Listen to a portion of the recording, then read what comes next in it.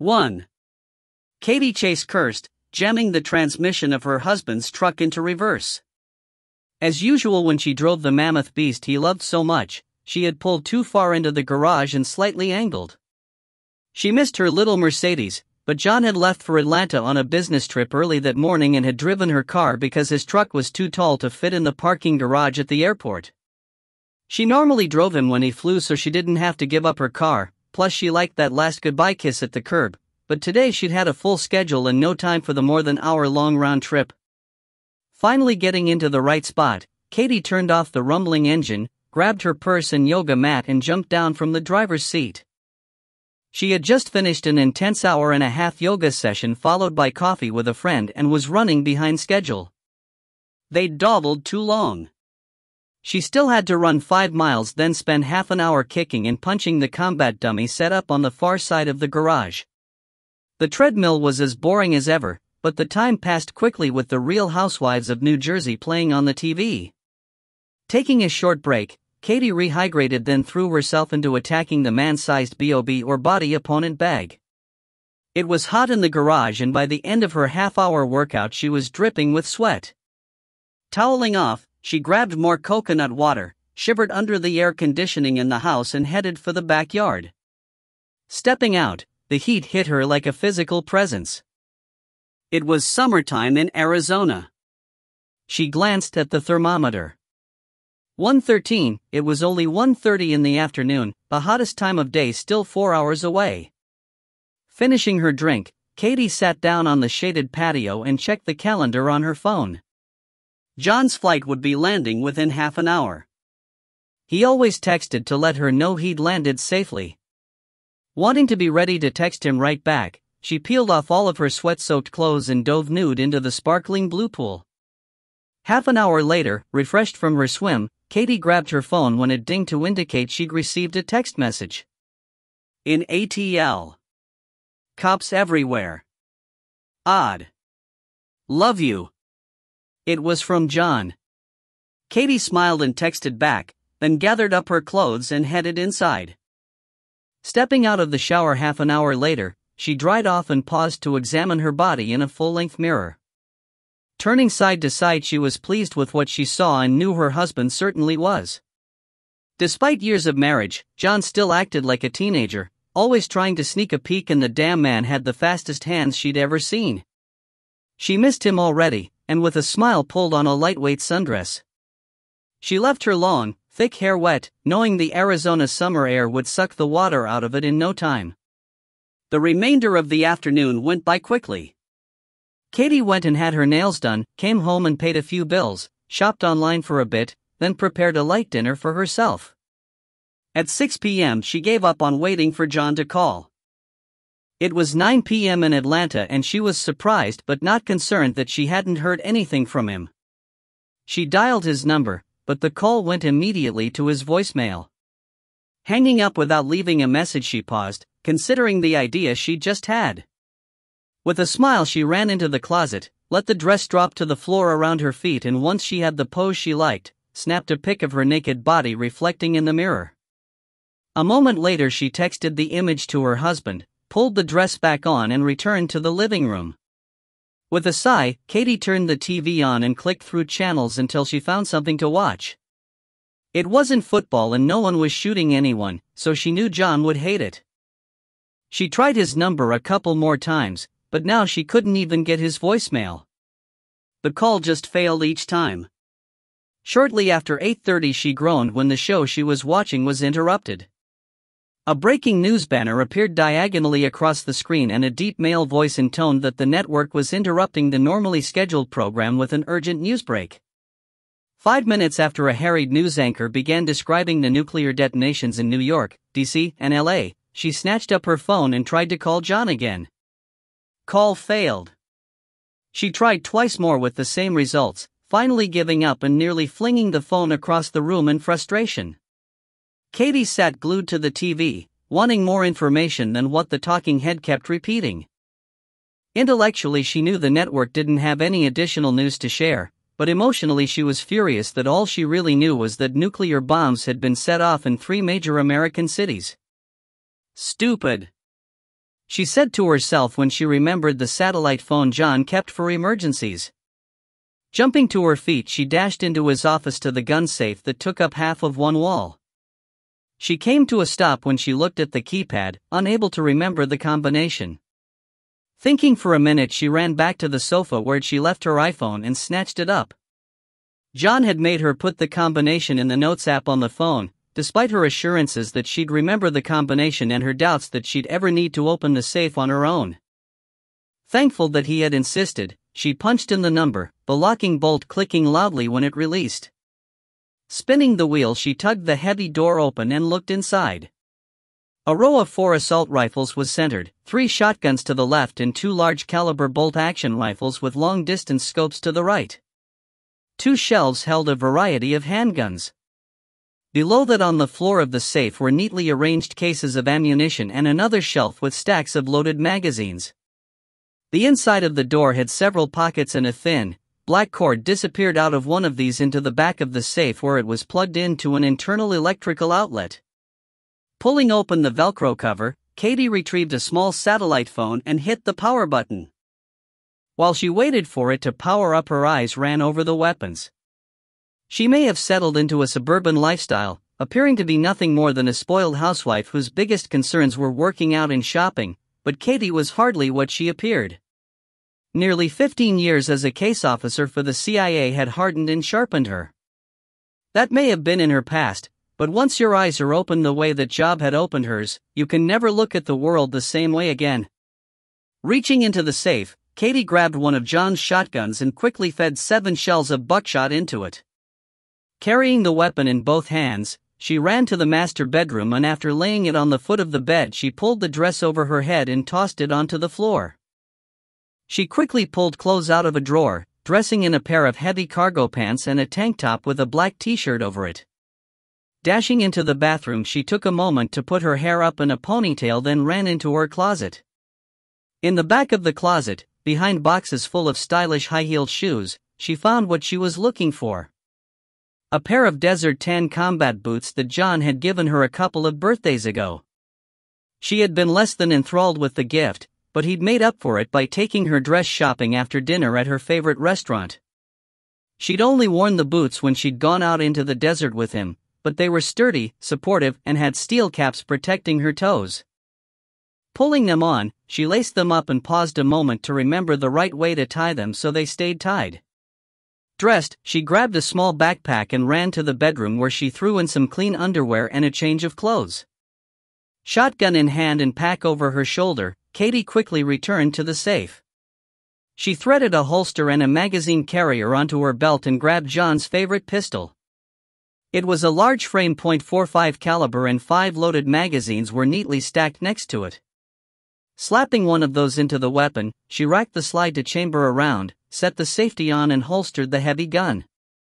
2 more loaded mags went into the carrier on her belt, the last 2 tossed into her pack along with a box of 50 shotgun shells.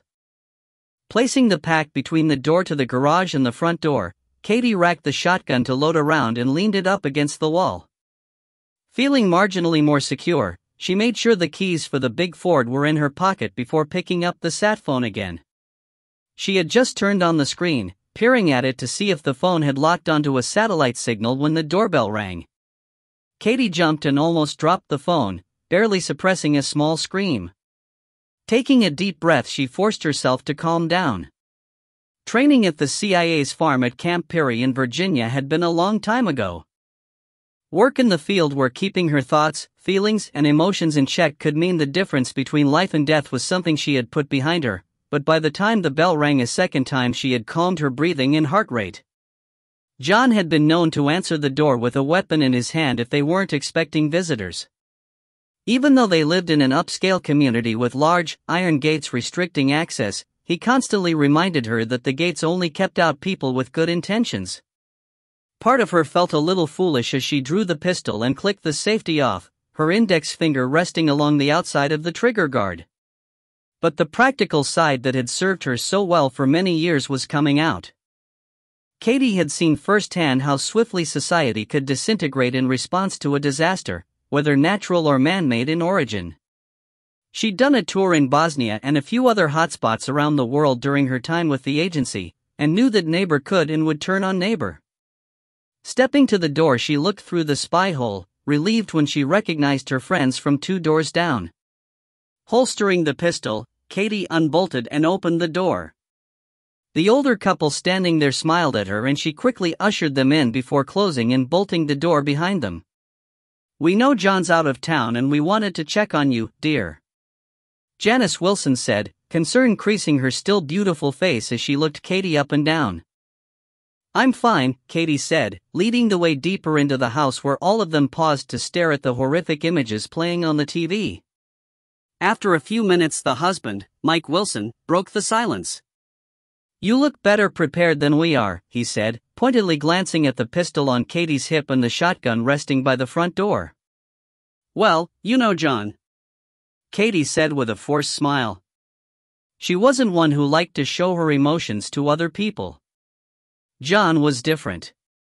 He was her husband, but she had no interest in this disintegrating into a crying jag with Janice.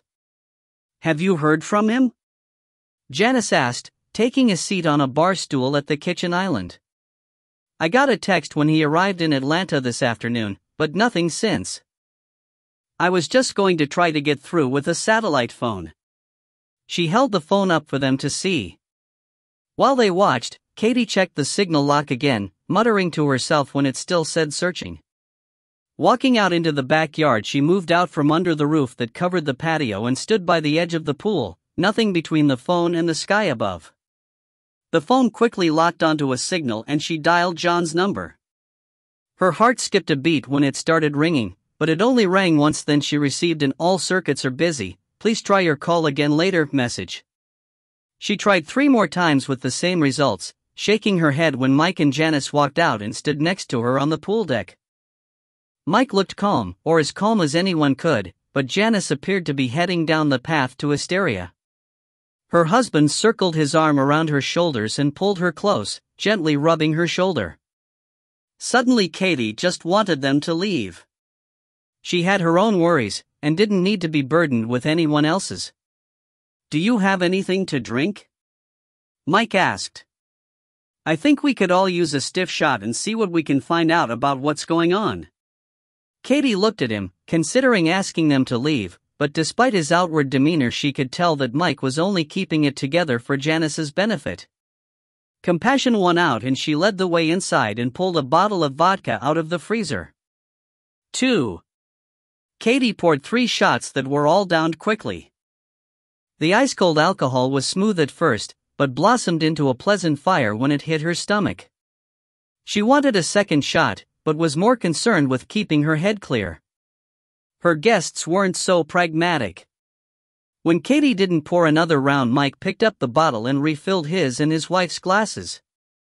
The second shots disappeared as quickly as the first, and he was reaching for a third when Katie put her hand on his. "Maybe that's enough for now, Mike," she said. "We need to stay sharp." Janice pushed their hands out of the way and poured herself a third, which she swallowed in a single gulp, refilling her glass before Katie could take the bottle away and return it to the freezer. "Okay, that's really enough," she said, her tone firm. "I don't need either of you getting drunk." Mike nodded and they moved to the couches arranged in the large room where the TV was located. The news was looping footage from military drones showing the devastation of New York City. The anchor had caught his stride and was narrating nonstop, managing to not give out any new information while at the same time not repeating himself. Then they cut away to a video that had been uploaded from LA. It had obviously been shot with a cell phone and showed 2 mushroom clouds climbing into the evening sky. The video lasted for nearly a minute and the 3 of them were riveted to the screen. When the video ended, the network restarted it, the anchor continuing to babble about the horrific attacks. He said he wouldn't speculate on who was responsible, then immediately opined that the attacks were most likely the work of a radical Islamist terrorist group. Katie shook her head at the man's ignorance. This wasn't terrorism. This was a state-sponsored attack. An act of war. She well knew how dangerous the terrorists were, But the thought of any group being able to get their hands on what was being reported as a minimum of 10 nuclear weapons, and use them in such a precise and coordinated manner was ludicrous. This was most likely North Korea or Iran. It had to be some country with leaders that were so out of touch with reality that they thought they could successfully attack the US and get away with it. The images on the screen changed again, switching to a reporter in Chicago, drawing Katie's attention back to the TV. Thousands of people have been affected by whatever was released from the small plane, perhaps tens of thousands. The reporter was a blonde woman, standing on a street corner in downtown Chicago. In the background, dozens of bodies were clearly visible lying on the pavement, the sidewalk, or in one case draped across the hood of a car. The respirator the reporter was wearing muffled the woman's voice, and she would have looked ridiculous if not for the terror that was plain in her eyes. She started talking again, babbling on about a plane and something having been released into the air. As she was speaking, several of the bodies in the background began moving. The cameraman must have alerted her. She turned to look, then started walking towards them, the camera following. A man climbed to his feet on the far side of the street, staggering like he was either drunk or hurt. Moments later, two women stood up, looking around and spotting the reporter that was coming towards them. Katie, Mike and Janice stared in shock as the two women screamed and charged directly at the reporter. The woman froze, unsure what was happening, and was tackled to the street a moment before the camera operator was either taken down or dropped the camera and ran. The reporter was still half in the shot as the two females tore her apart, her screams abruptly being cut off when one of them locked her teeth onto the woman's throat and tore it out. "What the fuck was that?" Mike shouted, leaping to his feet. Katie had stood up also, fear pulsing through her body. The screen changed to images of what looked like riots in Detroit, Dallas, Miami, and Atlanta. When Atlanta came on the screen, Katie stopped breathing. Downtown Atlanta was a nightmare. The streets were full of running women and stumbling men. Finally, the footage from Atlanta ended and they were looking at thousands of people tearing others apart with their bare hands in Seattle. "What's going on?" Mike asked again. Katie looked at him but couldn't respond, turning her attention back to the TV as it cut to Atlanta again. Fires were burning in several large buildings in the downtown area. A local TV station actually had a helicopter in the air, and it was zeroed in on the fast-moving flames. As they watched, fire leapt a narrow alley, igniting the building next to one that was already burning furiously. Katie dashed back outside, and as soon as the sat phone had signal she hit redial. John's phone didn't even ring. All she heard was an error message telling her the network was temporarily unavailable. Hitting the end button to silence the repeating message, fear for John gripped her heart and it took every ounce of her self-control to hold back the tears that were threatening to start. She'd never made a trip to Atlanta with her husband. She knew he was in one of the cities that was in the metropolitan Atlanta area, but had no idea which one or how far it was from downtown. Why the hell hadn't she paid more attention? Looking up through the glass door, she could see Mike and Janice still glued to the TV. What was she going to do? What could she do? Katie wandered over to where John stashed his cigarettes, for the first time in 10 years wanting one to help her think. John thought he was hiding them from her. He was cute like that, she thought, and couldn't help but smile. Retrieving the pack and some matches, she lit one and slowly lowered herself onto a padded patio chair. Was the Phoenix area safe? That was the first question.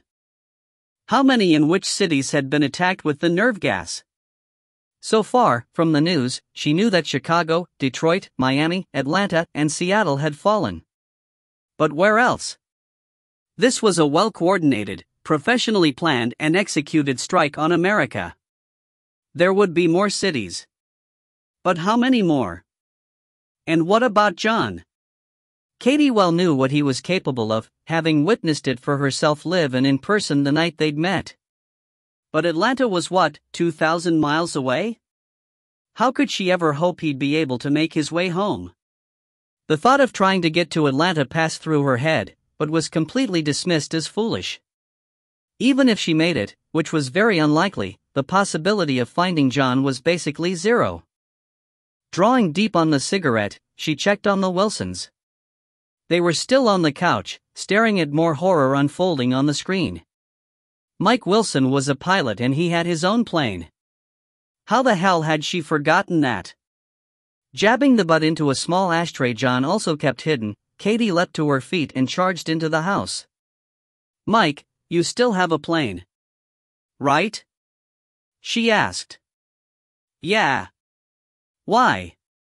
He turned to look at her and she could see the terror in his face from watching the TV. "Can it make it to Atlanta?" she asked. "It could. But you really can't be thinking about going there. The fire is spreading and they're saying the whole city will be burning by morning." Katie could hear the panic in his voice. She rushed into the kitchen and grabbed the vodka out of the freezer, pouring 2 small shots and carrying them to the couch where Mike and Janice were sitting. Both of them grabbed the glasses like the liquid was their salvation, tipping them up and downing the drinks. Mike coughed once, wiped his mouth and looked at Katie. "There have to be plenty of airfields in the area that are clear of the fire," Katie said, realizing how foolish it sounded as soon as she said it. Even if they could make it into the area, where did she start looking? For that matter, John wasn't going to just sit still and wait for her to come find him. She knew better than to think that. Damn it, what did she do? 3. The Wilsons seemed settled in and Katie decided not to ask them to leave. Together, they sat and watched the news unfolding from around the country as more and more cities began to fall to the nerve gas attacks. By 11 p.m. Arizona time, the news stations had set up a reporting format similar to what they used on national election nights to tally the number and location of attacks. At a little after 11:30, the anchor said the president would be giving a speech to the nation from aboard Air Force One, but as time wore on they never cut away from the frightening reports from around the country. Katie made at least 20 more attempts to reach John with the satellite phone, none successful. Looking up numbers he'd given her for co-workers and friends, she tried each of them, but none of the calls were going through. At 12:30 she thought about food. She wasn't hungry. She suddenly realized that the damage to America's infrastructure was so significant that deliveries to grocery stores were probably a thing of the past. Standing in the middle of the kitchen, she looked around, then opened the pantry and surveyed its contents. Not much on hand, and similar results when she checked the refrigerator. She and John were in the habit of only shopping for a couple of days of food at a time. They primarily only ate fresh foods, preferring organics, and as a result there was no stock of canned or frozen foods in their home to fall back on. "We need to go get food now," she said to the Wilsons, distracting them from a report out of Memphis that showed a sea of people surging forward to attack a hospital. "If you're hungry, we've got plenty of food at our place," Janice said, looking confused. "That's not what I mean," Katie said. "Look at what's going on. There's not going to be any more deliveries of food for some time to come. We need to stock up before it's too late. I'm going to the Safeway. They're open 24 hours. You should come with me. We can fill up the truck." "She's right," Mike said, standing up. Janice remained seated on the sofa, looking frightened. "Janice, Mike and I will go. You stay here and see if the president comes on." Katie was actually relieved to have an excuse to leave the woman at home. She and Mike could move faster without her. "If you think that's best, dear." Janice sounded relieved. Katie led the way to the garage, grabbing the shotgun on the way through the door. She and Mike climbed into the truck, Katie starting the engine a moment before pushing the button to raise the door. She backed out of the garage and down the long driveway, accelerating towards the gates that guarded access to their neighborhood. The grocery store was only a few miles away and they drove in silence. There weren't any other vehicles on the road, which was slightly comforting for Katie. But this is only a few hours old, she thought to herself. Safeway was on the corner of a major intersection, the lot brightly lit when Katie steered into it. It was rare that she or John had been shopping this late, and she was mildly surprised that there were only half a dozen cars in the parking lot. She didn't know if this was normal or not, parking with a few empty spaces between her and the closest vehicle. The last time she'd been to the store after midnight was 2 years ago when John was sick with the flu and she'd run out to pick up some medicine for him. She and Mike stepped out, and for a brief moment Katie thought about bringing the shotgun with her, but decided that wasn't a good idea at this point. Things should still be fairly normal, so she locked the weapon in the cab of the truck. She did have the holstered .45 and had no qualms about walking around with it. As they approached the automatic glass doors, both of them paused to read a large hand-lettered sign that announced that credit card processing was down and the store was only accepting cash. "There's an ATM inside," Mike said. "Maybe it's still working." They stepped forward, the doors sliding open at their approach. To their left were the checkout lanes. 3 men with several shopping carts piled to overflowing were arguing with the cashier. The clerk was telling them that he had no way to accept a credit card, and they had to pay in cash. A man that was most likely the night manager was walking swiftly towards the commotion at the register. Mike started toward the ATM, which was close to the confrontation, but Katie placed a hand on his arm to stop him. The men with the full carts weren't backing off, and she didn't like the vibe she was getting from their body language. Instead, she headed to the right, Mike in tow, fading into the produce area of the store. They had just stepped behind a large table loaded with apples and pears when several gunshots sounded from the front of the store. Drawing her pistol, Katie pushed Mike towards the back of the building, urging him into a run. She didn't know if the men had noticed them come in or not, or if they would even worry about witnesses to their crime, but she didn't want to stand around and find out. Ahead she could see a set of stainless steel swinging doors that led to the stock area, and she charged through, Mike on her heels. 2 teenagers, a boy and a girl dressed in jeans and Safeway t-shirts, were just inside the door. Katie ran into the boy when she slammed through the doors, knocking him to the floor. She stumbled but was able to recover.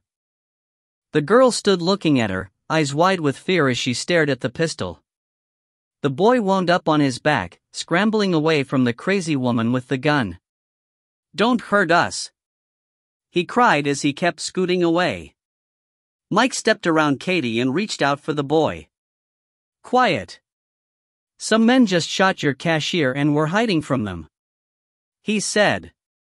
Katie scanned the area and, not seeing anyone else, moved to the swinging doors and peered through the small glass windows. One of the men she'd seen arguing at the register was standing in the produce section, a chrome revolver in his hand, looking around. He spotted the door she was hiding behind and started walking in her direction. "Who else is in the store?" Katie asked the frightened girl. "Why?" she asked. "Because the men that shot your cashier and manager are walking around out there looking for witnesses." "Oh my God," the girl said. A moment later she started crying. "Just the 4 of us," the boy said from the floor. "Julie and I clean and take product out for Bob and Tim to stock." "They're really dead?" "Yes, they are, and one of the killers is coming." "Is there a back way out of here?" Katie asked. The boy swallowed nervously, then climbed to his feet. "This way," he said, grabbing Julie's arm and pulling her along as he led the way to the rear wall where a man door was located next to a large rolling door. A push bar ran across the middle of the door, a large paddle attached to it with a red warning sticker stating an alarm would sound if pressed. The boy fished a key out of his pocket and used it to unlock a spring-loaded deadbolt, letting them open the door without having to use the bar. They moved through quickly, Katie softly closing the door behind them. They were on the store's loading dock. A ramp next to them allowed semi-trailers to be backed up to the rolling door. A large mercury vapor light was set high in the wall over their heads, brightly illuminating the whole area. Katie led the way off the dock and past a pair of stinking dumpsters, then into the dark at the end of the store. Hugging the wall, they moved to the front edge of the building. They stood in darkness, Katie and Mike looking around the corner into the well-lit parking lot. 2 of the men were loading food into 2 different vehicles. The third man wasn't in sight. They had just finished emptying the shopping carts when the third came running out of the front of the store, several cartons of cigarettes under one arm and big bottle of liquor in his hand. The man with the booze shoved the carts away to roll across the parking lot where one slammed into the passenger door of John's truck. Katie wished John was here to kick the man's ass, but settled for being happy when all three of them jumped into their vehicles and sped away. Taking a deep breath, she holstered the pistol and grabbed Mike's arm. "Let's go," she said. "The store's empty." "What?" "We have to call the police. They just murdered 2 people." He sounded like he was in shock. "Fine. If you can find a working phone, you call them," Katie said. "This is just the beginning. We need to get what we came for and get out of here." Katie turned and looked at the 2 teenagers. Julie was still crying, the boy holding her as she sobbed. "You two should go home. Now. Go be with your families." The boy looked at her and nodded, leading Julie out into the parking lot and helping her get into a lowered Honda Civic. He got behind the wheel and it started with a high-pitched snarl of exhaust, then he roared away with a squealing of tires. "The police would want to talk to them," Mike said, following Katie to the front of the store where she grabbed 2 carts. She paused and turned to look at him. "Mike, you've seen what's happening. The police aren't going to come. How many of them do you think have already gone home to protect their families? We can't count on them, or anyone other than ourselves. You just have to trust that I know what I'm talking about. Now, we need to load up some carts and get the hell out of here before more people show up and decide to take away what's ours." Katie pushed the 2 carts through the automatic doors at a trot, heading for the aisle with canned foods first. A few moments later she heard the doors open again, followed by the wobbly squeal of shopping cart wheels as Mike followed her back into the store. When they returned to the house, Janice was still seated on the sofa, but the bottle of vodka was sitting on the table in front of her. Katie eyed it and noted the level of the alcohol was significantly lower than the last time she'd put it away. Picking the bottle up, she made sure the cap was tight and returned it to the freezer. Janice was visibly drunk, staring at the TV with watery eyes, slurring her words as she talked to her husband. "We should go to Mexico until this all blows over," she said. "We could stay with the Allens in Cabo for a while." Mike looked at her, thinking about it for a moment before turning to Katie. "You should come with us. It's a 6-hour flight in my plane. We can leave a note for John." "I can't leave," Katie shook her head. "Not yet. If there's anyone that can make it home, it's him. But you two should go if you have a place to stay. I'm afraid it's going to get really bad here, but..." Katie didn't really want to be alone, but she sure wasn't interested in having to be responsible for the Wilsons. She knew Janice liked to drink, and it was looking like that was going to be a problem. A problem she didn't need. Mike stood and thought, looking around at the TV as footage of Atlanta burning played on the screen. He looked at Katie and nodded his head, leaning down and taking his wife's hands and pulling her to her feet. "We're going to go get ready to go. We'll be leaving in about 15 minutes if you change your mind." Katie stepped forward and hugged each of them, wishing them luck, then walked them to the front door and securely bolted it when they exited. With a sigh of relief, she went to the garage and started carrying armloads of canned goods into the house. She worked for some time, sorting out the food she'd looted from the grocery store. 2 cases of bottled water were brought into the house, but she left 4 more in the truck. She also left a couple of weeks' worth of food, not wanting to contemplate having to make a quick departure, but knowing she needed to be prepared. Food distributed between the house and the truck, she went back to the gun safe and pulled the door open. Already knowing which rifle she wanted, Katie grabbed it out of the safe, slapped in a loaded magazine and pulled the charging handle to put a round into the chamber. She rummaged in a closet until she found a larger pack, stuffing it full of loaded magazines. Unable to think of anything else to do, she returned to the TV, settling on the sofa with the rifle lying across her lap. The news was once again playing a loop of the drone footage of the devastation in New York. She cared about New York, cared about the millions of people who were dead or dying, but she wanted them to switch back to the coverage of Atlanta. She had only been watching for a couple of minutes when the screen went blank, then displayed the banner for the emergency broadcast system accompanied by a high-pitched, dual-tone alert. Grabbing the remote, Katie changed the channel, but all she could find was the same EBS alert. With rising panic, she snatched up her iPad to check for news of anything on social media, but the internet connection was down. She was cut off from any source of information. 4. The morning after the attacks, TV and radio broadcasts hadn't come back on, and Katie continued to have no luck in reaching John or any of her friends or family on the satellite phone. She even dug out some numbers from her past and dialed former friends and colleagues that she was reasonably sure were still with the CIA. None of those calls went through either.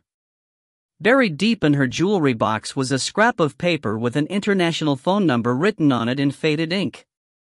Taking a deep breath, she punched the number in so it was held in memory, then replaced the scrap of paper and walked out by the pool to connect with the satellite. When the phone showed it had signal, she pressed the send button and held it to her ear. There were a couple of clicks, then after what felt like a long time she heard a ring. On the 6th ring the call connected, but no one said anything. "Steve?" she asked tentatively. There was silence for a moment, then a suspicious male voice. "Who is this?" "Thank God." "It's Katie," she answered, nervous yet relieved to actually reach another person. There was silence on the other end of the phone, just a faint hiss was all that let her know the connection was still open. "Are you there?" Katie asked after the quiet became unbearable. Steve Johnson had been a fellow case officer at the CIA, and Katie's former fiancé. They'd been engaged for less than a month when she met John. She and John had fallen in love at first sight, and there hadn't been any going back. She'd broken it off with Steve, but he hadn't handled it well. Not that she could blame him. Even after all these years she still felt bad about it, but her heart hadn't given her a choice. "I'm here. Just surprised to hear from you." His voice was sullen, but at least he hadn't hung up on her. "Are you okay?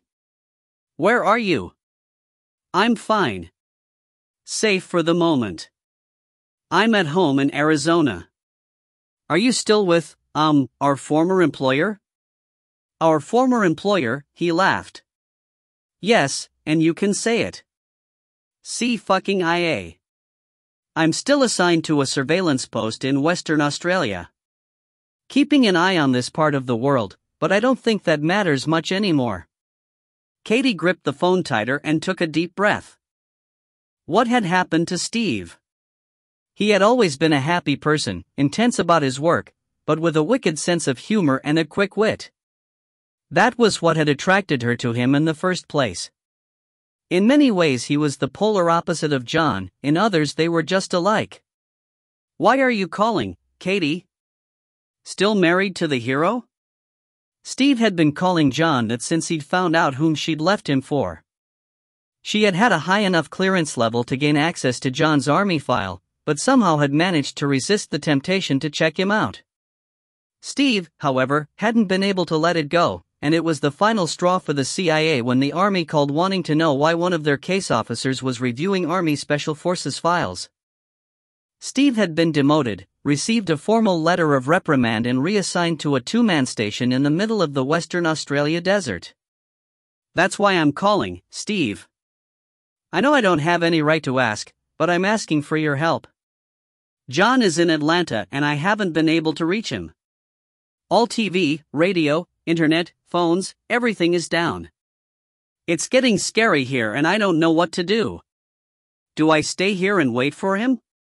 Do I try to make it to Atlanta?" Katie didn't like the note of desperation that crept into her voice as she spoke, but there wasn't anything she could do to stop it. "If everything is down, how are you calling me?" Steve asked, the note of suspicion clear in his voice. "We had a satellite phone stashed away," Katie said, giving him time to think about her plea for information. "I've got your number," Steve finally spoke. "Let me see what I can find out and I'll call you back." "Thank you, Steve." Katie said, flooded with relief. How long do you think it will take you? As long as it takes, he said curtly before breaking the connection. Katie slowly exhaled a deep breath, feeling sorry for the man and also feeling a little guilty. She'd broken his heart when she left him for John. She knew that. But she also knew that she'd made the right decision. Going back into the house, Katie walked through the master bedroom and into the closet. The closet was large with multiple, very long rods for hanging clothes and built-ins for shoe and clothing storage. All but one of the rods was full of her clothes, only 2 of the slots for shoes holding anything that belonged to John. She smiled, thinking how he never complained about not having any room in the closet, then reached for one of his jackets and pulled it to her face. There was still a trace of his aftershave and she tried to fight the tears, but they got the best of her. Going into the bathroom, she dried her eyes and decided she had to get out of the house for a little while. A couple of minutes later, heavily armed with pistol, shotgun and rifle, Katie backed out of the driveway and drove through the gates to the main road. Her house was on the far edge of town, only a few miles from National Forest land, and as she expected there wasn't any traffic when she turned to head into the city. She had decided she would go check on a friend who lived a few miles away.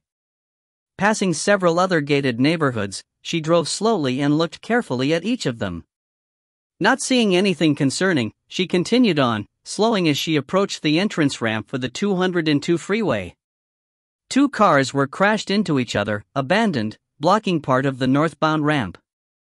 Letting the truck idle forward, she slowly got a better view of the sprawling city that filled the valley in front of her. Fires were burning in multiple locations, tall plumes of thick, black smoke rising into the blue sky. The truck's windows were up with the air conditioning on high, and she lowered the driver's window and turned the fan speed to low so she could hear. Sporadic gunfire sounded, somewhere in the distance. There was the hiss of tires from a steady stream of traffic on the freeway, heading north, but the southbound lanes were eerily empty. Leaving the window down, Katie gently accelerated across the overpass and towards the intersection with the Safeway. She began to see cars moving as people rushed about, most of them ignoring the speed limit and traffic lights. The sound of gunfire grew in volume and intensity as she approached the intersection, then she got a look at the grocery store. The parking lot was jammed full of angry people, all of them facing a small group of well-armed men who were guarding the entrance. One of the men was firing a rifle in the air, trying to deter the crowd from coming any closer. Katie didn't know if the men guarding the store were actually protecting it, or if they had seized the building and were intent on keeping all of the food for themselves. Either way, she said a small prayer of thanks that she'd gotten in and out with supplies when she had. Pushing on, she sadly noted that her assessment of depending on the police had been accurate. There was 0 police presence, and the mob scene was repeated at another grocery store she drove past. A few vehicles whizzed by her, traveling in the same direction at a high rate of speed. One of them with 2 men in the front slowed to look her over. Driving with her left hand, she drew the pistol with her right, but fortunately they decided to go on about their business, suddenly accelerating away. What the hell am I doing? Katie said to herself. Her friend was a single woman, divorced actually, but the boyfriend du jour had just moved in with her, so Katie knew she wasn't alone. Checking her mirrors, she stepped on the brakes and cranked the big truck through a U-turn. Time to go back home before something bad happened. She had only driven half a mile back to the east when she looked in the mirror and saw a car rapidly approaching from behind. It looked like the same Buick with the 2 men that had slowed next to her, but she couldn't tell for sure. Resisting the impulse to accelerate, Katie held her speed steady with an eye on the rear view as the car quickly caught up. A few moments later it swerved to the side, the driver braking to match her speed and put it in position alongside the truck. The passenger leaned out his window and shouted, "Hey! You look like you could use some help. Pull over so we can talk to you." He was pointing to the right side of the road. "I'm fine. Just on my way to pick up my husband," Katie shouted back, hands starting to shake as adrenaline dumped into her system. "We can help you find him. Just pull over and we'll help you." the man shouted back. The Buick drifted closer to the truck, and looking down from the cab, Katie could see a shotgun resting across the man's lap. That didn't mean anything. She was armed too and didn't have any bad intentions. Just because they had guns didn't mean they were bad guys. But she wasn't naive, and wasn't about to trust them. He's just up the road. Him and his brothers. Thanks anyway. She shouted back, knowing her pitiful ruse would most likely not deter them. She wanted to step on the gas. Go faster. Run away from the men, but there were a couple of big problems with that idea. On pavement there was no way the truck could outrun or outmaneuver the much nimbler car. And assuming the men were willing to hang back and follow her, she wasn't about to lead them to her house. Katie was watching from the corner of her eye, and the man made the decision for her when he raised the shotgun and stuck it out his window. Yanking the steering wheel to the left, she smashed the truck into the side of the Buick. The man barely got his weapon and arms back in the vehicle before the side of the Ford struck the car hard enough to shatter glass and send it spinning across the oncoming lanes. The truck weighed roughly twice as much as the car, and Katie had delivered a solid blow. The car's driver fought the wheel, trying to get them back under control, but he ran out of road before he could stop their slide. The Buick came to a stop in a rock-filled water retention basin a few feet off the side of the street. The rear tires spun uselessly when he tried to accelerate back onto the pavement. Katie was shaking all over, but managed to control herself and floored the accelerator. The engine roared as the truck sped up. She hadn't covered much ground when she heard two booms from behind her. Not letting off the gas, she looked in the mirror and saw the man who had been talking to her standing outside the disabled car. He had fired 2 blasts from his shotgun, but as far as she could tell, neither had found their mark. Staying on the throttle, Katie shot through a couple of intersections, then forced herself to slow when she realized she'd pushed the truck to over 100 miles an hour. Slowing to a more sedate speed, she looked at the Safeway as she passed, a grim expression settling on her face when she saw several bodies lying in the parking lot. The men were still guarding the front of the store. The crowd in the parking lot had withdrawn behind their vehicles. Even at a glance she could see lots of long guns and didn't want to be anywhere in the area when the real battle started. She made it home without any further incident, impatiently waiting for first the gate then the garage door to open. Katie didn't step out of the truck until the door was fully closed behind her. She started to survey the damage to the truck, but the dim bulb in the door opener didn't provide enough light. Turning on a bank of overhead fluorescents, she caught her breath. The sheet metal on the driver's side of the Ford was dented and scraped for most of the length of the vehicle where she'd rammed into the Buick. Walking down the side, she stopped and shivered when she saw the damage from 2 shotgun blasts.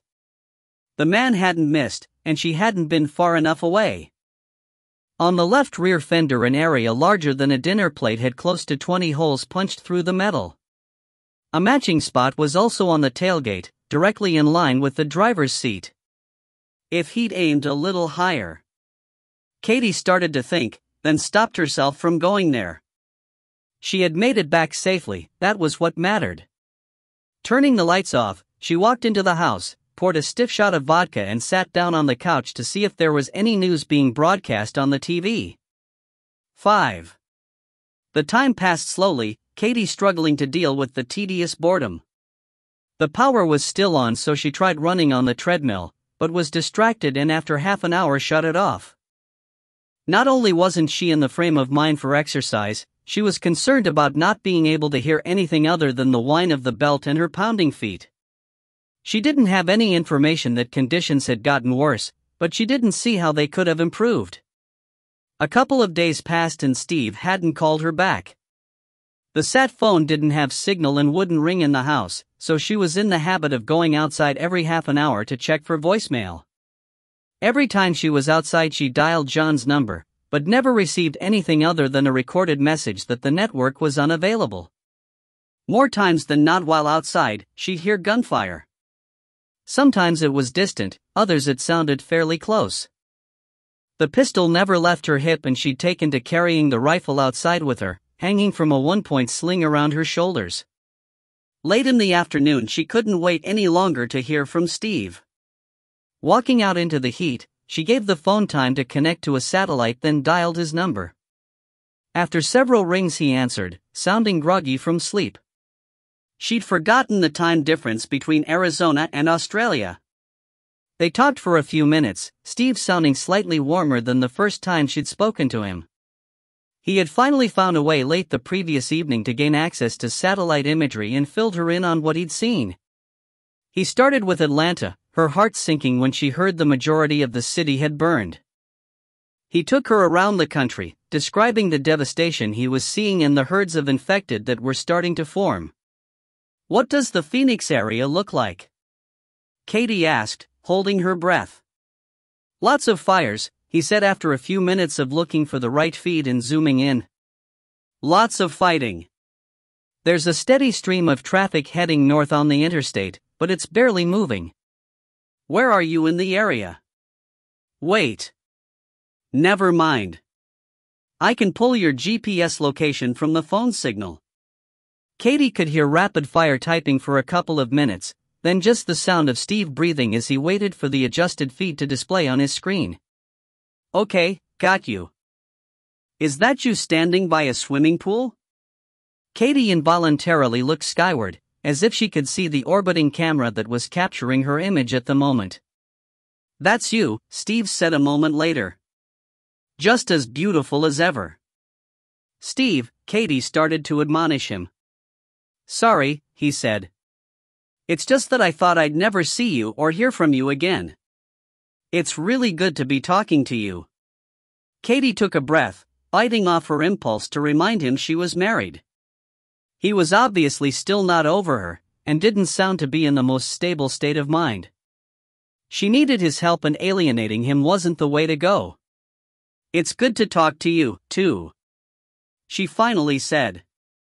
"Now, tell me what's going on around me. Please." "Okay, the neighborhood you're in is quiet.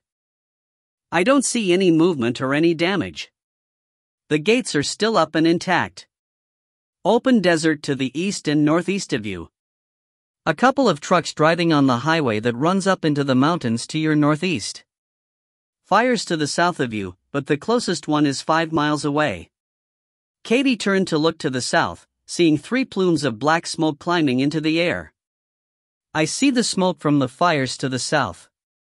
North of you is more neighborhoods. They all look gated. One of them has had the gates torn out, but I don't see any movement or any other damage. West is a problem. The freeway a few miles to your west is jammed with cars. No vehicles moving, but people are walking along the shoulder and in the median, heading north." "What's north, Dot?" "The mountains," Katie answered. "It's summer here. Hot as hell. People are trying to get out of the city, and that's the only direction that isn't more desert." "Makes sense. All right, on west of the freeway it looks like a war zone. We've got burned out buildings and vehicles all over the place. Lots of movement on the ground. Medium-sized groups, and they're all armed. Does it look like any of them are coming this direction?" Katie asked. "No. They're occupied with fighting each other. Looks like lots of stores, and that's where the biggest concentrations of people are," Steve said. Katie stood silent, processing the information she had just gotten. None of it surprised her. There were 5 large grocery stores all within a couple of miles of each other, and that's what everyone was fighting over. Her fear was that when the stores were stripped bare, the mobs were going to start spreading out and forcing their way into homes to take any food the people in them might have. "What?" Katie asked. Steve had been talking, but she hadn't been listening, lost in her own thoughts. "I said I've been doing some research and I have an idea how to get you out of there," he repeated. "Steve, I really appreciate all you're doing, but I can't leave. What if John shows up and I'm not here?" Katie said. "Listen to me. This isn't about me or him, this is about getting you to safety. We both know things are only going to get worse, and in a hurry. The country is shattered. Do you really believe he'll make it all the way from Atlanta to Phoenix? That's what? 1,800 miles at least?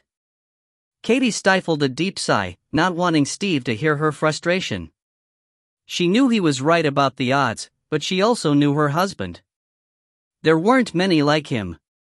What's your idea? She asked, more to placate him than anything. Do you know where Gateway Airport is? He asked. Yes, Katie said. The airport was a former Air Force bomber base that had been closed due to budget cuts and taken over by the city to supplement the main civil airport in Phoenix. It was about 15 miles due south of where she stood. That's the Arizona hub for FedEx. I'm looking at them on satellite right now and they've got half a dozen long-range cargo planes sitting on the tarmac. Long-range enough to make it here to Western Australia. You remember our contract with them? I've already checked and I can still access their systems and create a flight with you on the manifest. All you have to do is make it to the airport. Steve's voice sounded hopeful. Cautious, but hopeful that she would say yes. I have to think about it, Katie finally said, knowing her answer would be no. Okay, but don't think too long. This will only work as long as there's a pilot available. For the first time since Katie had called him, Steve sounded upbeat. I'll think about it, Katie said again. I'll call you back in a couple of hours to check on the fighting in the area. I'll be waiting, Steve said, keeping the connection open until Katie finally pressed the END button. 6. Katie talked to Steve several times over the next few days. Her concern grew as he described what he was seeing on the satellite. What had been small groups at first were now forming into larger crowds. Each one had successfully taken one of the grocery stores, and for the moment things had reached a degree of equilibrium. More plumes of smoke were visible all around her home, and the sporadic gunfire she heard was coming closer each day. Then, just after noon on the 6th day, the power went out. Katie had been expecting it and was more than a little surprised that it had stayed on as long as it had without anyone from the utility maintaining the grid. Within an hour, the temperature inside the house climbed from a comfortable 75 degrees to a stuffy 85.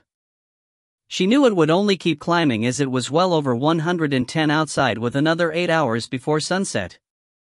She dumped all of the ice from the freezer into a cooler before it could start melting, but there wasn't much else she could do. Going outside with one of the last bottles of cold water, Katie sat down and lit another of John's stash of cigarettes. 6 days since the attacks. She had no idea where John was, or if he was even still alive. Steve had described to her the massive herds of infected moving around in the southeastern part of the country. Had John gotten out ahead of them? Katie knew that if he'd had the chance to get out, he'd have been able to fight his way clear of about anything. But had he had a chance? He could have fallen victim to the dispersal of the nerve gas. He could have become trapped by one of the massive herds Steve talked about. Any number of things could have happened to him. She was finally ready to acknowledge that it was time for her to do something other than wait for him to show up. But what? Flee to Australia as Steve wanted her to do?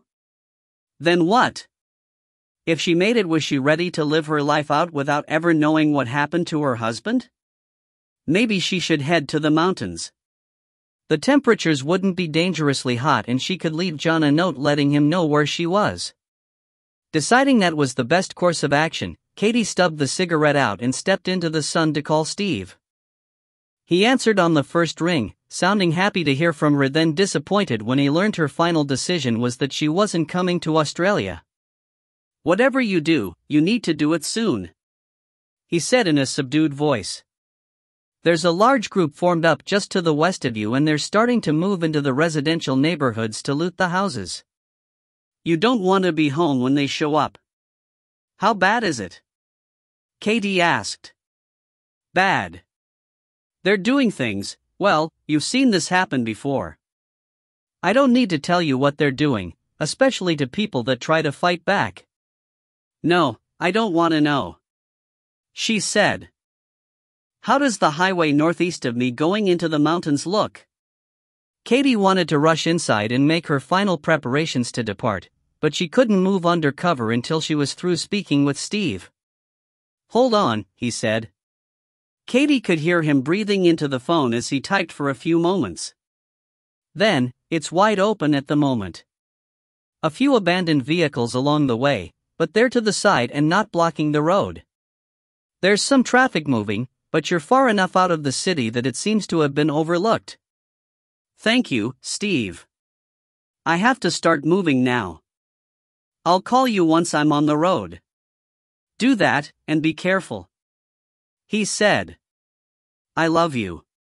Steve ended the call quickly, almost before what he'd said had registered with Katie. She paused for a second, then dashed into the house.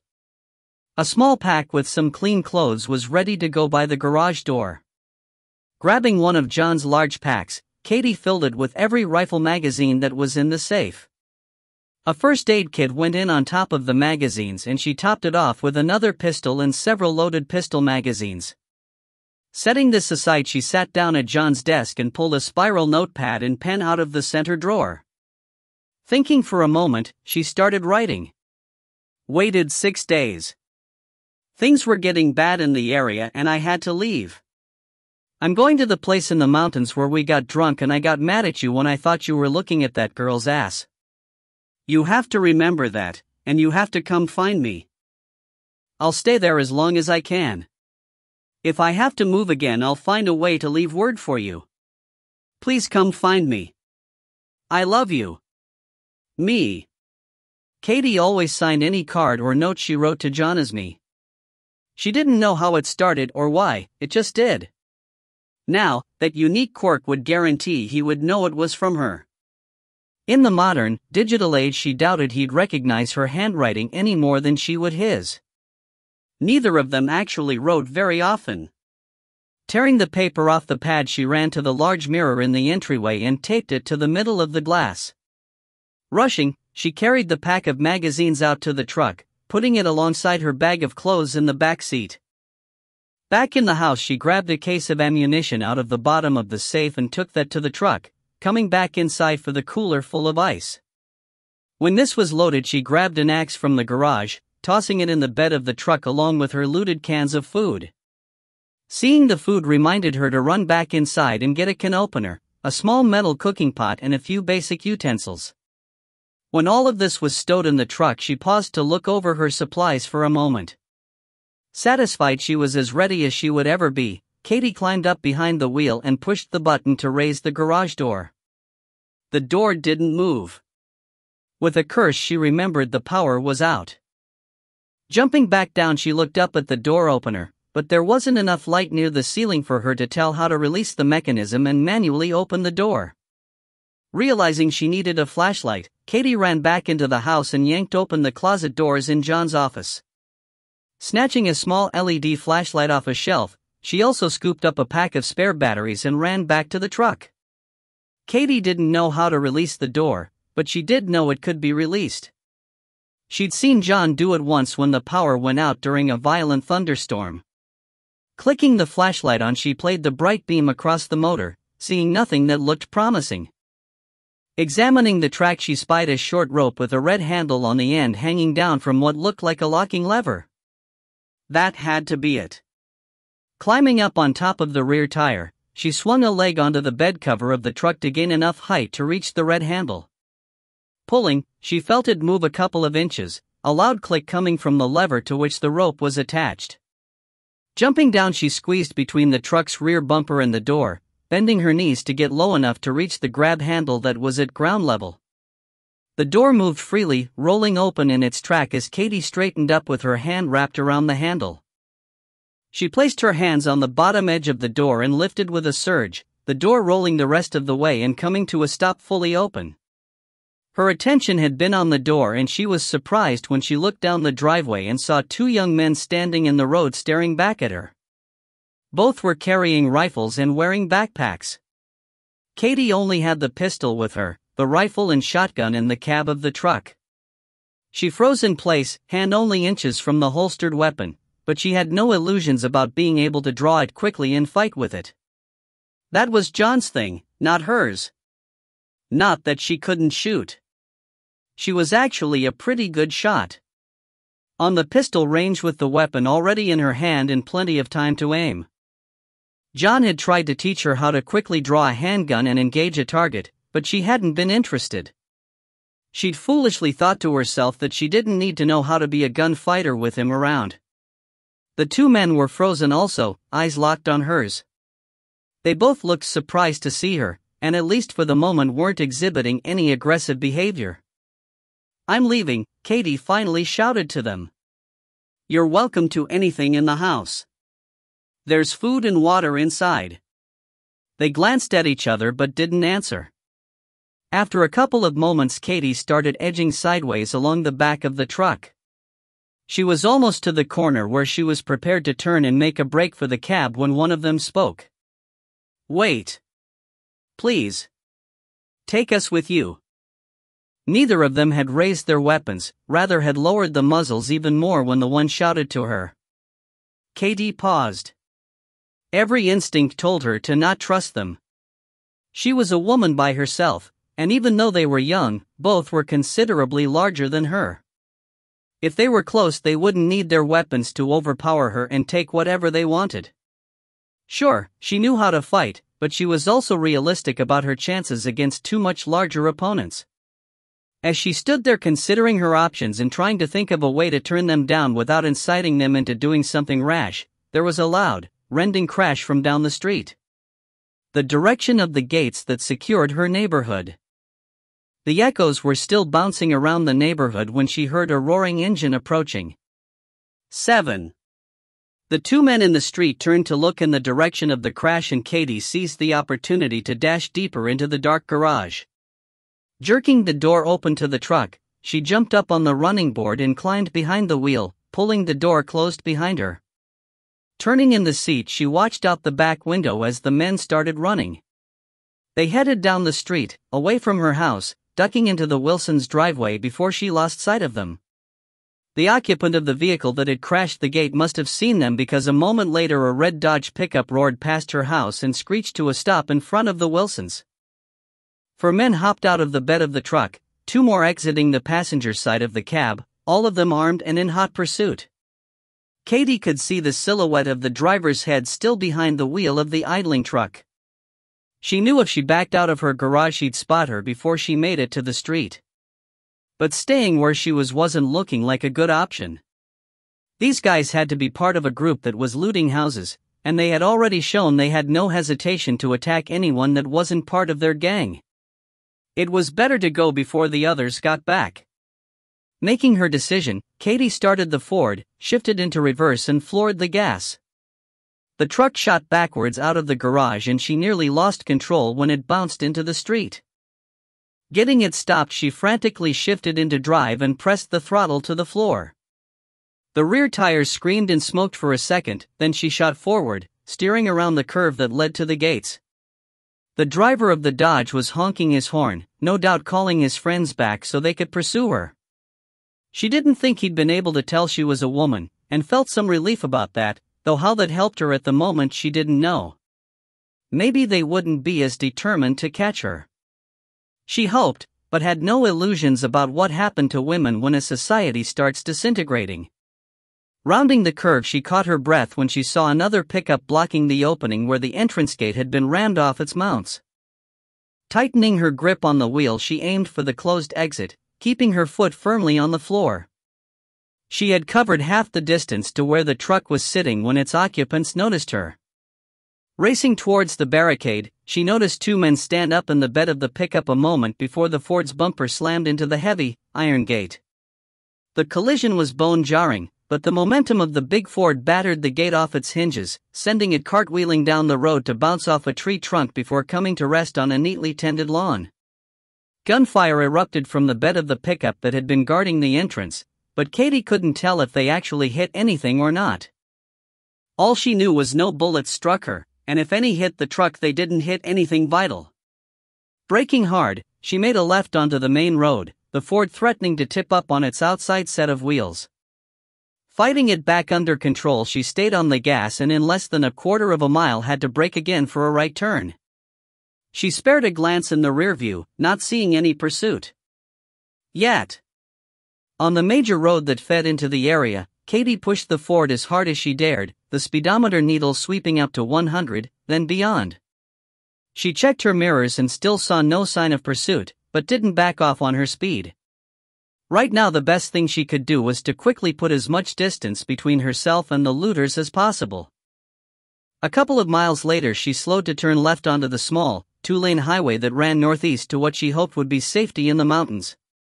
Negotiating the turn, she checked over her shoulder, breathing a cautious sigh of relief when she still didn't see any sign of the men who'd crashed her neighborhood. Feeling slightly more secure, she lowered her speed to 70, though she would have liked to go faster.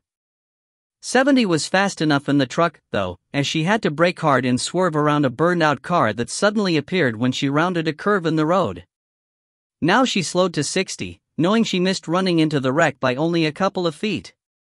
She wanted speed, but John had built up the Ford for bouncing and bulling its way off-road, not high-speed driving on pavement. Katie calmed down after a few miles of not seeing any other vehicles in her mirrors. She'd had to avoid 2 more abandoned cars, but at the lower speed was able to do so without any adrenaline-inducing dramatics. She had already passed the sign welcoming her to Tonto National Forest and soon crested a minor pass in the foothills, dropping back down to the Salt River Valley. A few miles ahead she could see where the road she was on intersected with a larger highway that ran past Saguaro Lake, then on up to the Mogollon Rim. The rim is the southern edge of the Colorado Plateau and runs 200 miles across Arizona. On the rim, thick forests of ponderosa pine grow and the weather is cool in the summer and cold in the winter. South of the rim is where the Arizona desert begins, several thousand feet of altitude lower with blistering summers and mild winters. Turning onto the larger highway, Katie began seeing other vehicles fleeing the Phoenix metro area. Cars, trucks and SUVs crammed full of families and supplies. There weren't a lot of them, but enough that for a moment things almost seemed normal. Until she rounded a long, climbing curve and traffic came to an abrupt stop. In front of her she could see a long line of vehicles, red brake lights glowing, stretching out of sight around the next curve in the road. Soon a heavily loaded Chevy Tahoe came to a stop only a couple of feet from the back of the Ford, and she was glad she had left plenty of space between her bumper and the car in front of her. She checked the mirror, grateful to see the Tahoe was occupied by 2 women and a lone man. The car to her front looked like a man and woman, and she scanned ahead looking for any vehicles whose occupants might pose a threat. Not seeing anything, she relaxed slightly, watching in the rearview as another car came to a stop behind the Tahoe. Sunlight was reflecting off its windshield and she couldn't see inside. They sat for close to half an hour, occasionally moving forward a few feet before stopping again for several minutes at a time. The highway was 2 lanes and the entire time Katie had been sitting there hadn't been a single vehicle pass her heading south. Was there an accident ahead that was blocking the whole road? With nothing else to do, she considered her options. She could move over into the open southbound lane and drive north, but if that was a good option, why weren't the people ahead of her already doing that? Turn around and go back south? She had room to make the turn, but if she did that, where would she go? Because of the rugged and steep terrain where the desert butted up against the Mogollon Rim, there were only a very few ways to drive north from Phoenix. Mentally smacking herself, Katie powered up the satellite phone and dialed Steve. His phone rang 10 times before going to voicemail. With a sinking feeling at the thought of losing her lifeline, she disconnected without leaving a message and dialed again. This time he answered on the 4th ring. "Sorry, I was in the bathroom," he said when he answered. "You scared me," Katie said. "I was afraid you'd abandoned me." "Like you did me?" Steve shot back in a haughty tone of voice. Katie took a deep breath and counted to 10 before speaking. "Steve, I've apologized for that more times than I can count. I thought we'd moved past it and you were going to help me." He was quiet for a long time, only his faint breathing audible. "You're right. You have. It just still hurts. I'm pulling up your location. Did you get out of your house?"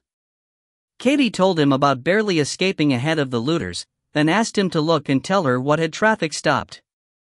He mumbled to himself as he worked, Katie struggling to maintain her patience.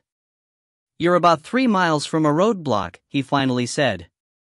"Roadblock? Who's blocking the road? I'm zooming. Hold on." She heard some clicks and more mumbling. "There's a big dump truck pulled across the road and at least 30 armed men. They're pulling people out of vehicles and taking supplies."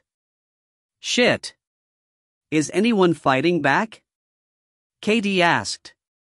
"Doesn't look like it. They're all in some kind of uniform, but I can't tell what it is. Hang on, let me look at the vehicles they have parked behind the dump truck." Katie wanted to scream. She'd seen this behavior in war-torn countries the world over, but had never thought she'd experience it here at home. "Okay, there are tribal police vehicles parked behind the truck, but if these guys are real Indians, I'll eat my hat. Probably stolen from an equipment yard, and they're using the uniforms to bluff people." Steve finally said. "Great. More assholes. All right, what about behind me? Is it clear for 10 miles? Katie had another option in mind. "Hold on," Steve said, the sound of a keyboard clacking coming clearly over the sat phone. "You're good," he eventually answered. "There's more traffic coming up behind you heading north, but it's mostly single vehicles. Nothing that would obviously be a problem." "What are you thinking?" "There's a Forest Service fire road that cuts through some rugged terrain, but goes all the way to Payson. I've been on it before. I know this truck can make it, it's just going to be a long, rough drive." Katie answered, checking her mirrors. Cranking the wheel all the way to the left, Katie pulled across the southbound lane, driving off the pavement on the far side of the road to complete her U-turn and head back towards town. The people that were stuck in line behind her stared, wondering what she was doing. She thought about warning them of what was waiting ahead, but was afraid to approach any of the vehicles. About 20 vehicles had stacked up behind her and she quickly passed them as she accelerated south. As she drove, she met half a dozen heavily loaded vehicles heading north, but kept her eyes focused on the road ahead after checking to make sure none of them turned around to follow her. Just over 8 miles later, she found what she was looking for. A small, dirt pullout on the left side of the road with a heavy steel gate guarding access to a trail leading up into the mountains. A large combination padlock secured the gate, the whole arrangement solidly set into concrete footings. Pulling to a stop with the front bumper close to the gate, Katie leaned across the cab and dug through the glove compartment. The Forest Service allowed people to use the fire roads to get into backcountry that wasn't accessible by any other method. All you had to do was fill out a form and they'd issue a free permit that was good for 6 months and also had a list of date ranges and gate codes printed on it.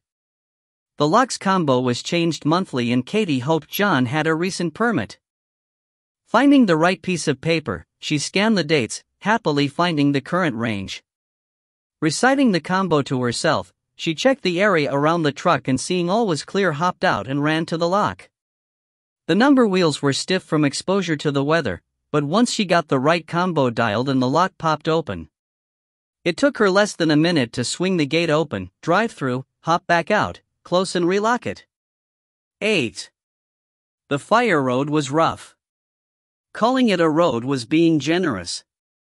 It was actually nothing more than a path across the desert leading up the edge of the Mogollon Rim to mountain country. The vegetation had been scraped away and just the largest of rocks removed. It was only navigable with a stout 4-wheel drive vehicle with high ground clearance.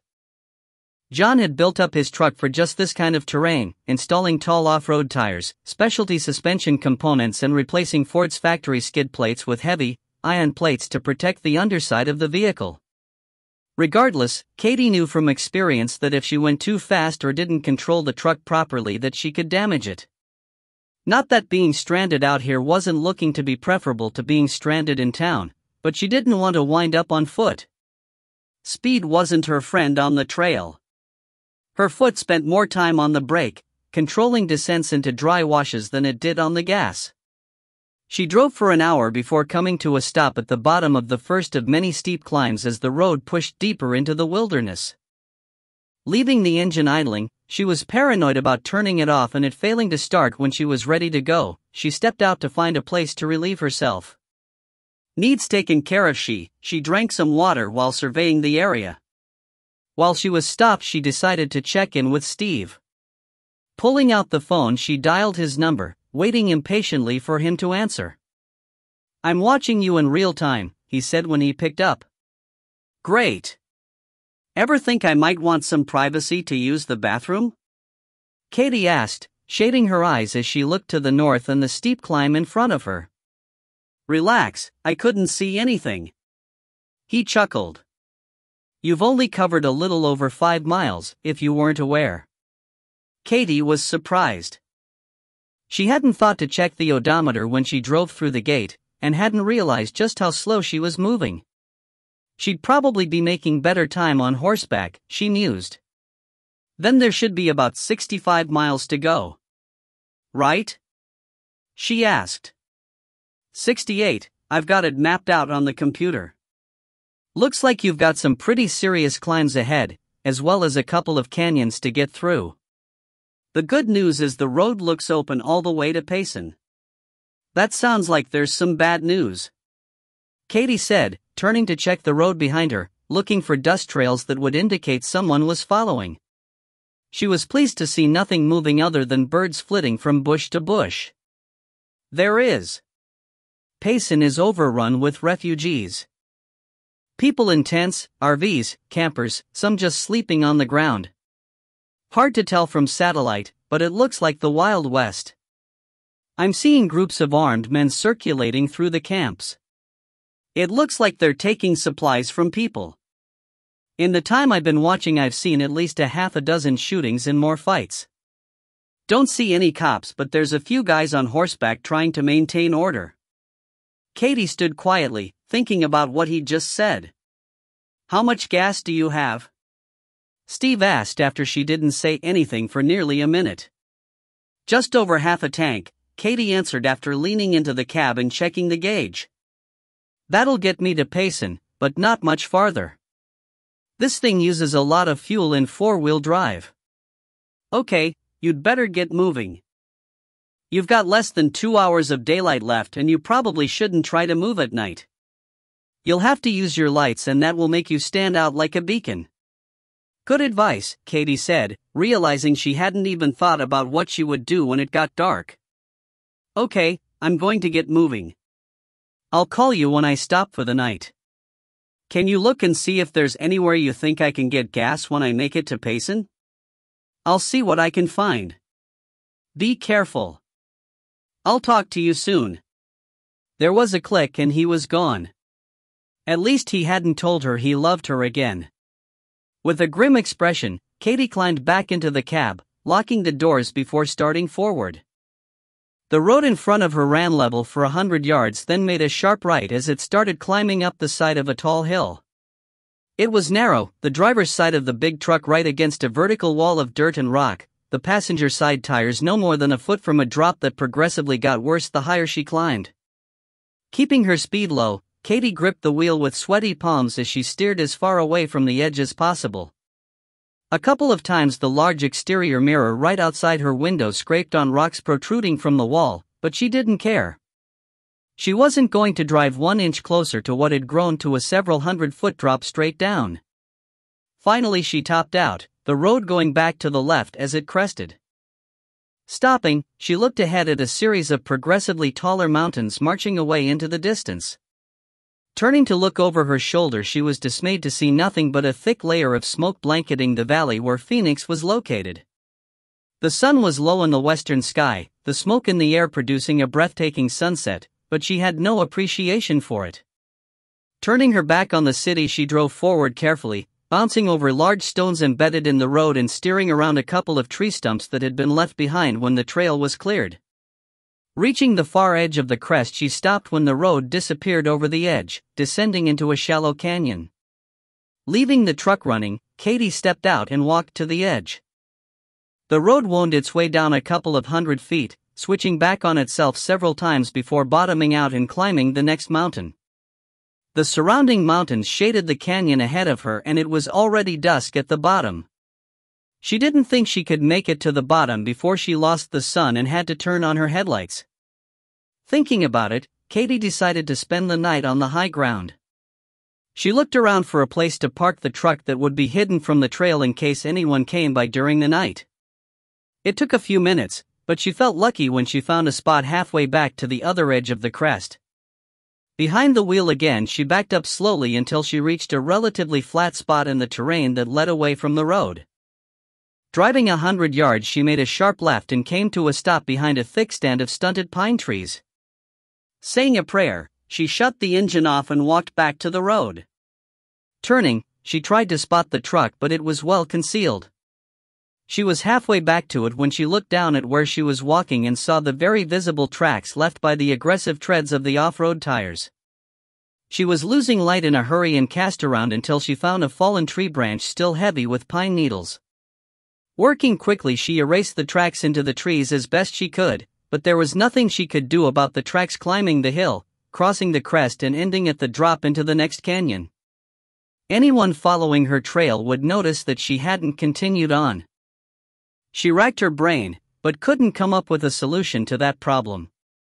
Not pleased with the situation, but realizing there was nothing else she could do, Katie dialed Steve again as the sun dipped below the horizon. "I'm stopped," she said when he answered. "I'm still watching." "That was smart, wiping out your tracks." He sounded proud of her. "Hopefully it wasn't necessary," she said. "Any movement on the road?" "Nothing so far, and it's good you got on it. A truck tried to run the roadblock you were stuck behind and the fake cops started shooting. Lots of bodies and they've had reinforcements show up." Katie took a deep breath, glad she'd known of another way into the mountains. She was just starting to say something to Steve when a screech owl cut loose from the top of a tree not far from where she was standing. The birds make a horrible sound that if you don't know what it is will scare the crap out of you. Even knowing what they sounded like, Katie let out an involuntary scream of her own, the owl answering her a few moments later. Steve went into a panic, shouting into the phone. When she was able to speak again, Katie told him what had happened and got a little irritated when he started laughing. "Yeah, let's see how well you do out in the middle of nowhere," she said petulantly. "I was a field officer, but the field wasn't the woods. Now, if you're through making fun of me, did you find any place I can get gas when I get to Payson?" "Maybe.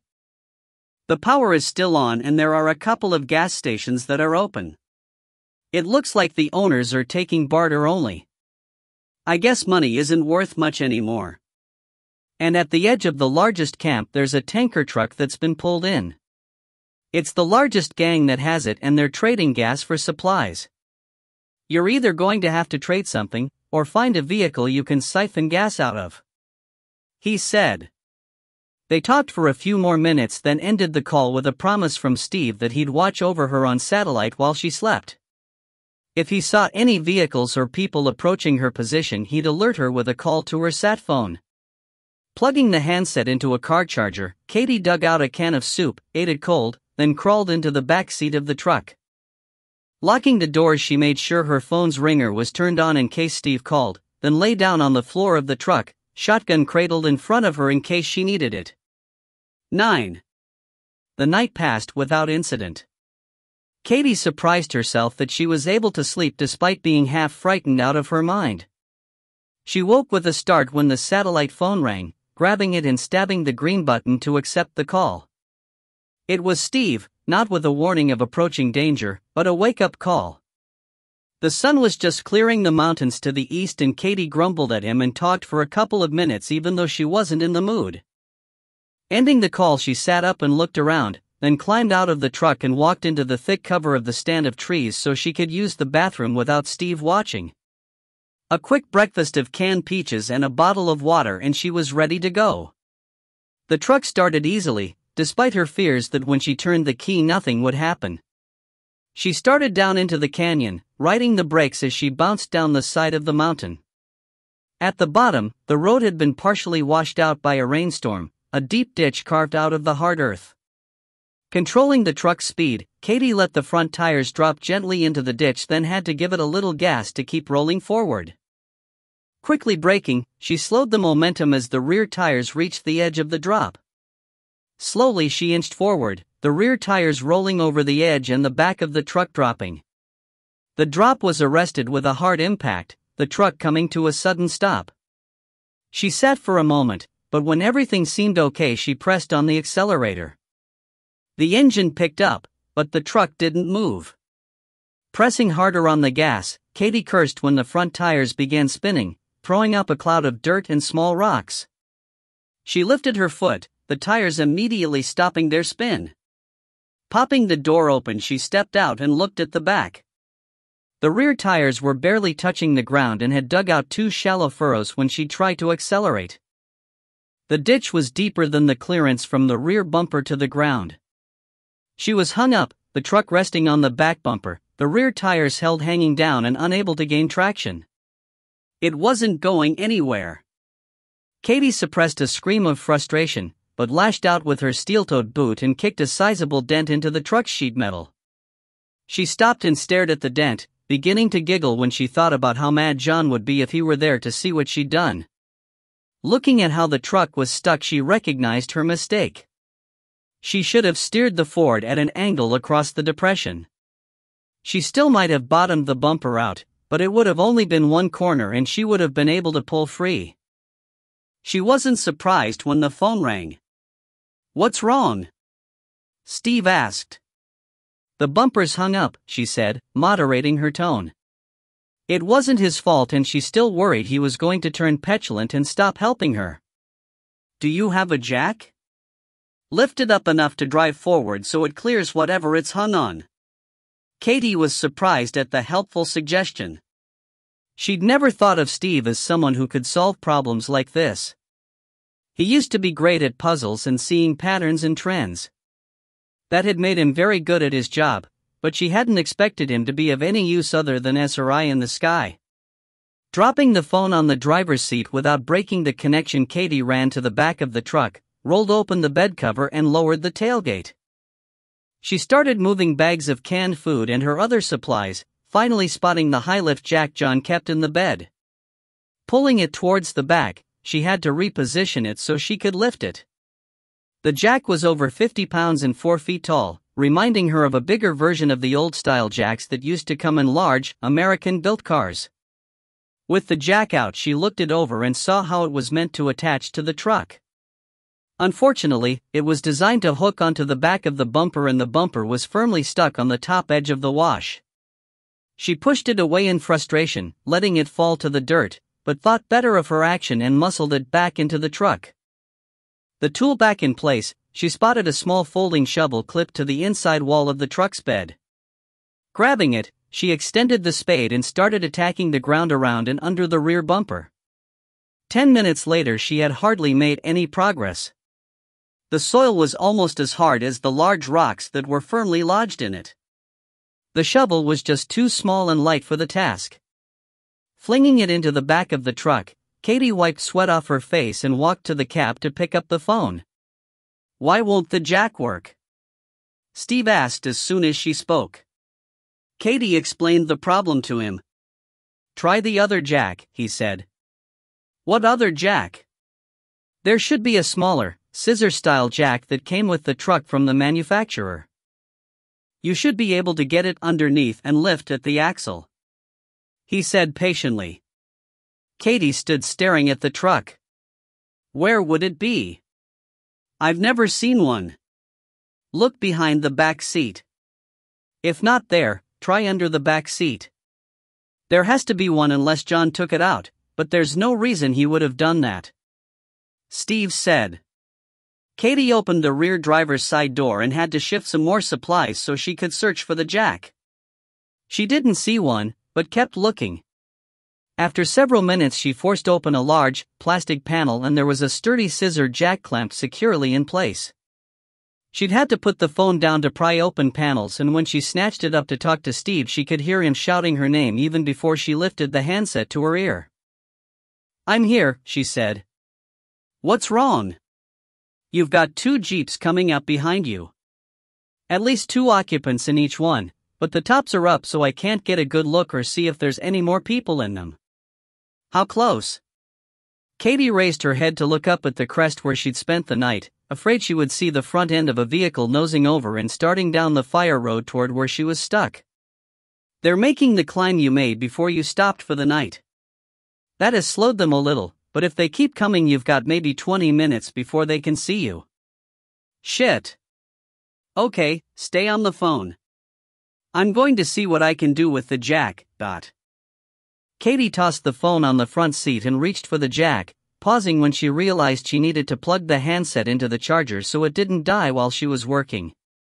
The last thing she wanted was to be completely alone out here. Satellite phone batteries charging, she yanked the jack out of the clips holding it in place and dashed to the narrow space between the rear tire and the edge of the wash.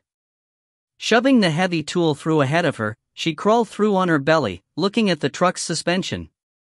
Settling for the left side bracket where the shocks were bolted on, she squirmed the jack around on the ground until she felt it was stable. Unfolding the crank, she turned it, the threaded rod pulling half the scissor towards her, which pushed the top closer to the bottom of the bracket.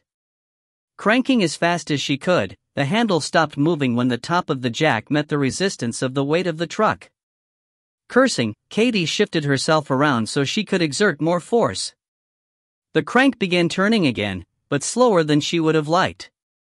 The foot of the jack began to compress into the dirt, but only sank in a couple of inches before the truck began to move. Suppressing a cry of excitement, Katie turned the rod as hard as she could, willing the mechanism to move faster. Not watching the rod, she was surprised when it suddenly came to a stop, her hand slipping off. She had reached the limit of the jack. Looking at what she'd accomplished, Katie cursed. The jack had been designed to lift a truck sitting on pavement just high enough to change a flat tire. A tire much shorter than the big off-road tires John had put on the Ford. She had succeeded in lifting the left rear side of the truck no more than 4 inches, and as far as she could tell the bumper was still firmly embedded in the ground. Scrabbling backwards, she stood up and grabbed the phone. "I've raised it as far as it will go, but the bumper didn't move," she said into the phone. "Where are the jeeps?" 5 minutes from the crest on the far side, he said. "God damn it, what do I do?" she asked, not really expecting an answer so much as voicing her frustration. "Do you have a toolkit?" "What? Why, A toolkit? Do you have one?" he asked again. "Hold on." Katie pulled the charging cord out of the phone so she could stay connected with Steve as she went to the back of the truck. Climbing up the side of the wash, she then stepped up onto the tailgate and frantically threw supplies out of her way. John was someone who was rarely caught unprepared, especially if he'd had an opportunity to plan for something. 2 heavy canvas bags were stashed at the front of the bed, and the first one she unzipped was full of greasy tools. "Yes, there are tools." "Why?" She couldn't help looking up at the crest to make sure she hadn't already been spotted. "Get back under the truck. The bumper shouldn't have more than 4 bolts holding it to the frame. If you can undo them, you're free." Steve was excited and speaking fast. "Just be careful. There's going to be a lot of pressure on the bumper and you don't know which way it will go when you release it." Katie was already moving, shoving the phone into her pocket and lifting the bag with both hands, dropping it over the side of the truck. Jumping down, she crawled back under the truck, dragging the bag with her. It only took a moment for her to find the bolts Steve was talking about, and he was right about there only being 4 of them. Digging through the tool bag, she started trying sockets until finding one that was the right size, then spent another few precious minutes finding the right ratchet to match. She had to pause and think about which way would loosen, finally falling back on the helpful rhyme of righty-tighty, lefty-loosey. Ratchet set properly, she grabbed the steel handle and pulled with all her strength, sweat popping out from the exertion, but the bolt didn't budge. She stopped for a moment and took a couple of deep breaths, then tried again without any better luck. Wanting to scream in frustration, she forced herself to calm down and fished the phone out of her pocket. "I can't move them. They're too tight," she said. "Is there a breaker bar in the tool bag?" "It's going to have a connection on the end like the ratchet, but it will be long and heavy. If not that, then a long pipe that can slip over the ratchet so you've got more leverage. Katie set the phone down and frantically dug through the duffel, coming up with a 2-foot-long iron pipe that slipped over the ratchet's handle. She wrapped her hands around the end of the pipe, took a deep breath and pulled as hard as she could. With a squeal of metal on metal, the bolt gave a little. She rotated the ratchet handle a couple of clicks and pulled again, the bolt turning more, its resistance finally ending. Jerking the pipe out of the way, she used the ratchet to quickly remove the bolt and let it drop to the ground. Repeating the process, she removed the next one, then realized how much time she was using and snatched the phone out of the dirt. 2 bolts done. Where are the jeeps? She asked. They're on top of the mountain, about a minute from the edge on your side. Keep working. They can't come down that trail fast. They're going to see you, but you've got time if you work fast. Dropping the phone again, Katie attacked the remaining 2 bolts. When the 4th one broke free, she caught her breath as the bumper shifted and the back of the truck dropped several inches. Hoping that was all that would happen, she carefully began turning the last bolt, squirming away from the bumper as it came free. The truck dropped another inch, then stopped, the bumper crushed under the rear edge of the bed. She quickly lowered the scissor jack and yanked it out of the way. There was a bundle of electrical wires running into the bumper, but she didn't have time to worry about it. Scrambling from underneath the truck, she tossed the phone into the cab, dropped the tools into the duffel and swung it up into the bed of the truck. Moments later, she had the bed cover rolled back into place and slammed the tailgate. Katie dashed to the open door, pausing before climbing in and looking up at the trail crest, several hundred feet above her. No vehicles were visible, but she was sure she could see 2 figures standing at the edge. Ignoring them, she climbed into the driver's seat, closed the door and securely belted herself in. The first time John had taken her off-road, she thought he was joking when he told her to keep her seatbelt on. Until the going got rough and her head hit the ceiling, then she wished she had listened to him. Stepping on the gas, the truck started rolling. There was the protest of crunching metal from the rear, then more noise as the wiring held and began dragging the bumper. It didn't take long for it to snag on a rock, the wires ripping free and dragging on the ground as Katie bounced across the floor of the canyon. 10. Katie pushed on, the trail climbing successive ridgelines as she moved north. It was rough going, deep ruts and large rocks constantly challenging her driving skills and the truck's capabilities. Keeping a wary eye on the gas gauge, she wasn't happy with how much fuel was being burned to cover such a short distance. Cresting another ridge, she stopped and, leaving the engine idling, stepped out to relieve herself. She made sure to move under a large pine tree with thick boughs so Steve couldn't watch on the satellite. Business attended to, Katie called Steve as she stepped to the back of the truck and looked to the south. The view was breathtaking, forested hills with canyons carved between them dropping away to the valley where Phoenix sat. By now she was a couple of thousand feet above the valley floor, and could look down on the thick haze of smoke that hung over the city. "Where are the guys in the jeeps?" she asked when Steve picked up. "Just cresting the ridge to your south," he answered. "They're moving a little slower than you. Hard to tell on satellite, but I think one of the jeeps isn't really set up for any serious off-road travel and the driver is having to take it really easy." Finally, some good news. "How much farther do I have?" Katie asked, digging a fresh bottle of water out of the back of the truck. "The computer shows 41 miles, but it's just drawing a line and not taking into account the terrain. You've probably got close to 50 actual miles to go. At your pace you won't be there before dark." Katie didn't like hearing that answer. Not with 2 vehicles only a few miles behind her. The last thing she wanted to do was stop for the night and let them catch up. She also didn't like the idea of traveling at night. The road was difficult enough to navigate with the sun shining brightly, and it would be 3 times harder with only the truck's lights. Deciding she'd better cover as much ground as she could while it was daylight, Katie told Steve she'd call him later and resumed her trek. The north side of the ridge she had stopped on was the steepest descent she had ever driven, the heavy truck constantly threatening to start slipping sideways. She had no idea just how steep it really was, but was glad for the seatbelt that kept her from sliding forward off the seat.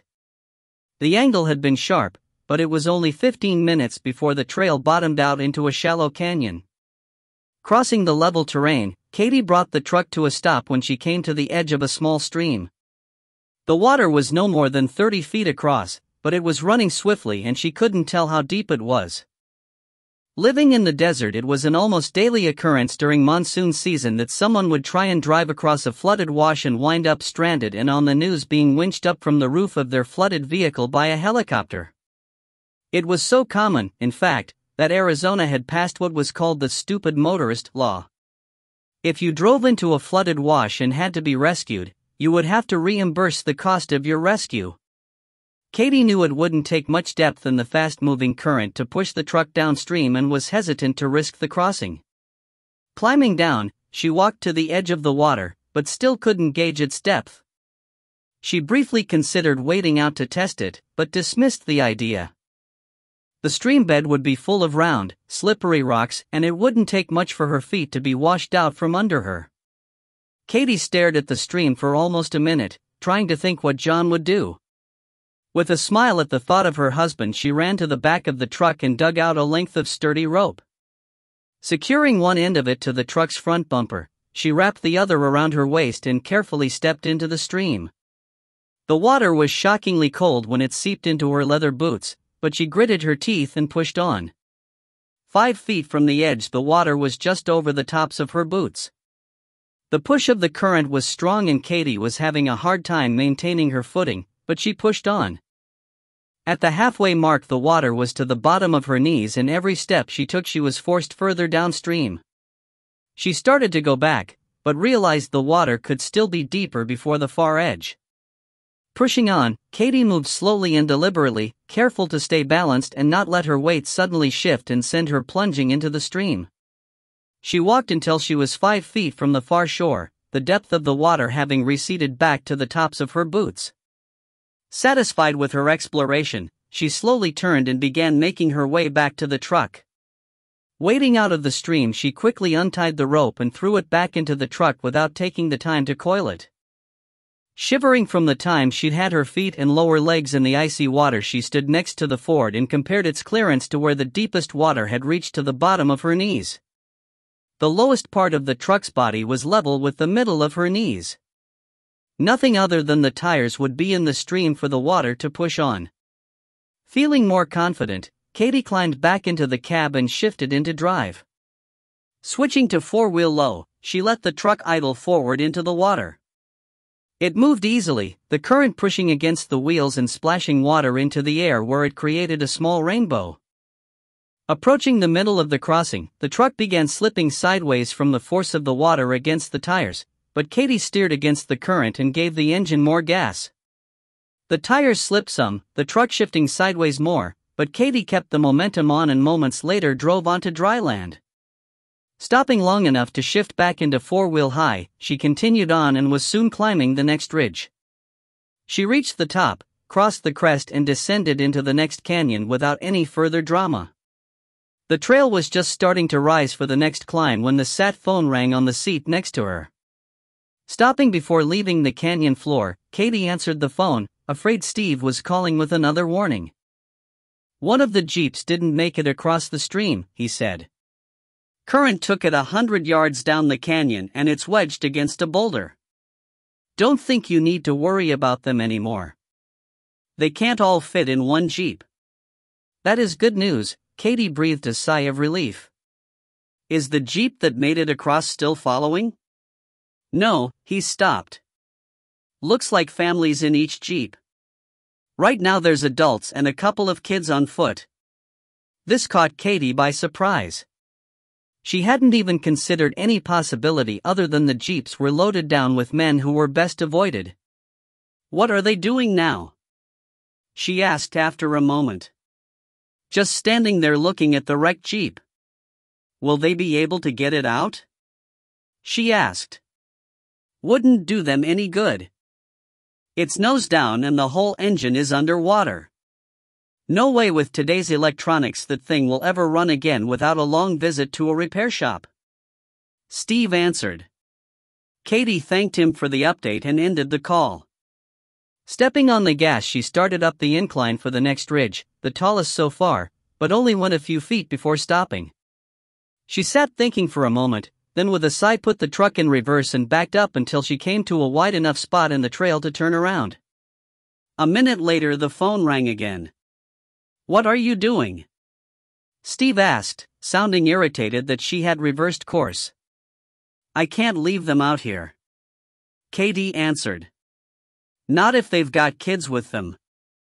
They're stranded and there will probably be more people along that might not have the best of intentions." "Are you crazy? Just because they have kids with them doesn't mean they won't shoot you and take your truck. Turn around and keep going and let them worry about themselves." Katie knew that Steve was most likely right. She also knew that John would probably give her the same advice. But she had to live with herself, and if she drove away and didn't at least try to help these people, the idea of leaving children stranded in the wilderness would haunt her. Telling Steve her mind was made up, she ended the call. 11. The Jeeps had been carrying 2 families, one with parents and 3 children, the other parents and 2 children. Katie had experienced some tense moments as she approached them. The people had heard her coming well before she got there, and the 2 fathers had hidden their wives and kids behind a jumble of large boulders. One of them had stayed nearby while the other stood waiting for her, blocking the trail. He was armed with a semi-automatic assault rifle, and as she approached him, Katie scrutinized how he was handling the weapon. The muzzle was in front of him, pointed at the ground as she came to a stop 50 yards from where he stood. Taking a deep breath, Katie shifted into park and opened her door, careful to stay behind it as she stepped down from the cab. When the man made no threatening move, she moved out into the open, seeing him visibly relax and let the muzzle drop a few inches when he realized she was a woman. "Not a fighter," she said to herself, knowing anyone with any degree of combat experience would never relax just because it was a woman that stepped out of the truck. "I came back to help you," Katie shouted, still staying close enough to dive into the truck if need be. She had her own rifle ready to go if she had to defend herself. After a few moments, he glanced over his shoulder, then began walking towards her. She knew there wasn't anyone else in the area. Steve had been keeping an eye on them while she drove, and it was just the 2 men with their wives and children. The man approached slowly, eyes focused on Katie. He wasn't expecting problems and never bothered to check the surrounding area. She was mildly surprised he'd made it this far.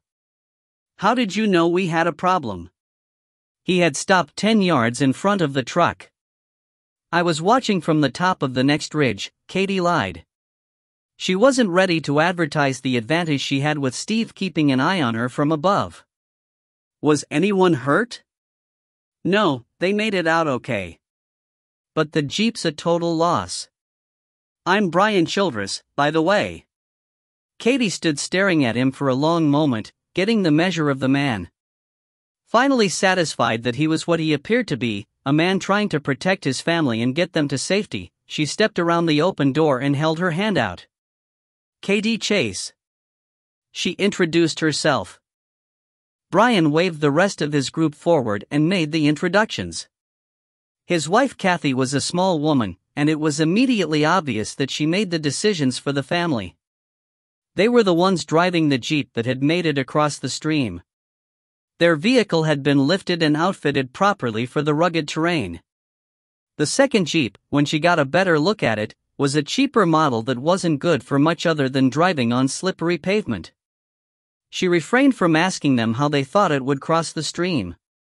The group was also heading for Payson, where Kathy's sister lived on a small ranch just outside of town. They didn't know if she was okay or not, but they all thought the small town was far enough away from Phoenix that it had to be preferable to the chaos sweeping through the large city's streets. From what Steve had told her about the conditions in Payson, Katie was worried about being able to stay there and wait for John to find her. She had no idea where else she could go, other than away from Phoenix. They spent a few minutes talking, then Katie shuffled supplies around in the Ford to make room for the family that had lost the Jeep. Everyone had lots of questions for her, all of them amazed that she was out here on her own, but she put them off as they busied themselves moving supplies from the disabled Jeep into her truck. The sun was heading for the horizon and she wanted to get to the top of the next ridge before dark. The parents were Ken and Patty, their kids John and Samantha. Once everyone was loaded, Katie got the truck turned around and rolling, concentrating on her driving. Brian followed with his family in their Jeep, staying close enough to keep her in sight but far enough back to leave room for maneuvering if anything unexpected happened. "Do you know Kathy's sister?" Katie asked as the truck lurched over a large rock. "We do. We're all school teachers," Patty answered from the back seat. "We used to all work together in Gilbert, but Trish, Kathy's sister, got divorced and wanted to get away from the city, so she took a job with the school district up in Payson." Katie nodded her head, happy with the answer. Other than her, it wouldn't be a bunch of strangers showing up asking for a place to stay. The sun was almost touching the horizon when they crested the ridge. Katie drove a couple of 100 yards until she found a mostly level area where they could spend the night. There was still plenty of light up where they were, but the canyons on either side of them were already in shadow and quickly getting darker. As soon as they parked, the two men set about gathering wood for a campfire while the women kept a close eye on the children who were energetic after a long day cooped up in vehicles. Katie almost told them to not light the fire, but decided to check with Steve first.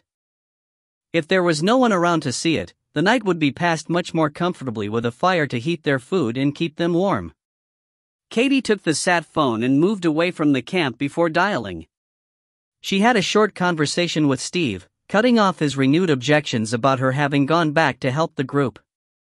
He had assured her in a sullen voice that there weren't any other people within 20 miles of her current location. She was relieved to get off the phone.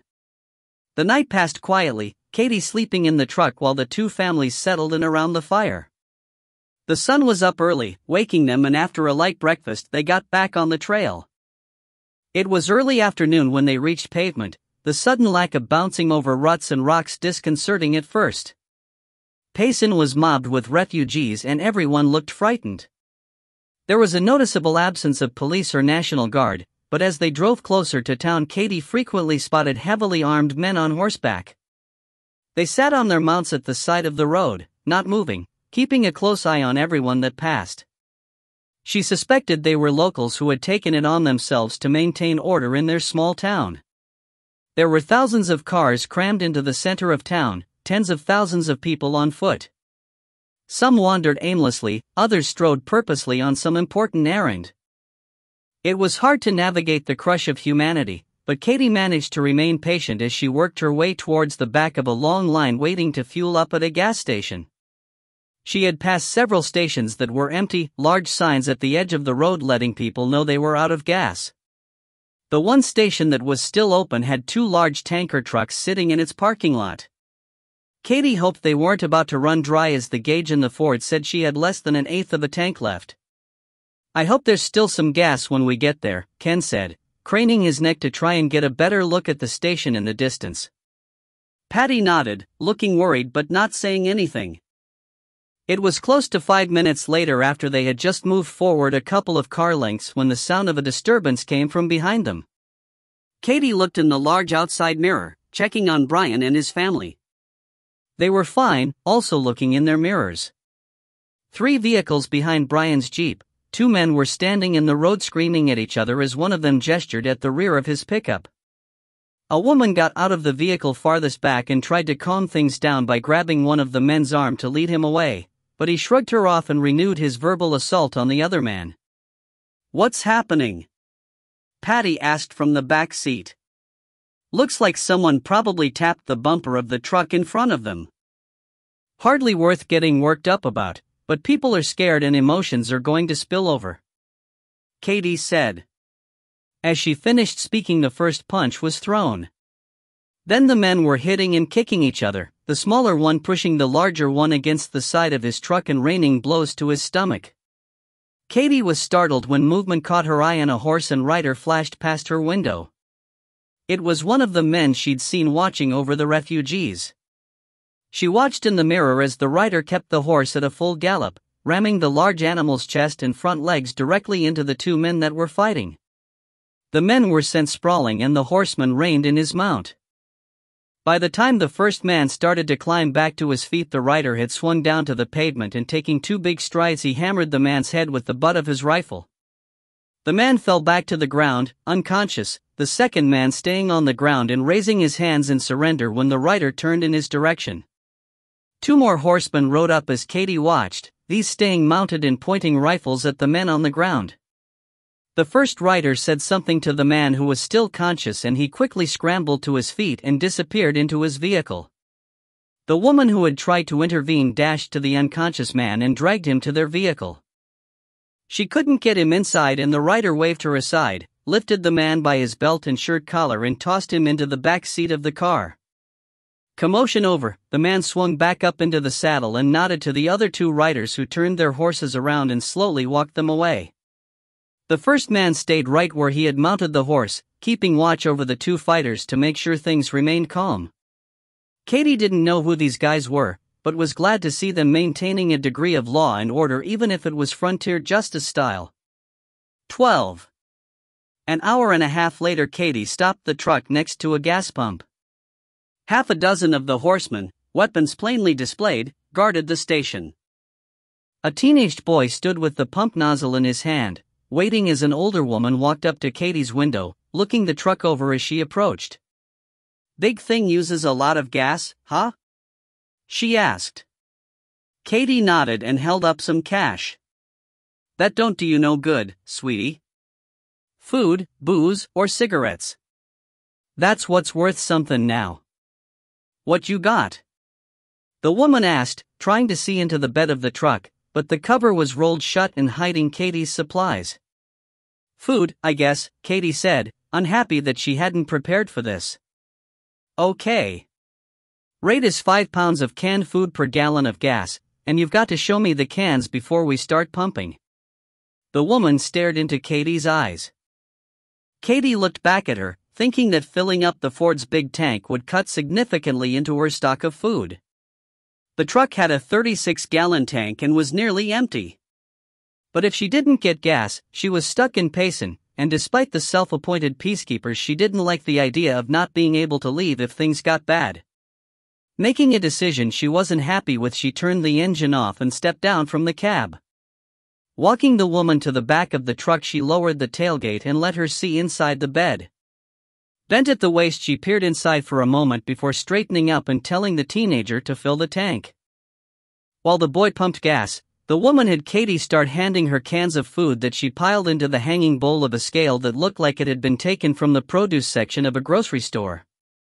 They kept pace with the readout on the pump, the handle clicking off at just over 34 gallons. A few more cans added, and she checked the piece of paper she was using to keep track. 170 pounds. "You're good, sweetie," the woman said, handing 2 cans of beef stew back to Katie. Katie tossed them in with the nearly depleted cache of food in the truck, slammed the tailgate and climbed back into the cab. Pulling forward a few feet, she waited as Brian went through the same routine, filling the Jeep's smaller tank. Refueled, he pulled up next to her and Kathy leaned out her open window. "Follow us," she said. "My sister's place is just a few miles away." Katie nodded and fell in behind the Jeep. They only moved slightly faster going away from the station than they had approaching it. The small town's narrow streets were crushed with traffic, both vehicle and pedestrian. People were frightened, and the fear was palpable, but so was something else. It took Katie a while to recognize it, but her tension ratcheted up a few notches when she did. Desperation. Now she could see it in the faces of many of the other drivers, but especially in those that were on foot. Fear is one thing, but most people can deal with being afraid. Being desperate is something else entirely. The feeling of complete helplessness will spur some people to sit down and give up, but it will cause others to do things to survive that they wouldn't normally even consider. Then there's the 10% of the population that just doesn't give a shit and will take advantage of any situation. It took less than 20 minutes for them to make the drive to Kathy's sister's small ranch. A large, yellow school bus sat in front of the house, children running and playing in the yard as a handful of women watched over them. Introductions were made and stories exchanged, Katie joining the families in a light meal. Early evening came quickly and Katie decided to go to the hotel where she had told John in the note she'd left for him that she would be waiting. She didn't plan to stay there, but wanted to leave word with the owners where she was so John could find her if he showed up. Her optimism that he would find her was running short, but she'd learned many years ago to not count him out. He was the most stubborn and determined man she'd ever known. The hotel was only about 5 miles away, between the center of town and the ranch where Katie was staying. It had been built in the 1950s and was nothing more than a couple of dozen rustic cabins scattered amongst the pine trees. When the current owners had purchased the property in the late 90s, they had completely remodeled the interior of each cabin, and while the place looked vintage from the outside, the interiors were sleek and upscale with every modern amenity. When she turned onto the short, dirt road that led to the hotel, Katie was surprised to see people camping amongst the trees. Every available foot of ground was occupied, vehicles parked along the side of the narrow track. When the trees opened up for the hotel's grounds, she had to stop as the entire area was packed full of refugees. People wandered about, retrieving water and taking care of other needs. Pulling to a stop, she climbed out of the truck and looked around as she hit the button to lock the doors.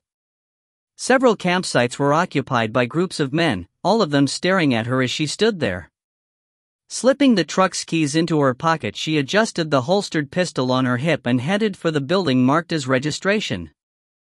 The door to the office was locked when she tried the handle, but she knocked, and after a minute an older man wearing jeans and a flannel shirt appeared, staring at her through the glass door. She could see a revolver holstered on his hip and he carried a short-barreled shotgun in his right hand.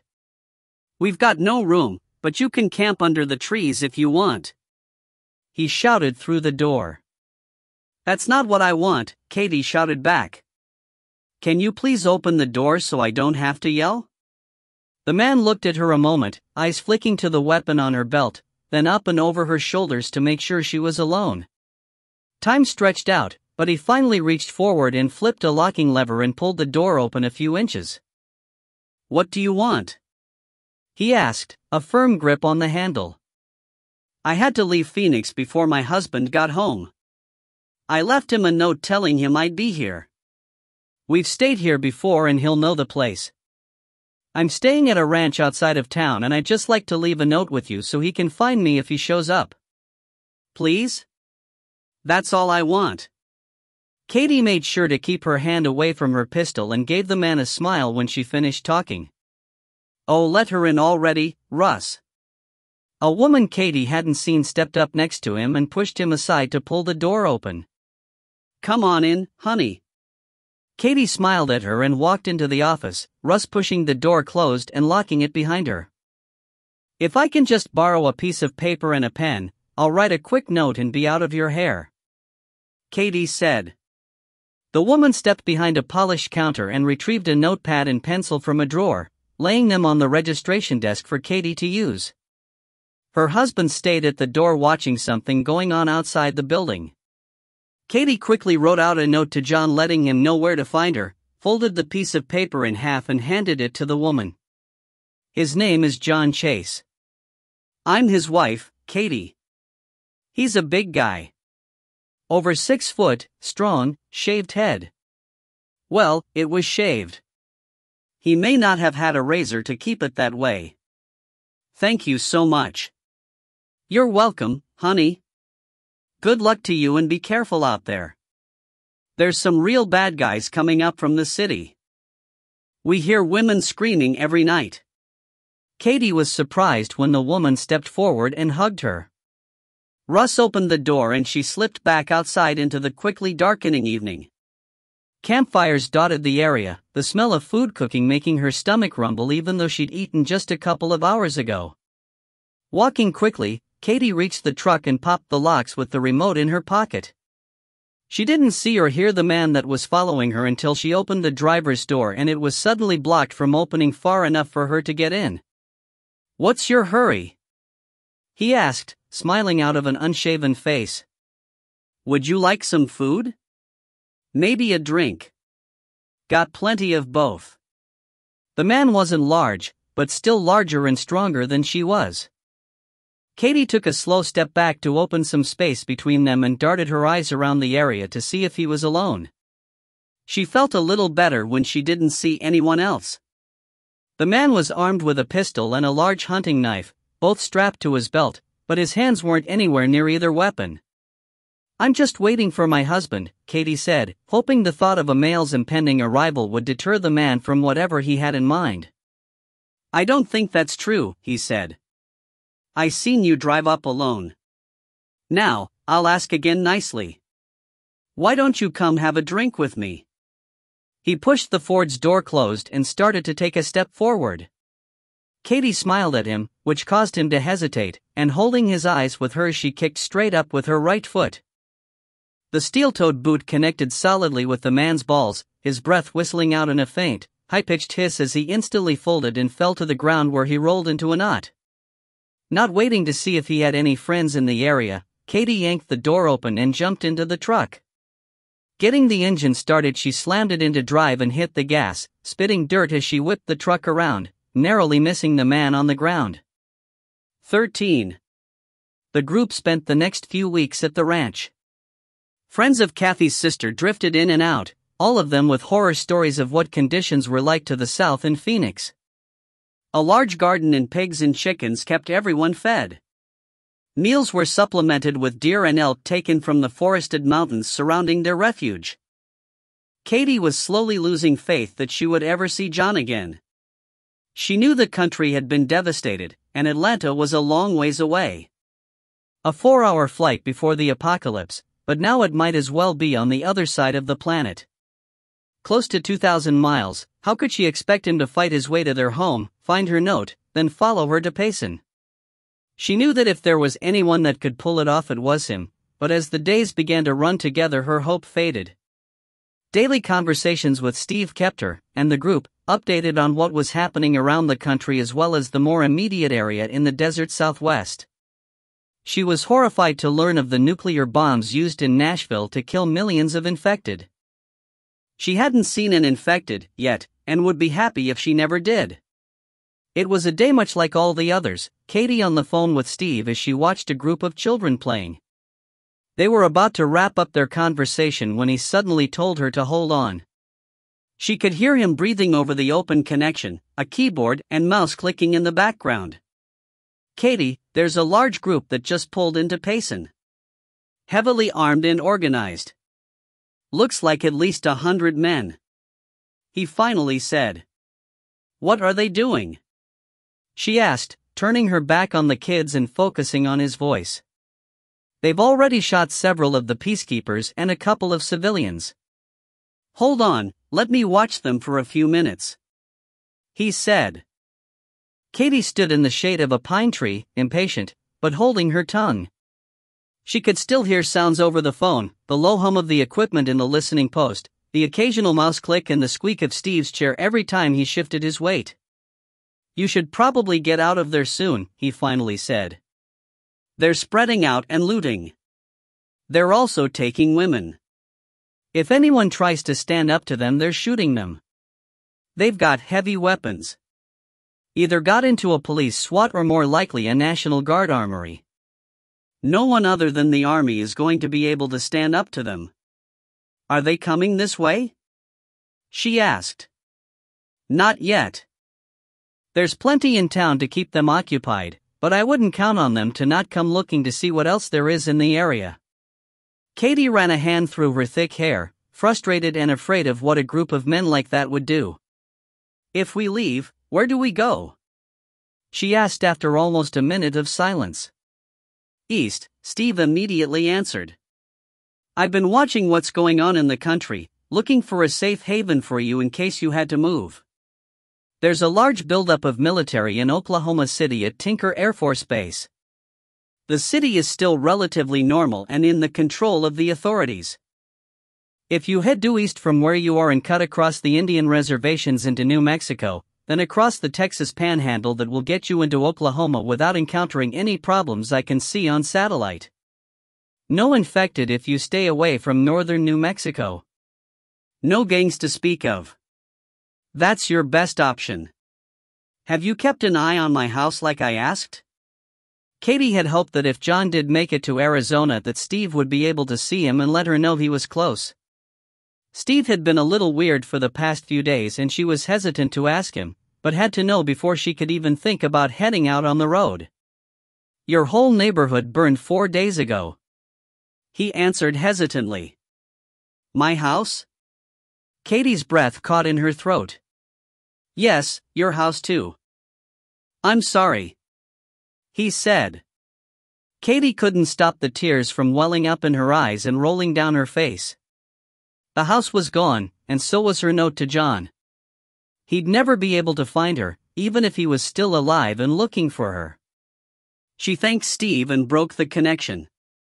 Getting her emotions under control, she went to find the other adults and fill them in on the outlaws that had just arrived in town. 14. It had been a frustrating morning. Infuriating might be a better way to describe it. Having found my truck parked on Tinker Air Force Base amongst the sea of vehicles that had been driven there by refugees, I was forced to deal with more demanding priorities than immediately looking for Katie. There were thousands of infected still wandering around the base that had poured through the intentional breach in the perimeter fence. It was noon before Colonel Crawford, who had taken command of the overall response to the incursion, declared the emergency under control.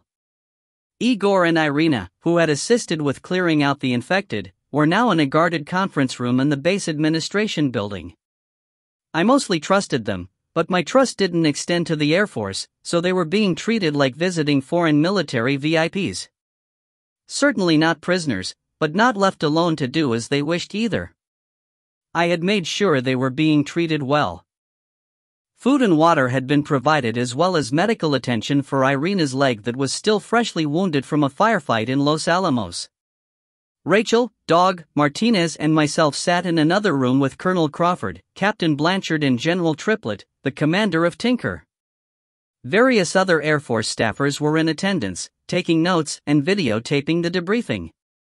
Kathleen Clark, the new President of the United States, and Admiral Packard, Sink Packfeld and the ranking U.S. military officer, were listening in, their images displayed on a large screen mounted to the front wall of the room. Normally each of us would have been debriefed separately, and certainly without POTUS in attendance, but times were hardly normal. I had been speaking for the better part of an hour, relaying the details of our mission to deliver the 3 nuclear bombs to the Russians. The only way they'd gotten me to sit still this long was by tasking a security forces major with trying to locate Katie. I was antsy as hell, angry that I had to sit on my ass while my wife was out there somewhere. My mood was apparently evident in my tone, as there were several times when Rachel had reached under the table and placed her hand on my leg in an attempt to calm me down. When I reached the point where the Marines had arrived and plucked us out of the desert, I stopped my narrative. Admiral Packard flipped through several pages of notes he had taken, pausing to read when he found the page he was looking for. "Major, I'd like some clarification," he said, still looking down at his notepad. "You said Mr. Cummings stated that the president had opened a dialogue with the Russian president and was not in support of the coup being attempted by the GRU?" "That is correct, Admiral," I said, flicking my eyes to the half of the screen displaying the president. "And you stated that, in your opinion, the rendezvous was a ruse by the Russians to get our remaining 3 devices out into the open and capture Captain Vostov. Correct?" He looked up over the top edge of his reading glasses at the camera, staring at me out of the high-definition screen. "Yes, sir. That is correct. They were in place ahead of us. If all they'd wanted was to arrest Captain Vostov, they could have done so before she departed Kirtland. They wanted the nukes off the table, sir. Didn't want us with any type of strike weapon. And it seems that part of their mission succeeded. You detonated 2 of them, the third one destroyed in one of the explosions. Correct?" This from President Clark. "Yes, ma'am," I said, seething internally that I was wasting time repeatedly going over the same facts when all I wanted was to be searching for Katie. "Colonel?" Her gaze shifted to Crawford. "Initial interrogation of Captain Vostov confirms the facts Major Chase has provided. We've lost all 3 devices. Mr. Cummings was killed in a missile strike on the Russians who ambushed the meet. Crawford answered. Packard looked around the room before leaning back in his chair and exhaling a deep breath. Madam President, he said. We still have signal intercept capability, and I'd like to play an audio file for you that was intercepted yesterday. What's on the recording, Admiral? She asked, her face neutral. It's a satellite phone call made by Mr. Cummings from Tinker Air Force Base prior to the team's departure for Texas, ma'am. The President stared into the camera on her end for several long moments before shaking her head. That won't be necessary, Admiral. I need to think about these developments. I'll be in touch. A moment later her image disappeared from the screen. Well, if this isn't just a clusterfuck of monumental proportions, he said. Colonel, we need to speak. Privately. Call me in 10 minutes. What the Admiral probably wanted to discuss was the fact that both himself and Colonel Crawford had been working with the renegade GRU to support the overthrow of Russian President Baranov. They now had a president who seemed to be willing to betray them. Crawford read between the lines and nodded at a look from Packard. I suspected there was something more going on behind the scenes, but right now all I really cared about was finding my wife. The debrief wrapped up quickly from that point. Admiral Packard shut down the video conference from his end, one of the Air Force staffers powering down the equipment in the room. I had just asked Crawford to excuse me and was starting to stand when an Air Force major knocked and hustled into the room. He was carrying a laptop and stepped up to the end of the table. Sir, he addressed General Triplett. We have video of the individual responsible for the breach in the perimeter fence. Who was it? Triplett asked, looking surprised. One of ours, sir. Captain Lee Roach. I was almost out the door when I heard the name, freezing in my tracks so suddenly that Rachel bumped into my back. Turning back into the room, I met Crawford's eyes and he nodded at my just vacated chair, telling me to sit down and listen. I glanced at Rachel, who looked as shocked as I felt. We hadn't talked about it, but I suspected she assumed he had died in the Mississippi River, just as I did. Slowly we took our seats as the security forces major connected his laptop to a video cable attached to the display at the front of the room. As his computer finished booting up, he began speaking. This is actually a much more complicated matter than just the sabotage of the perimeter fence. He began. Captain Lee William Roach appeared at the main gate 3 days ago with a woman he claimed was his wife. The laptop was up and running now and the major clicked a series of icons. Momentarily we were looking at a still image of Roach and a girl I didn't recognize taken from video recorded at the main gate to Tinker. A large security forces sergeant was escorting them out of a civilian pickup and Roach was still dressed in his underwear and a tactical vest, as he'd been when he went into the river. He claimed that he and his wife had escaped Tennessee ahead of the secondary outbreak and arrival of the herds. We performed as full of a background investigation as possible with the limited resources that are still operational. There were no red flags found, and after validating his identity and service record he was cleared and assigned as refugee liaison officer. The major continued to talk, telling the story of a missing tech sergeant at the base's water treatment plant and a missing security forces airman. He had pieced together video footage from various security cameras around the base, and I watched as Roach first threw his wife over a fence to be eaten by infected, then killed a witness. From a different view he attacked a female airman and placed her body in the back of his Humvee before driving out of the frame in her vehicle, presumably to hide it as he returned shortly and left in his. Another jump in the video and we watched from a high angle as Roach hooked a chain to the perimeter fence and used a Hummer to tear it open. The major kept narrating what we were watching, the video following Roach as he drove across the base after breaching the fence. It jumped from camera to camera as he moved, the angle and perspective continually changing. He went to a large brick building, hurrying inside, a moment later panicked people visible running across the screen. This is when we believe he called in an alert that the fence was breached. The major said, hitting the pause button. Why breach the fence, then call it in? Asked General Triplett. Is he trying to be a hero? Set up a crisis and be the one to sound the alarm? No sir, I think it was to create a distraction. Watch. The Major responded. A few short minutes after Roach ran into the building, he reappeared with a woman who appeared to be carrying a pair of boots in her hand. The long, red hair and the way she moved caught my eye, and I leaned forward to peer at the screen, fingers turning white as I gripped the edge of the table, but the camera had been high in the air and too far away to make out any details.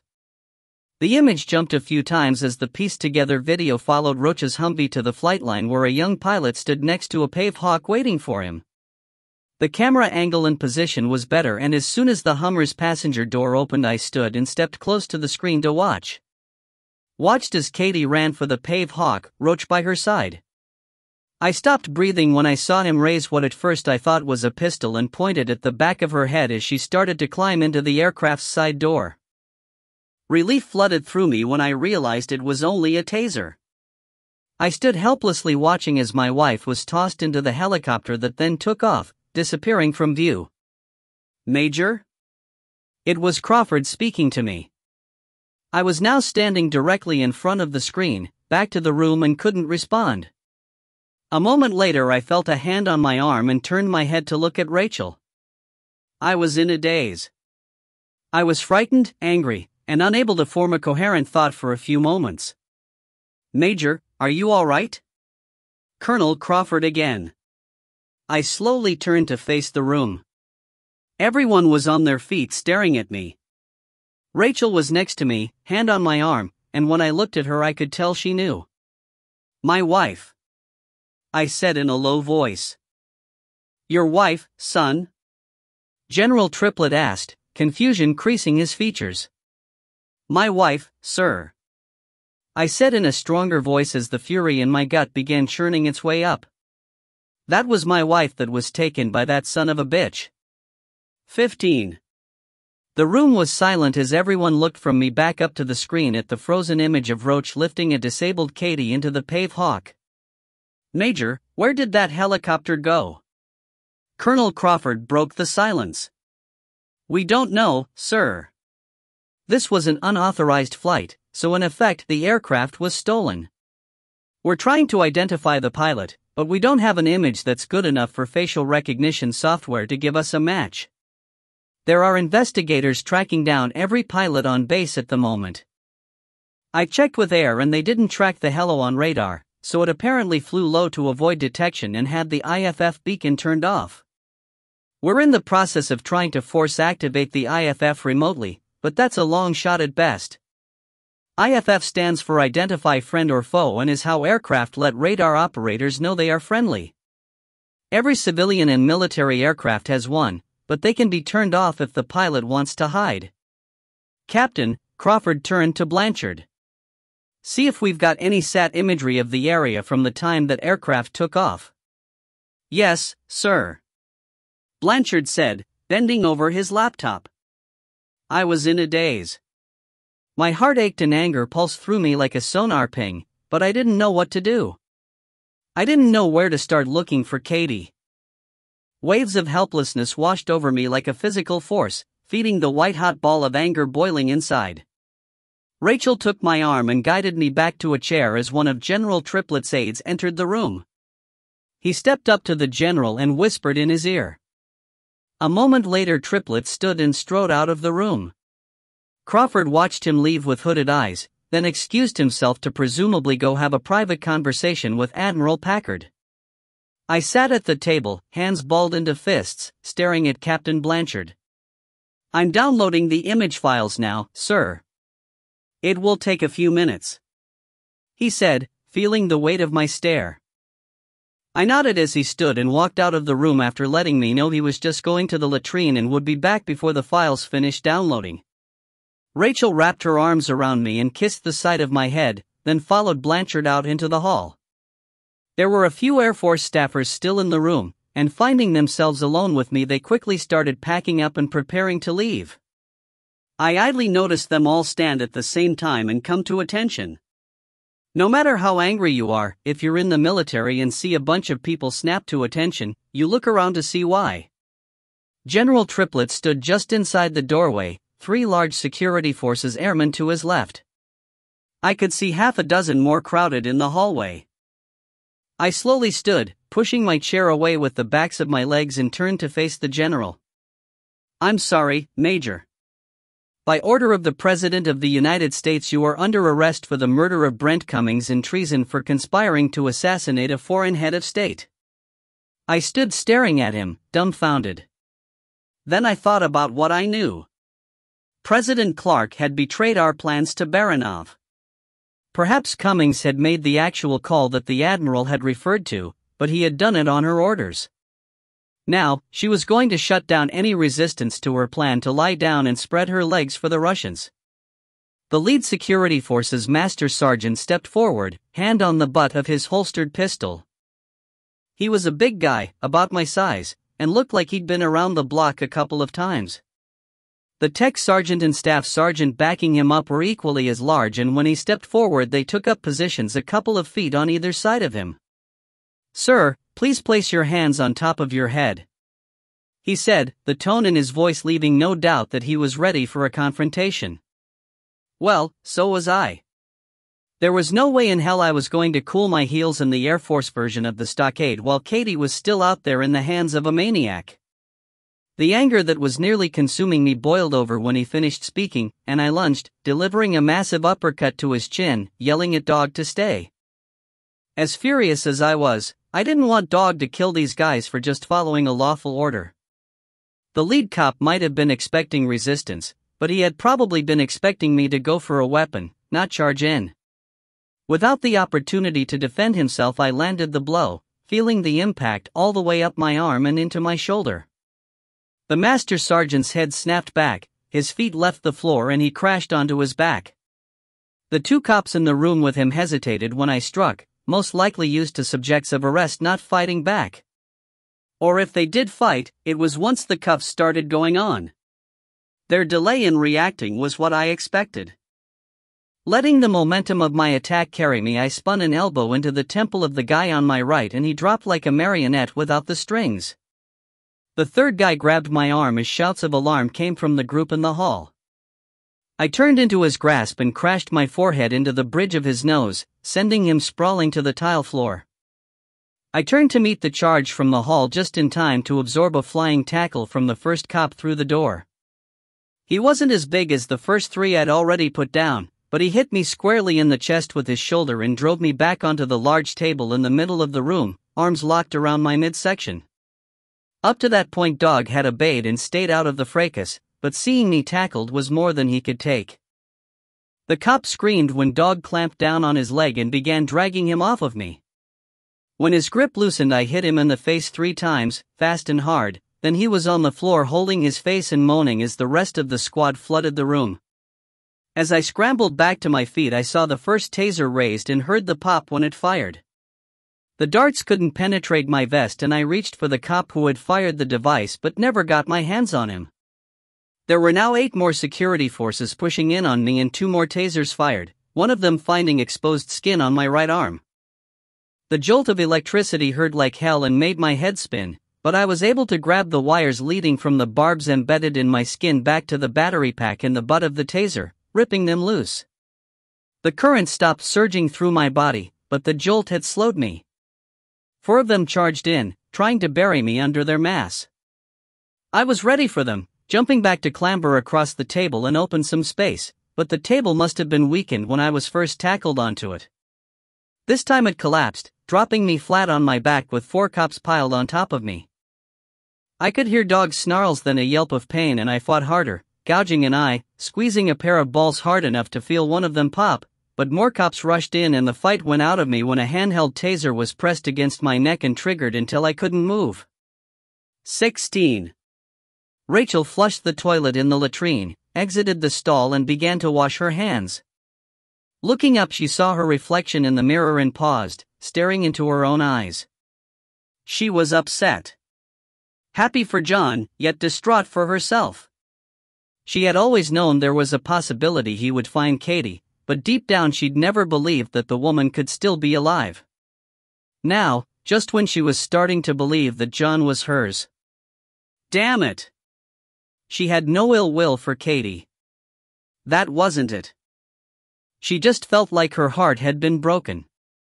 Not intentionally, and she realized it was no one's fault other than her own for allowing herself to fall in love with a married man. John had never led her on. He'd been candid and upfront since the day she'd met him in Atlanta, but that didn't make her ache any less for what could have been. What did she do now? She loved him, but she knew that once he got Katie back she wouldn't be able to stay around. There was nothing that could be done about her feelings, and the thought of seeing John every day but not being able to touch him was not something she could live with. But what the hell did she do? It wasn't like she could just pack up and move to a new city to start over. That world was gone.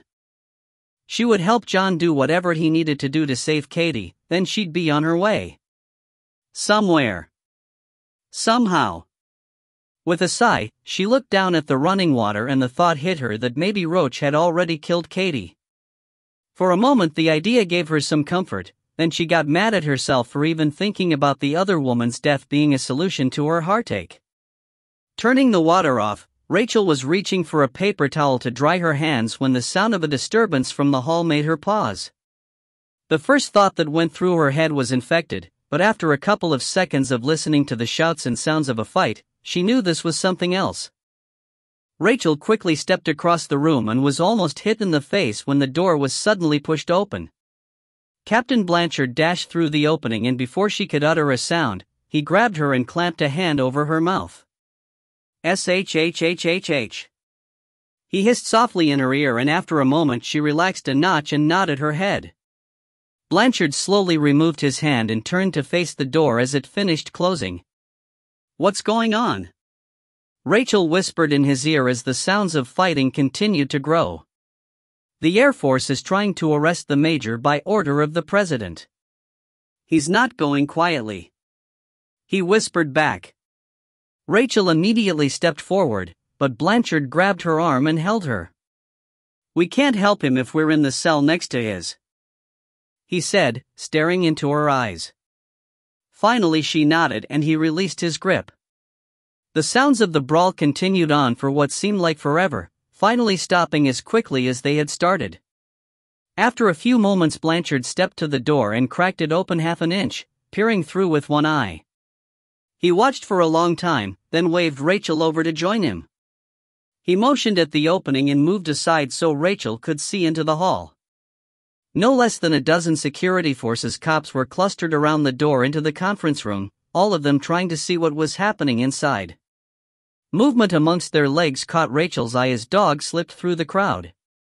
She hissed his name as loudly as she dared, his head turning in her direction.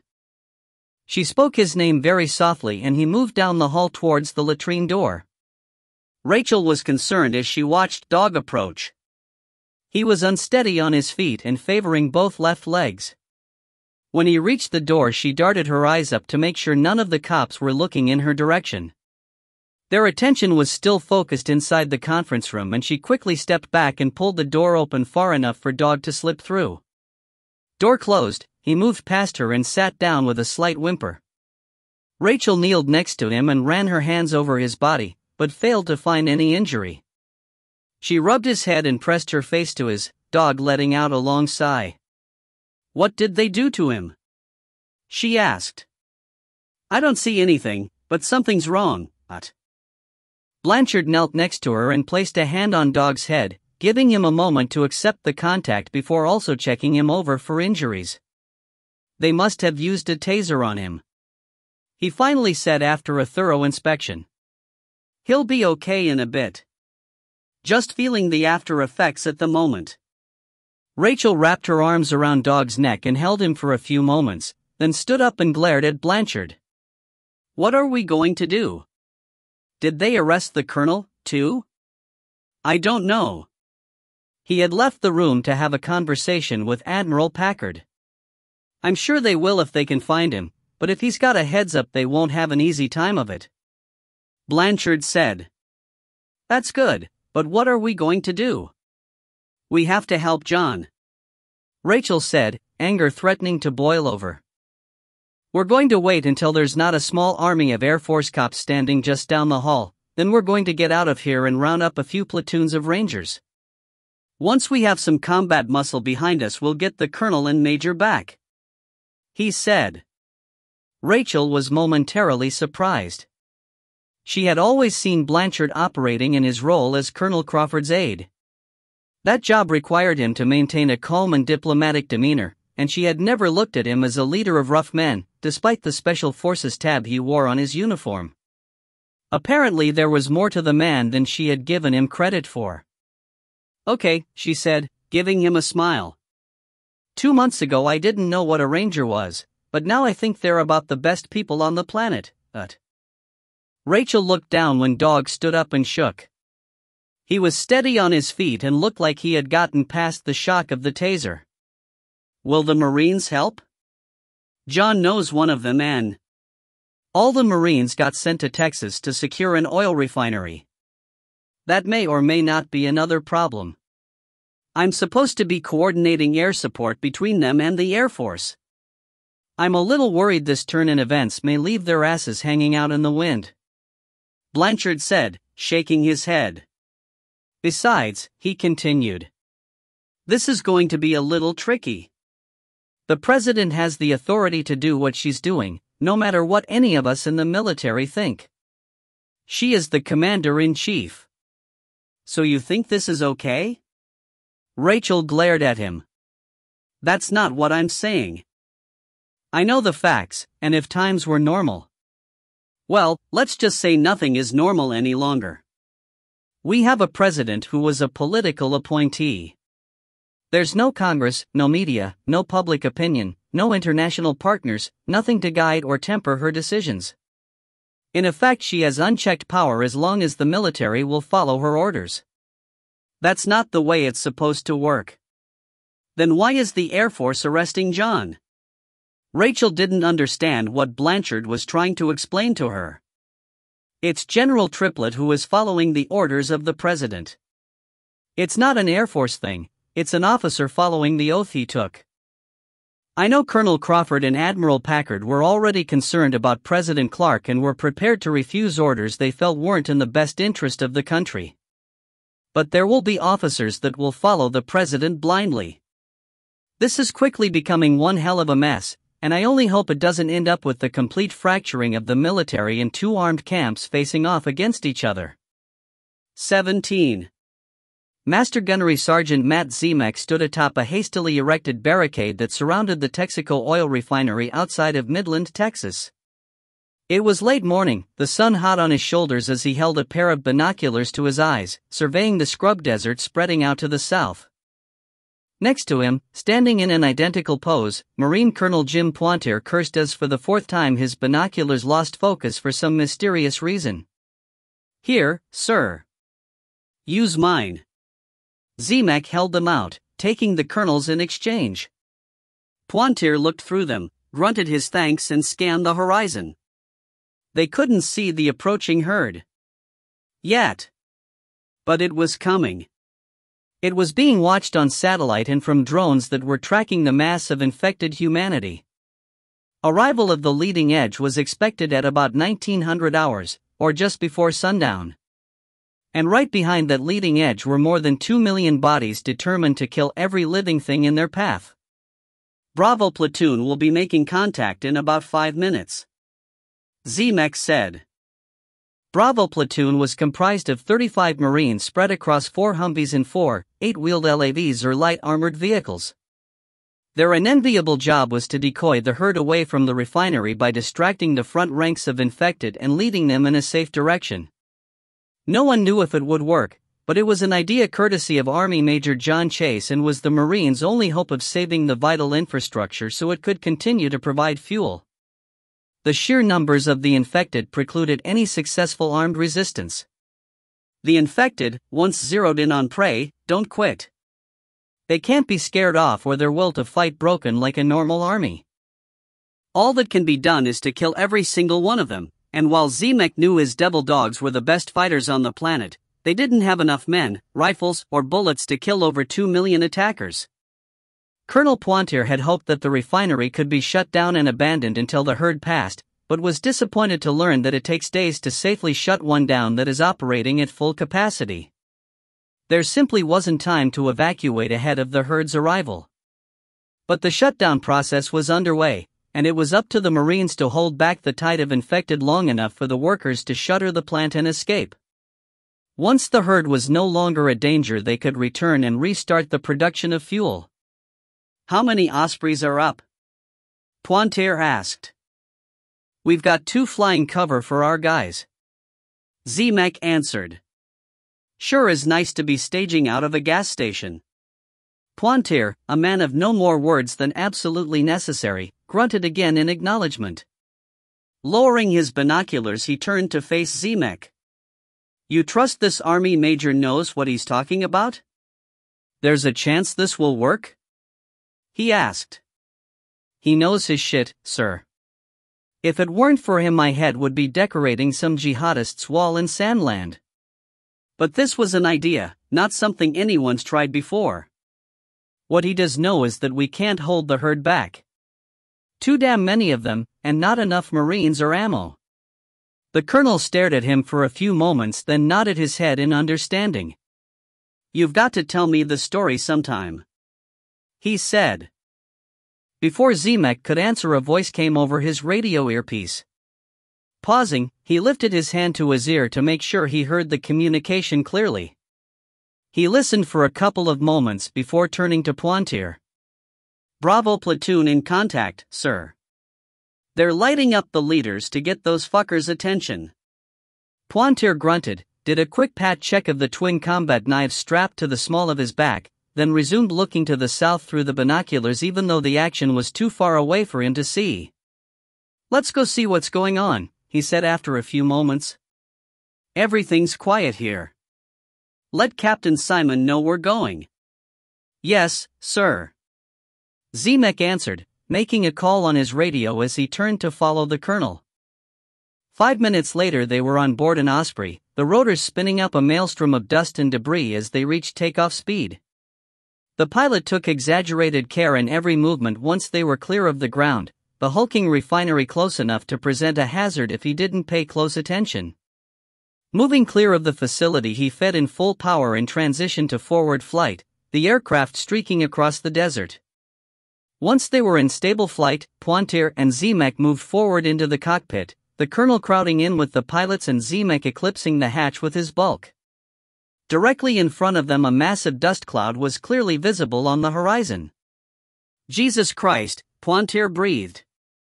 "How many does it take to stir up that much dust just from walking?" The question was rhetorical, and Zemek didn't bother to answer. He well knew how large the herd was, having seen it on sat imagery as well as video feeds from orbiting drones. But no matter what you see on a video screen, no matter how good the image is or how large the screen, nothing prepares you for the sight of several million infected all moving together. Pointier spoke an order to the pilot, who fiddled with some controls on the radio.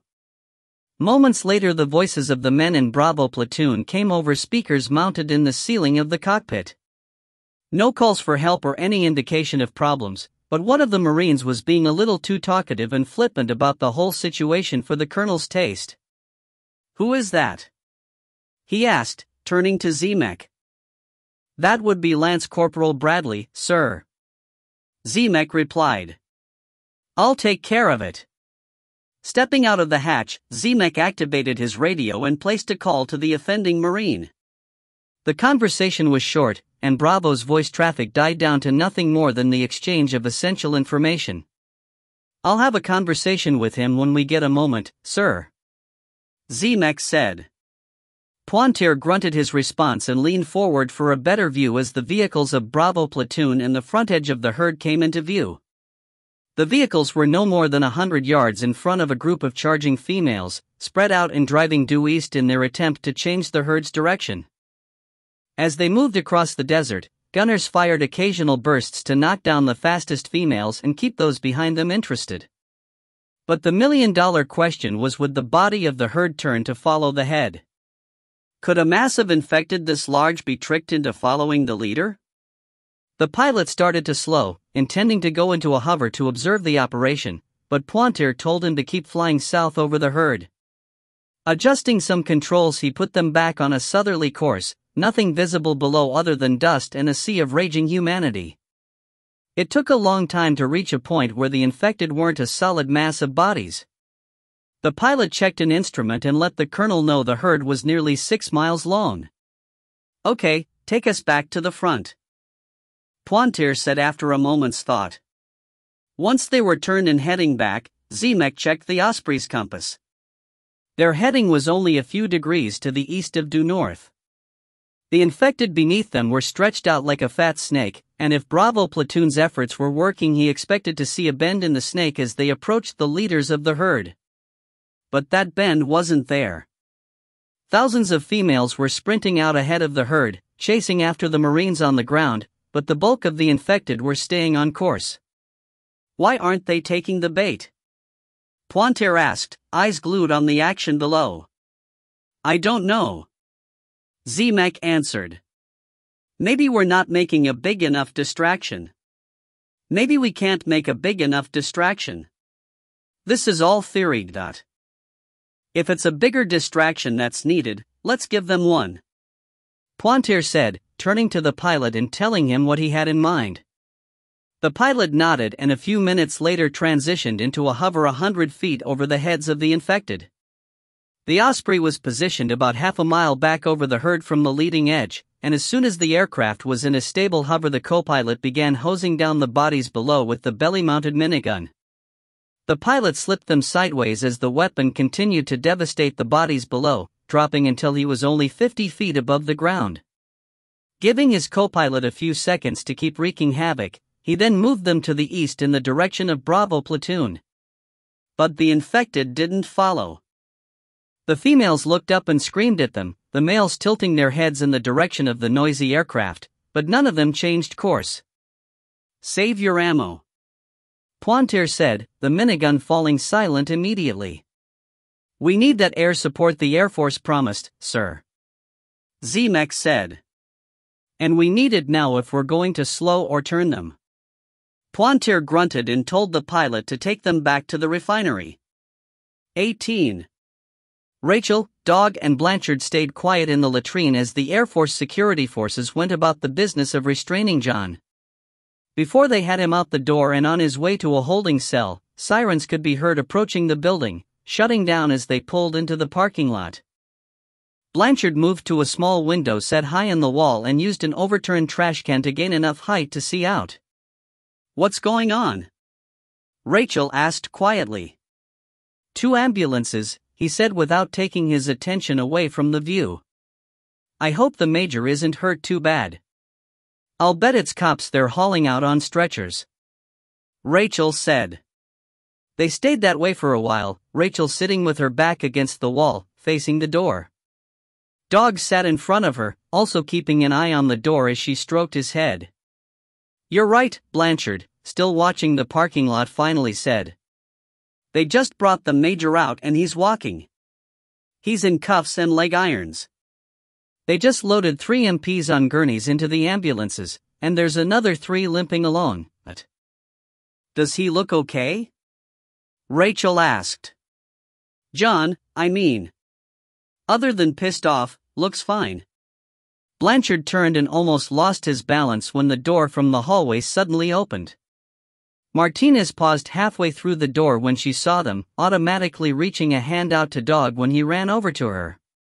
His initial attack charge to protect Rachel had changed to a greeting when he'd recognized Martinez. She glanced over her shoulder, down the hall in the direction of the conference room, then moved quickly into the latrine and pushed the door shut with her back, the pneumatic closer hissing in protest as it was forced to move faster than normal. "What's happening?" Rachel asked, climbing to her feet and moving across the room to meet Martinez. "The president ordered Major Chase's arrest," Martinez answered. "Charges are the murder of Brent Cummings and treason." "Is he hurt?" Rachel asked, reaching out and touching Martinez's arm. "They finally got him down with a taser after a bunch of them piled on top of him. He put 3 in the hospital and put the hurt on a few more before he went down." "You know this is bullshit, right?" Rachel asked. Don't worry about me, Martinez said in a hard voice. I was there.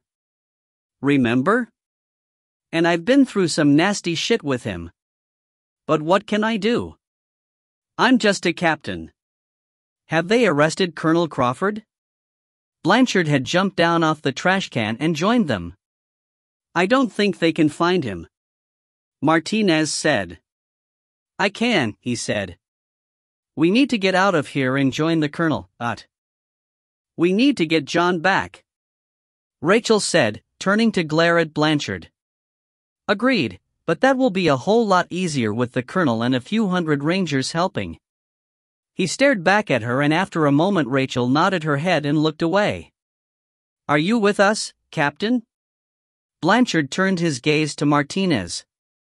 You realize you're talking about subversion, treason, and half a dozen other things that could get us shot? She met his gaze and didn't blink.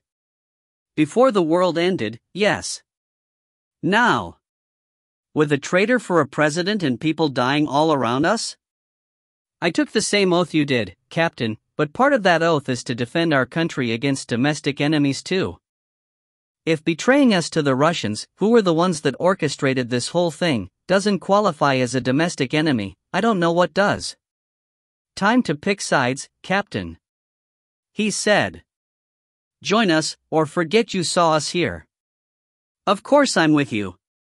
Damn, but the army has sticks up their ass. And I thought Marines were bad. She grinned. Now, how do we find your colonel? Wait. What about Irina and Igor? Rachel asked. What's going to happen to them? They'll probably be held and turned over to the Russians, Blanchard said. Who will most likely put them on a very public trial in Russia before executing them. Then we have to help them, too, Rachel declared. As good as it felt to punch that blonde bitch in the eye, we can't let them be handed back, They're in a room down the hall. Under guard, Blanchard said. We won't get them without getting our hands dirty. What do you mean? Rachel asked. It's what I was trying to explain earlier. About the military fracturing? General Triplett has apparently decided to follow President Clark's orders. That means, with a few notable exceptions, he nodded at Martinez, the Air Force personnel under his command will be following his orders. We just became the rebels, and rebellions are never clean and sanitary. People get hurt and killed. Men and women we were fighting alongside yesterday are now the enemy. You're saying we're going to have to kill Air Force personnel? Rachel asked, shocked at the thought. I'm saying that we may very well find ourselves in a situation where we don't have a choice. I don't like it one bit, and I'll do everything I can to avoid it, but if we're going to resist then you have to be prepared for that to happen. Can you deal with that, Captain? Blanchard turned to look at Martinez. I won't kill unless it's to defend one of our lives, she answered. Is that good enough for you? Don't misunderstand me, Captain. I'm not bloodthirsty, ready to go hunting anyone wearing an Air Force uniform. I'm just pointing out that the situation will most likely arise where we have to make a difficult decision and I need to know, if the time comes, can you make that decision and live with it? Martinez stood still for a long moment, staring at the floor, finally looking up and meeting Blanchard's eyes. Yes. To save one of our lives, I'll do what has to be done. But nothing more than that. Blanchard nodded but didn't feel the need to add anything further to the discussion. That's good, but I'll ask again. What about the Russians? Rachel said. She's right, Blanchard said. As soon as things calm down they're probably going to be moved to a more secure location. Leave it to me, Martinez said, pulling the door open and exiting into the hallway. Less than 2 minutes later the door opened again and Irina walked in, Martinez on her heels. Irina stopped when she saw Rachel, but Martinez put a hand on her back and guided her the rest of the way into the latrine so she could close the door. Told the guard I was checking on them, then that Irina had to use the latrine. Martinez smiled. What's going on? Irina asked, looking at their faces. Blanchard gave her an abbreviated version of the events that she was unaware of.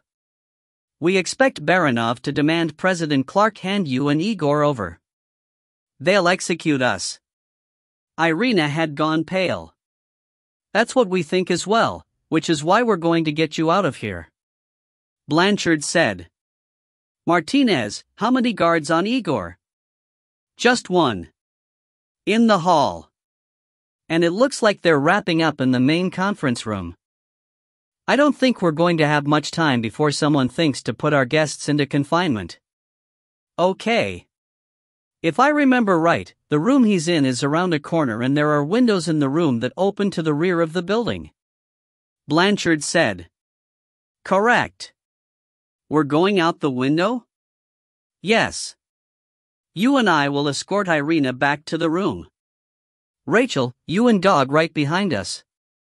The guard shouldn't know everything that's transpired, and we'll be able to walk right up to him.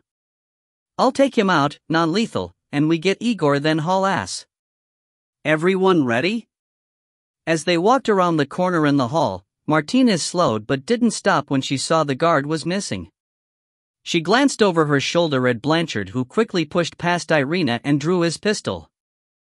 Martinez frowned at him, but he ignored her. Waving the small group to a halt, he slowly continued down the hall, suddenly accelerating when the door to the room where Igor was being held began to swing open. Prepared to launch a blow at the guard he expected to see, Blanchard skidded and nearly fell when Colonel Crawford leaned out of the opening. The colonel nodded at them and motioned them into the room. Once inside they glanced around, spotting the unconscious and restrained guard lying to the side. Igor stood next to an open window, watching the area behind the building. Good to see everyone, Crawford said in a low voice. Let's get out of here before the security forces come looking for our Russian friends. He turned and led the way to where Igor was keeping watch, sending Blanchard through the opening first. The rest of the group quickly followed, clambering through the awkward-sized opening. Crawford lifted Dog up and handed him through to Igor's waiting arms, then levered himself up and through. The back of the building faced a large, grassy area that covered at least 2 acres. Despite the events that had transpired over the past couple of months, it was still neatly mown and edged. Rachel found it a little surreal, but knew the maintenance of the grass was a routine the military would maintain until prevented by circumstance. Far to their left was another cluster of low buildings, and 100 yards to the right a wide, tree-lined road that led to the area where the homes of senior officers were located. Crawford signed for them to follow and he set off at a fast walk directly towards the middle of the lawn. On the far side were more buildings, each with large parking lots, and multiple military and civilian vehicles were visible. When they were halfway across the grass, Crawford reached up to touch an earpiece in his left ear and mumbled a few words. A minute later the first of a dozen Humvees pulled into the closest parking lot, the convoy swinging around and stopping, pointing back the way it had come. Half a dozen Rangers in full battle rattle stepped out of each vehicle and quickly formed a defensive perimeter. The sound of racing engines came from behind them, and Crawford glanced over his shoulder to see 2 security forces Hummers jump the curb and start across the neat lawn in pursuit. Without breaking stride he spoke into his radio again. Moments later a Ranger stepped forward, dropped to the ground and sighted in on the Air Force vehicles. He was using his sound-suppressed .50 caliber rifle and disabled each vehicle with a single shot to its engine, then maintained his aim without firing any additional rounds. Colonel! General Triplett had stepped out of one of the stalled Hummers and shouted. Crawford stopped and told the rest of the group to continue on to the waiting vehicles. Blanchard stopped by his side, turning with him to face the general. Triplett was walking across the field with 10 armed security forces in tow. Blanchard turned and hand signed to the Rangers, a moment later 20 of them running forward and forming up behind their colonel. Their rifles were up and ready, but not pointed directly at the approaching Air Force personnel. The field was large and it took a few minutes for General Triplett to reach the area where Crawford waited for him. He came to a stop 10 feet away, the security forces spreading out behind him. They looked nervous, as well they should have. They were cops, not combat troops, and they were only armed with pistols. They were seriously outnumbered and outgunned if things went bad. "Colonel Crawford, by order of the President of the United States, you are under arrest for sedition and treason. You need to surrender yourself peacefully," the general said in a loud, commanding voice. "General, what seditious or treasonous acts have I committed?" Crawford asked. "You've been involved in every discussion and decision that has been made. You can't seriously be following this order. The only sedition and treason here is what our president has done. Colonel, it's not our place to question the orders of our superior. We took an oath to obey those appointed above us, and this is a lawful order from the Commander-in-Chief."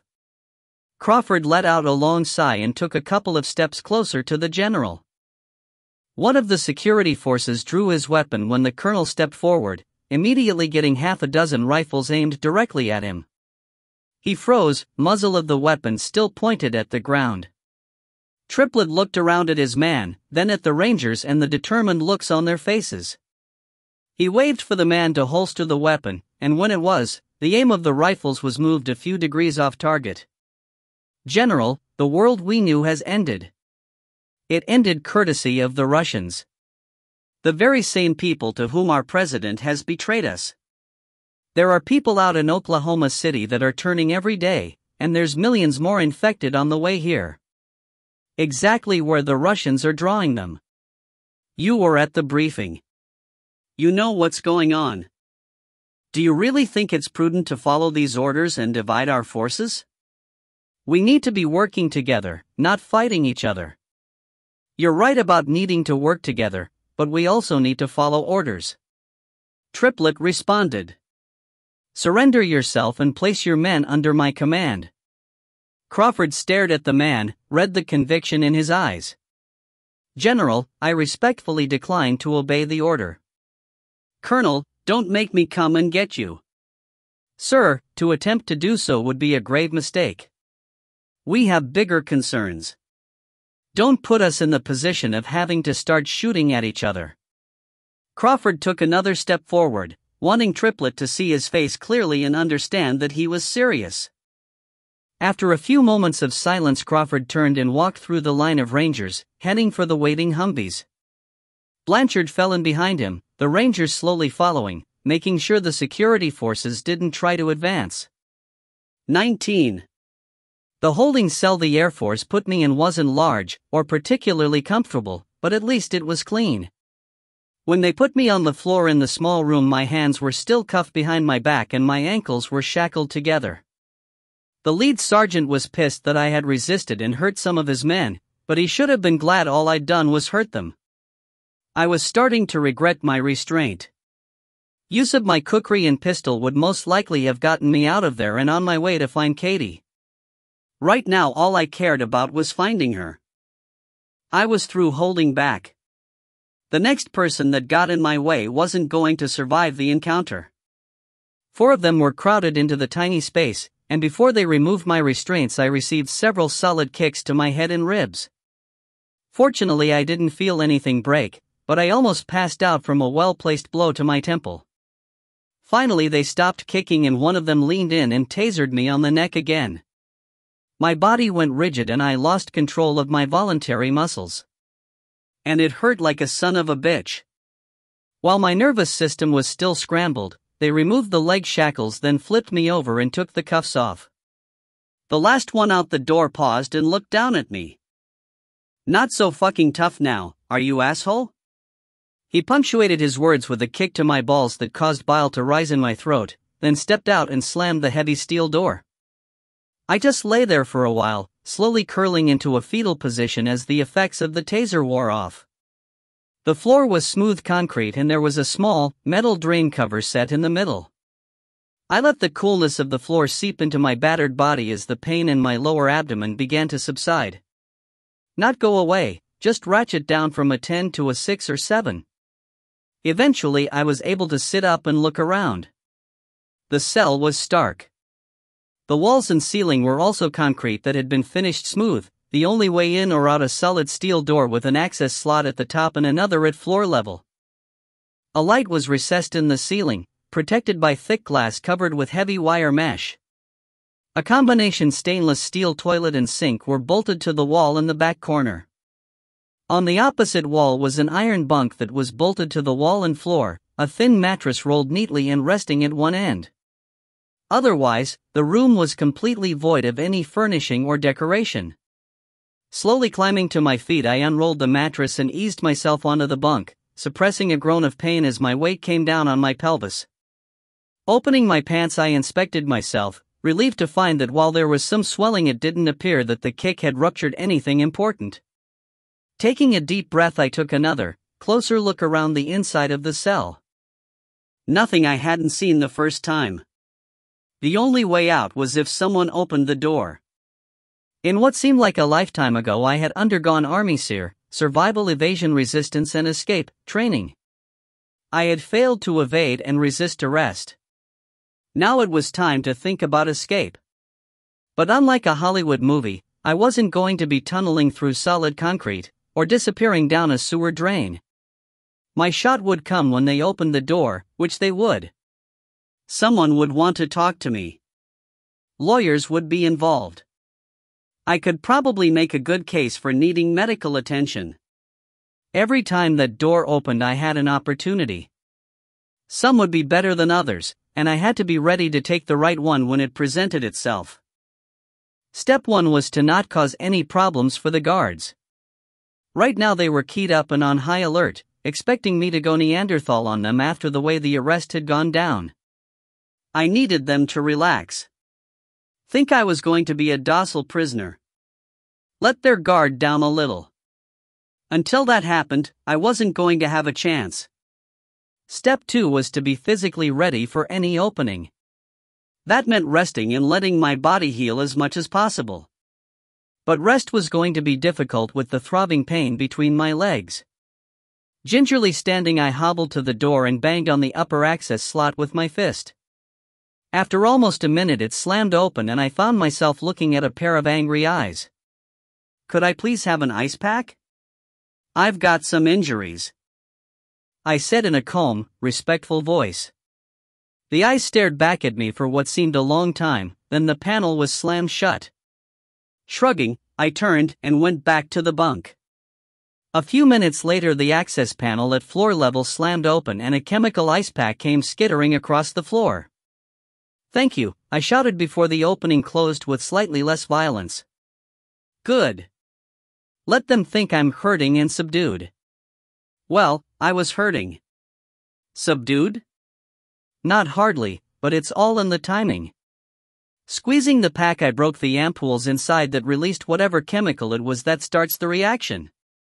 I immediately felt the cold start seeping through the rough cover.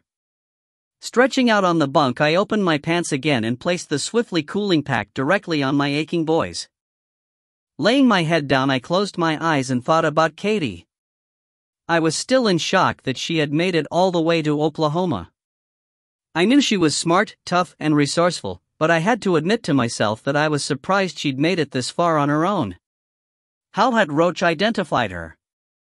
The security forces major had said that Roach was in charge of processing refugees, but how the hell had he put it together?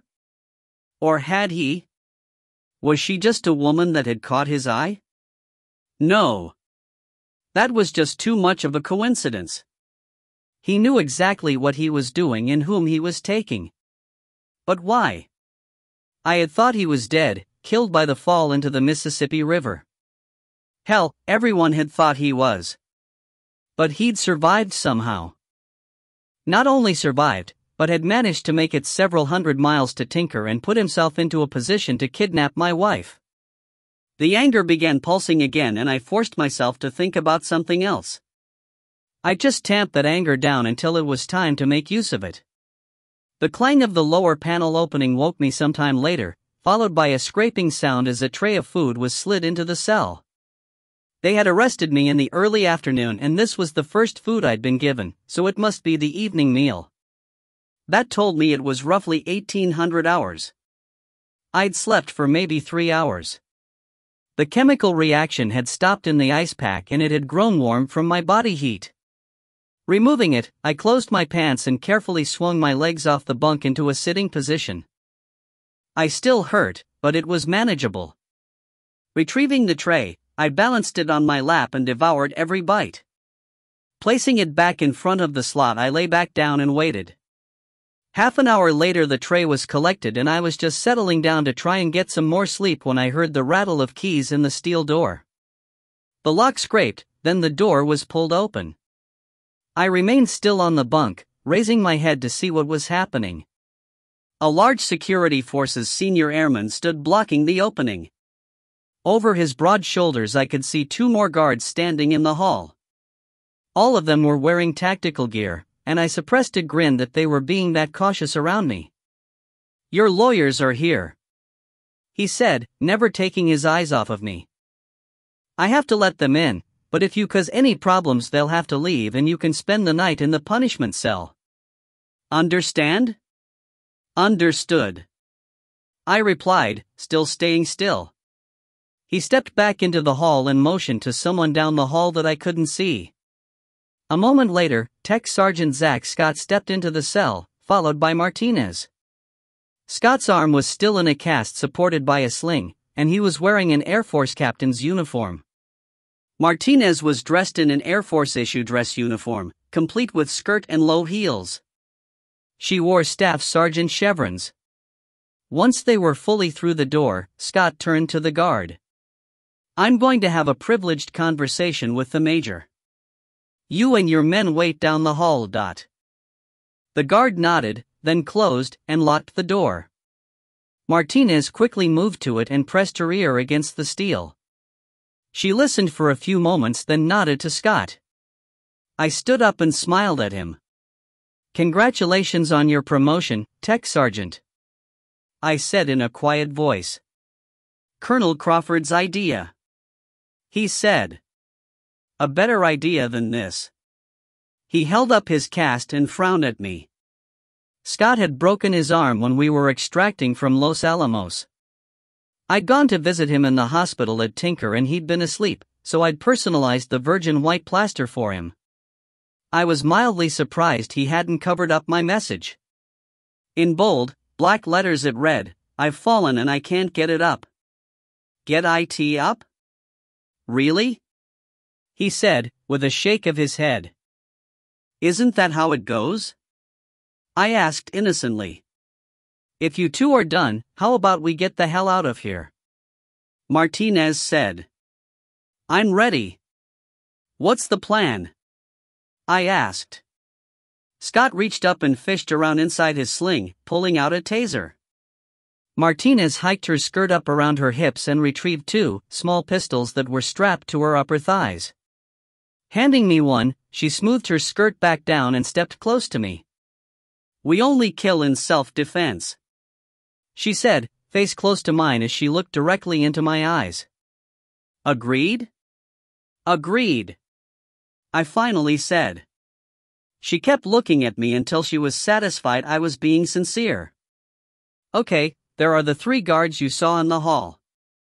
Out the door to our left is a gate that leads to a processing area. The gate is locked, but the lead guard has a key for it.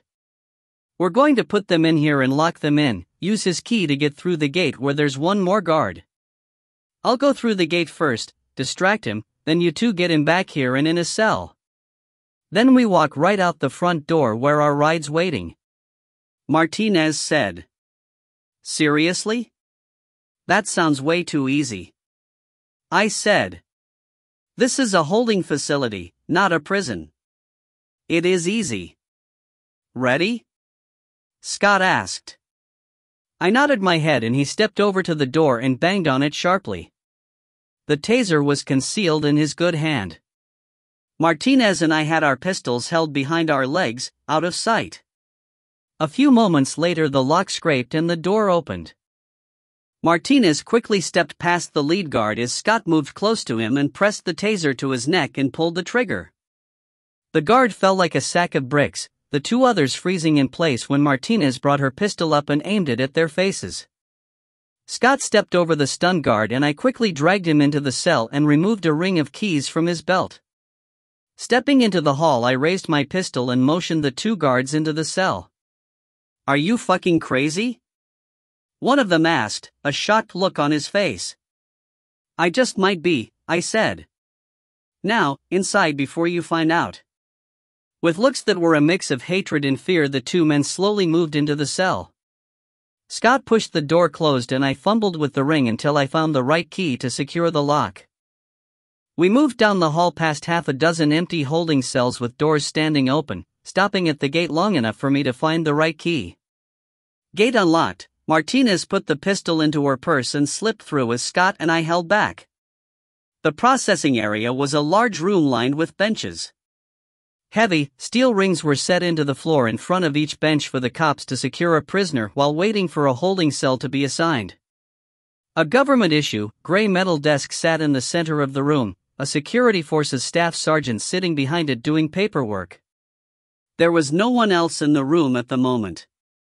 He looked up when Martinez walked in front of his desk, stopping at the far corner so that to look at her his back was completely turned to us.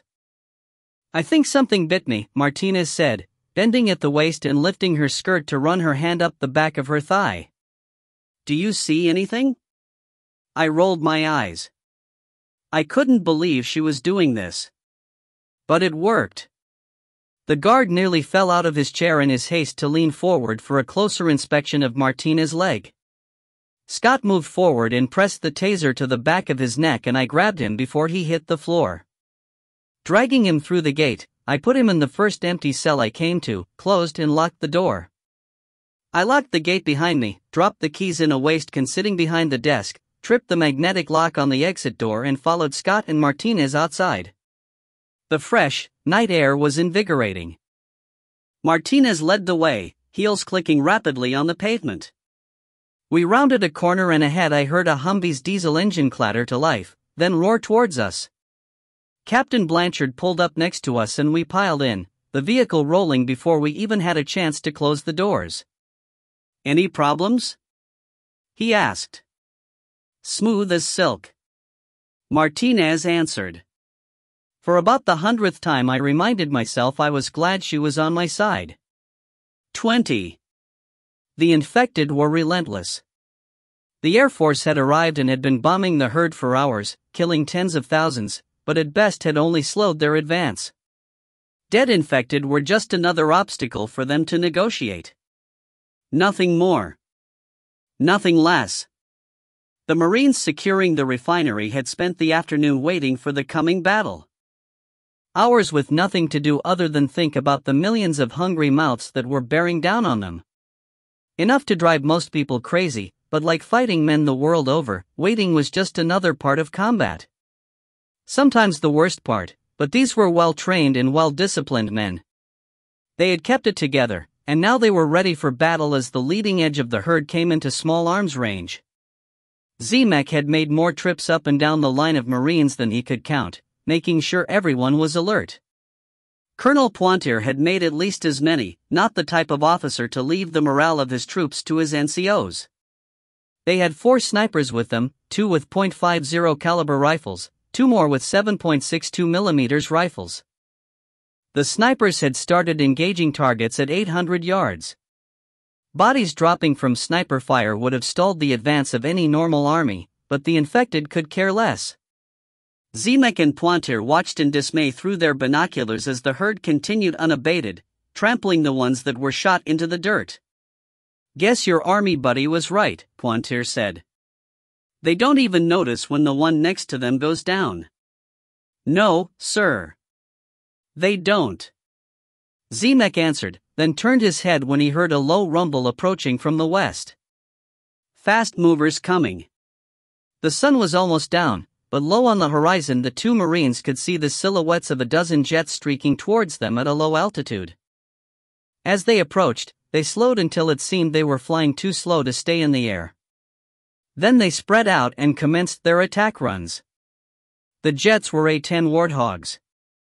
Ugly and slow, they were originally designed as a weapon to destroy Soviet armor. With a 7-barrel, 30 mm Gatling gun, they could fire 4,200 high-explosive rounds per minute, and that's exactly what they did. The display of raw power was amazing, the Marines cheering as the warthogs began chewing up the ranks of the infected. Pass after pass destroyed everything in their path until the final plane in the flight fired its last round. Easily 50,000 infected had been killed in the attack, but those behind them immediately began climbing over the shattered bodies to continue their trek. "Shit on a stick," Pointier said.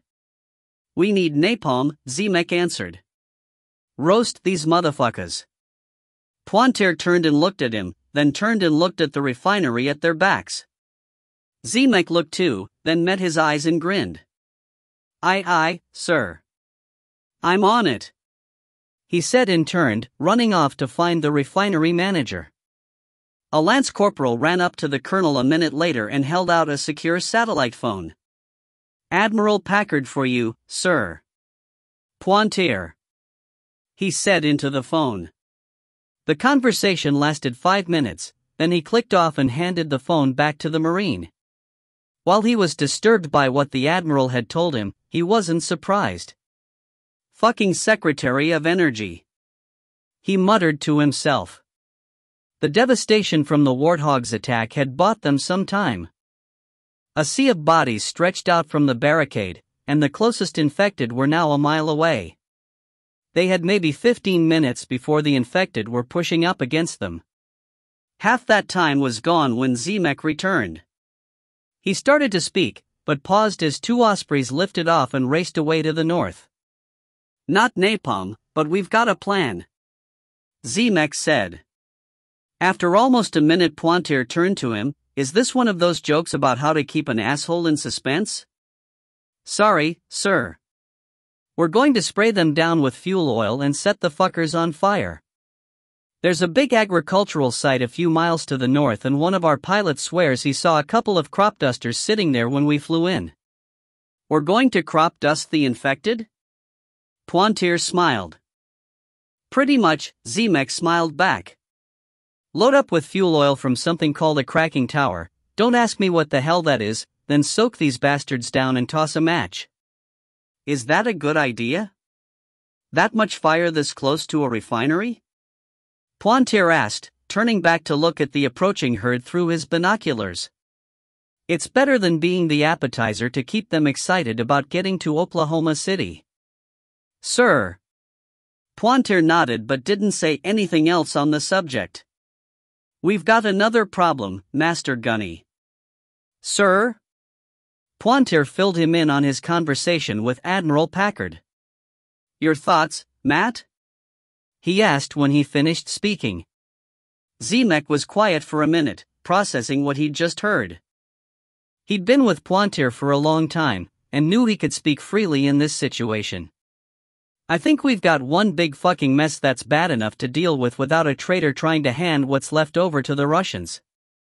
I haven't spent over 20 years of my life and had my blood spilled on 3 continents just so some goddamn bitch can roll over and spread her legs for the enemy."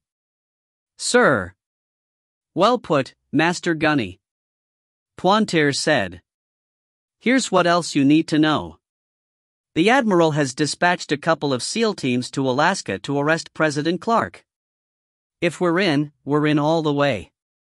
Why don't we just ignore her?" Zemek asked. "We could, but there's officers that are following her orders. We've got to take her out of the picture and try to get them back in line," Pointier said, then continued to fill in Zemek on the situation at Tinker. "What's funny, Master Gunny?" he asked when Zemek started grinning. "The thought of them thinking they're going to arrest and hold John Chase," he answered. "He is the most god-awful, terrifying son of a bitch in battle I've ever seen. And with a few hundred Rangers right there in the middle of the base? They don't know the can of worms they've opened."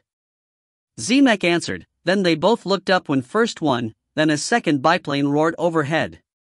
"Guess they got the crop dusters flying," Pointier said drily. "Looks that way. If you'll excuse me, sir, I want to be on hand while they're loading up." Pointier nodded and Zemek trotted away in the direction the planes had flown.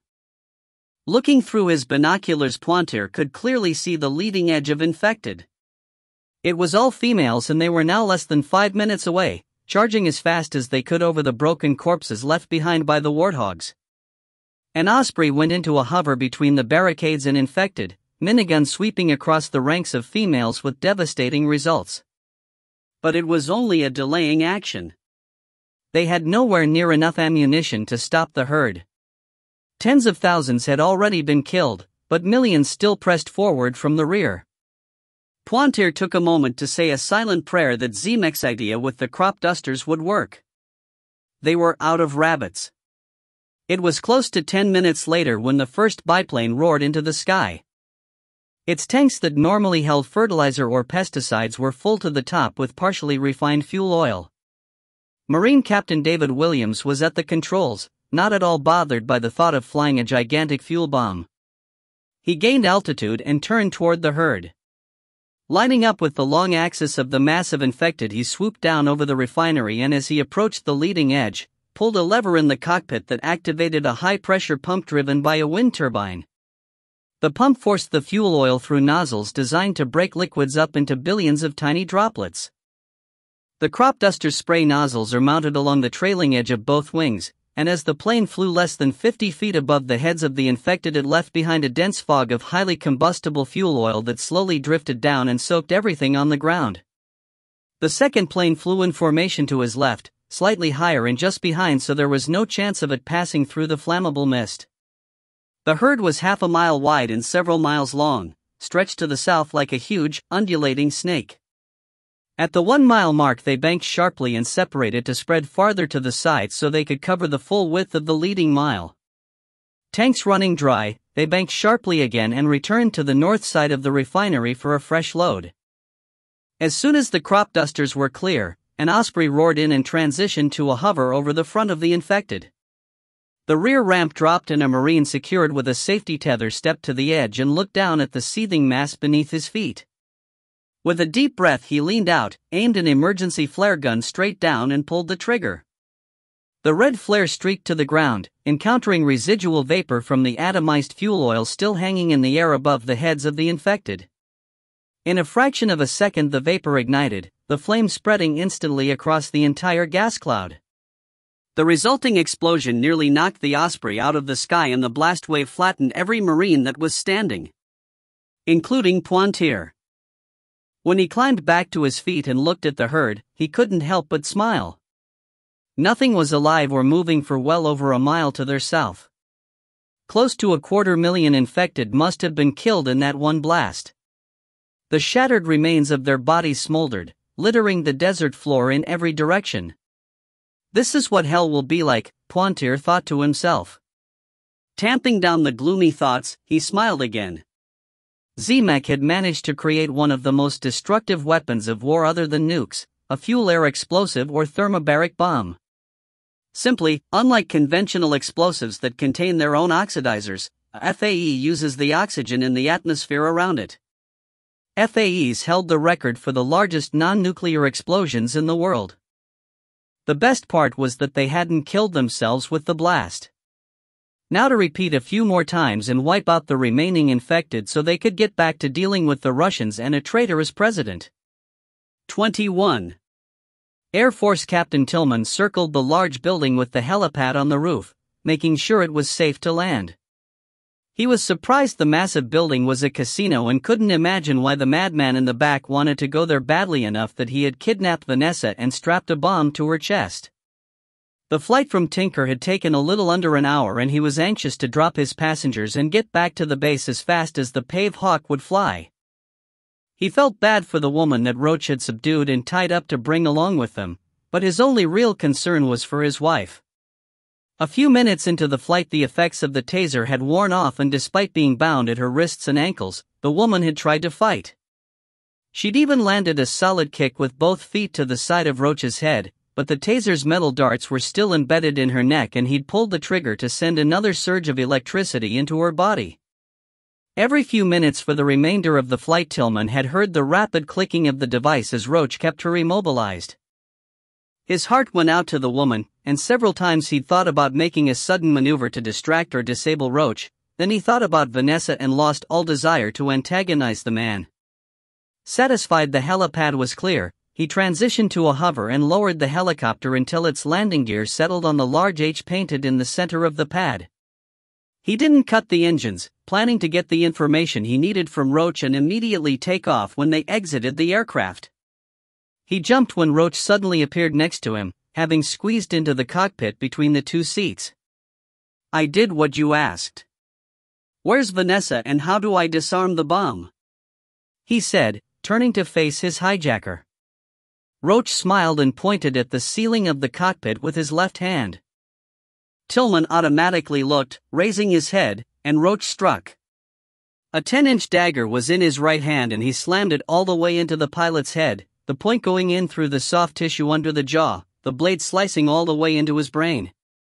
"Now you're with your wife again, just like I promised," Roach said, pulling the blade out and wiping it clean on Tillman's sleeve. Roach hadn't been in many helicopters, but he had always paid attention and knew what to do to safely shut one down. He followed the procedure he'd memorized the last time he'd been in a Pave Hawk, a moment later the engines going quiet and the large rotor spinning down to a stop. Raising his short-barreled rifle he fired several rounds into the avionics, disabling the aircraft. Working his way back he checked on Katie, who was currently immobilized from her most recent shock.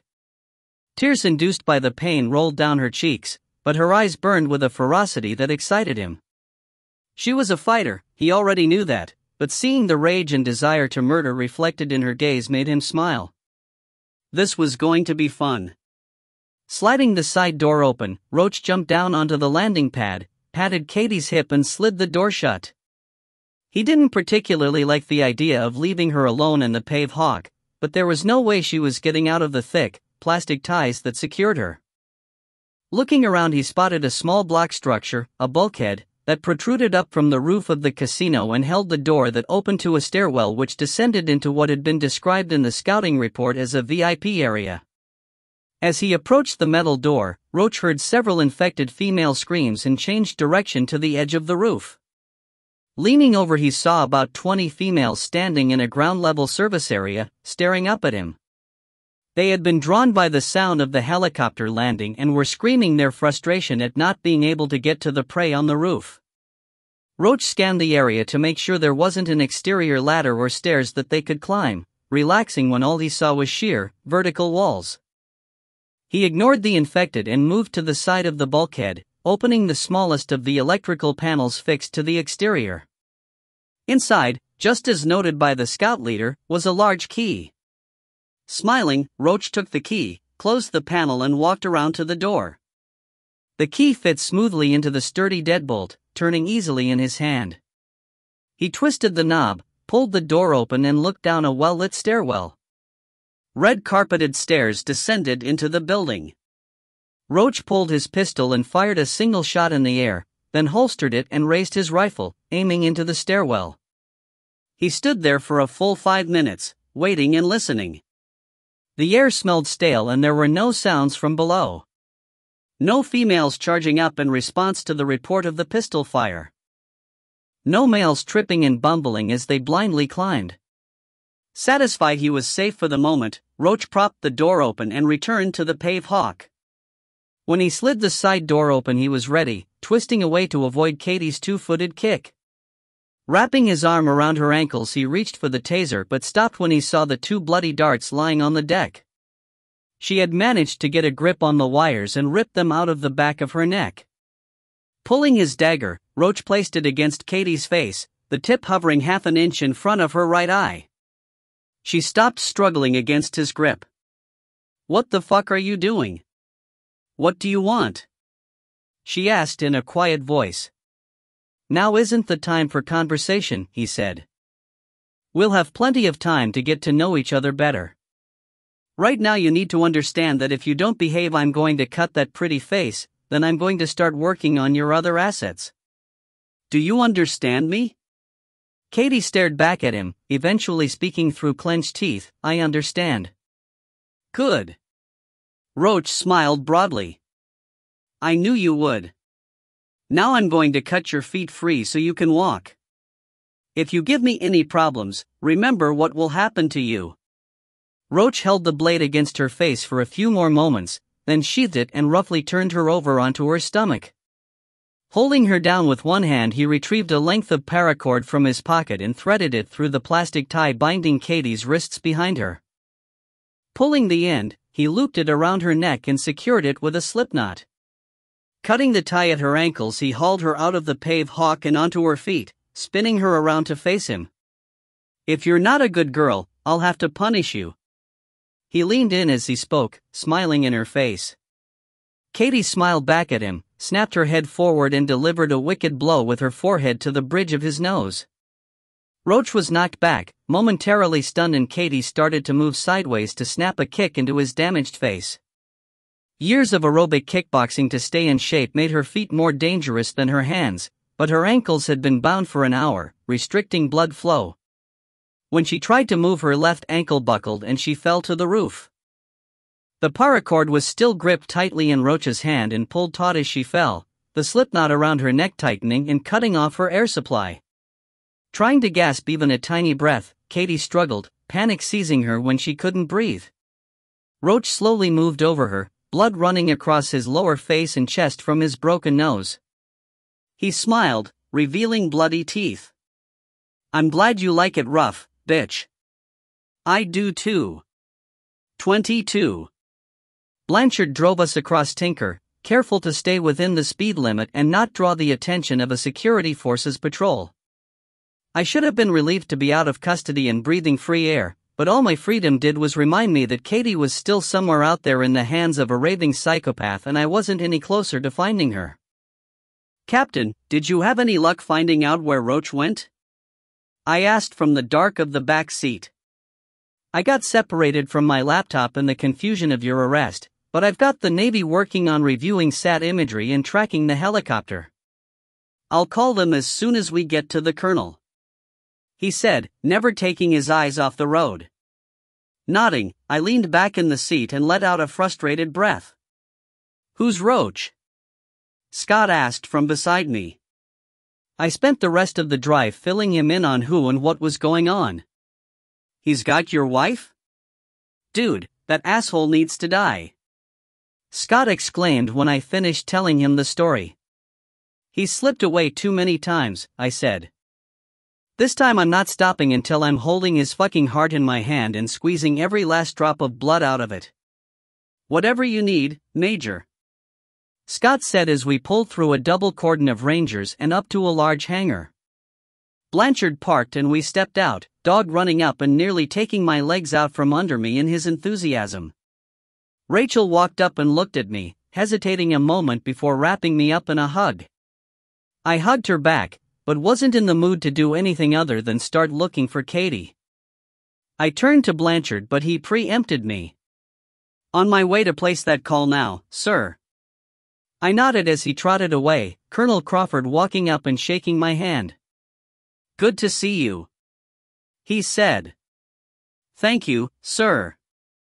And thank you for sending in the cavalry idiot. Her plan, he said, tilting his head towards Martinez. I thought you said it was the colonel's idea. I said. His idea, my plan. She smiled.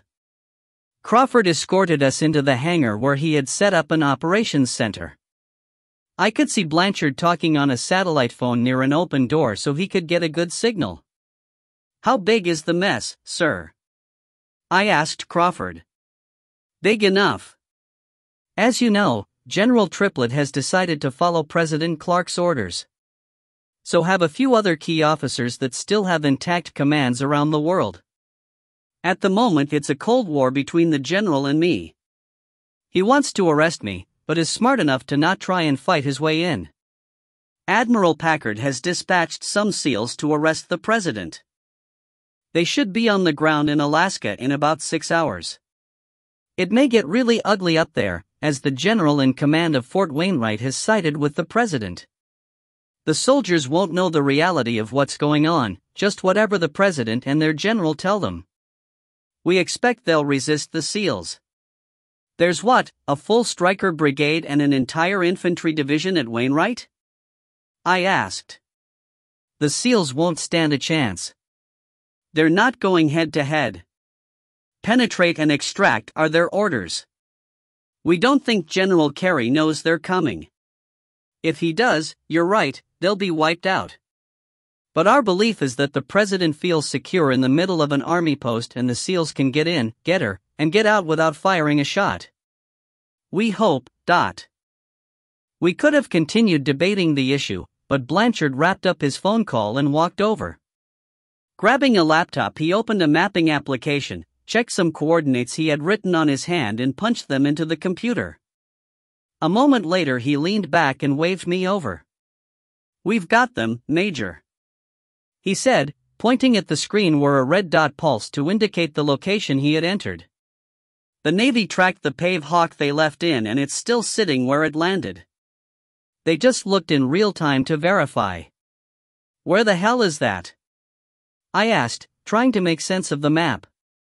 "About 100 miles north-northeast of us," he said, adjusting the zoom on the map and pointing at our current location in relation to the red dot.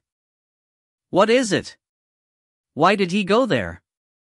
I asked, staring at the map and already thinking about how I was going to get there. "It's an Indian casino. Huge. Something like 40 or 50,000 square feet. There's a helipad on the roof, and that's where the Pave Hawk is sitting," he answered. "Okay, point me at some weapons and let's go. Martinez can fly me there in under an hour," I said, straightening up, ready to start moving. There was an uncomfortable silence for a few moments before Colonel Crawford spoke up. "We can't get to any of our aircraft. The Air Force is guarding them. It'll be a full-on firefight if we try." "I don't give a fuck," I said. "My wife is out there with that freak. She's already been out there for over 12 hours. I need to go get her now. Stand down, Major." Crawford's voice hardened. "I understand what you're feeling, but we can't start shooting Air Force personnel. We need to give the SEALs time to do their job and take the president into custody. Once that happens, we can probably break this stalemate, and the first thing we'll do is get you on a chopper." "That's not good enough," I started to say. "It's not open for discussion, Major." Crawford snapped and stepped up to face me. "Is that clear?" I seethed. Anger rocketed through me, churning my stomach and making my face feel like it was on fire. But Crawford didn't flinch and didn't back away. He stood there and held my eyes with his. "I'm sorry," he finally said. "I don't like it either, but we're not going to start killing our fellow service members if there's any way around it." "Yes, sir," I finally said. "You're clear." Without waiting to be dismissed, I turned and walked out of the hangar, dog trailing along behind me. I spotted a ranger that I knew smoked and asked for a cigarette. He gave me the whole pack, saying he had more. Thanking him, I wandered over to sit on a low wall at the edge of the parking area. Dog rested his chin on my leg and watched my every movement as I lit a cigarette and took my first drag. Less than a minute later, Rachel walked up and sat down next to me, taking the cigarette out of my hand and smoking it. With a snort, I lit another, blowing smoke at the dark night sky. "You okay?" she asked. "Not really," I answered. "I'm about ready to lose it, to tell the truth." Rachel reached out and took my hand in hers. "What do you want to do?" "He wants to get his wife." Martinez spoke from the darkness behind us. I looked over my shoulder to see her and Scott standing there. Irina and Igor were with them. "Let's go get her," Scott said. "Duh," Igor said after Irina translated for him. "I helped too." "How?" Rachel asked. "You heard the colonel. We can't get to a helicopter, and there's infected at the fence. We've got no way off the base. We can get a helicopter," I said, looking at Scott and Martinez. They both nodded. "How?" Rachel asked. "We take one," I said. I don't like the thought of hurting some airman that is just doing his job, but I've got to get to Katie before it's too late. If it's not too late already. The thought soured my already piss-poor mood and I threw my cigarette down and ground it under my boot. Fine. Say we get one. Did anyone get the coordinates Captain Blanchard typed into the computer? I sure didn't. How do we know where to go? Rachel asked. Martinez recited a set of GPS coordinates without hesitation. Rachel turned and looked at her, amazed. I'm a pilot, she explained, shrugging. It's an occupational hazard. Get a set of coordinates within range of my eyes and I remember them. Crawford's going to be pissed. Rachel said. He'll either get over it, or arrest me when I get back. If I get back. I said. Either way, I don't care. Rachel nodded and squeezed my hand. We'll be back, Martinez said, slapping Scott on the shoulder to get him to follow her. They walked away in the dark, taking Irina and Igor with them, heading to the hangar. Do we need to talk about us? I asked Rachel, dreading the answer. No. Not now. She said after a long moment. We get Katie back. That's the priority. We can worry about everything else later. Besides, if we talk about it now I'll probably go into a funk and not be any use to you. And before you say it, I'm coming along. I made you a promise right after we met that I'd help you find your wife. Nothing has changed in that regard. I'm keeping my promise. I looked at Rachel for a long time, finally wrapping my arms around her and holding her close. She circled her arms around me and held tightly. We were still sitting like that when my small team of rebels returned, arms loaded down with gear and weapons. 23. It took us close to 20 minutes to prepare, most of it spent loading ammunition into magazines. Once we were ready I circled the small group and discussed what we were going to do and how we were going to do it. Out of deference to Martinez I agreed that we would only use lethal force if we had to defend one of the team, even though I was ready to shoot, hack or slash my way through just about anyone to get to a helicopter. The first step was to find a likely aircraft. We knew the general direction where the Black Hawks flown in by the Army were parked, and I remembered seeing numerous Air Force helos in the same area, but I didn't have any idea how much security was guarding them. Leaving everyone huddled in the dark I slipped around the side of the hangar to go conduct some reconnaissance. There was a cordon of Rangers acting as perimeter defense around the area, and the first problem was to get past them without being detected. This was going to be an even bigger issue, as I had to get back inside the perimeter and retrieve my team once I found us a ride. The Rangers were spaced at 50 yards, doubled up so there was always a pair of eyes looking in every direction. Shit. I squatted there in the dark, hidden by a thick bush, and watched them. They were alert and paying attention and I reminded myself that these were elite troops, not just some soldiers thrown on sentry duty. I wasn't getting past them without a distraction. Creeping back to the corner of the hangar I rejoined my team and explained the problem to them. Scott suggested tossing food at them since they were Army. He grinned when I told him to fuck off. Rachel let out a sigh and asked Martinez to borrow one of her knives. Blade in hand she set to work and in a few minutes was ready. This time we all moved around the hangar, staying close to the wall and concealed by the shrubbery. When we were in place Rachel looked at me, smiled, turned to Dog and whispered in his ear.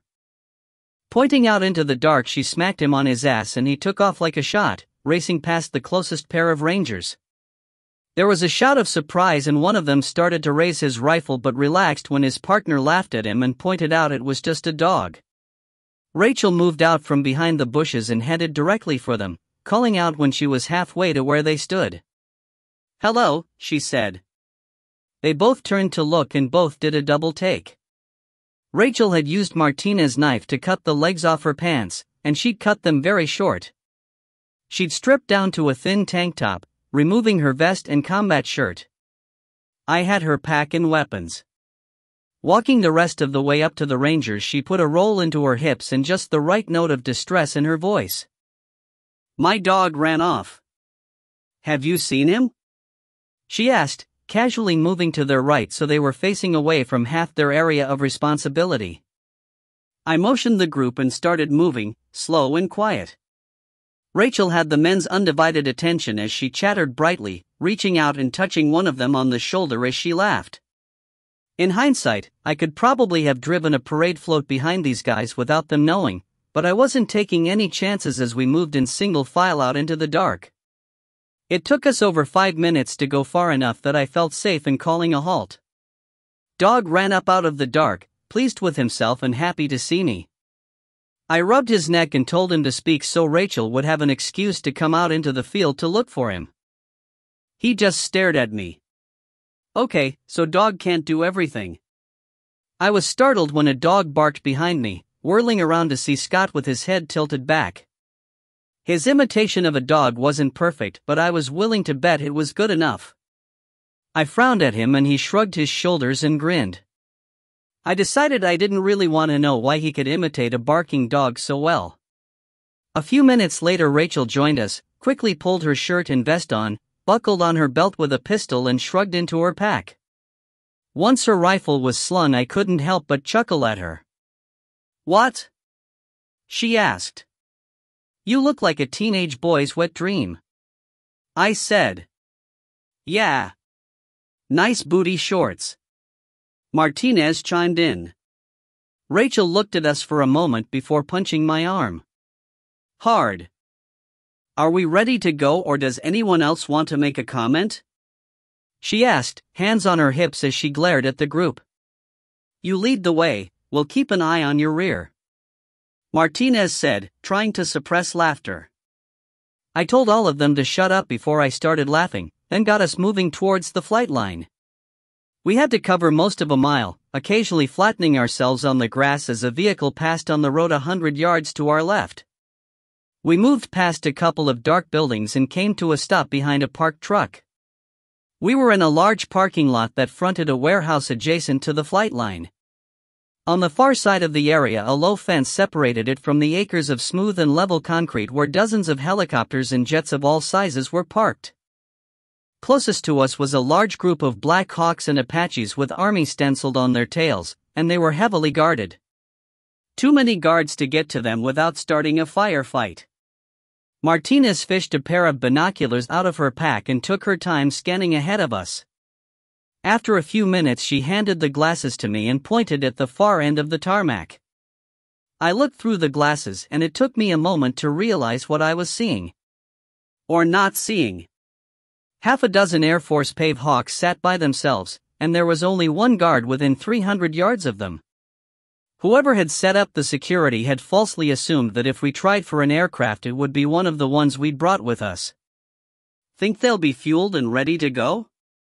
I mumbled to Martinez. "They should be," she answered. "We're at war. Aircraft sitting on the tarmac don't do you any good if they aren't ready at a moment's notice."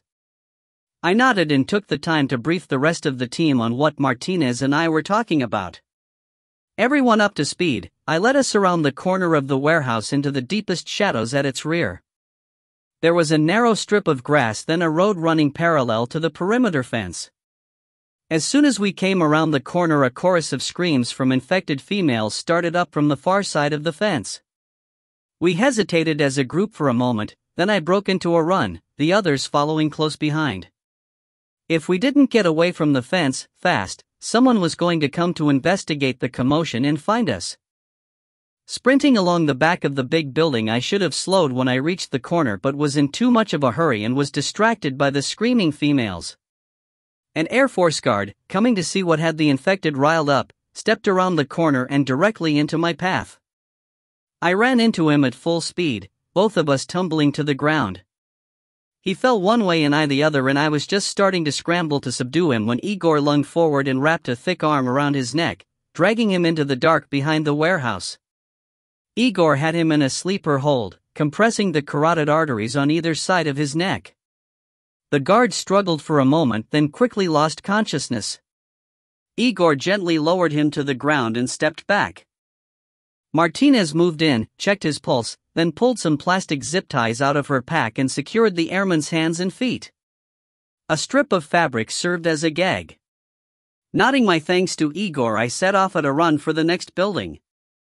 The females were still screaming, and though I couldn't see them in the dark, I could tell they were moving down the fence line, following us.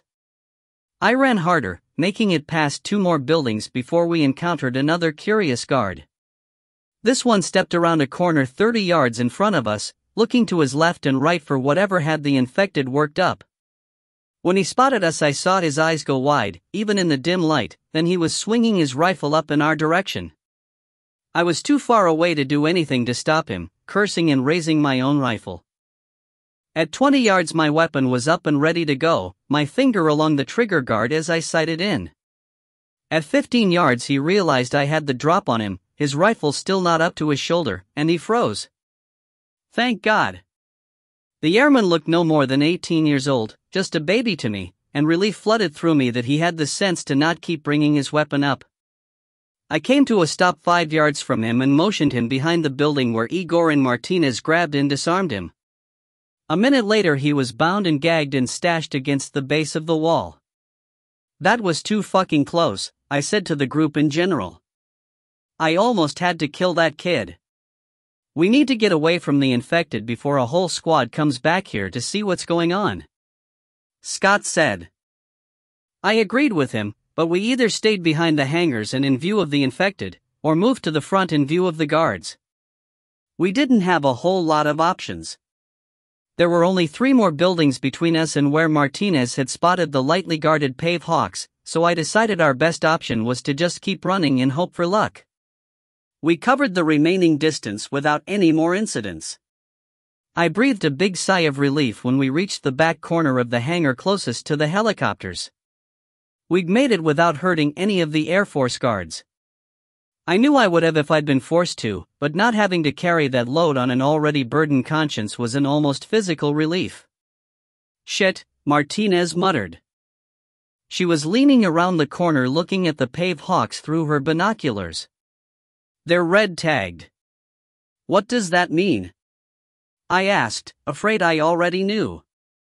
They're grounded, waiting for repair or maintenance, she said. Sorry. I couldn't see the tags before. Not your fault. Do you think they're really down, or could one of them fly? I was grasping at straws. As far as we're concerned, they're down. If I had time to do a thorough pre-flight inspection, check the logs and do an engine run-up, maybe we could find one that could make it, but as soon as we walk up to one they're going to spot us. If it's not ready to go as soon as we climb in. I nodded and looked around at the small group of females pressed against the perimeter fence, screaming at us. We needed to get out of sight and come up with a new plan. I turned my head to the right when metal clanged at the fence. A couple of males were pushing on a small access gate that rattled in its frame but was well secured with a heavy chain and padlock. Over here, Scott hissed. I turned to see Igor finish picking the lock on a steel access door into the back of the hangar we were hiding behind and pull it open. We all quickly moved into the dark interior, Scott softly closing the door behind us, muting the sound of the screaming females at the fence. Have you lost your mind? Irina blurted a few minutes later when I explained what I planned to do. There's too many of them. You'll never make it. Yes, I will, I said. There's a bunch piled up against the fence, but there's still a lot of people that haven't turned. I've faced a lot worse odds. I looked around the small group and was met with grim expressions. All except for Dog, who was curled up at Rachel's feet taking a power nap. They hadn't thought much of my plan when I explained it to them.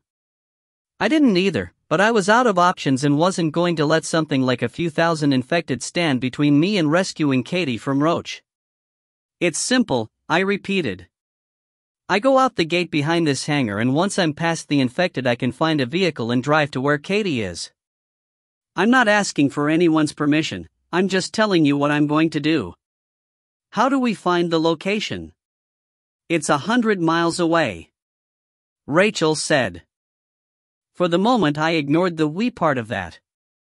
I started to say but was interrupted by Scott. He'll use this, he said, pulling a small, handheld GPS unit out of his pack and handing it to Martinez. She powered it up, hit a couple of buttons, then punched in the coordinates she had memorized, watched the screen for a couple of moments, then handed the device to me. The screen was small, but a blue dot pulsed noticeably at the location she had just entered. "Press the green button," Scott said.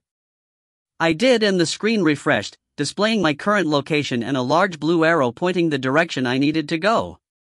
In the top right, a small group of text told me I was 107 miles from my destination. I met Scott's eyes and thanked him with a smile and a nod. We talked and argued for another 5 minutes. Everyone wanted to go with me. I immediately overruled Scott because of his broken arm.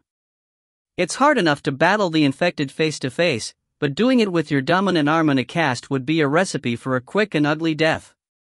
I also vetoed Irina because of her lack of combat experience and finally convinced Igor to stay with his captain. That left Martinez and Rachel. "Don't even fucking say it, sir." Martinez stared me down. "I'm coming with you and you can't stop me." Smiling at her, I shifted my eyes to Rachel. "We've had this conversation too many times," she said. "Do we really need to have it again?" I let out a sigh and shook my head. "Thank you," I said to Rachel and Martinez. With that out of the way, we spent some time redistributing what was in our packs. Scott and Igor gave us all of their spare magazines and ammunition. MREs from those staying behind, and an extra set of batteries for the GPS from Scott, and we were as ready as we'd ever be. Moving to the access door, Irina opened it and stepped out of the way. Igor and I each took a knee in the opening, shoulder to shoulder, and raised our rifles. My first target was the padlock securing the chain on the gate. It took 4 rounds from my rifle to damage the lock enough for it to drop free of its shackle. Then Igor and I started targeting the infected. We were only 60 yards from the fence, easy shooting with a rifle, and an infected fell dead every time one of us pulled the trigger. We took out the females first for obvious reasons, then began clearing the males. There was enough noise from jets landing and taking off and the impact of the infected trying to claw through the chain link fence that none of them noticed our sound-suppressed rifle fire. Soon there was a 20-yard wide gap in the infected, the gate in the center of the open ground. "Let's go," I hissed and ran for the fence, Rachel, Dog, and Martinez on my heels. Igor and Scott ran with us, Igor continuing to shoot, bringing down any infected that started moving towards the gate. Scott had a length of heavy wire in his good hand that he would use to resecure the chain on the gate once we threw, so the infected couldn't come flooding into the base. Reaching the gate, I ripped the chain out of the way and pulled it open, stepping through with my rifle up and immediately engaging a pair of females that were charging in from the right. They dropped and I kept moving forward, careful with my footing so I didn't trip over any of the bodies in the immediate area. Dog was tight to my right side, a moment later Rachel moving up to my left and Martinez patting me on the shoulder to let me know she was behind me and ready. We moved, each of us firing as we walked, targeting the few females still in the immediate area that were homing in on us. Behind, I heard the gate clang shut and the sound of a chain being pulled through the frame. We were clear of the base and as on our own as Rachel and I had been in Atlanta. There wouldn't be any answers to calls for help. No Black Hawks swooping in to pluck us out of danger. No platoons of Rangers to provide fire support. It was 3 rifles and a dog against a city descending into chaos. 24. Infected from up and down the fence line started closing on us as soon as we came through the gate. All 3 of us were firing almost continuously, but we were keeping them at bay. For the moment. On the outside of the fence there had been a 5-yard wide strip of gravel at the edge of a multi-lane road that carried much of the traffic in this part of the city. The power was still on in the area, in pockets, and after firing 3 more shots I had a moment to scan across the businesses that lined the far side of the road. The civilian areas immediately adjacent to military bases seemed to never be good areas. I guess it makes sense that if you could live elsewhere, why would you want to be next to the noise and traffic of a base? I wasn't surprised to see a couple of cheap apartment complexes, low-rent hotels, payday loan stores, liquor stores, fast food of every description, and a small used car dealer. Changing directions, I led us across 8 empty lanes and into the dealership's parking lot. We were still having to engage fast-moving females, but for the moment there weren't as many of them coming at us. Reaching the edge of the lot, Dog leapt and took down a female that had apparently been waiting for us behind a rusting minivan. He finished her off quickly and came back to stay close to my side. The car dealer was a small, local business. The lot was paved with crumbling asphalt, and a couple of dozen cars, trucks, vans, and SUVs were scattered haphazardly across it. The sales office was a single-wide mobile home with a sliding glass door for an entrance. I moved us to the base of the metal stairs that led up to the door and turned to face out into the lot. Only a couple of females were approaching, and I dropped both of them as Martinez and Rachel engaged the slower males. "Rachel, take Dog with you and go check inside. There should be keys in there. Get us a truck," I said without letting up my rate of fire. A couple of moments later I heard glass break as Rachel battered her way through the locked sliding door. 8 shots and 8 dead infected. Later she was back at my side with a key in hand. "Chevy truck is what it's labeled," she said. It was the only one that said truck, but I see 5 Chevy trucks in the lot. "Did you get the other Chevy keys?" I asked, shooting a male that was completely nude. Not a dignified state of dress to be in when you turn, but I suppose you won't care in the end. "Yep." "Where do you want to start?" Rachel asked. "That one," I gestured at a rusting 4-wheel drive truck sitting on mostly bald tires. It was closest, and at the moment I just wanted to get us out of there. The volume of infected was increasing. More females were arriving at a sprint, drawn by the noise of the others. Martinez and I were keeping up with them, but we were burning through a lot of ammo in a hurry. Ammo that would most likely be desperately needed as we made our way through the city. Rachel ran to the truck, Dog at her heels, and started trying keys in the door lock. Dog took up position behind her, protecting her while she was distracted. At the last moment he noticed the male that was crawling under the truck, spinning and attacking just as the infected's fingers brushed Rachel's ankle. She didn't pause in her efforts, trusting Dog to neutralize the threat at her feet. "Got it!" she shouted a moment later, yanking the door open and letting all the unneeded keys drop to the ground. Jumping behind the wheel, Rachel started the engine and shouted for Dog to get in. I told Martinez to head for the truck, moving behind her as she lowered her rifle and ran. The infected began collapsing in on me from all directions as I ran backwards, slamming to a stop against the side of the idling Chevy. For more shots to take down charging females, and I risked a glance to make sure everyone was inside and ready to go. Seeing they were safe, I slid down the side of the vehicle and squeezed behind the wheel, yanking the door shut behind me moments ahead of the arrival of several males. The truck was a single cab with 1 bench seat, and we were stuffed in like sardines. Rachel had scooted all the way to the passenger door, Dog sitting on the floor with his upper body in her lap. Martinez was crammed into the middle, leaning hard into Rachel to make room for my shoulders. I still had my pack on, and it forced my upper body forward until my chest was only inches from the steering wheel. Hoping the damn rust bucket didn't have an airbag that could deploy and crush me, I shifted into drive and hit the gas. The engine clattered in protest, but we started moving forward, a thick cloud of blue exhaust marking our wake. I steered through the lot, avoiding the other aging vehicles that were offered for sale. Males were constantly stepping in front of us, and I had no option other than to run them down, but the females had backed off as soon as the truck started moving. Reaching the exit to the street, I let off the gas in surprise when 3 females stepped into our path. 2 of them looked to be older than me, but the one in the middle was young and very pregnant. My reaction was instinctual, no conscious thought going into it. I heard Martinez mutter something in Spanish that I didn't understand, and I was just starting to step on the brake when the pregnant girl twitched the way the infected do. That twitch overrode any thoughts I had of trying to spare her life, and I pressed on the accelerator. The truck didn't exactly surge forward, but it did begin to pick up speed. At the last moment, the females nimbly moved out of the way, the mother to be moving much faster and with more agility than I've ever seen a pregnant woman move. Clattering into the street, I turned right and kept accelerating, avoiding males when I could, smashing them down with the bumper when I couldn't.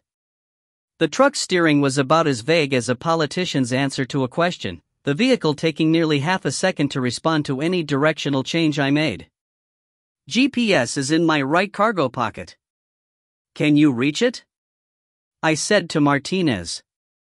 She squirmed around to make room for her hand, a moment later digging the unit out of my pants and holding it up to her face. We need to be going north. To our right, she said a moment later. I nodded and started looking for a road that went in that direction as I continued to do my best to avoid the infected males. They were spaced out, but it required an almost constant adjustment to our direction to avoid them. Reaching a relatively clear stretch of pavement, I glanced down at the dash and grimaced when I saw the fuel gauge. We had an eighth of a tank of gas, at the most. Not surprising when I thought about it. Car dealers don't like to spend the money to fill up vehicles that are sitting on the lot. They also don't want one of them stolen with enough fuel in it to make it out of the area without having to stop to fill up. We aren't going to get far in this thing, I said. Not much gas. We go as far as it'll take us, then find something else. Rachel said, her voice muffled by Dog's furry body. I nodded in agreement and kept driving. A short distance ahead, I saw a large intersection where we crossed a 4-lane road that headed north. Slowing, I steered us around a couple of abandoned vehicles and onto the new street. Within a mile, we had moved into an area where the power had gone out. It was pitch black outside and I fumbled on the dash until I found the switch that turned the headlights on. Just like the rest of the truck, the lights weren't up to modern standards. Hell, they were barely brighter than a couple of candles shining off curved reflectors, and I could only see maybe 50 feet of pavement directly to our front.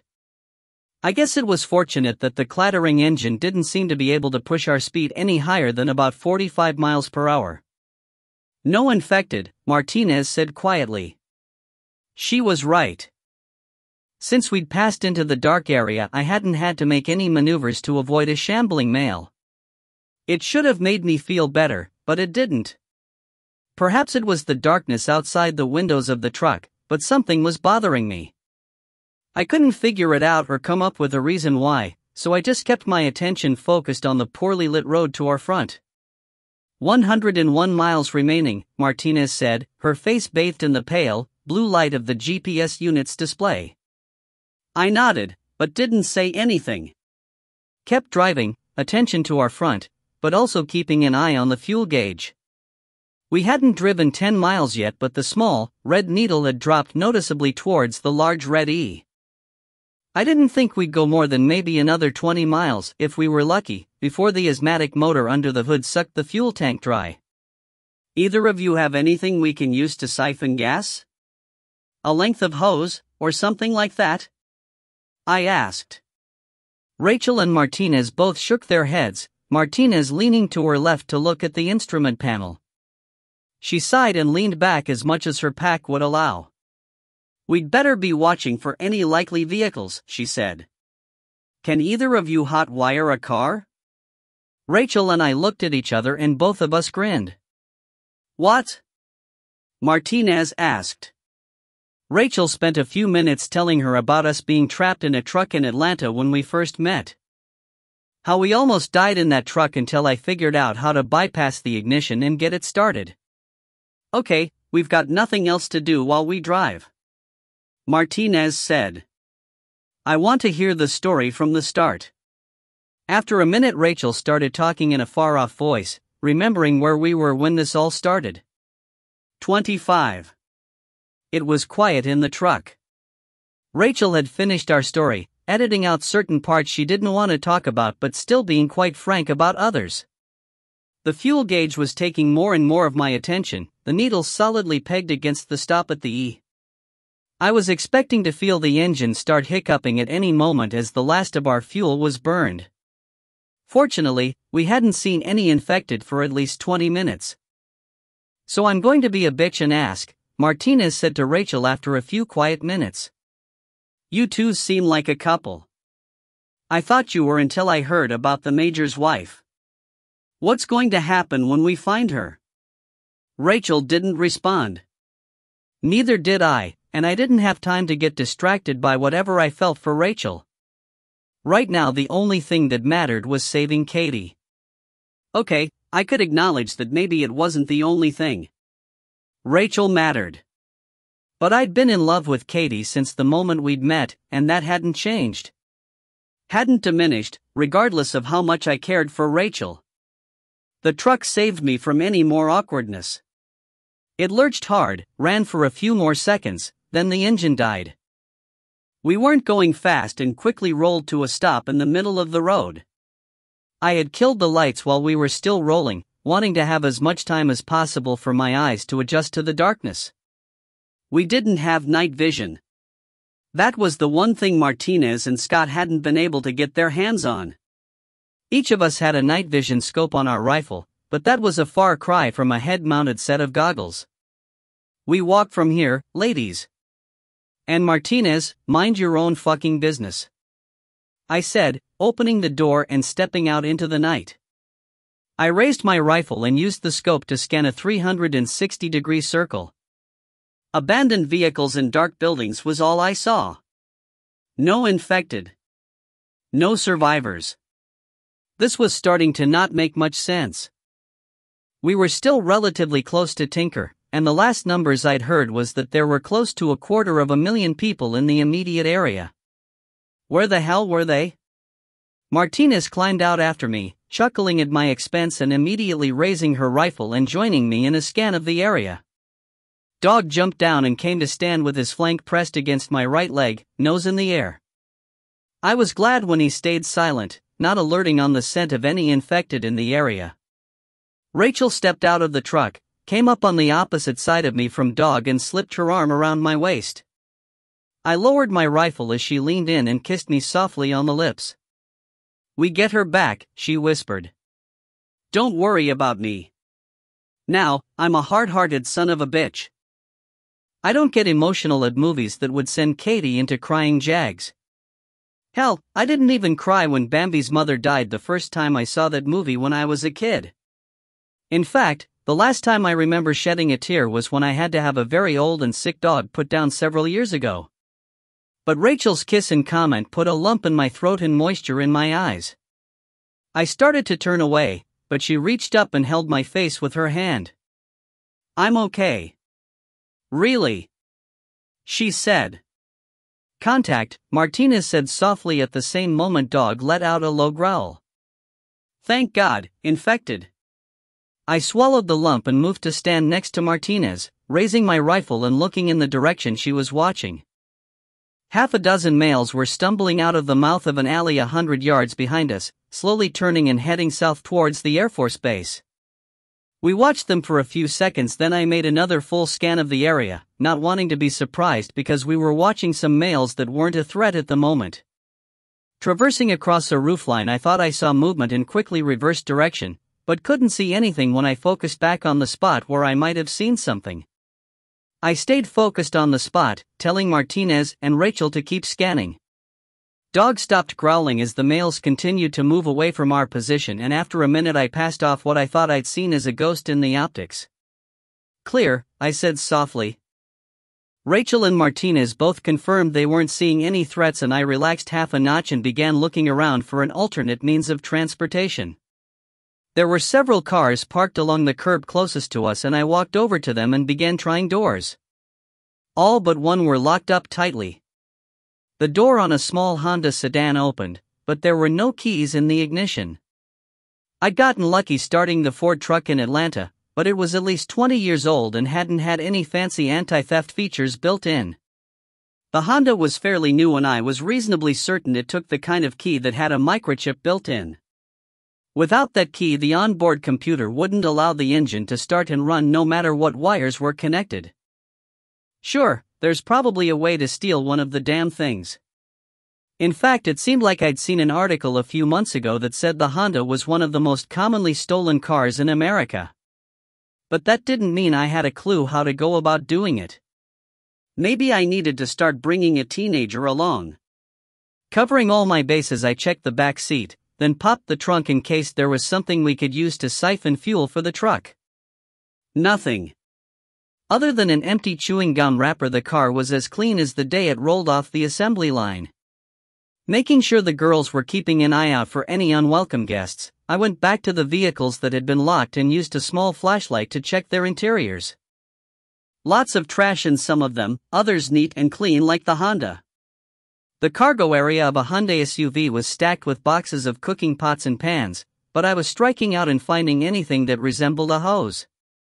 Walking to where Rachel and Martinez were standing watch with their backs to each other, I came to a stop and turned back to look at the SUV.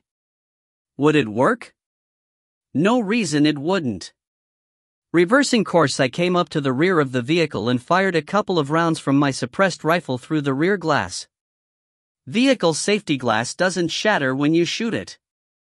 The bullet punches a hole through and weakens the laminated layers of glass and plastic in the immediate area. Reversing my rifle, I used the stock to batter a hole through the glass large enough to reach in and release the catch. The door rose with a hiss of hydraulics and I grabbed 3 large stock pots and set them down on the pavement. I shrugged out of my pack, dropped it on the ground and clicked the flashlight back on. Lying down on my back, I slithered under the SUV, dragging one of the pots with me. I didn't have to look hard to find the bottom of the gas tank.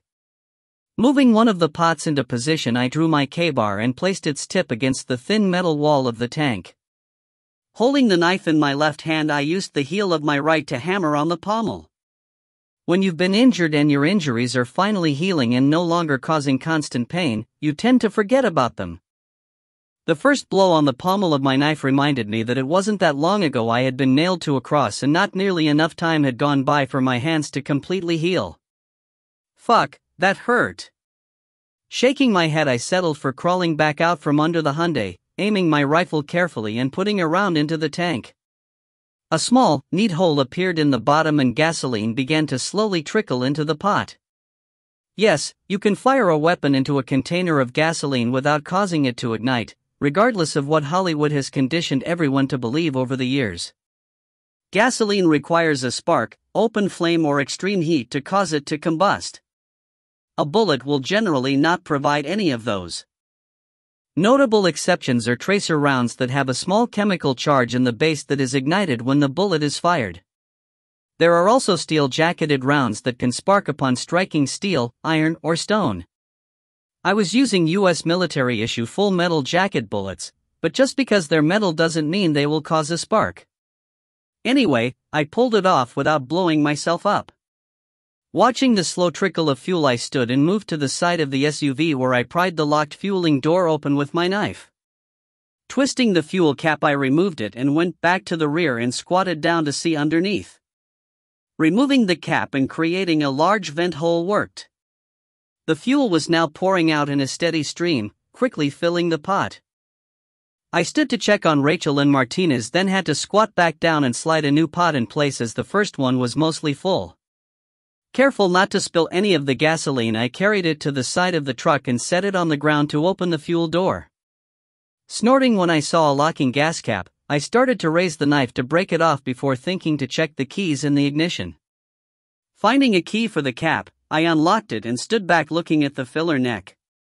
There was no way I was going to be able to pour fuel out of a cooking pot into the tank without spilling nearly all of it. While I tried to come up with a better idea, I had to go change pots again before the second one overflowed.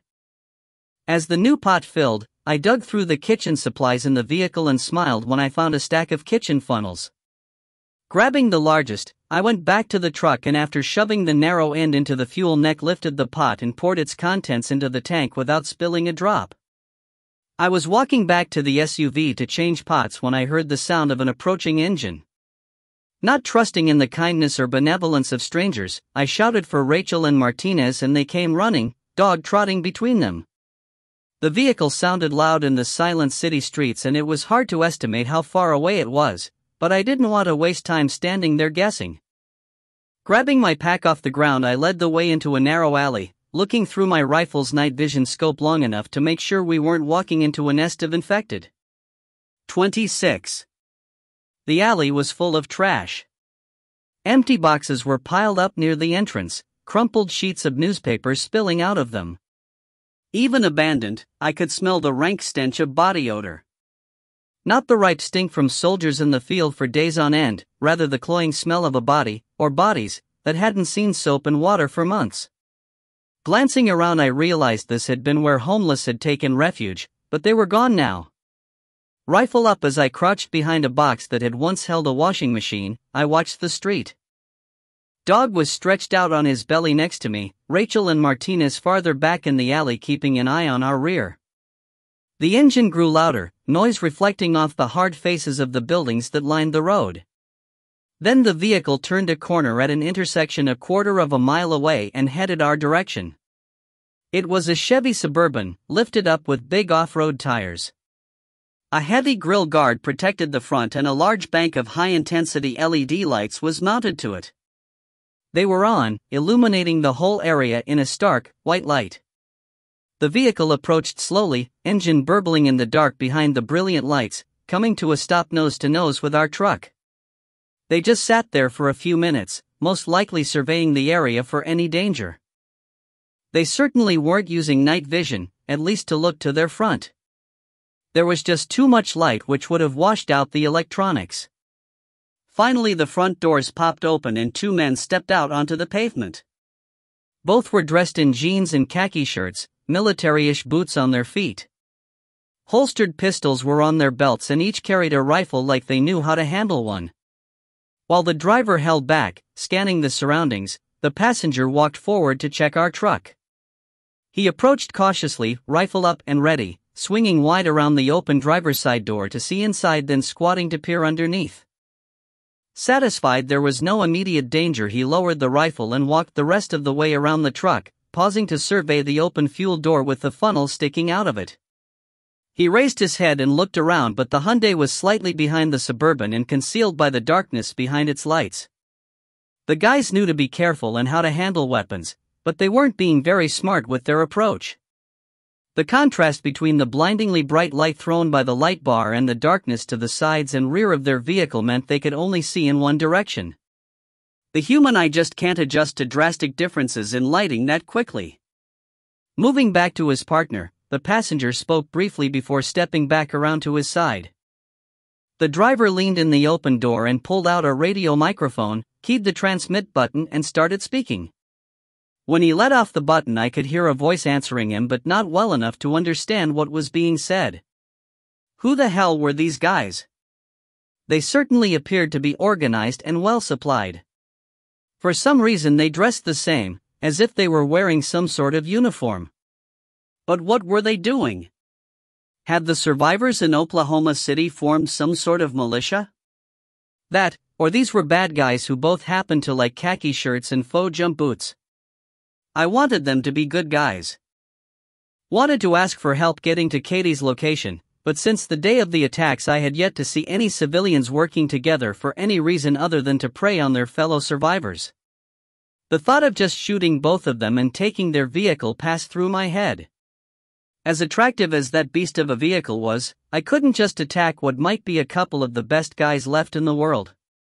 The driver finished his radio conversation and moved forward to stand next to our abandoned truck. He looked around, hands on his hips. I was able to get a good look at him in the light from his vehicle. He was in his 40s, still in good shape with strong features under a tan Stetson hat. My eyes moved over him and noted the duty belt with holstered pistol. Then they traveled up and caught a glint of something on his chest. Raising my rifle, I peered through the scope, clearly seeing a gold star pinned to his chest. Cops? Okay, definitely dressed and acting like them, but the guys in Nashville had been dressed like real cops too. But I wasn't getting the same vibe off these guys as I did in Tennessee. Making my decision, I waved Rachel and Martinez forward and filled them in. You sure that's a good idea? Rachel asked, concern creasing her face. No, but if they're legit it will make things a whole lot easier. I said. Besides, You two are going to stay here in the alley, and if it starts to go sideways, I'm trusting you'll take them out for me.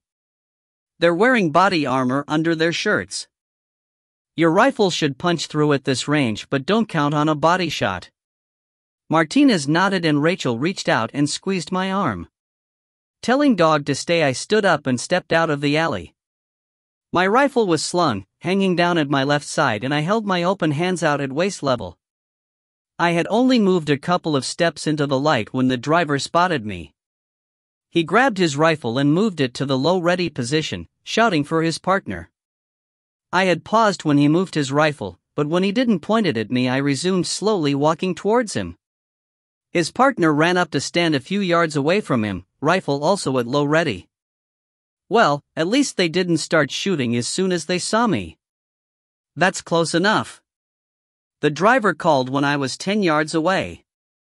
I stopped and looked at them, trying to decide if I was blocking the line of fire to either from the alley. I was pretty sure I was directly in line with the passenger, so I moved a couple of steps to my left. The driver watched me move laterally, eyes squinting as he looked back in the direction I'd come from. How many rifles you have on us? He asked. I smiled. Enough, I answered. We didn't start shooting when you rolled up, and you didn't start shooting when I showed myself, so maybe we can all just relax a little. He thought about that for a moment before nodding. Okay. We're Oklahoma State Police. You Air Force from Tinker? Army, I said, introducing myself. Sorry for the precautions. We haven't had the best of luck with survivors. Don't I know it, he said. Shitheels are taking the opportunity of a lifetime to cause problems. Got a lot of half-wit assholes running around thinking they're all king shit of the apocalypse. I relaxed another half a notch, grinning. He certainly had a way with words. I stepped forward to get out of the direct light, and each of us took a moment to survey the other before he held his hand out. Jesse Timmons, he said. Sergeant with the OSP. That there's Bobby Small, my partner. I shook his hand and nodded a greeting at Bobby. What the hell are you doing out here and not behind the wire at Tinker? He asked, watching me but also scanning the street behind to my rear. That was okay, good in fact. I was doing the same thing, not wanting any surprises because we were busy talking. I almost lied. Wasn't sure I wanted to share what was really going on.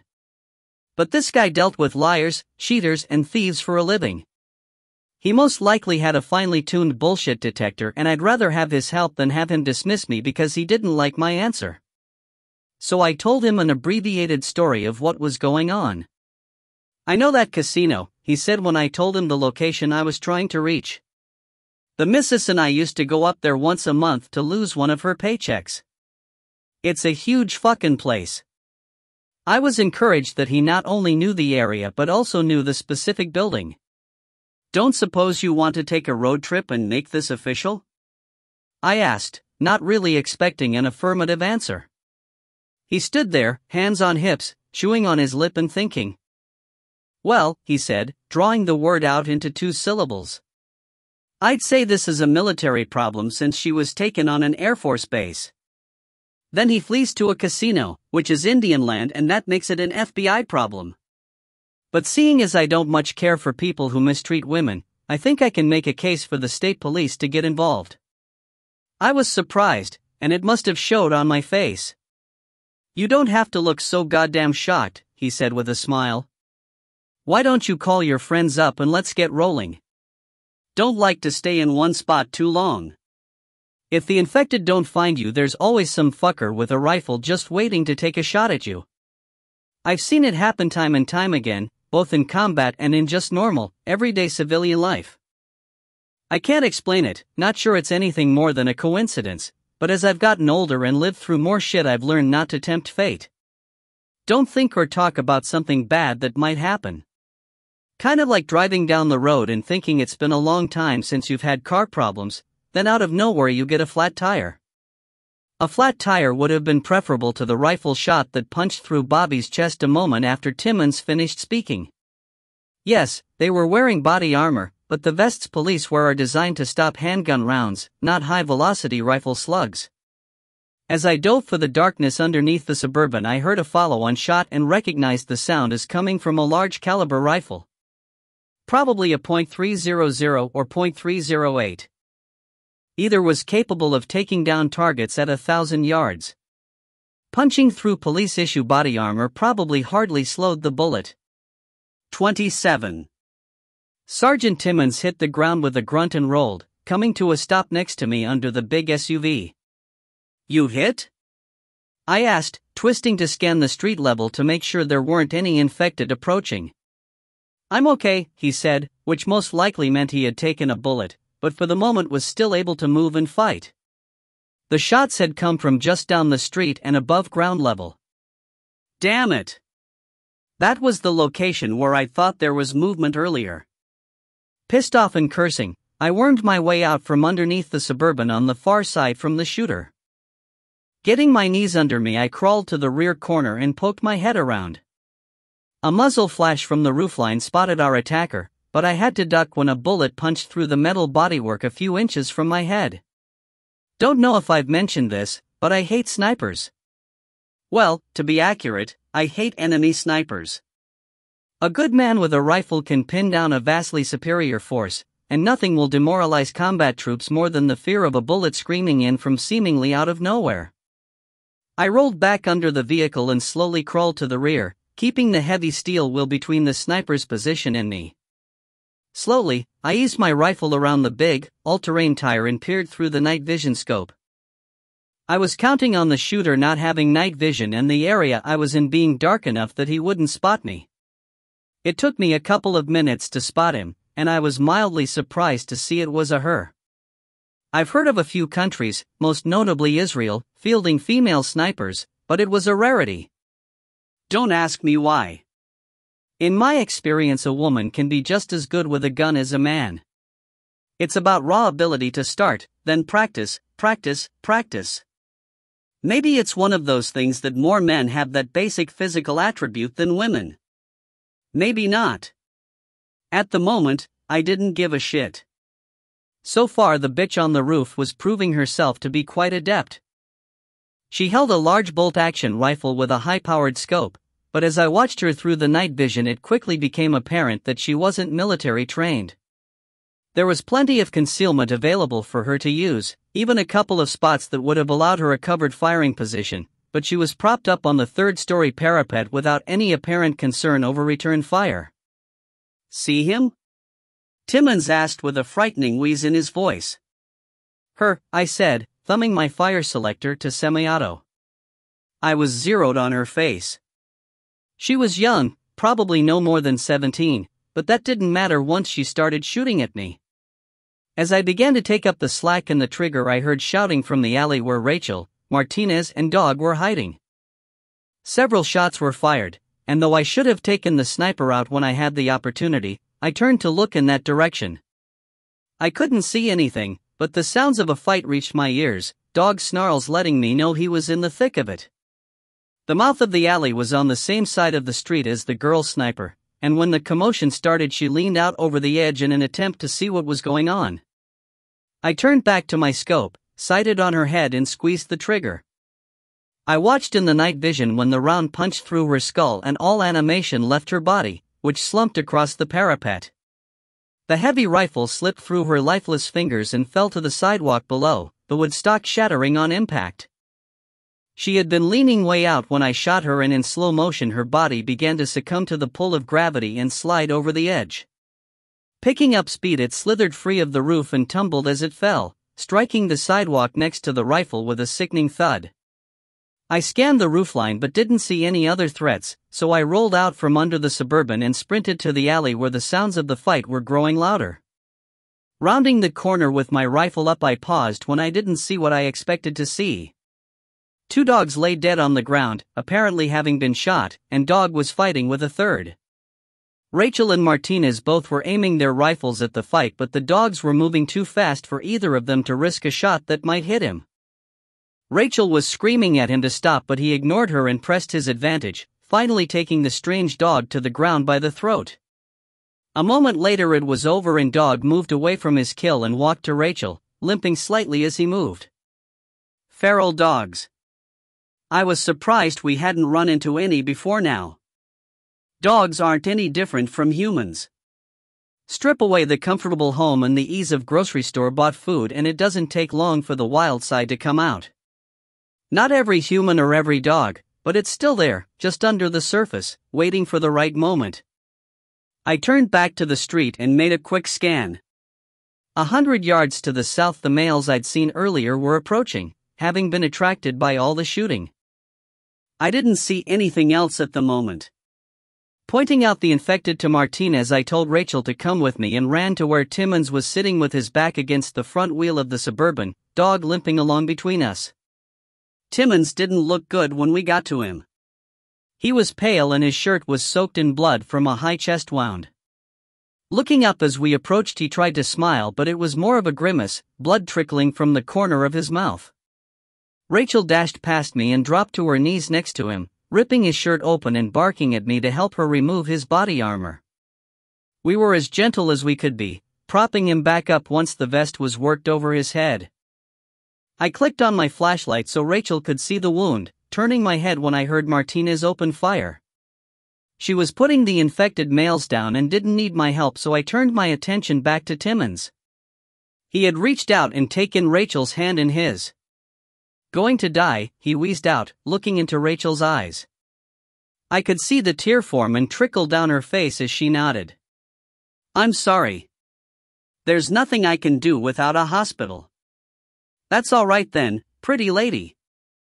Wasn't liking life too much without my missus anyways." He tried to laugh, but it turned into a strangled cough. Bright red blood poured out of his mouth and he died, hands slipping out of Rachel's to flop onto the pavement. "There was just too much damage," Rachel said, no longer trying to hold back the tears.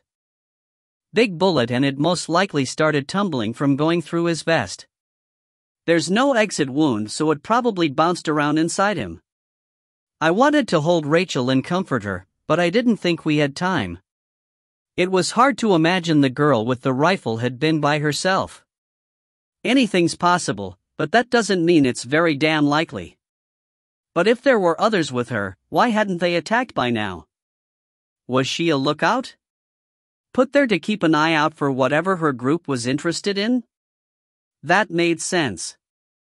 And lookouts usually have radios. Had she called for reinforcements? But then why the hell had she started shooting? Just young and inexperienced and eager to do something? That was all that was making sense, and that meant it was time to get the hell out of there. Fast. Whistling to get Martina's attention, I waved her over to the idling Suburban. She ran and jumped into the back seat with Dog, Rachel, and I getting in front. "What the hell?" Martinez said, reaching forward and banging on the heavy wire mesh that separated the back seat from the driver.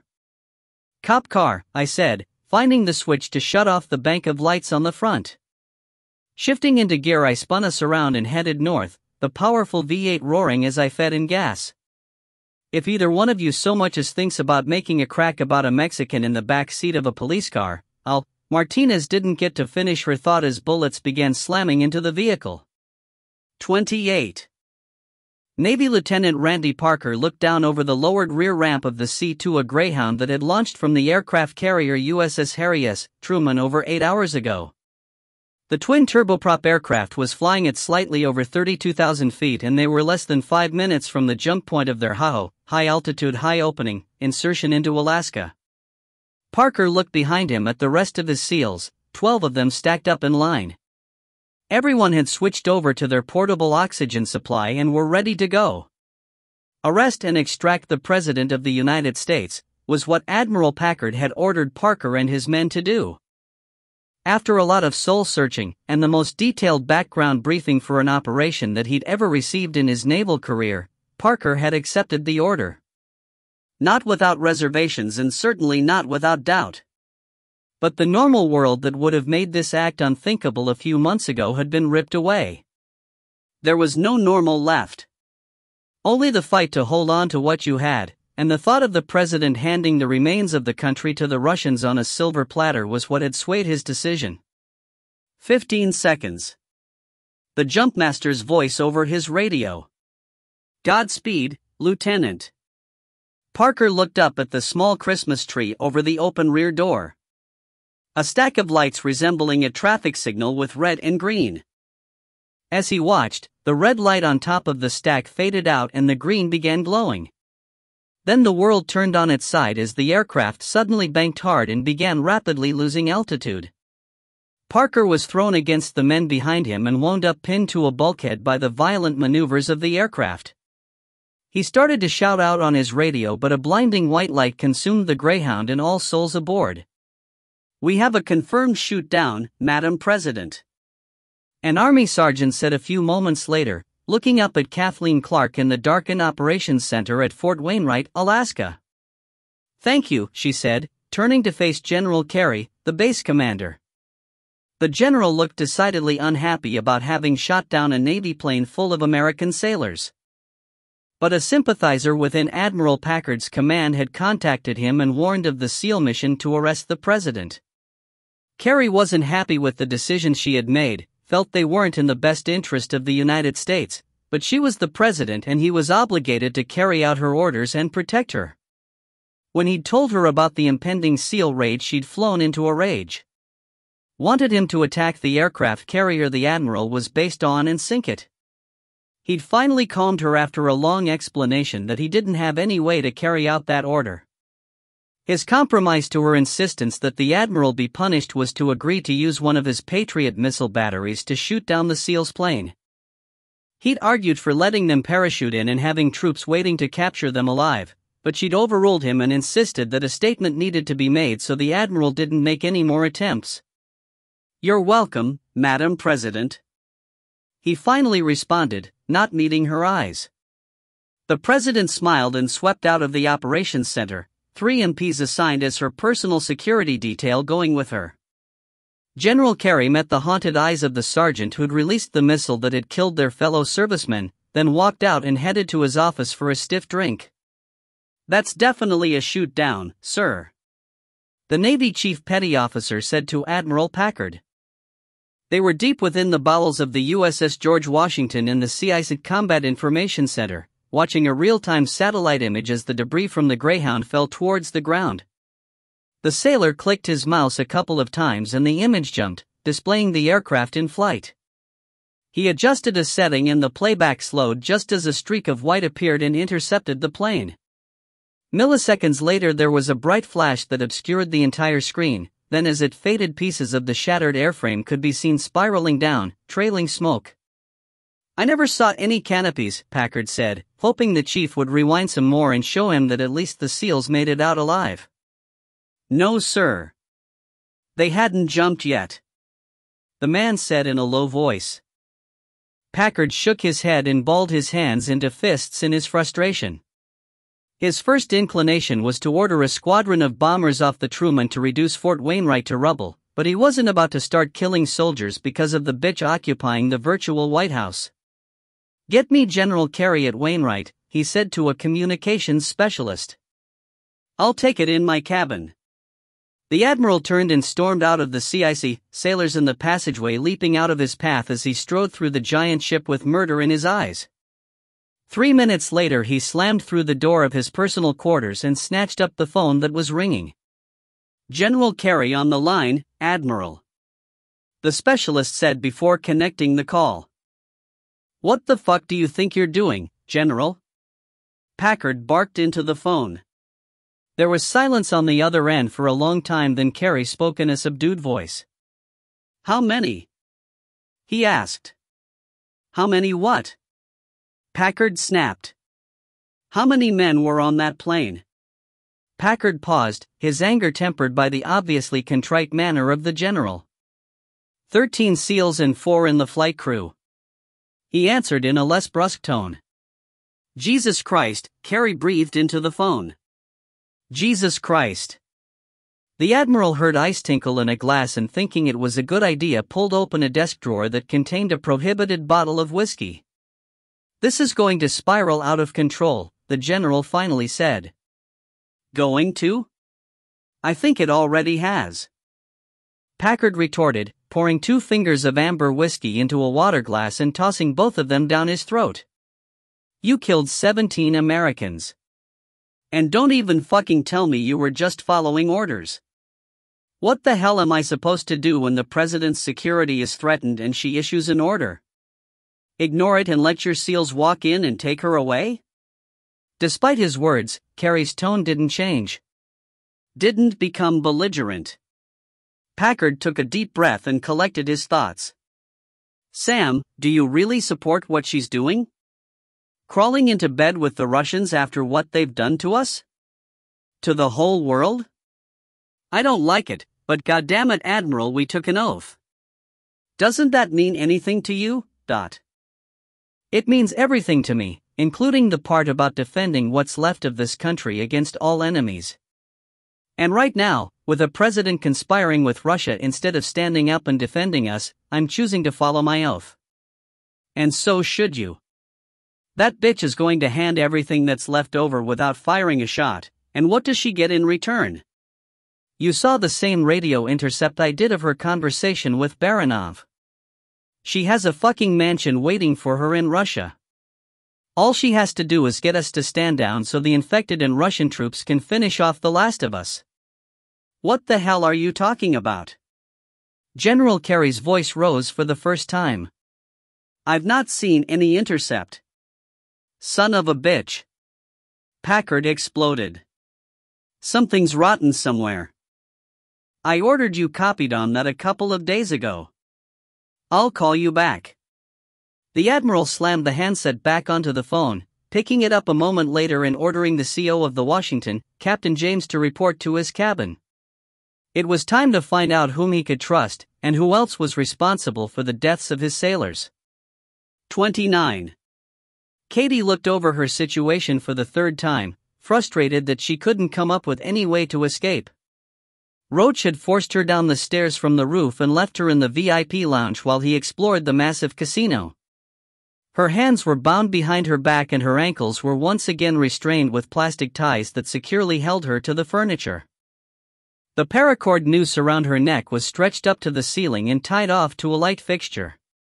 There was just enough slack in the line for her to sit on a red velvet couch as long as she remained sitting up very straight. She had thought about trying to pull the light out of the ceiling, but if she exerted any pressure on the rope it would tighten around her already bruised throat. Without her hands she would die quickly, as once tightened, the cord wouldn't loosen by itself. Katie had tested her bonds until her wrists were raw and bleeding, but she didn't think even John would be able to break out of the restraints. There was a bar with rows of gleaming glasses on the far side of the room. If she could reach it and break one of them she could cut herself free, but Roach had effectively ensured that she wasn't moving off the damn sofa. With nothing but time to think, Katie wondered if John was really alive or had Roach lied to get her to willingly come with him? She still didn't know what he wanted, for sure, but every time she thought about it there was only one logical answer. He wanted her. She would let her thoughts get that far before shutting them down, refusing to think what her immediate future held. Katie had no illusions about her looks and the behavior of men. She wasn't narcissistic like many beautiful women are, just realistic. Unwanted advances from men was something she had dealt with since she was a teenager. She'd dealt with college professors who made thinly veiled proposals of how she could receive easy as. Then co-workers at the predominantly male CIA. On one occasion she'd drawn the attention of a department head whose behavior qualified as stalking, his training helping him go so far as planting cameras in her home and listening in on her personal phone calls. She had confronted him, but he had effectively covered his tracks and she had no evidence. After their very public confrontation in the halls of Langley, his spying on her had only gotten worse. Until she broke down one night and told John. This was years ago, her still with the agency and John still in the army. He'd been somewhere in the Middle East, or at least that's what she thought. They had been talking on encrypted satellite phones and she was sure that halfway through the conversation she'd heard a faint adhan in the background. The adhan is the Muslim call to prayer, and in many Middle Eastern countries it is played over loudspeakers 5 times a day to remind the faithful to prostrate themselves before Allah. The next morning when she arrived at work, everyone was talking about the department head that had been the victim of a vicious street mugging the previous evening while walking his dog. He was in the hospital with multiple broken bones, bruised kidneys and a severe concussion. The odd thing was his dog's leash had been carefully tied to the tree next to where he was found, the animal unharmed and with enough slack to be comfortable while it waited for its master to get up. Katie had thought about asking John what he knew about the incident when they talked a few days later, but knew his response would be something innocuous. He had been in the Special Forces community a long time at that point and had friends all over the world, in every branch of the service as well as in service to several other nations. One phone call and he could reach out from half a world away and solve her problem. At first she'd been upset he'd taken it on himself to get involved, but then if she hadn't really wanted his help she wouldn't have told him about it in the first place. Years later the topic came up late one night when neither of them could fall asleep. She had poked him a little, saying if she'd wanted to kick her stalkers' ass that she was more than capable of doing that herself. He just grinned, crushed her to him in his big arms and whispered, "And what would have stopped him from having you arrested and prosecuted? Do I really need to explain plausible deniability to you, of all people?" She'd thought about what he said for a moment, then smiled and snuggled against him, feeling as safe as a CIA case officer can ever feel. Then, 3 weeks later, the bottom had dropped out of her world. She'd been at her desk at Langley when she'd received a phone call asking her to come to the assistant director's office on the 7th floor. Arriving, she'd been met by her immediate supervisor who was waiting in the reception area for her. He'd escorted her into an office where an army colonel in dress uniform stood stiffly next to the AD. They'd invited her to have a seat and offered coffee or tea, but the presence of an army officer told her something had happened to her husband. Rather rudely she'd told them to get to the point. The men exchanged glances, then the colonel told her that John had been missing for 4 days after leading his team to rescue a squad of Marsoc Marines. She nodded her head and asked a few questions which were answered evasively. Thanking the officer, she turned and walked out of the office and directly to a sub-basement room that housed the operations center for the Middle East. Her best friend, Ann Hoffman, was an analyst that spent most of her time with her nose buried in satellite photos of that part of the world. Katie told her what was going on and, as she suspected, and knew all about the mission, just not that John was involved. Together they spent 2 days and nights looking through images until Ann got lucky and found one taken at a very oblique angle as a satellite was being moved over the horizon. The photo showed a firefight raging between a small force of men who were noticeably paler than the larger group they were battling. While the resolution was nowhere near good enough to recognize anyone, the fighting was happening at the right location and time. It had to be John and his unit.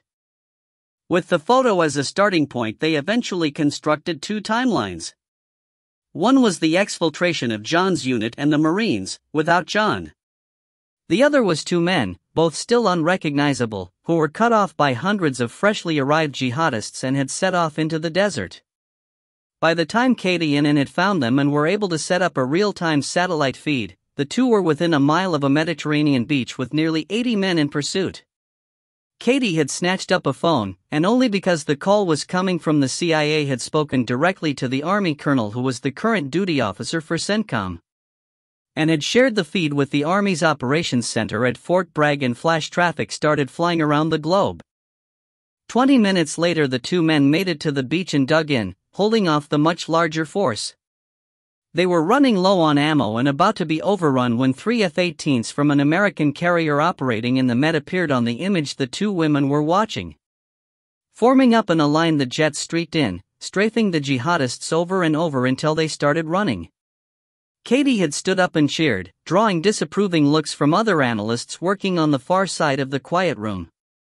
The fighter jets had stayed on station, occasionally swooping down and loosing a rocket into the enemy that had taken shelter in the shallow caves of the area. 20 minutes later a Navy rescue helicopter, escorted by 2 attack helos, had arrived and quickly winched the 2 Americans aboard. John had called her a few hours later, safely aboard the carrier. When she'd asked what he was up to, he replied that he'd been sitting on a beach sipping a drink with a new friend who just happened to be a Marine. She'd smiled and never told him her role in his rescue. The CIA had taken a dim view of Katie and Anne's unauthorized involvement in a military matter. Both had received letters of reprimand, which were placed in their permanent records, and lost out on a promotion that she had already been told was hers, and in utter disgust with the politics and bureaucracy, Katie resigned from the agency. Thinking about John brought tears to her eyes, but she fought them back. Forced herself to remember the training she'd received. Remembered the necessity to remain calm and not let emotions cloud her judgment or interfere with her thinking. Sniffing softly, she had just returned her attention to her bindings and the cord around her neck when Roach walked into the room. "Good, you're still here," he said with a broad smile on his face. "Where else would I be?" Katie answered, her voice rough from the cord having been tightened around her throat earlier. "Well, infected could have come along and helped themselves to you. Or maybe some survivors. Pretty little thing like you would tempt even the most respectable of men." Roach leered at her for a moment, then reached for her. It took every ounce of self-control that Katie had to not flinch away from his touch, but she sat still as he placed his hands on her hips before slowly sliding them down her legs to the tie around her ankles. He let out an exaggerated breath of pleasure, then drew his knife and cut her legs free. It took a few seconds, then the pain hit as blood rushed back into her feet. Roach grabbed her upper arm and roughly pulled her to her feet and spun her around. He took her left forearm in his hand, raising her bound wrists into the air so he could cut the last of her bonds, but took the opportunity to caress and squeeze her ass before he did. Stepping away, he watched her roll her shoulders forward to start working out the stiffness, then wring her hands as the blood flow was restored. She finally turned around, looking warily at him. "What's going on?" she asked. "The building is clear," he said. "And there's nowhere for you to go. All the exits are chained and locked from the inside, and I'm tired of having to keep you tied up. If you give me any trouble, I'm going to hurt you. Understand?" He waved the knife in the air. "I understand," Katie said, carefully reaching up to remove the cord from around her neck. "But I don't understand why you're doing this." A cloud passed over Roach's face as it turned purple with rage, then he stepped forward and screamed in Katie's face, spittle flying, holding the tip of the knife a fraction of an inch from her stomach. "Because he left me no choice. You're my leverage out of this. Now don't ask me any more stupid questions." Katie kept her face neutral, but her concern ratcheted up a few notches. Until now she'd thought this guy was just some nut job that wanted her to live out some sick end of the world fantasy with him. Now she realized he was stark raving mad. Throw him in restraints and shoot him full of Thorazine mad. That changed her whole plan about how to deal with him. 30. Backup for the dead sniper had arrived, and they had come in force. 3 pickups had pulled up at the closest intersection, staying just far enough back to be out of sight. Several men, I didn't get a good head count, had started moving down the street in our direction, hugging the dark storefronts. Martinez, cursing in Spanish, shoved Dog onto the floor and reached for a button that wasn't there to lower her window. She had forgotten it was a police Suburban with the seat she was in intended for the transportation of prisoners. She screamed at us and Rachel fumbled around and hit a switch that lowered all the windows in the vehicle at the same time. Shoving the muzzle of her rifle between the bars protecting the side window glass, Martinez started returning fire, a moment later Rachel joining in. All I could do was drive and try to get us out of range as fast as I could. Gas pedal flat to the floor, the engine roared as we picked up speed, the 2 women keeping up a steady rate of fire. Bullets were finding the big, black vehicle, but Rachel and Martinez return fire was forcing them to keep their heads down and their accuracy was suffering. I thought we were almost home free when another pickup screamed out of an alley on my side of the road. I swerved and the other driver turned at the last second, so instead of a T-bone collision the 2 vehicles struck on their front corners. The impact was loud, metal rending and glass shattering, but both vehicles were big, heavy American steel and kept going. The truck was pushed away by the force of the collision, then slammed back into the driver's side of the Suburban, metal grinding on metal as it accelerated and stayed pressed against me. 4 men in the back of the pickup were struggling to regain their balance and bring their weapons to bear. If that happened, they were at point-blank range and we were dead. I yanked the wheel to the right to get a few feet of separation, then steered back into them. The heavy vehicles slammed against each other, knocking the men in the bed of the pickup off balance. Martinez had swiveled around in the back seat and opened up with her rifle. One of the men took 3 rounds in his chest and rose up, his body going above the cab of the truck. The slipstream caught him as he died and flipped him over the tailgate, where his body came to rest on the pavement. The pickup slowed a half a second before one of the men in back was able to start firing his rifle. His rounds struck the rear side of the Suburban instead of punching through Martinez's door as he intended. Without conscious thought, I realized what the other driver was trying to do. He had slowed enough to align his front bumper with my rear bumper and was going to slam into it sideways and send me into an uncontrollable spin. This is called a PIT, precision immobilization technique, maneuver, and was originally developed by a police department in Virginia, but made famous by the LAPD with all of their high-speed chases. The best way to counter it is to not keep driving in a nice, straight line and let the pursuit vehicle get in position to deliver the blow.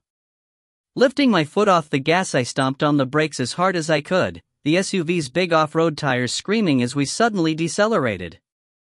The pickup had already started swerving towards us, but my sudden braking prevented him from executing a successful pit. Instead, the truck shot past us, its lateral momentum causing it to keep drifting until its right rear side impacted the Suburban's left front. I jammed the accelerator back to the floor and steered hard left into the truck as it slammed into us. I had a scary moment when I thought I was going to lose control, but finally got us back in a straight line. The pickup was ahead of us now, fishtailing as the driver sawed the wheel back and forth to overcome the violent sideways shove I'd just given him. The pickup was whipping violently across the road, one of the men in back finally losing his grip and tumbling out. We were less than 30 feet behind and I had the throttle wide open when his body struck the grille of the Suburban. I more felt than heard the thud as he was thrown over the hood. For an instant his face was against the windshield, terror-filled eyes staring at me, then the glass shattered, bowing in towards us but holding in its frame at the last moment. He was thrown over the roof of the SUV and I heard a couple of bumps as he tumbled along the top before falling to the pavement behind us. I stayed on the gas, closing the gap with the pickup. The driver was starting to get it back under control when I rammed into the rear bumper. It was a hard impact and I had hoped it would be enough to cause the truck to lose control, but it did the opposite and helped him straighten out the heavy vehicle. Moments later, bullets started punching through the damaged glass as the guys in the back found their balance and were able to bring their weapons up. "Knock the glass out," I shouted to Rachel, swerving to not make it any easier for our attackers. "How?" she screamed back over the roar of the engine and wind noise whistling through the bullet holes. "Use your feet. Kick it out," Martinez shouted from the back seat. Rachel lifted her feet onto the dash, scooted her ass forward and braced her shoulders against the seatback as she started battering the compromised windshield with the soles of her boots.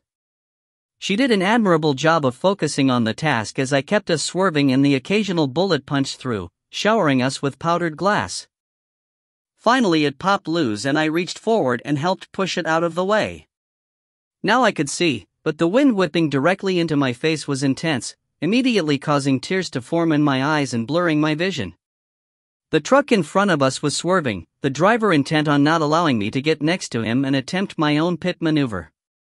Rachel laid her rifle on the dash and started pumping bullets at them. I drew my pistol and joined the fight, driving with my left hand while I shot with my right.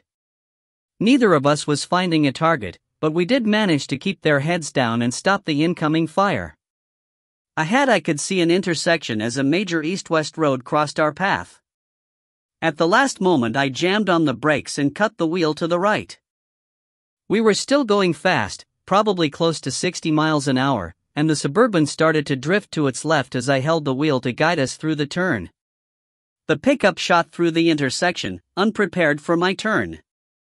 From the corner of my eye I saw the one unbroken taillight come on as the driver stood on the brakes, but I didn't have time to check on what they were doing. The SUV was still drifting, the rear trying to come around and send us into a spin. Steering slightly to the left, I fed some throttle, hoping to straighten us out, and slowly we started to come back into line. "Look out!" Rachel screamed. I took my eyes off the pavement directly to our front and looked up to see a road full of infected coming our direction. There wasn't time to tell male from female before we blasted into the front ranks of the pack at speed. Some bodies were knocked aside, some battered under the tires, others flying off to the side. That would have been fine, but a female was flipped over the hood and slammed through the opening where a windshield would normally be, bouncing off the dash and landing on Rachel and me. The infected are tough, impervious to pain and injuries.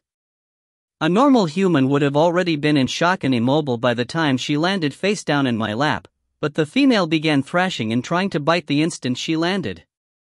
I couldn't risk using my pistol and having a bullet travel through and go into me, so I settled for grabbing her hair and yanking her teeth away from my legs.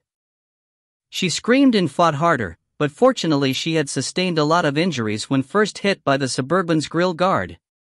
She might not have felt or reacted to them, but she must have broken both arms as she was unable to use them to any degree of success. "Kill this bitch!" I shouted at Rachel, keeping my foot down on the gas and pushing us through the herd. "Here!" Martinez shoved an 8-inch stiletto through the wire cage separating the back seat from the front.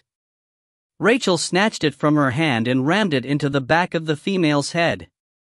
The infected went limp and Rachel started to lift and drag her lower body towards her open side window. "No. Put her up on the dash. Her body will give us some protection." I shouted over the constant thuds of infected against the vehicle as we smashed our way through. It took some doing and a lot of help from Rachel, but we finally got the female's body over the steering wheel and resting on the dash. She blocked the entire lower half of the opening, and no sooner did we have her in place than another infected was thrown over the front of the hood.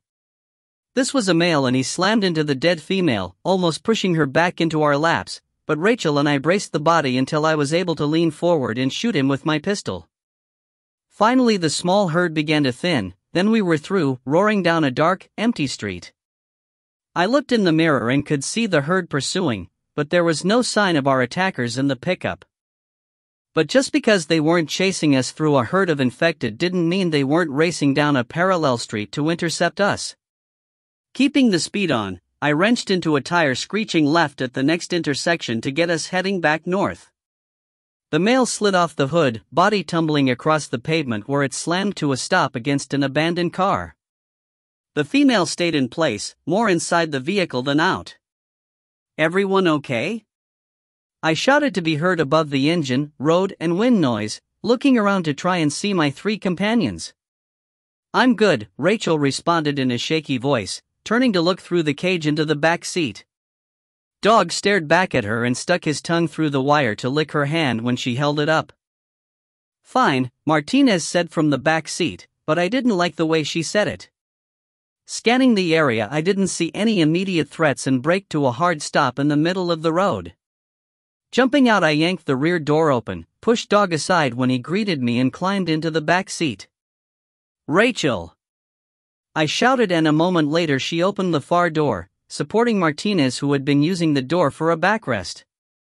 With the doors open, the dome light was on and I could see blood soaking the front of Martinez's shirt. 31. Rachel worked on Martinez while Dog and I stood in the street keeping watch. I shot a couple of females that came running out of an alley, but so far they were the only threats we'd seen. Stepping to the driver's door of the idling Suburban, I reached in and shut off the engine so I could listen for any approaching vehicles. The fuckers that had attacked us were still out there somewhere, and I had no doubt the only reason they weren't climbing up our asses at the moment was they just hadn't found us. I didn't understand their mentality. Never had. I'd witnessed the same behavior in half a dozen third-world countries over the years. There always seems to be a group of guys who think that because there's no civil authority they have the right to impose their will on anyone and everyone. Most of the time they're the only ones with guns and the people can't stand up to them. More than once I'd been pleased to show the bad guys the error of their ways. Reagan had been president when I earned my beret, and he had never hesitated to send in some boots to kick ass when some two-bit warlord decided to act out. Granted, it usually happened to coincide with U.S. security interests in the region, but there were still plenty of times it was just because he didn't like bullies. After Reagan, the backbone in the White House steadily softened until we wound up being openly challenged by every pissant dictator on the planet. They knew they could thumb their nose at us and we wouldn't do anything except whine and cry to the UN and go through a series of self-flagellating exercises in front of the world's media. Personally, I wished for Teddy Roosevelt to return from the grave. Walk softly and carry a big stick. The US military was the biggest stick the planet had ever seen, but somehow our politicians decided it was better to talk and threaten and gnash their teeth for months or years while people were dying, or while some regime led by a madman developed nuclear weapons and openly stated they wanted to use them on us or one of our allies. International politics are really no different than high school. If someone knows they can do something to you and get away without any real repercussions, guess what? You're going to find yourself stuffed into your locker with your underwear around your head. But if they know they'll get a bloody nose for crossing your path, life is generally a much more pleasant experience. I shook my head, dismissing my musings before I got any more distracted. There wasn't time to be worrying about things I could do nothing about, or that no longer mattered. I needed to be focusing on watching for infected and listening for shit heels, as Sergeant Timmons had called them. I couldn't help but grin, thinking I'd probably have become friends with the man if circumstances had been different.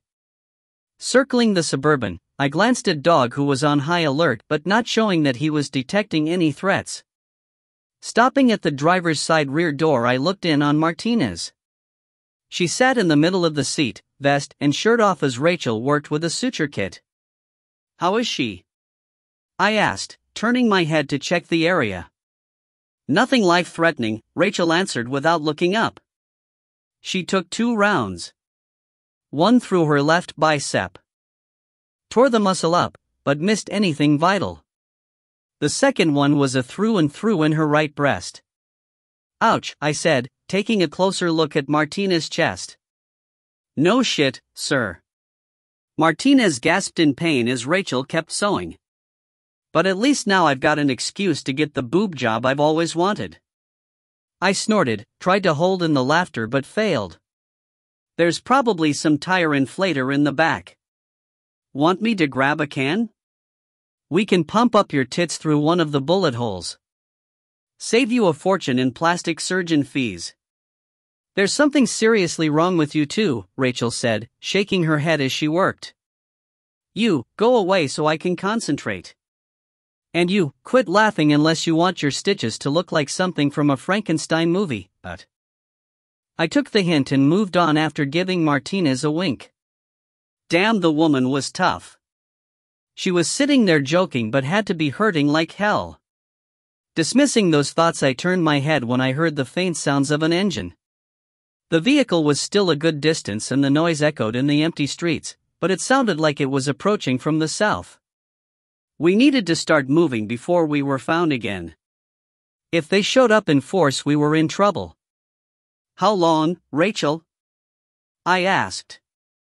5 minutes. She said. "You're going to have to sew while I drive," I said, Dog and I climbing into the front after I shut the rear doors. "We're going to have company before then, Dot." She didn't say anything, just reached up and turned on the overhead light that had gone out when the last door closed. I started the engine and gently accelerated, not wanting to make the suturing job any more difficult than it already was. I got us up to 45 and held that speed. Any faster and the wind in my face was too strong and I was constantly having to wipe tears out of my eyes. What I wouldn't give for a set of goggles or even a pair of glasses. Anything to protect my eyes. Dog, on the other hand, seemed to love the idea of a missing windshield. He sat up straight on the passenger seat, head thrust forward and looking straight ahead into the wind, nose twitching and I swear a smile on his furry face. A few minutes later, Rachel trimmed the final stitch, smeared some antibiotic ointment on the wounds, and set the med kit aside. She dug through Martina's pack and found a clean shirt which she helped her slip over her head, then got her vest back in place. "How do you manage it?" Rachel asked me as she dug through the med kit. "Manage what?" I asked. "Driving around with topless women," she said. "First me in Atlanta, now Martinez. You must think you lead a charmed life." While speaking, Rachel had found a vial of antibiotic and a large syringe which she filled and held up to the light. Tapping it to work bubbles to the top, she gently pressed the plunger to purge the air. I chose not to respond to her comment, instead pulled out the GPS while Martinez leaned over on the seat and pulled her pants down so Rachel could administer the injection. 96 miles to go. Not far, but too damn far in today's world. I concentrated on my driving and what I was going to do to Roach when I got my hands on him. 32. The casino was massive. There was no other word for it. After cutting her free, Roach had followed Katie through a door that opened onto the main casino floor. Row upon row of slot machines sat silent, seemingly stretching into infinity. Glass-fronted rooms with giant poker tables and plush chairs looked out onto the gaming area, and every couple of 100 feet was a restaurant or snack bar. Roach kept Katie to his front, his short-barreled H&K rifle not quite pointed at her, but if he wanted to shoot her it would only require an adjustment of a couple of inches. She surveyed the area, careful to appear docile. She needed to get an idea of the layout, and at the same time lull him into believing that she was cowed and wouldn't put up any form of resistance or make an attempt to escape. "How are the lights on?" Katie asked, realizing they'd also been on in the VIP suite. "Solar," Roach answered. "We've got power, food, water, and a secure location until time to move." Happy she'd gotten that much information from him, Katie decided not to push her luck and ask any more questions. Instead, she kept walking forward at a slow pace, casually looking around. Roach seemed content to let her lead the way, following half a dozen feet behind. Close enough to maintain control with his rifle, but far enough away that she didn't have an opportunity to attack. Working their way the length of the building, they passed several more poker rooms. There was no sign anywhere in the building of a struggle. No overturned tables or chairs, no spilled drinks, no chips scattered on the red and blue carpeting. It looked like the casino had been neatly shut down and abandoned. "In there," Roach finally said, gesturing at a set of wood-paneled swinging doors that blended well with the decor. "What's in there?" Katie asked, hesitating. "Food. Aren't you hungry?" Realizing she was, Katie pushed through the doors and entered a large, commercial kitchen.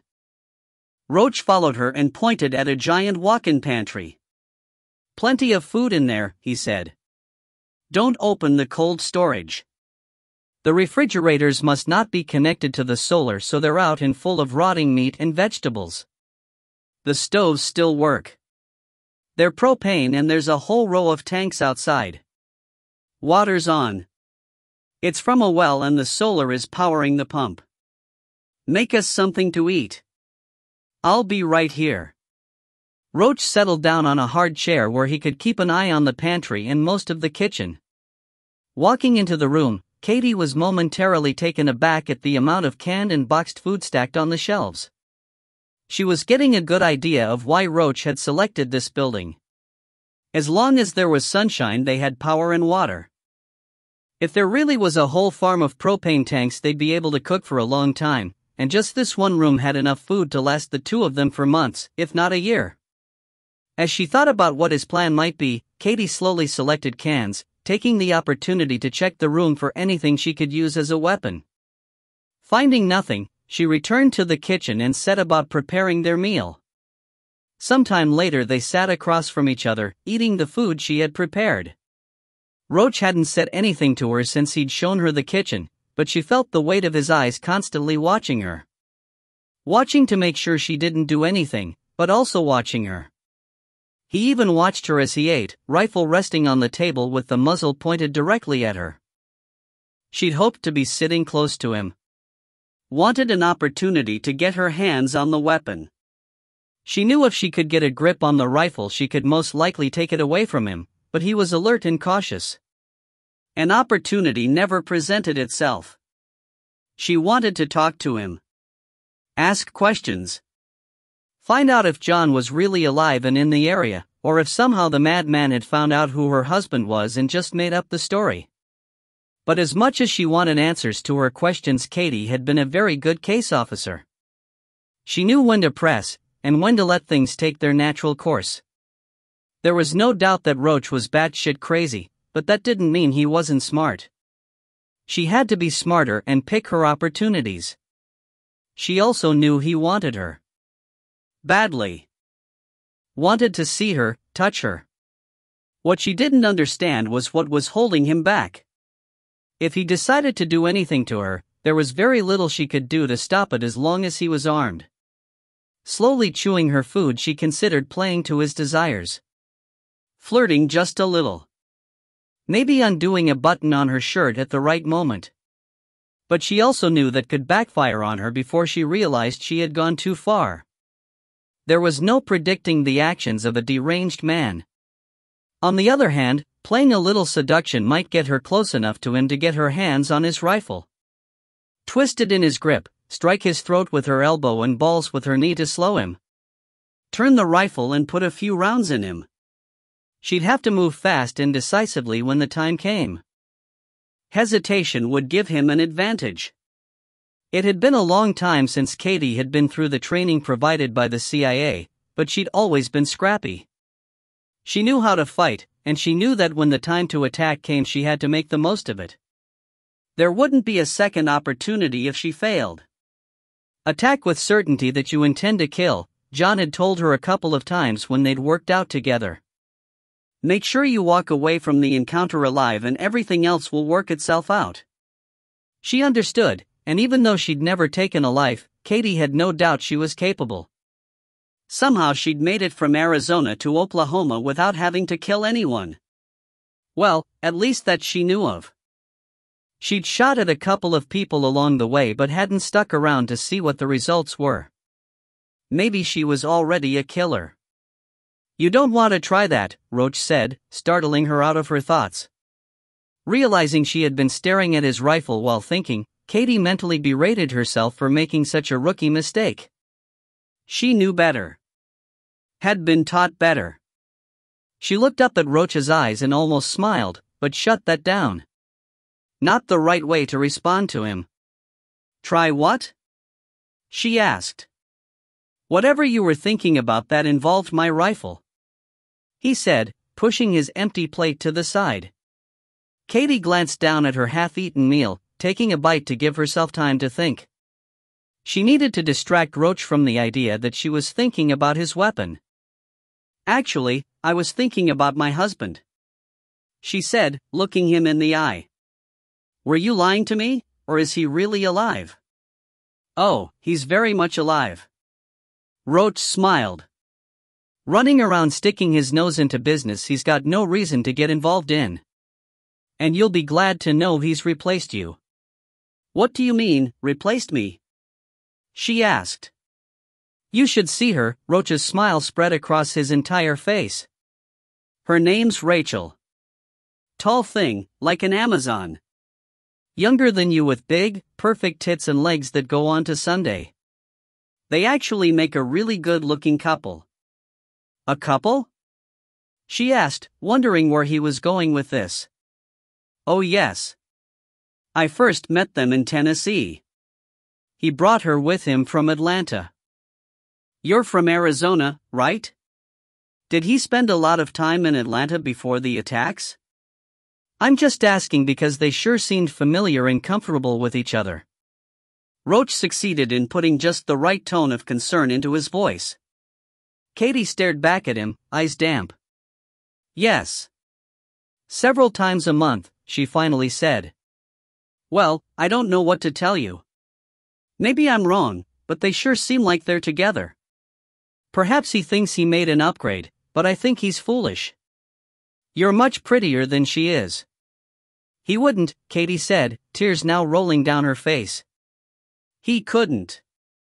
I'm not saying he did, Roach said, leaning across the table like he was concerned.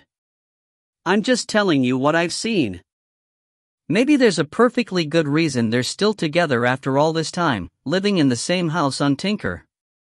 Katie looked back at him for a long time, the tears continuing to stream down her face. With a cry, she leapt to her feet and ran to the far side of the room and stood facing the wall, her whole body racked with sobs. Getting slowly to his feet, Roach walked across the room and stood behind her, watching her cry. Finally he stepped in and placed his hands on her shoulders to pull her into an embrace. To hold her perfect form next to his was the only thought on his mind.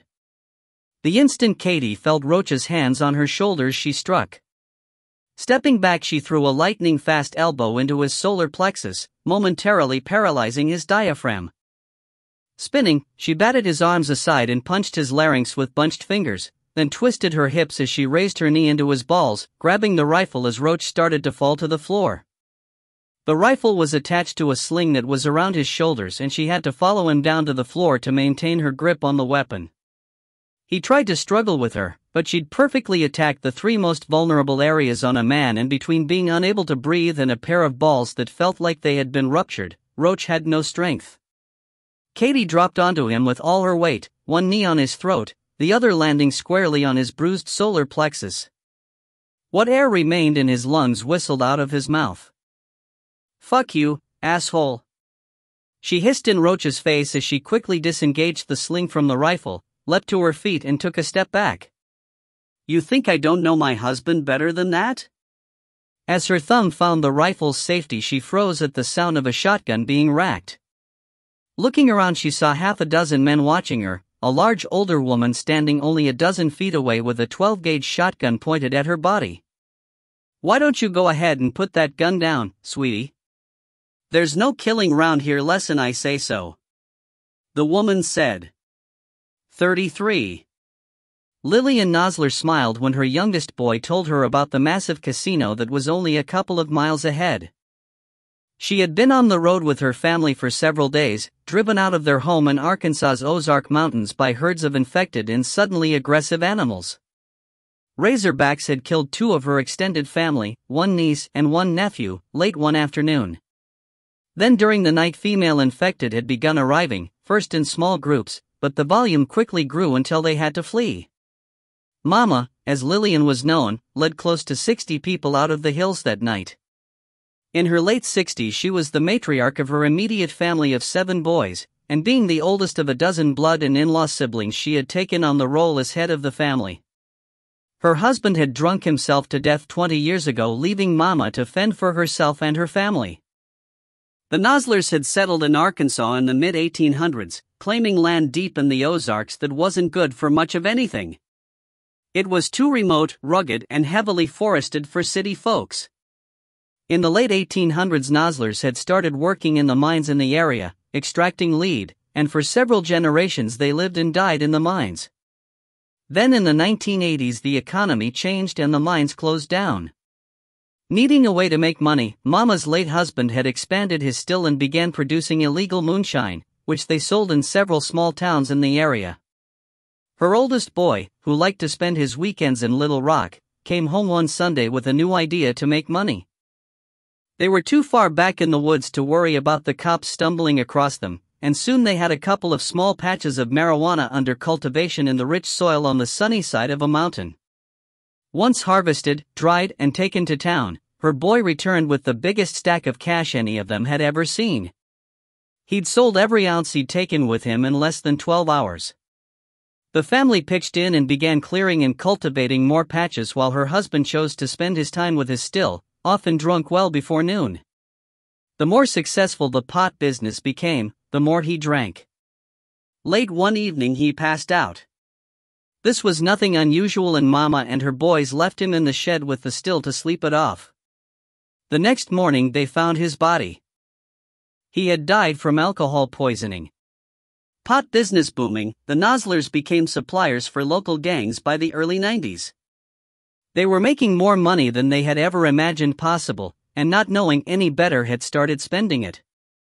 Cars, trucks, jewelry, and every shiny bauble that caught their eye. For years they had stayed under the radar, driving decades-old vehicles that were more rust than metal. Suddenly, every member of the family had a shiny new pickup, and someone in the Arkansas State Police that patrolled the area took notice. Questions were asked, and it didn't take long for the cops to discover that the nozzlers were the source of the cheap marijuana that had flooded the streets of all the towns and cities in the region. A warrant was obtained, and over 50 heavily armed police officers descended on the family's land. Legal or not, they didn't take kindly to an invading army of cops, many of them fighting back. With a veritable armory of brand new weapons purchased with their drug money, they managed to hold out for over a week.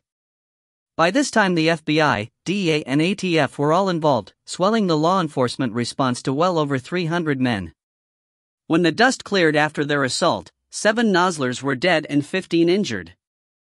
Everyone over the age of 18 was charged with a multitude of state and federal crimes, and with their drug profits seized by the government they were unable to afford lawyers. The public defenders that were assigned to them weren't interested in fighting a losing battle, and soon nearly every adult in the family was in prison. The children were placed into the foster care system, and the giant fields of marijuana were torched. The family's land and homes were seized by the government and sat empty for 10 years until some of the nozzlers with lesser charges began to be released from prison and returned. They paid no attention to the signs warning that the property had been confiscated, moving right back into their homes. Prison had been an education for the family. Survival was only possible through strength, and even though there were several family members incarcerated together at multiple facilities, there weren't enough of them. That left them with few options, and most chose to join one of the prison gangs for protection. By the time the first of them started trickling back to the hills, many were committed to various gangs that were just as powerful on the outside as they were inside. The pot business was restarted, though on a much smaller scale that wouldn't draw attention, and with their new contacts they quickly branched out into running guns and prostitutes throughout their part of the state. When Mama walked back onto her ancestral land, the family was again flush with illegal cash. Guns and drugs were profitable, but nothing compared with the money they could make off of girls, and the younger the better. They would use female family members to lure young homeless girls and runaways to one of several locations where they kept them as prisoners and forced them to work as prostitutes. Then one of Mama's brothers, half drunk, suggested they start hosting fights amongst their customers. The winner would get his pick of the girls for free, and the family would control all the wagering on the fights, acting as the house. Soon there were several fights every Friday and Saturday night. They sold gallons of watered-down moonshine and pounds of their pot to the men who stood in line to watch the fights and fuck the girls. Cash from the wagers on the fights rolled in, and their biggest problem was how to launder that much money without the cops noticing. When they'd had to run from the infected, all but a handful of the girls had been left behind, locked in their rooms. Mama wasn't concerned. She knew they could find more as they traveled. Her only concern was finding a safe place for her and her family where they could restart their business. From what she'd seen of the world, cash was no longer something she cared about. But food, weapons and ammunition would be worth more than their weight in gold. "Tell me about it," she said to the boy who had given her the news about finding the casino. "Big fucking place, Mama. Doors is locked and I couldn't get inside, but it looks abandoned. And it's a goddamn fortress. All brick and shit. No ways the infected gettin' inside." He was excited and tripping over his words as he talked. She had told him to lead the way, the heavily armed convoy of pickups falling in behind. They covered the 2 miles quickly, cresting a small rise in the terrain as they approached. In a shallow bowl in front of them sat the massive building, acres of striped blacktop parking lot surrounding it. Mama frowned when she saw the silhouette of a helicopter sitting on the roof, but didn't call a halt. They pulled into the parking lot, driving around the building until they located a service entrance. The trucks were pulled into a circular defensive perimeter just like a wagon train in the Old West. 50 well-armed men sat in the backs of the trucks, facing out, ready to fend off any infected that attacked. One of her younger nephews had received an education from a professional burglar while he was in prison. He could pick any lock in under a minute, and Mama told him to get to work while she walked over to the boy that had found the building, slapping him hard across the face. "You forget to tell me about that helicopter, boy?" she snarled in his face. "I'm sorry, Mama." "I didn't mean to," he flinched as she raised her hand, but decided not to slap him a second time. There were more than enough of them to deal with the handful of men that could fit on the aircraft. The lock on the service door clicked and her nephew pulled on the handle. The door opened a few inches before a heavy, chrome chain stopped it. He peered inside a moment, then reached through the narrow opening and began working on the padlock holding the chain in place. It took less time than the deadbolt to open, and he was carefully feeding the chain through the inside handle, trying not to make any more noise than necessary. Finally, he pulled the door fully open. "You six with me," Mama said, waving at a group that was 4 of her own children and 2 nephews. "Rest of you stay here and keep watch." As soon as they stepped into the building, they all smelled the aroma of food cooking. They slowly moved through the service area, cautiously pushing out onto the casino floor. Less than 50 feet to their left, a wood-paneled door stood open a few inches, and Mama could faintly hear the sound of voices. Walking to the door, she paused and looked through the gap. A man and woman were sitting across from each other at a table, eating. The man was talking and the woman wasn't taking whatever he was telling her very well. After a couple of minutes, she leapt up and ran to hide her face against a wall. The man got up and followed, and with their backs to the door, Mama and her group pushed into the room, unnoticed. The man walked up behind the sobbing woman and placed his hands on her shoulders. Mama was surprised when the woman instantly attacked, quickly putting him on the floor and taking his rifle. She was curious, and decided it was time to intervene before the woman finished him off. Stepping forward, she racked the slide of her shotgun. 34. We pressed on in the darkness, driving through an area of the city where the power was out. Infected were a constant presence, but not in significant numbers. Yet. I remembered from a briefing Colonel Crawford had given to Admiral Packard that there were going to be over 200,000 people in Oklahoma City that weren't expected to receive the vaccine in time to prevent them from turning. That briefing had been a little over 24 hours ago, and at that point the window of time to the appearance of 250,000 new threats was 7 days at the most. As I thought about this, I wondered if Katie had been immunized. She'd apparently been on the base, and I'd heard that everyone on base had been, so that gave me a little comfort.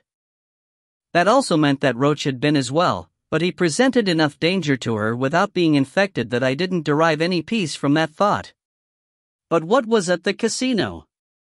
Why had he taken her there? For that matter, why had he taken her at all? Because he's fucking crazy. That's why. Startled, I looked in the rear view and met Rachel's eyes.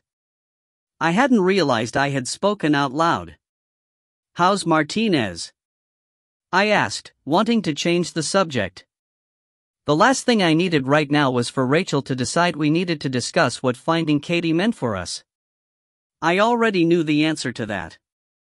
I cared for Rachel very much, and if not for Katie, could imagine being happy with her. But Katie wasn't just my wife, she was my best friend. The only reason I'd even let myself go down the thought path of having a relationship with Rachel was I had convinced myself that I'd never see Katie again. I remembered the first time I'd laid eyes on her. She'd been a case officer for the CIA, and while working in Central America had run afoul of a local rebel commander. Fortuitously, I'd been there with my team to take the commander out of the equation, and we'd wound up rescuing and extracting Katie. It had pretty much been love at first sight for me. From the moment I looked into her eyes, well, you get the idea. Anyway, I'd had some downtime coming after that mission, and so had she. After a couple of days of intense CIA and Army intelligence debriefing, we were released for leave, and I'd convinced her that we should spend our time off together. Thinking back on it, I hadn't had to work very hard to talk her into it. Both of us had had our fill of hot, humid jungles, and since it was summer we headed for a beach, ending up on the central Oregon coast. We spent 10 days exploring the beaches, small towns, eating seafood, drinking, making love, and generally decompressing. We'd tried a from here to eternity moment in the surf, but damn, the North Pacific is cold, even in July. Leaving Oregon, we drove south through California, then headed east, stopping in Vegas where we got married in a small, private chapel by a guy wearing a powder blue leisure suit. That was more years ago than I wanted to think about, and I didn't regret a single moment. Sure, we had our ups and downs. Katie could be a moody bitch. I could be a rigid asshole. But we were good together. Mostly because she didn't put up with any of my shit. "She's okay," Rachel said from the dark back seat. "Nothing life-threatening, but she'll be hurting for a while." I had forgotten I'd asked about Martinez, completely lost in my reminiscing about Katie. My hands were aching and I realized I was squeezing the steering wheel as hard as I could. Taking a deep breath, I relaxed my grip and forced those thoughts out of my head. The emotions were distracting me from the task at hand, and if that happened I could wind up getting all of us killed, then there wouldn't be anyone to rescue Katie. Clearing my head, I checked the GPS. 91 miles to go. Maybe another 20 miles of Oklahoma City, then sparsely populated suburbs and open country as we drove north to the Indian reservation where the casino was located. I'd feel a whole lot better once we got out of the city and away from the possibility of running into large numbers of infected or desperate survivors. Ahead I could see light as we approached an area of the city that still had power. There were a couple of vehicles moving, and I came to a stop. We might or might not draw unwanted attention from survivors if we drove through an area that still had a degree of normality to it, but there was still a dead infected female lying on the dash of the Suburban. There was little doubt we'd draw a lot of attention with a corpse decorating our vehicle. The world felt like it was heading that way, but we still hadn't reached the level of the apocalypse depicted in The Road Warrior. Bodies draped over the hood just might be a little over the top. "Why are you stopping?" Rachel asked. I took a moment to explain before stepping out and dragging the dead woman off the SUV and letting her tumble to the pavement. Back behind the wheel, I got us moving north again, passing a sign welcoming us to Midwest City just a few yards before we entered the area where the lights were on. The street was a large boulevard, lined with businesses and mid-level motels. A big, glass-fronted restaurant on our right was full of people, the parking lot jammed with mostly pickups, but also a large contingent of police cars. It looked like they were having a meeting as we slowly passed. A tall, fat man dressed in jeans, sports jacket, and a cowboy hat was standing on what looked like the salad bar, and everyone was gathered around listening to what he had to say. A dozen heavily armed men stood watch in the parking lot, all of them turning to look at us. For some reason I wasn't comfortable under their scrutiny and accelerated to open up some distance. Not liking the look of that, I commented as we lost sight of the building. "Why?" Rachel asked. "It's the middle of the night, and that didn't look like a PTA meeting. That's someone trying to whip the locals up into doing something," I said, keeping an eye on the rearview mirror. "Maybe they're talking about setting up some defenses against the infected," Martinez offered. "Maybe. Or maybe they're not too happy that there's not enough vaccine to go around," I said, tensing when I saw two sets of headlights bounce out of the parking lot and start following. As soon as I saw the headlights, I reacted. Stepping on the gas, I cranked the wheel to the right and turned onto a side street. Foot to the floor, I raced for the next intersection, braking at the last moment and screaming through a turn back to the south. Not the way I wanted to go, but if we did have pursuers and they didn't know the way we went, they'd start searching north, the direction we had been going. The mirror was still empty, and after a quarter mile I made a fast left and kept our speed up to open as much range between the meeting and us as I could. The power was still on in the area, the street well lit, and soon we began passing bodies lying on the pavement and the sidewalk. "Infected?" Rachel asked. "I sure as hell hope so," I said, concentrating on my driving. I hadn't seen or heard anything to make me think the Oklahoma City area had disintegrated far enough that people were killing each other in large numbers, but you never know what spark will ignite a wholesale slaughter. Ahead the road curved to the north, and I was happy to see we'd be traveling in our intended direction once again. Slowing for the turn, I jammed on the brakes when I spotted red and blue lights reflecting in a storefront window. Lots of lights, lots of police cars. Something was going on around the curve, and not only wasn't it any of my business, I had no desire to make it my business. Reversing, I got us turned around and headed back the direction we had come from, looking for another road that headed north. Finding one, I made the turn. This road was much smaller, only 2 narrow lanes in each direction.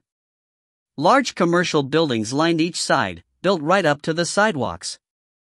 We were driving through a concrete canyon and my tension ratcheted up several notches.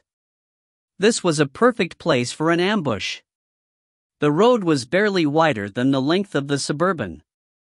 Turning around wouldn't be a quick or easy process. We hadn't come to an intersection yet, but I had already decided I was going to turn as soon as I could. I'd been driving with only the headlights on low, not needing the brilliant light from the LED bar because of the light provided by the streetlights, but thought it might be a good idea to see what was waiting for us beyond the reach of the Chevy's lights. Turning on the high beams, then the light bar, I let off the gas when a couple of 100 yards ahead I saw 3 police cars blocking our path. Their roof lights came on a moment after I lit them up. Shit! Hold on! I shouted, cranking the wheel and attempting to send the ungainly SUV into a skid to get us turned around quickly. It was a good idea, and in a car would have worked perfectly. But the physics of the lifted vehicle and its oversized off-road tires worked against me. The Suburban leaned precariously to the right as it started into a turn, our speed not great enough to fully overcome the traction afforded by the large footprint of the tires. I instantly recognized my error and stamped on the throttle, trying to break the rear tires free and let them slide around. I only made things worse. The rear didn't slide, just powered us into the turn. The sidewalk was directly ahead, a 4-story cement wall right behind it, and we were about to crash into it head-on. There wasn't anything I could do other than ride out the maneuver I'd started and keep the wheel hard to the left. It seemed to take forever, but the front tires finally struck the curb, the nose of the SUV dipping momentarily like it was gathering itself to launch into the air. That change in the attitude of the suspension shifted weight to the front of the vehicle, and finally the rear tires came free. As the front bounced up and over the curb onto the sidewalk, the back end whipped around, but farther and faster than I intended. The passenger side of the Suburban slammed into the building, shattering all the windows on the right side of the vehicle. My foot had come off the gas when we hit the curb, and now facing the right direction I floored it. We started moving, bounced back into the street, and I found myself facing 3 police cars speeding towards us with lights flashing. 35. I accelerated directly at the oncoming cops. We were boxed in, but I wasn't about to give up. The Suburban was big and heavy and could dish out a lot of punishment against the lighter sedans the police were driving. The engine roared as we picked up speed, and I steered for the narrow gap between 2 of the cruisers. At first it didn't seem as if they were going to blink in our impromptu game of chicken, but at the last moment they did, both vehicles swerving away from the looming grille of the big SUV. Both drivers had waited until the last moment to turn, and didn't create an opening large enough for me to drive through cleanly. With a rending crunch of sheet metal and a hard jolt, I blasted between them, seeing one of them go into an uncontrolled spin in my mirror.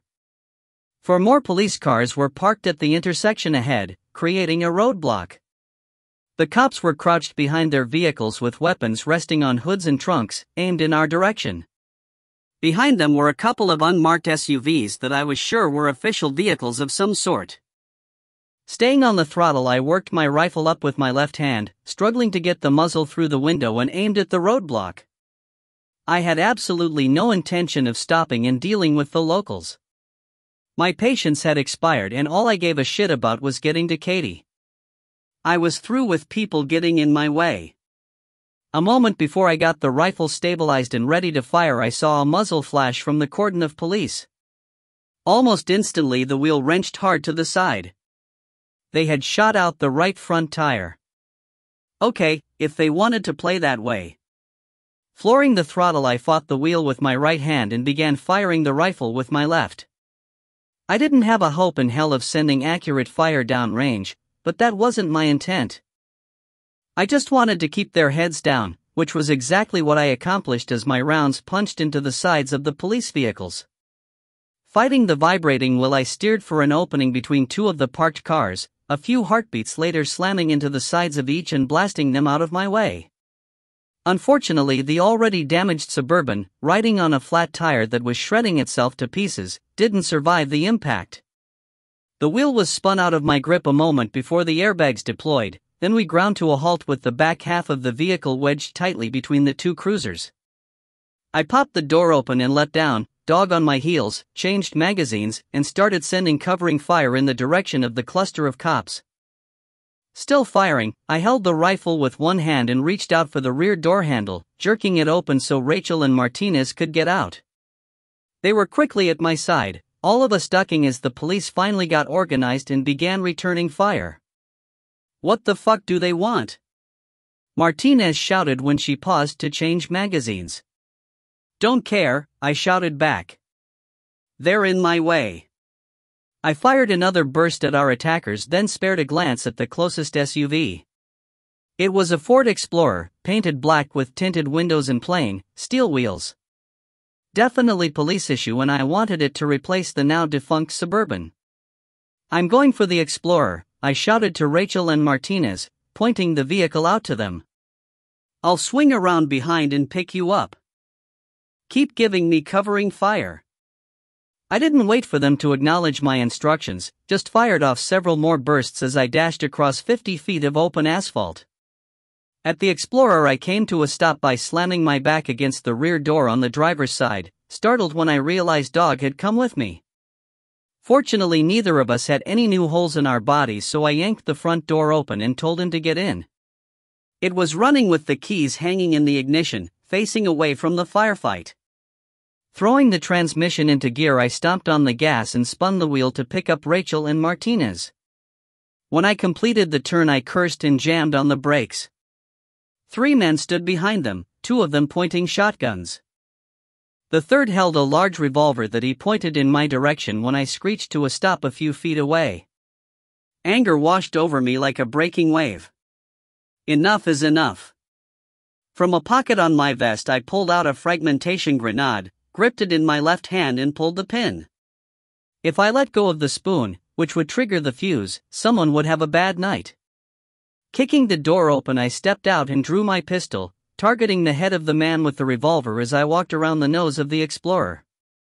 Dog stayed right with me, welded to my leg. "Back the fuck off," I said to him. "Look at my left hand. The pin is out. We can all die here tonight, or you can back the fuck off and we're on our way out." By the time I finished speaking, I was standing within 15 feet of the 3 men. The man with the revolver, presumably the man in charge, looked at me with wide eyes. The 2 with the shotguns exchanged nervous glances. "I'm not fucking around," I said. "We didn't do a damn thing to you or anyone else. You jumped us. We've got more important things to do than play hide the salami with you idiots. For the last time, lower your goddamn weapons and back away." "You're from the base," Revolver Man said. "We need the vaccine or we're going to turn into one of the infected. Give us the vaccine. That's all we want." "Do I look like someone who's carrying vaccine around with him?" I snorted. Now I'm getting seriously pissed off. "Back off. Now, dot." My pistol was steady on his head, my focus on him, but I made sure I had my body shielded from the other cops by the Explorer. I was starting to get worried about a sharpshooter. No one could sneak up on me with Dog standing there, but a scoped rifle from 100 yards away could cause a problem. The man didn't look like he was going to give, and I was out of time. Without any wind-up or warning, I flicked the grenade overhand through the air. As soon as it left my hand, a spring pushed the spoon off to go clattering across the pavement and the clock started. My throw was good, the grenade arcing high and sailing over the men's heads. Everyone's attention was on the green, baseball-sized object, every pair of eyes except mine tracking its path. At the apex of the throw, I pulled the trigger and shot Revolver Man in the head, his body instantly crumpling to the ground. At the same time, the grenade landed on the pavement a couple of feet farther on. "Down!" I shouted to Martinez and Rachel as I started firing at the two men wielding the shotguns. My first shot blew out the throat of one of them, taking him out of the fight. The second was more interested in escaping, scrambling across the asphalt to get as far away from the grenade as he could before it detonated. 4 bullets hit him in rapid succession, the first 3 to his body, the fourth taking off the back of his head. I had just finished saying "for Mississippi" in my head when he went down, and I dropped to the ground and pulled dog with me as flat as I could. A fraction of a second before we hit the pavement, the grenade detonated, deafening me. I didn't feel any fragments of the casing strike me, and dog was back on his feet almost before the concussion from the blast had passed over us, so I knew he was probably okay. Sparing a glance at Rachel and Martinez, I wasn't overly concerned when neither were moving. Both were flat on their stomachs, hugging the pavement. Whipping my body up into a one-knee shooting stance, I raised my rifle and started looking for targets. The cops were just poking their heads up, a couple of them lifting weapons to restart the firefight.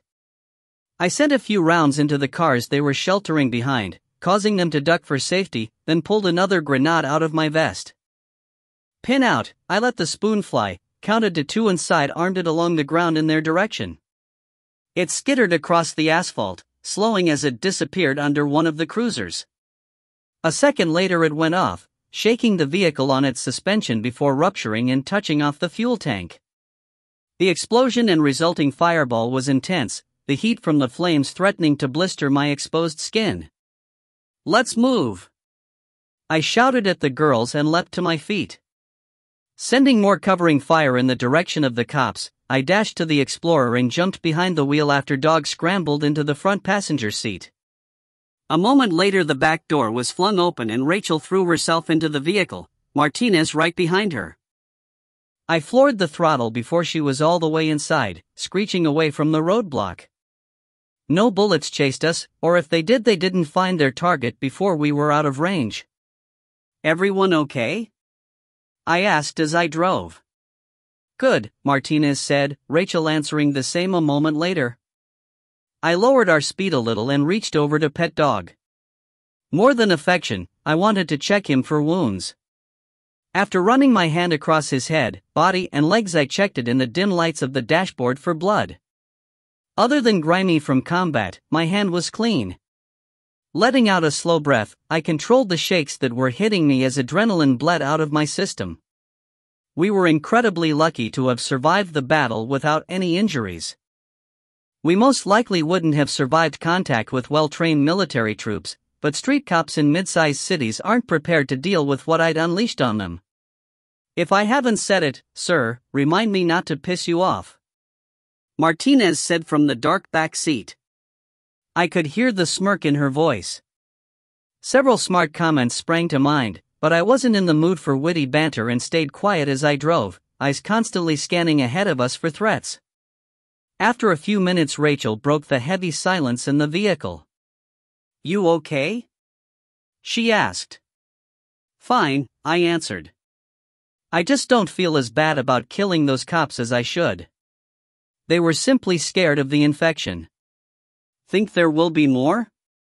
Rachel asked after a couple of minutes of thought. "Maybe. Probably. Maybe not cops, but more scared people. There's nothing I can do about it. I don't have any vaccine and I can't help them. They just need to stay the fuck out of my way so I can get to Katie," I said. Either the tone in my voice or Rachel realizing we were only miles from finding my wife killed any further conversation. That was fine with me. I wasn't in the mood to talk. I had one thing on my mind: rescuing Katie, and that was all I was able to concentrate on at the moment. I get like that. So focused on the task at hand that all else is ignored. That's one thing that made me so good at being a soldier. It also drove Katie to distraction. She was the queen of multitasking and had a hard time dealing with my single-mindedness when I had to accomplish something. We drove in silence for some time as I kept pushing us north. Frequently I had to sidetrack to avoid abandoned vehicles blocking the road. Occasionally we saw other survivors moving around, some driving and some on foot. All too often we came across groups of infected. All of the infected were headed south towards Tinker. Now that I knew the infected were being controlled, or more accurately they were being directed, the previously mysterious herding behavior wasn't quite as frightening. Well, as long as I knew the location they were being called to and could be somewhere else when they arrived. I wondered what was being done to identify the Russian satellite or satellites that were broadcasting the signal that attracted the infected. Hopefully something, because the defenses at Tinker weren't great and there were a lot of people that would die if a large herd showed up. 54 miles to go, Martinez suddenly spoke from the back seat. I had been so absorbed in my driving and musings that I'd almost forgotten they were back there. I looked into the rearview mirror, getting a good view of both of them as we were driving through an area that still had power and was well lit by modern streetlights. I nodded my thanks to Martinez and cut my eyes to Rachel. She was looking back at me and I could tell she had been crying. Her eyes were red-rimmed and watery, the end of her nose shiny from being rubbed. At that moment my heart went out to her. I wanted to pull over, open the back door and fold her into my arms. But I didn't. That wouldn't help anyone. It would send her the wrong message and would waste time that I didn't have to get to Katie before something truly bad happened to her. 36. Master Gunnery Sergeant Matt Zemek stood at the back of the Osprey as it descended for a landing at Tinker Air Force Base. Colonel Pointier stood at his side, both men with rifles in their hands, ready to charge down the ramp the moment the aircraft was on the ground. They had successfully defended the precious oil refinery, wiping out the majority of the herd of infected with repeated fuel air bomb attacks. The few thousand surviving infected had been handled by the Ospreys as well as ground troops. While Zemek had overseen the battle, Pointier had been closeted in conversations with Admiral Packard and Colonel Crawford. Always a hard case, his resolve to stand against President Clark had been cemented when he learned about the shoot-down of the plane load of SEALs in Alaska. He quickly assured the other two officers that he and his Marines would stand with them. During their conversation the Admiral excused himself, finally coming back on the line after several minutes. When he rejoined them it was with news that General Carey at Fort Wainwright had called him to say that he too was in support of the Admiral's opposition to the President. The President was currently being detained by the same MPs who had been assigned to protect her and was in a secure area without any outside communication. Both the General and Admiral Packard had called General Triplett at Tinker but he refused to come around to their side, remaining steadfast in his support of the President. As a result the three officers had discussed how best to deal with him. All were in agreement that Tinker Air Force Base was a vitally strategic asset for the severely diminished American military, but they were also hesitant to initiate open hostilities. It was finally agreed that once the Marines finished mopping up the herd that had threatened the refinery, Colonel Pointier would leave a skeleton crew behind to provide security and return to Tinker to augment Colonel Crawford's Rangers. At that point they would detain General Triplett and take control of the base. There was concern that the Air Force personnel on the base would view their actions as unlawful, which in the strictest technical sense they were, and resist. The Air Force outnumbered the Marines and Rangers nearly 3-1, and it was a very real concern. All three men agreed that there was a high degree of risk that it would be necessary to fire on their fellow American servicemen and women. None of them were happy about it, but they also recognized the danger presented by allowing the base to remain under the control of General Triplett. If the military was fragmented it would severely hamper their ability to mount a defense against the infected or the Russians, and there were thousands of civilian refugees on the base that needed protection. Pointier had briefed Zemek on the conversation and hadn't been surprised when he immediately agreed with the colonel's decision and pledged his support. Now they were moments away from touching down, 30 Marines stacked up behind them and ready to go. All of them had their war faces on, not happy about what they were about to do but determined to do it regardless. There was a slight bump as the Osprey's landing gear touched the tarmac, the rear ramp already on its way down. Pointier and Zemek stepped forward, climbing the ramp before it reached the horizontal plane, then moving quickly forward into the open air as it descended to fully open. As they moved out the Marines behind them charged forward and spread out in a protective bubble. Pointer relaxed when he saw the army Humvees waiting to greet him. Colonel Crawford stood surrounded by a dozen Rangers.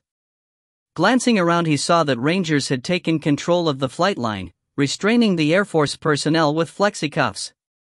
Slinging their rifles, Pointer and Zemek walked forward to meet Crawford. "Any problems?" Pointer asked, sticking his hand out to shake Crawford's. "None," Crawford replied. "No shots fired. No resistance of any kind." Both men paused and looked up as 4 more Ospreys roared in for a landing and quickly disgorged their Marines, who melded into the perimeter the Rangers had formed around the area.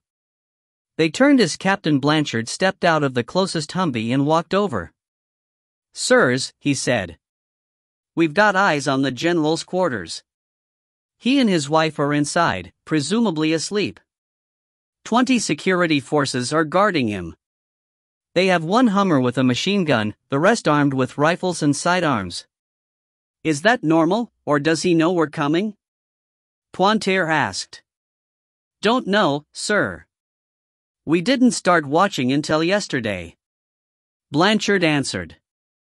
They talked for a few more minutes, reviewing their plans before loading into waiting Hummers and trucks. The drive across the base was short, the heavily armed convoy being eyed by a few people that were out and moving, but no one approached them or tried to interfere. Half a mile from the General's quarters they came to a halt in a large field, the Rangers and Marines dismounting quickly but quietly in the dark. A hand-picked platoon of Rangers formed up and waited at attention for Colonel Crawford. He approached them and, starting at the back, walked up and down the ranks, looking each man in the eye and shaking his hand. When he reached the front, he stood facing the formation. "Do everything you can to avoid casualties," Crawford said to the determined-looking young men. "But we do what we have to do to take the General into custody." "Yes, sir," they chorused quietly in unison. "Master Gunny, I believe we have a mutual acquaintance." Crawford turned to Zemek as he adjusted his vest. "That would be Major Chase, sir?" Zemek replied. "That's the pain in my ass I'm referring to," Crawford said with a grin. "He's gone rogue. Violated a direct order. He knows where his wife is and he's gone to get her back." Zemek's eyebrows shot up in surprise at the news that Katie was alive. "He does tend to be a little impulsive, sir." "Impulsive." Crawford spoke the word like he was tasting it. Finding it to his liking, he smiled and nodded. "I suppose you'd like me to go find him and bring him back," Zemek said, a small grin on his face. "With Colonel Pointer's approval, I would appreciate that very much, Gunny. Of course, you'd have to bring back anyone else that was with him, and perhaps even ensure that any civilians being held against their will were retrieved and returned to safety," Crawford said. Aye, sir. That goes without saying," Zemek said, then turned to look at Pointer, who simply grunted his approval. Crawford waved Captain Blanchard over, then sent him off with Zemek to provide details on where the Pave Hawk carrying Roach and Katie had landed. The Rangers were ready to go. Colonel Crawford nodded to their platoon leader, and after a few quiet commands from their sergeant, they were on the move. They were all veterans of multiple tours in Iraq and Afghanistan. Experienced and hardened.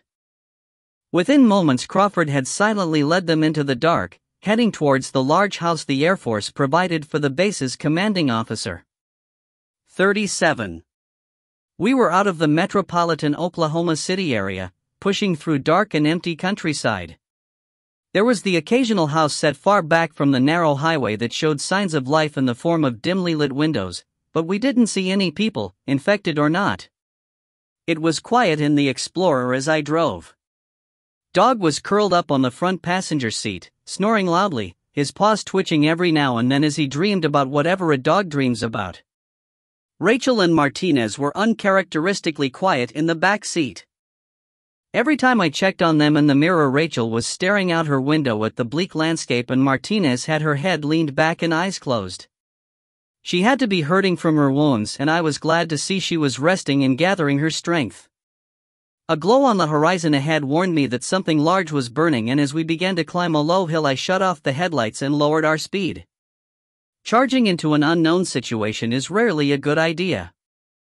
At the crest of the hill I brought us to a stop.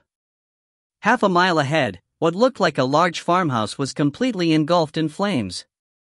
Well over a dozen figures were visible moving around the perimeter of the fire, but I was too far away to tell if they were infected or not. The house was no more than 30 yards from the edge of the pavement, and we didn't have a choice other than to drive right past it. "Everyone awake and ready?" I asked without taking my eyes off the conflagration. Dog raised his head, then stood up on the seat and sneezed explosively, covering half of the inside of the windshield with snot. From the back I heard Martinez start giggling, and when I glanced in the mirror I could see a smile on Rachel's face. Glad they were alert, I slowly accelerated over the crest and towards the burning house. As we drew closer I could see more figures running around the fire, but still couldn't tell if they were infected or just the homeowners in a panic. That is until I saw one of them stumble out of the flames and charge across open ground towards a large piece of farm equipment. The running figure was on fire, trailing flames as it ran. It had to be an infected female. Drawing abreast of what I thought was a harvester, the fire provided enough light for me to clearly see inside the glass-enclosed cab. A woman and 2 young children were huddled inside, looks of terror plain on their faces as they watched the group of infected swarm around their refuge. Neither the survivors nor the infected had noticed me as I was driving with the lights off and the noise of the flames consuming the wooden house masked the sound of the Explorer's tires on the asphalt.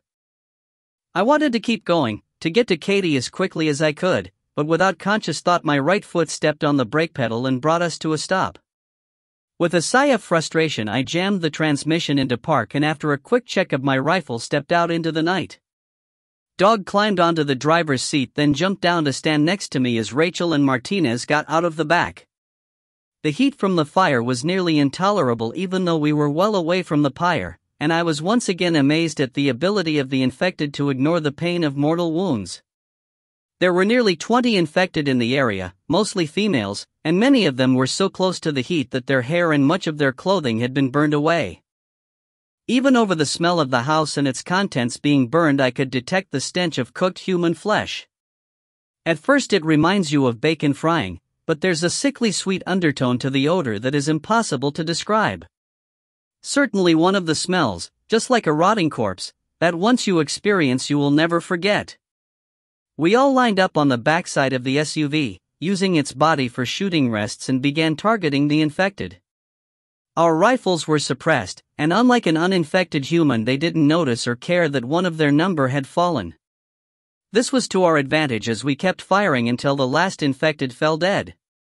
Out of targets I re-scanned the area but didn't find any more. The infected had never detected us, but the woman in the harvester had. When the last female went down she popped the cab door open and nimbly scrambled to the ground, turning back to lift her children down. I whistled Dog into the vehicle, safed my rifle and started to climb in after him. "Aren't we going to help her?" Rachel asked. "How?" I asked in return. "What more can we do that we haven't already done? She's probably safer out here than where we're going. We don't have any vaccine to give her or the kids. There's nothing more we can do." I didn't like just driving off and leaving them there, but I also had to be practical. We couldn't save everyone. Rachel stepped around Martinez and put her hand on my arm as she looked at me. "I understand you just want to get Katie, but what if someone had the chance to help her, but just left her on the side of the road? They've lost everything. It doesn't look like they even have a gun to defend themselves. Think about what you're doing." She held my eyes with hers until I finally sighed. "Go see if they want to come with us. And if they do, keep a close eye on them. All we need is for them to turn while they're in the vehicle with us." Rachel smiled, leaned forward and kissed me, then turned to go talk to the woman. 5 minutes later we were back on the road.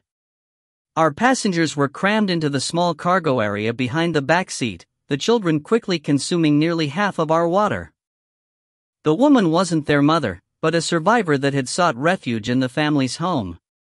The parents had been killed defending the house against the small band of infected. The power was out, and in the panic one of the children had knocked a candle into a large set of curtains that had burst into flames that quickly spread throughout the house. The woman's name was Stephanie and turned out to be younger than I'd originally thought, at only 20. Technically an adult, but still a child to me. When she found out where we were going, her mood brightened as she explained that her sister had worked as a cocktail waitress at the casino for the past 5 years. She knew exactly where it was and claimed to know the interior layout very well. I know. Karma. If I'd left her behind, I'd never have gotten the valuable intelligence she was providing. I glanced at Rachel in the mirror and she had a smirk on her face that I couldn't get irritated about. Stephanie talked for the next several minutes, describing in good detail the different areas of the casino. She also had a thorough knowledge of the service areas, as she'd frequently filled in for her sister when the older girl had to stay home with a sick child. I didn't bother to ask how a 20-year-old was able to serve alcohol. Rachel had found an aluminum clipboard with some papers on it in the back, and at my prompting Stephanie drew a rough sketch of the layout of the building. She kept describing everything as huge or giant, and since I'd seen a satellite image of the building, I didn't doubt her. By the time she finished drawing, I had run out of questions and we were within a mile of our destination. Another 100 yards and the road crested slightly. Below us in a shallow depression sat the massive casino with acres of parking surrounding it. I had cut the lights before we reached the top of the rise and now came to a full stop and killed the engine after putting the transmission in park. Stepping out, I moved to the edge of the pavement and raised my rifle to scan the surrounding terrain with the night vision scope as Dog sniffed up a bush before relieving himself. Moments later, Rachel, Martinez and Stephanie joined me, Rachel also raising her rifle to scan our surroundings. As we did this, Martinez focused on the building ahead. "It's beyond the range of the night vision," she said. "But I'm pretty sure I can see a pave hawk sitting on the roof." "Where?" I asked, focusing on the casino. "Far right," she answered without lowering her rifle. I looked where she indicated and was able to just make out the outline of the building. After looking at the area for a couple of moments, I agreed with her that the change in silhouette of the roof looked very much like a helicopter. My heart started pounding when I realized I was only a mile away from Katie. I wanted to jump behind the wheel of the Explorer and race down there, blast my way inside and find her. I hoped that Roach would be in my way so I could rip his heart out without having to go looking for him. Involuntarily I smiled at the thought, then started when someone touched me. Rachel stood close to me, resting her hand on my right shoulder. I lowered the rifle and she slid her hand down my arm to take my hand in hers. With a gentle tug, she led me to the far side of the vehicle where we could have a degree of privacy. "You shouldn't tell her anything about us," she said in a soft voice. I could hear a note of sadness in her tone. "I'll tell her everything," I said, holding her hand in mine. "Always have. Not going to start keeping things from her now. Besides, I wouldn't be standing here if it wasn't for you." We looked at each other for a long moment before she stepped forward and I folded her into my arms. It wasn't a lover's embrace, just a hug between two people who've been through hell together and care very deeply about each other. As I stood there holding Rachel, I finally realized that I had fallen in love with her. Not to the degree that I loved Katie, but far closer to it than I'd ever thought possible. We stood there for a few moments, enjoying holding each other, and might have stood there longer if I hadn't heard the thrum of approaching rotors. Stepping away from Rachel, I turned and looked to the south, the direction the noise was coming from. I noted Martinez had raised her rifle and was looking in the same direction. "Osprey," she said after almost a minute of watching through the night vision scope. Osprey meant Marines or Air Force, and since the only ones I'd seen at Tinker were the ones the MEU had brought with them, I had a good idea who was coming to the party. It didn't take long for the aircraft to touch down on the highway, a couple of 100 yards from where we all stood watching it land. I was glad there was a natural visual and sound break in the terrain to shield it from the casino. I didn't want Roach to know I was here until I wrapped my hands around his throat. Telling Rachel and Martinez to stay put and keep watch, I walked forward with Dog at my side and met Zemek halfway to the Osprey. 2 Marines followed him as he walked up and gave me another one of his spine-cracking hugs. Jesus Christ, Marine. If you're lonely, I'm sure there's some sheep around somewhere, I said with a smile. That's all right. Not interested in your sloppy seconds. He fired back. Crawford send you? I asked. Yep. Supposed to get you and effect the rescue of any civilians that may be in distress or being held against their will, he said with a twinkle in his eye. God bless Colonel Crawford. Even after all the headaches I'd caused him, including disobeying orders and taking off on my own to rescue Katie, he was sending me some help. The fact that he'd sent my friend instead of a squad of rangers wasn't lost on me. Someday I'd have to do something nice for the man. 38. U.S. Navy Commander James McFadden stared at the high-definition monitor displaying Admiral Packard's image. McFadden was the commanding officer of the USS Alaska, an Ohio-class nuclear-powered submarine. At the moment he was unhappy to be sitting at periscope depth, just below the surface of the Pacific Ocean to facilitate the video link with the Admiral. In the depths of the ocean, the Alaska was virtually silent, nearly impossible to detect. She was one of the most devastating war machines ever conceived and built by man. Sitting near the surface, gently rolling in the low Pacific swells, Alaska was a sitting duck. The helo that's inbound to your current location has the personnel and equipment on board that's needed to make this happen, the Admiral said. I'm not clear on why we're not going after targets in Russia, sir, McFadden replied. I'm not entirely clear myself, Packard said. But the experts say they can bypass most of the fail-safes and allow an orbital detonation, but can't make the device function as a strike weapon. I don't understand what they're doing, or how they're doing it, but I trust they know what they're talking about. You will provide them with any and all assistance they may require. You are to launch as soon as capable. Any further questions? The Admiral raised his eyebrows, but his tone made it clear he didn't expect another. No, sir. Good to go, McFadden replied. Thank you, Jim, Packard said a moment before breaking the connection. Closing down his end of the communication, McFadden shook his head, stood up and exited into the cramped passage outside his cabin. He pulled up short in surprise when he nearly ran into an overweight man wearing civilian clothing. Looking around, he saw another man in civvies, 2 Master Chiefs he didn't recognize, and the boat's executive officer, XO, Lieutenant Commander Danny White. Admiral Packard's personnel have arrived, Skipper, the XO called out over the heads of the men. I can see that, XO, he answered with more sarcasm than he intended. Get us back below the layer. I'll take them from here. McFadden was referring to the point in the ocean where there is a significant difference in temperature between the surface that is warmed by the sun and the deep, cold water that remains almost a constant temperature year-round. Sound waves have a very difficult time penetrating the layer where the 2 different water temperatures meet. A submarine is safe when it is deep and quiet, and getting the Alaska back into the dark, cold water would protect it from detection by any surface vessels or aircraft.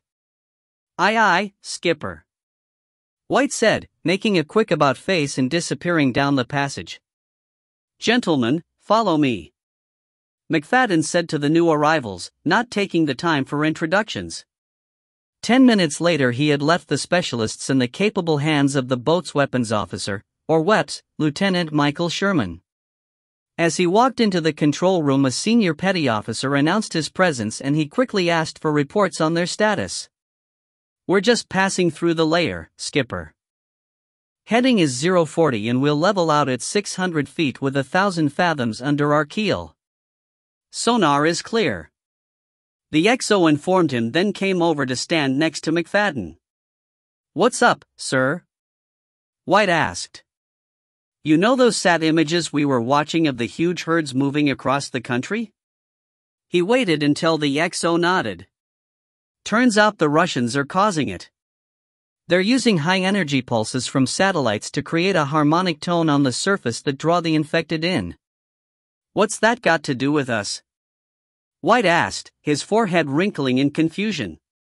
We're going to take out the satellites.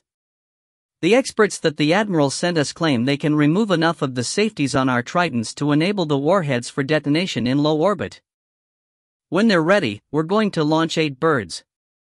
The experts on board the Washington believe that the Russians must be using geostationary satellites that are over Kaunas, continental United States, and that if we spread the missiles across the country and detonate them as the Tritons reach apogee, the EM pulse will take out all the Russian satellites. McFadden answered.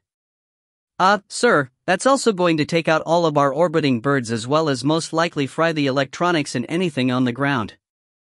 White sounded shocked that this was the best plan available. And in the air, but apparently that's the trade-off we're willing to make.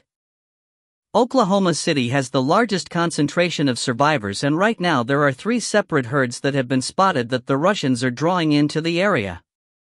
Total numbers of infected bearing down on Tinker are estimated at greater than 40 million, and growing. This is the only idea anyone has come up with to stop them. The Exo's mouth fell open in shock at the news. Why can't we just use a ballistic missile and take out the satellites that are transmitting the signal? We don't know which one, or ones, to target. McFadden answered.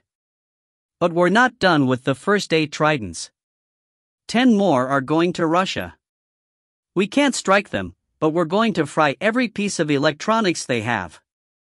After that, we're all back to the Stone Age, and when the bullets run out we can start throwing rocks and sticks at each other again.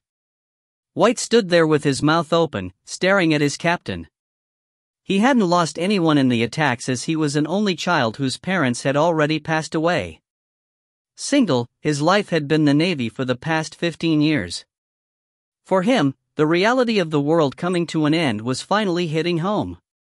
He'd counseled numerous crew members that had lost, or suspected they had lost, their entire families.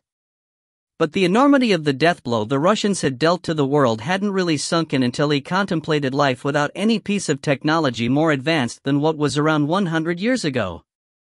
McFadden and White turned when Lieutenant Sherman walked into the control room. How are our guests doing, Weps? McFadden asked. They seem to know what they're doing, Skipper. He answered. Missiles 1 and 2 are done. I watched what they're doing and it's really clever. Never would have thought of it, but one of those civilians is a damn genius. Which one? The XO asked. The fat one, sir. Sorry, can't remember his name. He's a lead engineer from Lawrence Livermore Labs. He was on vacation in Hawaii when the attacks happened. He knows this gear better than he knows his wife's ass. McFadden couldn't help but snort a quick laugh at the image Sherman's comment put in his head. He can't enable them for use against terrestrial targets? White asked. No, sir. He's exploiting a hole in the security to enable the warhead, but as you know, all of our birds are MIRVs. There's no way to get into the systems that control the separation, targeting and detonation of the individual warheads. They just thud down and dig a hole without going boom. MIRV stands for Multiple Independent Re-Entry Vehicle. Each Trident missile actually carried 3 nuclear warheads that would separate after the missile reached apogee above the Earth and began re-entering the atmosphere. Each of the warheads can be programmed for a different specific target, or all to the same target, but the deeper level of security that controlled the MIRV function couldn't be compromised. Thanks, Weps. Let me know as soon as we've got all 18 ready to fly. We'll come up to launch depth, shoot and scoot. I don't doubt for a second the Russians are watching for something just like this and have a present ready to send our way as soon as they see a launch. McFadden said. 39. There's how many? I asked, surprised at what Zemek was showing me. We were in the back of the Osprey, bent over a small tablet computer that was displaying a 2-hour-old satellite thermal scan of the casino, courtesy of Captain Blanchard. The resolution was quite good and there were multiple white dots within the faint outline of the large building. Each blob represented the heat signature of a human body. 67, Zemek repeated. Infected? I asked, moving the tablet closer to my face for a better look. Don't think so, he replied. Put the loop in motion. You can see them moving calmly around. Zemek stabbed a small, right-facing arrow at the bottom of the image with an index finger the size of a sausage. As the time bar next to the arrow began progressing, I could see many of the figures moving about, but they moved in a coordinated and apparently intentional manner, unlike the randomness of the infected. Several could also be seen walking what was clearly a security patrol pattern. Shit, I said as the loop ended and the motion on the screen reset to the beginning and froze. Yep. Does this psycho have a bunch of friends? That why he came here? Zemek asked. Don't know. Maybe, or maybe it's just another group of survivors that he's hooked up with. Did you notice this? I asked, pointing to a large concentration of blobs at the edge of the superimposed outline of the building. Rachel and Martinez squeezed forward to see over my shoulders. Prisoners is my guess, Zemek said. Too many bodies too close together to be much of anything else. I grunted my agreement and kept looking at the tablet. Putting the loop in motion again, I watched the blobs that were working security. Watched how they moved and where they went and how fast they were moving. Pulling out the rough floor plan that Stephanie had drawn for me, I compared it to the image on the tablet screen. Best way in is from the roof, I said, pointing to a spot on the paper. It's the far end from the main concentration of people, and there's only one guard that's going through that area of the casino.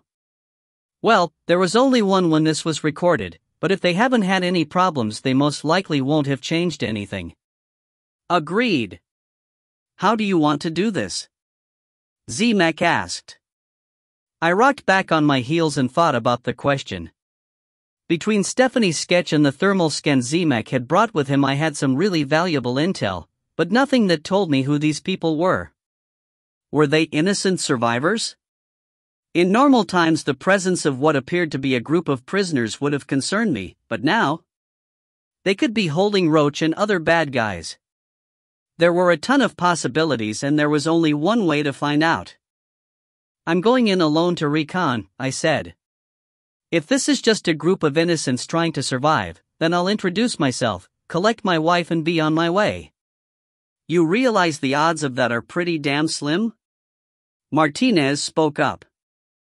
I do, I replied, eyes still glued to the tablet. And if these are bad guys, I'll be inside to clear the way. I'll call you on the radio and we'll do what needs to be done. You shouldn't go in alone, Rachel said, and I recognized the stubborn tone she could take when I was proposing something she didn't agree with. I started to turn around to talk to her, but Zemek beat me to the punch. That's exactly what he should do, he said. He can move faster and quieter by himself, and if he's half as good as he was the last time I worked with him, they'll never even know he's in the building. I looked at Rachel, and while she didn't look happy, I could tell she respected what the big Marine was telling her. Reaching out, I took her hand and gave her a smile that she finally returned.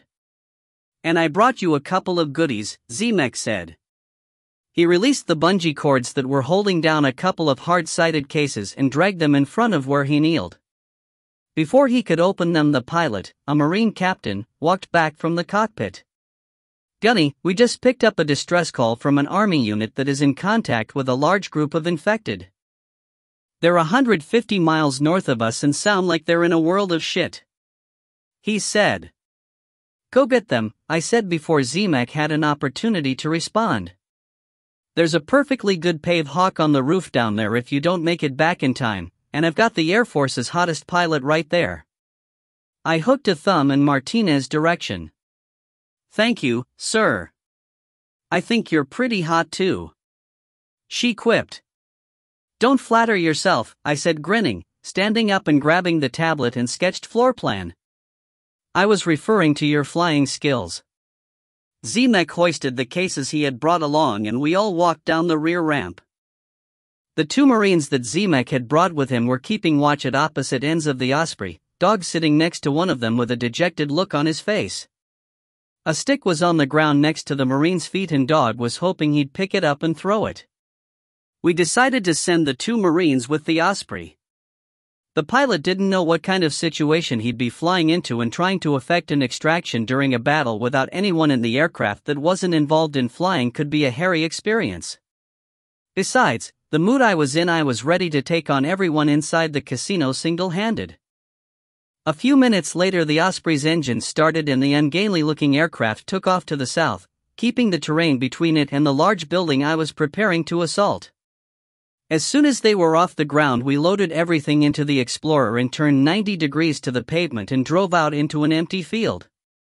We'd been sitting in the open too long for my taste, and I was happy to move us into the concealment of a small stand of trees on a ridgeline that overlooked the natural depression where the casino Saturday. Sheltered amongst the trees, Zemek walked me to the back of the vehicle and opened the cases. First, he handed me a set of NVGs that I gladly accepted, along with a new, lighter tactical radio set. From the second case, he pulled out a short-barreled Sig Sauer rifle and handed it to me with a grin. The rifle was half the length and weight of my M4, even with the long sound suppressor screwed onto the end. MPXK in 9mm, Zemek said, handing me a fully loaded magazine. Nice and quiet with the suppressor. Best CQB weapon I've ever used. He meant close quarters battle, which is what fighting in the casino would be. I nodded my appreciation as I removed my rifle and worked the SIG sling over my head. I spent 10 seconds familiarizing myself with the weapon, then emptied my vest of spare mags for the M4 and loaded up with new ones for the SIG. Do you know how to get on the roof? I asked Stephanie as I was getting the new weapon settled on my body. She shook her head and I turned back to Zemek. What else did you bring? I looked the building over on satellite before leaving Tinker and tried to think of everything we might need. Got you covered, he said, pulling a pneumatic grappling hook launcher out of the apparently bottomless case. Smiling, I clapped him on the shoulder in thanks. I gathered Zemek, Rachel and Martinez around as Stephanie kept an eye on the kids who were enjoying playing with Dog. Okay, here's what's happening. I began. We leave the Explorer here with Stephanie and move to the right end of the building below where the Pave Hawk is sitting. I'm going up while you three stay at ground level. There should be an exterior door that I can open for you once I'm in and recon is complete. If you have to back off for any reason, infected or guards, do it. Don't engage if you can slip away. The last thing we need is a commotion to draw their attention. I don't know how long it's going to take me, and I'll keep you updated when I can, but you're going to have to settle in and be patient. This last part was for Rachel, and to a degree Martinez. Zemek knew the routine and wouldn't jump the gun, but this was new for Rachel, and I knew from experience that she wasn't exactly the most patient person in the world. Not that I am either, but she needed to understand that she didn't need to start getting antsy if I wasn't back in 15 minutes. We talked for a couple more minutes, most of the questions coming from Rachel. When I was as satisfied as I was going to be that the group was ready, I whistled Dog over and gave Stephanie a brief explanation of what was happening. Having grown up in Oklahoma, she knew how to handle a weapon and how to shoot, so I felt better leaving my M4 with her in case she needed to protect herself and the children. With the last check of the gear on my body, I stepped off, leading the way down the gentle slope to the casino. 40. The walk to the casino was uneventful. We moved with me on point, happy to have night vision again, Rachel and Martinez side by side in the middle and Zemek bringing up the rear. Dog stayed tight to my right leg, ears up and nose constantly twitching as he padded along silently. There was no breeze to carry sense to him, but that also worked in our favor as our smell wasn't being carried to any infected in the area. My head was on a swivel, watching for both infected and survivors. The thermal scan had shown a few small groups of what had to be infected at different spots around the exterior walls of the casino, and I didn't want them to have any advance notice of our arrival. I was also worried about potential attacks from infected wildlife. I had no idea if razorbacks ranged into this part of the country or not, but after dealing with the ones in Arkansas, then seeing the obviously infected bats in Texas, I wasn't in the frame of mind to trust any animal we encountered. But we didn't encounter any, moving to the edge of the paved parking lot without incident. The lot was so large the building was still over 200 yards away, and I paused when Dog let out with a quiet growl. Holding up a clenched fist, I stopped our advance and looked down at him. His eyes were locked on the structure to our front, and I was reasonably sure he had caught a sound or scent of the infected group that was clustered beneath the helipad. After another scan of the area, I got us moving forward again, treading lightly across the smooth asphalt. Dog would growl occasionally to let me know there was still danger ahead, but I wasn't able to see them yet. Slowly the details of the building resolved in my NVGs as I drew closer. We were approaching at an oblique angle to the edge of what had resolved into a truly impressive structure. Even though the interior of the building was only one level, the walls soared nearly 50 feet into the air, which I suspected created an almost cavernous feel to the inside. Made of smooth stucco, there was the occasional symbol embedded into the stone that represented something from the heritage of whatever tribe had built the casino. Despite knowing that I had Indian blood in my veins courtesy of ancestors on my mother's side, I'd never had an interest in the culture and ignored the designs other than to take note of their presence. What I wanted to see was a maintenance ladder that ran from the ground up to the roof. At the moment, that was much more interesting to me. But I wasn't seeing one on this side. Reaching the wall, I flattened my back against it and gave the rest of the team a moment to join me before sliding along to a corner. I could hear them before I saw them, the snarling of several males. Pausing at the edge, I signed for the rest of the group to hold and peeked my head around to get a view of what we were dealing with. 11 infected were in the immediate area, 5 males and 6 females. All were just standing there, the females' heads tilted back to stare at the parapet far above them, the males swaying slowly back and forth as they waited for something to happen. I was preparing to raise my new rifle and start dropping the females when movement farther out caught my attention. It was 2 infected lying on the ground. At least I thought they were just lying on the ground, until I looked closer and was stunned into immobility. A male infected was on his back, a female straddling him as they mated. What the hell? I knew the females were getting smarter, or probably to be more accurate, they weren't having as much of their cognitive functions damaged by the virus as it mutated, but to be having sex? I didn't even want to think about the implications of the infected mating. For that matter, I had no idea how the infected's minds were being impacted by the virus. Was this mating for procreation, or was some part of their disease-riddled brains seeking out sexual pleasure? A touch on my shoulder startled me back to reality, and I turned. Rachel was looking at me with a curious expression that was mirrored on Martinez and Zemek's faces. Peeling the NVGs off, I handed them to Rachel and motioned for her to take a look. We traded places and she peered around the corner. The way her body went stiff, I could tell she had spotted the amorous couple. Finally, I tapped her shoulder and she turned around with a look of stunned horror on her face. Next, I waved Martinez and Zemek forward for a look. This wasn't a peep show, I just wanted everyone to be able to confirm what I had seen. There had been hope that the infected would eventually start dying off and the survivors would be able to reclaim the world. But if they were procreating, well, hell, it wasn't good. I could tell Rachel wanted to talk about this new development, but I waved her off. We had the information. Discussing it could wait until I had Katie safely in my arms. Zemek had gotten a look and also had a count and mental picture of the location of the infected. Using hand signs, I told him his area of responsibility was the left and I would take the right. He nodded and I raised 3 fingers, counting down. When my last finger folded into my fist, we stepped around the corner together, rifles up, and began engaging the infected. 2 females dropped simultaneously, then 2 more before the others realized something was wrong.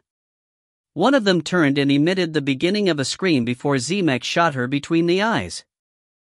We kept targeting and firing, quickly putting down all of the females. I paused a heartbeat when I realized the female in the act of mating was still so occupied that she hadn't noticed us. Walking forward, I started shooting the males and she finally stopped grinding her pelvis on the male and looked around. I shot the last male standing and stood with a steady aim at her head. She turned back to the male and lunged down, tearing his throat out with her teeth, dark blood jetting into the air from his severed carotid artery. Slowly she got to her feet and turned to face me, pants around her ankles. My aim wavered as she bent down, grasped the waistband of her jeans and pulled them up to cover herself. "What the hell is going on?" Rachel said quietly from behind me. I didn't know how to answer that question. This was a whole new level of behavior from the females, and quite frankly it creeped me the hell out. Remembering why I was here in the first place, I said the hell with it and pulled the trigger. The female's head snapped back and her body fell across the male she'd just killed after mating. My heart was pounding and I took several deep breaths to calm down and refocus on the task at hand. A quick scan for any more infected came up empty and I turned to face the group. All of them looked as shocked as I felt. "We'll talk about it later," I said, reaching out and taking my NVGs back from Rachel. I scanned the wall and was disappointed to not see any way to access the roof. Turning to Zemek, I nodded and he walked a few yards away from the building before turning and looking up at the roofline. He must not have liked what he saw as he backed up another couple of yards, lowered his rifle and raised the grappling hook launcher. Aiming high, he pulled the trigger and there was a low thump followed by the hiss of high-pressure air being released. A high-strength polymer hook shot into the sky, trailing a length of lightweight rope. The hook sailed out of sight over the edge of the roof, then the rope softly slapped against the wall. Grabbing the line, I began pulling to drag the grappling hook across the roof. There were knots tied into the line every 18 inches that gave me a good grip. They were there to help climbers grip the rope, and I'd forgotten just how long it had been since I'd gone up the outside of a building. Putting it out of my mind, I tugged hard when the hook grabbed something solid on the roof.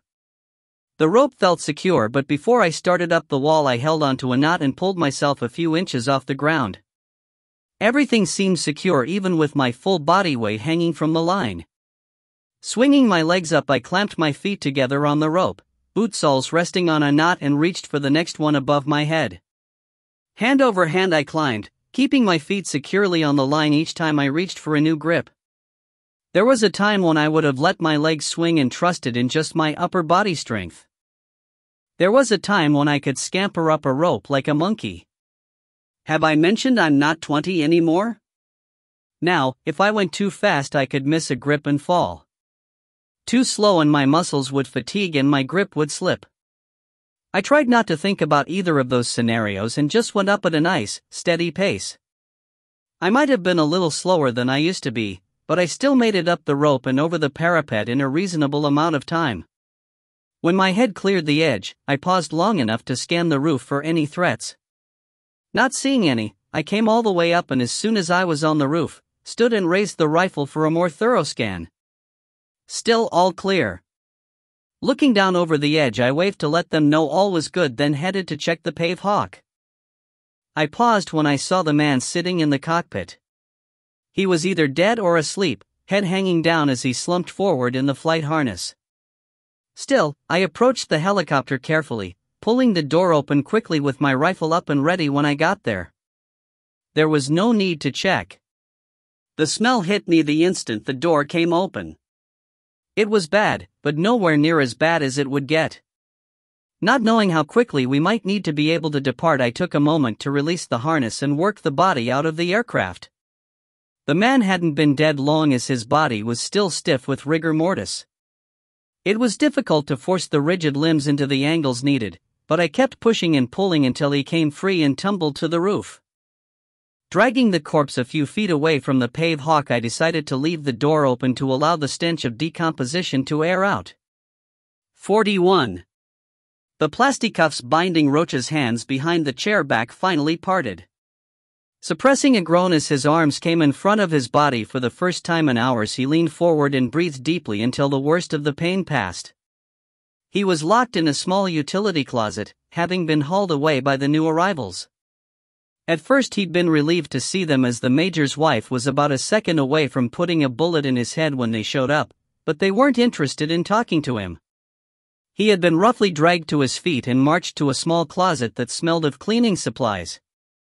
A steel-framed chair had been brought in and he'd been forced to sit on it, his hands pulled behind the back and secured. Each ankle had also been strapped to a chair leg, the large men ignoring his attempts to speak with them as they worked.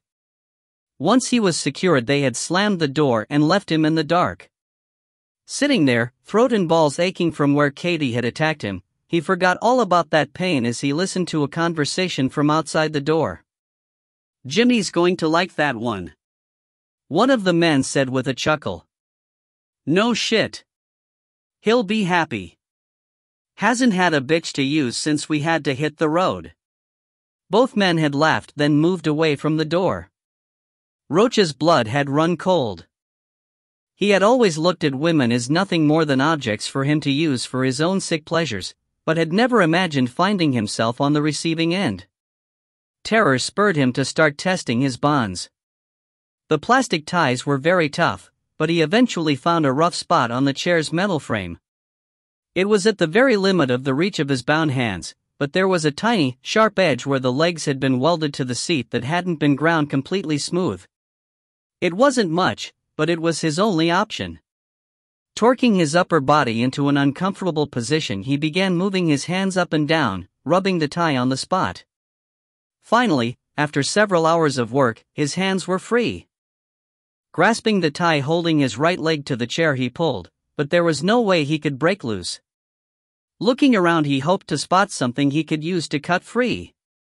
A small amount of light leaked in through a ventilation grate in the lower half of the door.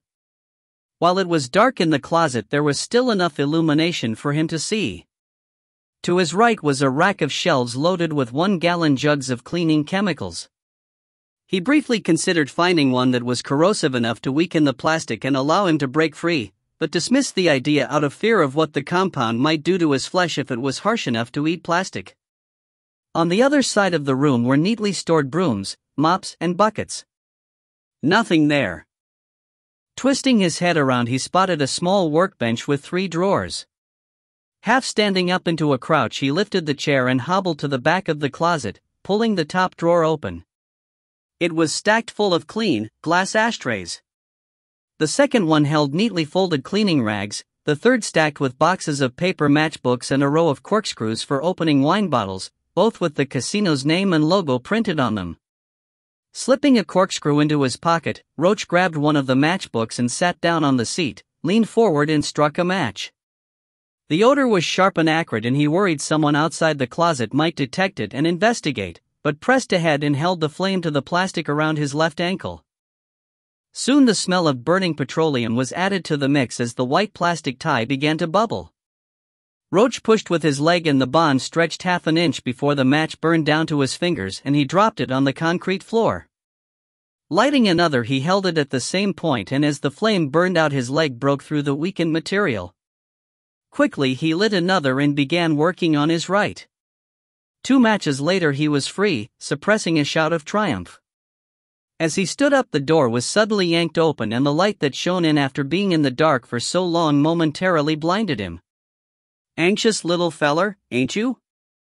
a deep voice said a moment before he was grabbed and pulled out of the closet. Roach's eyes hadn't fully adjusted to the light, but he could tell he was facing a very large man.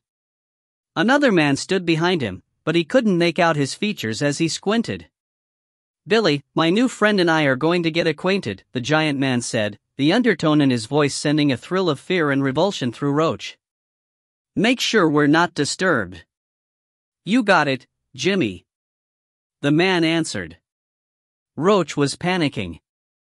Barely able to take a breath, eyes darting around as he looked for any escape route. When Jimmy turned his head to nod to Billy, he lunged away and to the side. He didn't know where he would go, just knew he had to get away from the man. He didn't even make it a step before Jimmy's massive fist lashed out and struck him on the side of the head. He stumbled and fell, nearly losing consciousness. Jimmy stepped over him, reached down and wrapped a huge hand around his upper arm. Lifting him to his feet, he leaned in until his face was almost touching Roach's. "Go ahead and fight, sugar.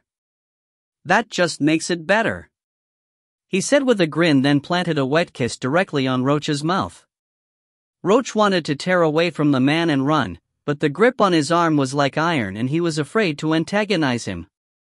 Jimmy broke the kiss and stood back to his full height, a head taller than Roach, turned and headed directly to a door with a small brass sign on it marking it as private. Roach had no choice but to walk with him as the man's hand tightened on his arm to bring him along. A scream of NO began to build in his head and he didn't know if he was actually shouting it or not. 42. The steel door set into the roof's bulkhead was locked with a deadbolt and I didn't have a key. But the hinges were on the outside and I did have several thermite grenades courtesy of Zemek. Seems he'd thought of everything. Thermite grenades have been used by the US military since World War II to disable equipment, most commonly artillery that has to be left behind and is at risk of being captured by an enemy. Though they are called grenades, there is no explosion, rather the ignition of the combination of magnesium, aluminum and iron. The chemical reaction quickly reaches temperatures of 2,500 degrees Celsius and will destroy the barrel of a cannon, or the hinges on a door. Okay, so maybe he hadn't thought of everything. How the hell was I going to keep the grenades in place on the hinges long enough to melt them? Realizing there was no way to use the thermite, I raised the NVGs and clicked on a small flashlight to examine the door. It was set flush into a steel frame, the exterior smooth and unbroken except for the deadbolt and a small knob. In frustration I grabbed the knob and tugged, surprised when I felt the door shift slightly. I pulled a couple more times, watching the whole frame move when I did. Glad that shoddy workmanship was alive and well, I drew my K-bar and inserted the blade into a narrow gap between the door frame and the bulkhead's wood framing and started working it around the perimeter. It didn't take long for me to figure out that when the door had been set it had been held in place with small, temporary screws. Someone should have come along and installed the big, heavy lag bolts that were almost certainly required for a security door, but they hadn't. And I wasn't complaining. Pausing after I started to apply leverage with my K-bar, I looked over my shoulder at the dead pilot. He most likely had a smaller survival knife on him that I could use and not risk breaking a knife I might need. Sheathing mine, I strode to the body and found a 6-inch, fixed-blade knife strapped to his flight vest. 20 minutes later I had one screw to go when Zemek's baritone sounded in my ear. Got a few more infected arriving in the area. It was just an update and he didn't expect an answer. I kept working in silence, finally breaking through and the door coming free. The top began to tilt out towards me and I let it move enough to grasp each side and lift it free. Shuffling sideways I set it down, then carefully lowered the top until it was flat on the roof. I had managed to work very quietly and was confident that unless someone had been right on the other side of the door they wouldn't have heard me. The lights were on inside the casino, revealing a red-carpeted flight of stairs that led down. Rifle up I began descending, treading lightly and listening hard for any indication that I'd been detected. The area was quiet and when I reached the bottom of the stairs I found myself in what looked like a VIP area. That made sense, as anyone who had a helicopter on the roof would have almost certainly been a VIP. Looking around I spotted a row of switches and started pressing them until the lights in the room went out. I had to open a door to move into the main area of the casino and I didn't know if it was lit or not. Either way I didn't want the room I was coming out of to be brightly lit and visible to anyone who happened to be looking in my direction. Cracking the door open half an inch I pressed an eye to the gap and peered through. The main area was lit, but only with dim lights set far apart in the ceiling far overhead. There were lots of shadows along the walls and large pools of darkness spaced out into the distance. Row upon row of slot machines stretched away, none of them powered up. I stood still for several minutes, watching and listening, but didn't detect any movement. Rifle gripped with my right hand I slowly pulled the door farther open with my left. Poking my head out I took a quick look in each direction and still seeing nothing of concern I swiftly stepped through the opening, softly closed the door behind me and moved into the closest spot that was dark. Still clear of danger I ran to the nearest bank of slots, rifle up and scanning in sync with my eyes. Pausing behind the 8-foot-tall row of machines I checked behind me before continuing on deeper into the room. I passed through 2 areas lit from above before pulling up in the shelter of a giant Wheel of Fortune slot machine. Crouching in the dark I caught my breath when I heard a quiet cough from the adjacent row. Remaining stock still I listened for a moment then checked behind me again before continuing deeper into the building. I kept moving like that, dash and pause, until I was approaching the area where the majority of the blobs had shown on the thermal image. No more dashing from this point. Slow, cautious, steady movement. I could hear the faint sounds of conversations and smell cigarettes being smoked. The aroma of food cooking threatened to start my stomach rumbling. I was surprised as it was the middle of the night and I'd expected most of the people that weren't on sentry duty to be asleep, but that didn't seem to be the case. Working my way forward, I stopped in a shadowy area at the end of a bank of large slots and listened for a moment. A couple of low conversations and faint sounds of pots and pans being banged around. Flattening my body to the floor, I slowly poked my head around the base of the machine, the legs of a stool providing some camouflage. I was near the far end of the casino from where I'd entered, and the area along the wall was better lit than the main gambling floor I'd just crossed. A guard carrying an AK-47 rifle was walking away from my position, presumably continuing on a set patrol. He didn't look particularly alert and was focused more on the carpeted floor in front of his feet than he was on the surroundings. That was not unexpected and was also good for me. They felt secure, and even though they had posted men to patrol the building, the sentries were bored and not really doing their job. 3 men lounged around a low, felt-top table, and this was one of the conversations I was hearing. 2 of them were smoking and there was a half-empty whiskey bottle on the table, a shot glass resting in front of each man. I could just make out what they were saying and listened intently for a couple of minutes. They were discussing organizing a fight and trying to decide what form of payment they would accept for an entry fee, food or ammunition. They settled on ammunition, then moved on to women. This part of the conversation didn't make as much sense at first, as they seemed to be debating which woman was the best. Then, as I continued to eavesdrop, I got a sick feeling in my gut when I realized they were talking about women they were holding captive.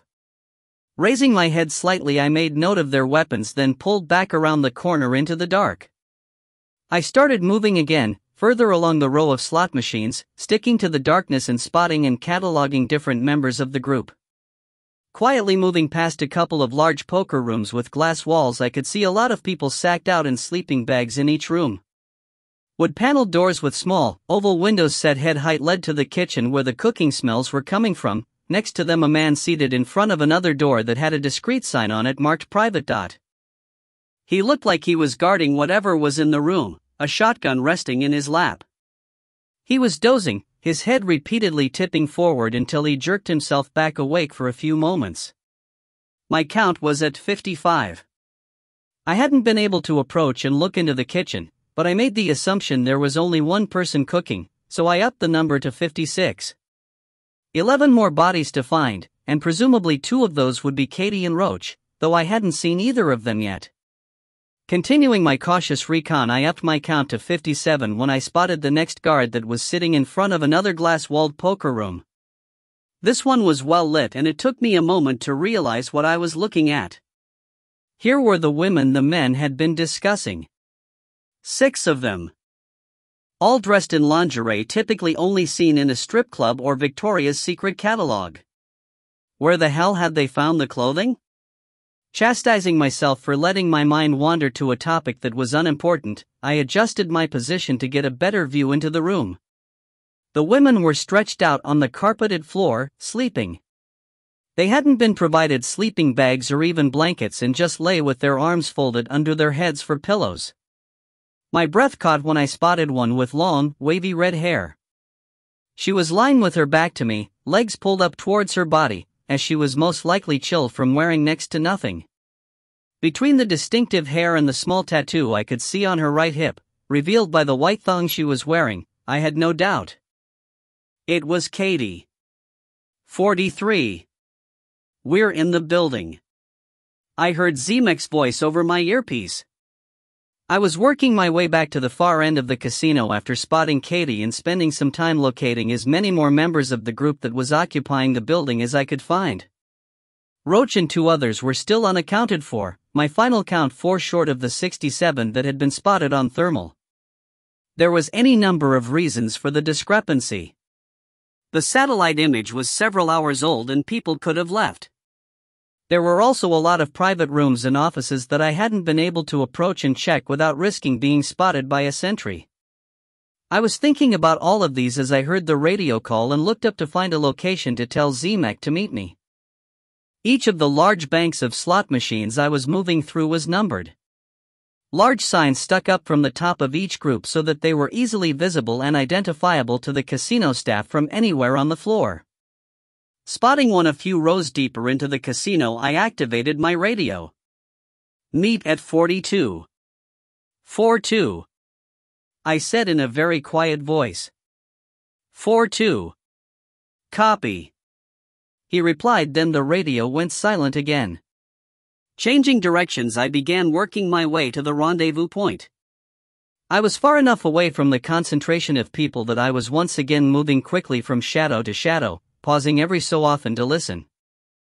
Nearing my destination, I dashed to a dark area, shadowed by a row of video poker machines labeled 38, and froze when I heard the sound of a match being struck from the far side of Area 37. Reaching up to my vest, I pressed the manual transmit button on my radio 2 times in quick succession. This would send 2 clicks to Zemek, telling him there was a problem and he needed to go still and silent until I gave the all clear. A moment later, there were 2 answering clicks in my earpiece as he acknowledged my message. I could smell cigarette smoke now, as well as see it drifting up into the faint light above the 37 sign. Scanning the area, I didn't see anything other than quiet machines, so I moved to the end of the bank with my short rifle up and ready. When I came to a stop, I was close enough to hear the burning of the tobacco as what I presumed was a sentry took a drag. A moment later, the soft sigh of his exhale clear to my ears in the quiet. Risking a quick look, I leaned out, rifle aimed and finger moving onto the trigger. The man was seated at the far end of the row, 4 machines away from where I stood. His back was to me as he stared towards the far end of the casino. Not wanting to make any noise, I lowered the rifle to the end of its sling and silently drew my K-bar. When I'd first entered the building, I'd not been in a hurry to start engaging the occupants. They could have been survivors who sought refuge from the infected in the security of the big casino. They could have been employees who had just hunkered down. But when I'd found my wife, obviously being held against her will and forced to dress like she was, any hesitation to kill on my part had been removed. K-bar gripped tightly in my right hand, I took 2 long, quiet strides and clapped my hand over the man's mouth as I thrust the blade into his kidney. A deep strike to the kidneys will send the human body into immediate shock, rendering it unable to fight or flee. Pulling the knife free, I stabbed in from the side, the 8-inch blade slipping between his ribs and piercing his heart. Maintaining my hand over his mouth, I twisted the K-bar to ensure an instant kill, then pulled it out and lowered the corpse to the floor. After wiping the blade clean on his clothing and resheathing the knife, I took a moment to pull the stools away from the slot machines, roll the body against their base, then put the stools back in a neat row. Anyone walking by would easily see the dead man, but from a few yards away, in the shadows, he wouldn't be readily apparent. Raising the rifle, I scanned the area but came up clear. 2 slow clicks on the radio let Zemek know he was okay to move again, and I turned and headed for the 42 sign. I arrived a few minutes ahead of them and took the time to check 2 rows on either side of the location. Both were clear of any guards, and when I moved back to the bank of machines, I spotted Zemek leading Rachel, Martinez, and Dog. "Why'd you come inside?" I asked quietly after Dog calmed down and quit insisting that I pet him. "Infected showed up," Zemek answered in an equally soft voice. We were talking in mumbles, not whispers. The sibilant sounds of a whisper carry much farther and are more easily detected by the human ear than a very quiet mumble. Too many to fight without retreating, so we came up the rope. I turned and looked at Dog, who thought my glance was an invitation for more petting. "He's a heavy bastard, but at least he knows to stay still," Zemek said with a grin. "So what's the landscape?" I filled him in on what I'd found, Rachel and Martinez pushing in close to hear what I had to say. "No roach?" Rachel asked. "Not that I've seen," I said. "He could be gone, could be in an area I couldn't get to, or could be dead." She nodded and Zemek spoke up. "So, what's your plan?" I pulled out the sketch Stephanie had drawn for me and spread it out on the floor. With Dog pushed out of the way, everyone was able to lean in and see as I pointed out what I wanted to do. Zemek asked a few questions, but kept nodding his head as I spoke. "Rachel, will you get to Katie?" I asked, looking up at her. She looked back at me and smiled. "Yes. I'll make sure she gets out," she said, meeting my eyes and still smiling. "Thank you," I said, reaching down, drawing my backup pistol and handing it to Rachel. "Hand her this when you get to her. She knows how to use it." Rachel nodded again and tucked the weapon into her waistband. We reviewed the plan one more time, and when there were no more questions I looked at each of them and thanked them for their help. Zemek and Martinez nodded, slightly embarrassed. Rachel looked back at me and I could tell she was holding back tears. Martinez noticed too and motioned Zemek to come with her and give us a moment of privacy. "I wouldn't be here without you," I said to Rachel. "I don't know how to thank you or tell you how much you mean to me." She reached out and took my hand in hers, leaning in and kissing me. It was a slow, soft, deep kiss, but there was sadness behind it. "Let's go get your wife," she said. 44. We moved single file, me on point with Dog at my side, Zemek behind me with Rachel and Martinez watching our rear. First step was to take out the roving sentries. I'd already gotten one of them on the way to meet up with my group, but there were two more that I'd spotted. Both were armed with AKs and needed to be taken out before we began our rescue effort. Leaving guards running around behind you with automatic weapons is never a good idea. I heard the first guard before I saw him. We had angled over to be close to the wall farthest from where Katie was being held, and as the man walked he dragged the heel of each foot on the carpet. In the tomb-like silence of the cavernous building it was easy to hear him coming. I signed for the group to stop, held a hand in front of Dog's face to tell him to stay, and moved forward to meet the man. As I spotted him around the corner of a row of ATMs, he was just pushing through a door into a men's restroom. Padding silently, I ran up and pressed my ear to the door. I couldn't hear well, but managed to pick out the sound of his zipper coming down, followed a moment later by the glassy tinkle of a urinal being used. Raising my rifle, I pushed the door open with my shoulder and stepped into the brightly lit room. The man stood with his back to me, legs spread apart and hands in front as he relieved himself. His rifle was leaned up in a corner, well out of his reach.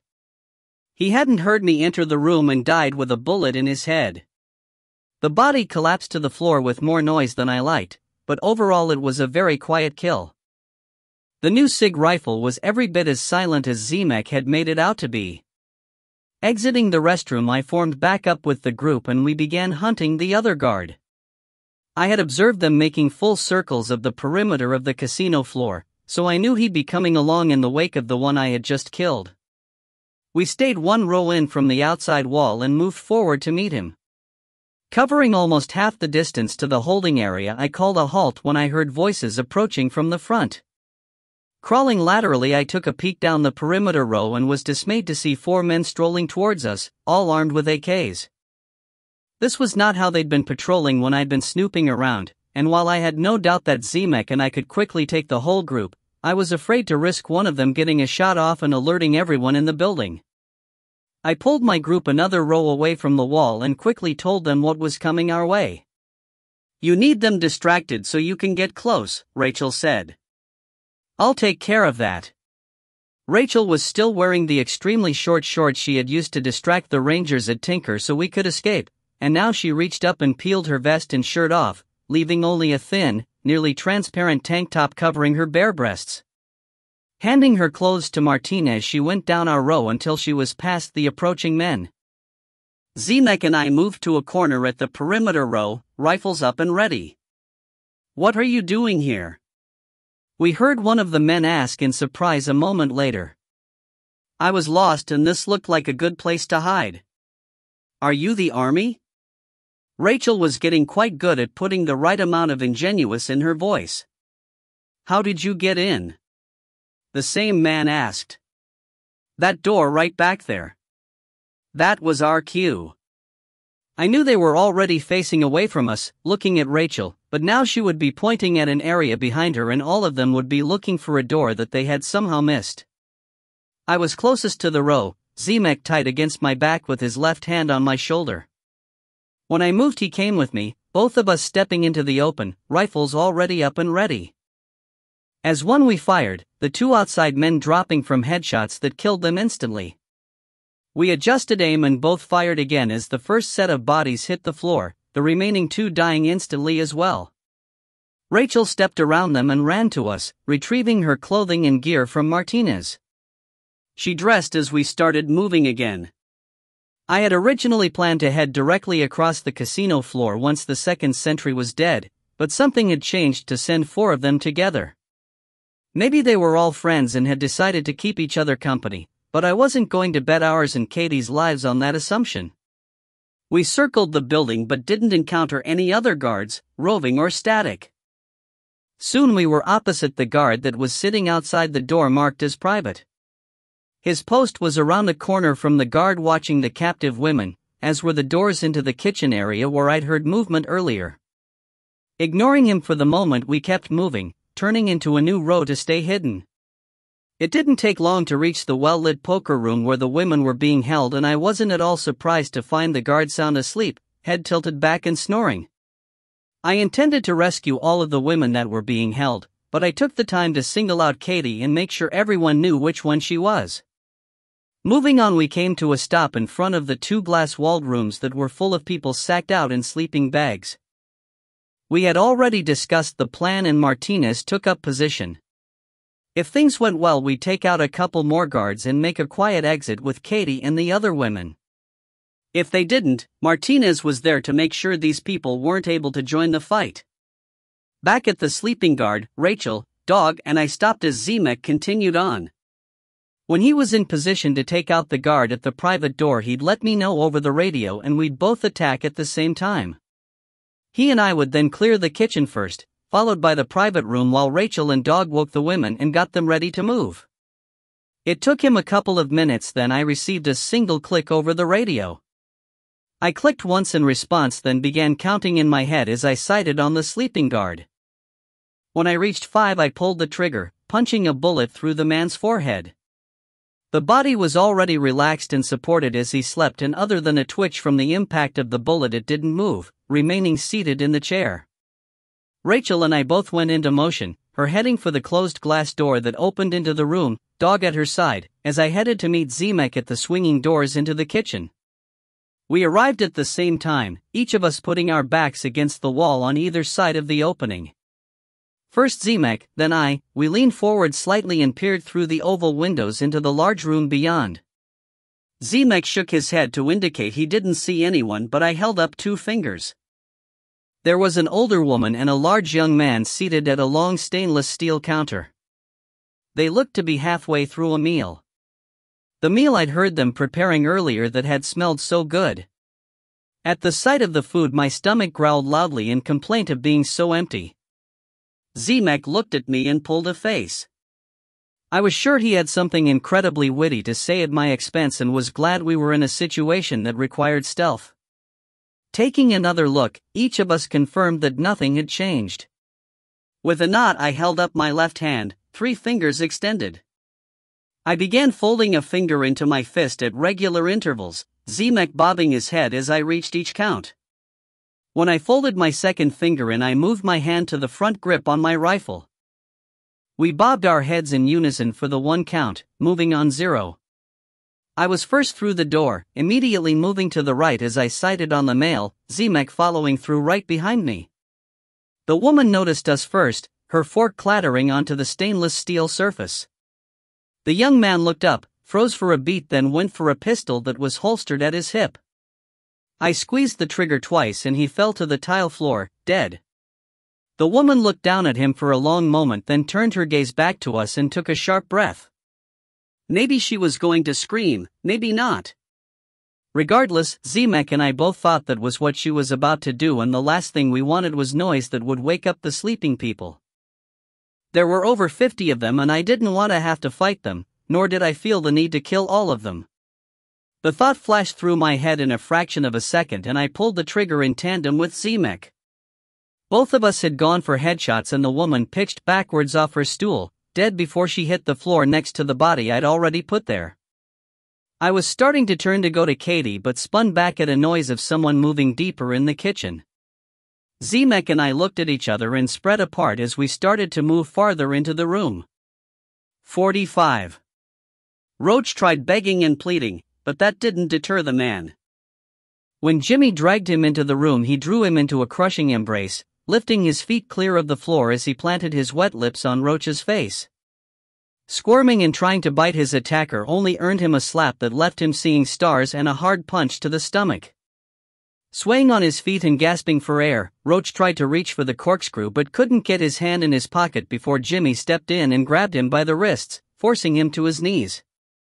Hands numb from the pressure of Jimmy's grip, Roach began to cry as he pleaded for the man to stop, but he was slapped again.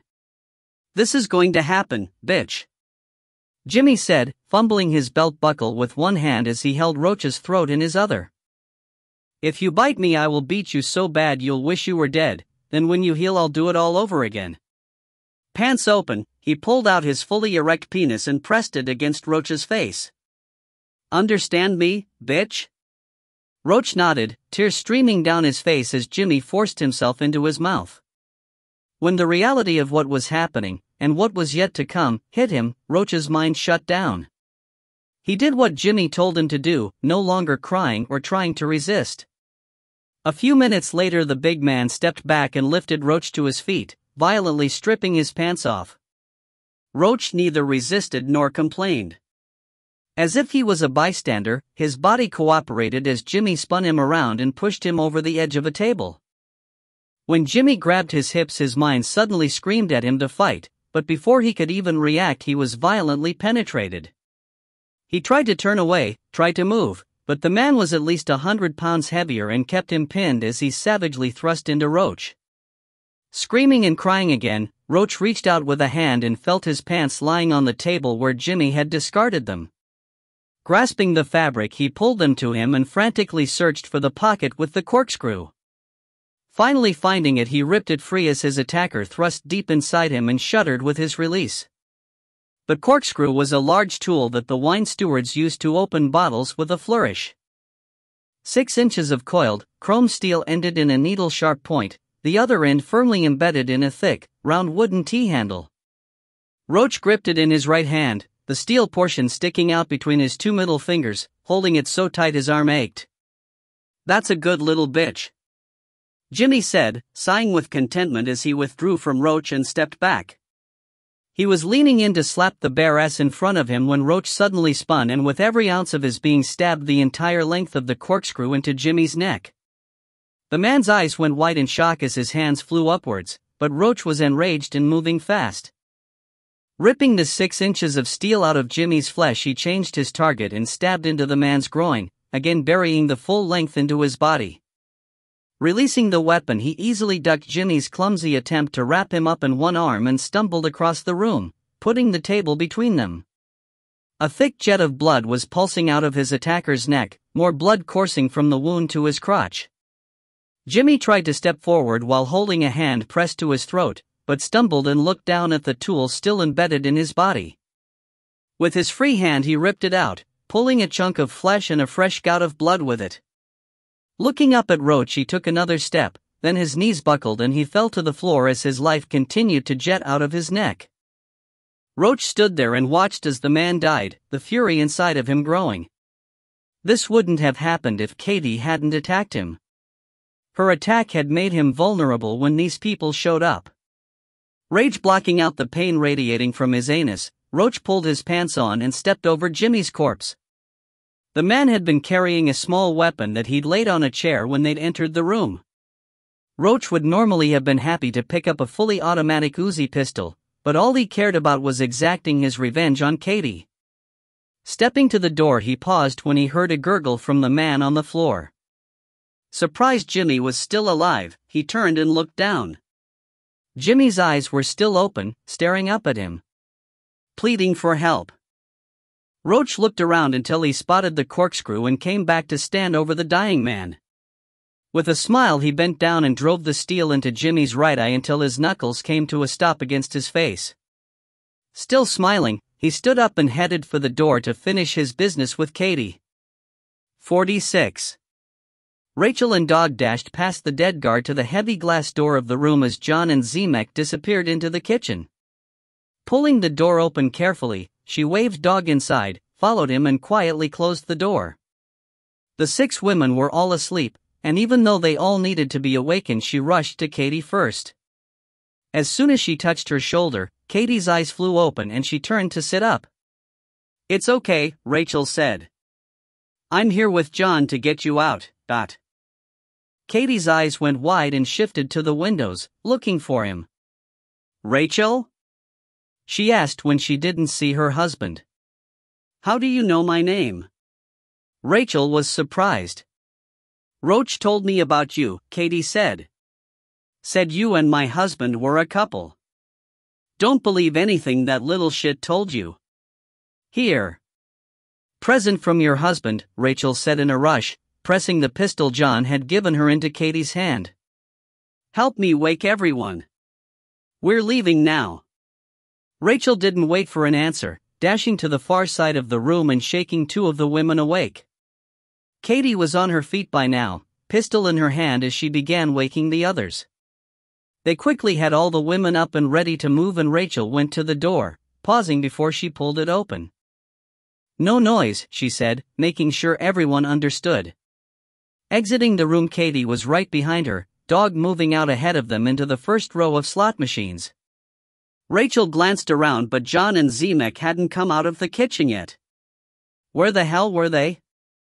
Turning to the front, she checked on Dog, then glanced over her shoulder to make sure the women were all still following. Movement in her peripheral vision caught her eye and Rachel turned her head, expecting to see John. She froze for a heartbeat when she recognized Roach, walking towards her with a weapon in his right hand, coming up to target them. Katie looked to her left when the tall woman paused, her breath catching in her throat. Roach was walking directly towards them, raising a pistol. The woman was trying to bring an M4 rifle around, but she could tell Roach had the drop on them and would start firing well before the rifle could come into the fight. Reaching out, Katie shoved the woman in the middle of her back as she spun to bring her pistol up. Before she could raise the muzzle high enough to fire, Roach pulled the trigger and the small Uzi began spitting bullets.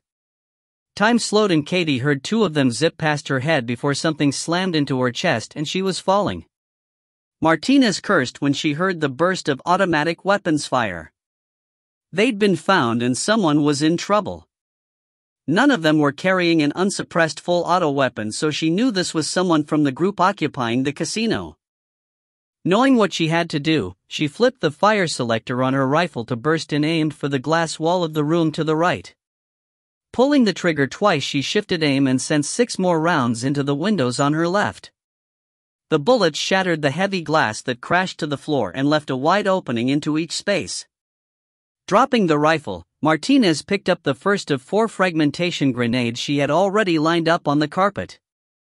Pulling the pin, she threw it hard at the right hand room, watching it sail through the opening she just created as she reached for the second one. People in the 2 rooms were shouting and screaming now, struggling to get out of their sleeping bags. One enterprising soul didn't bother to do anything other than pick up his rifle and start firing blindly.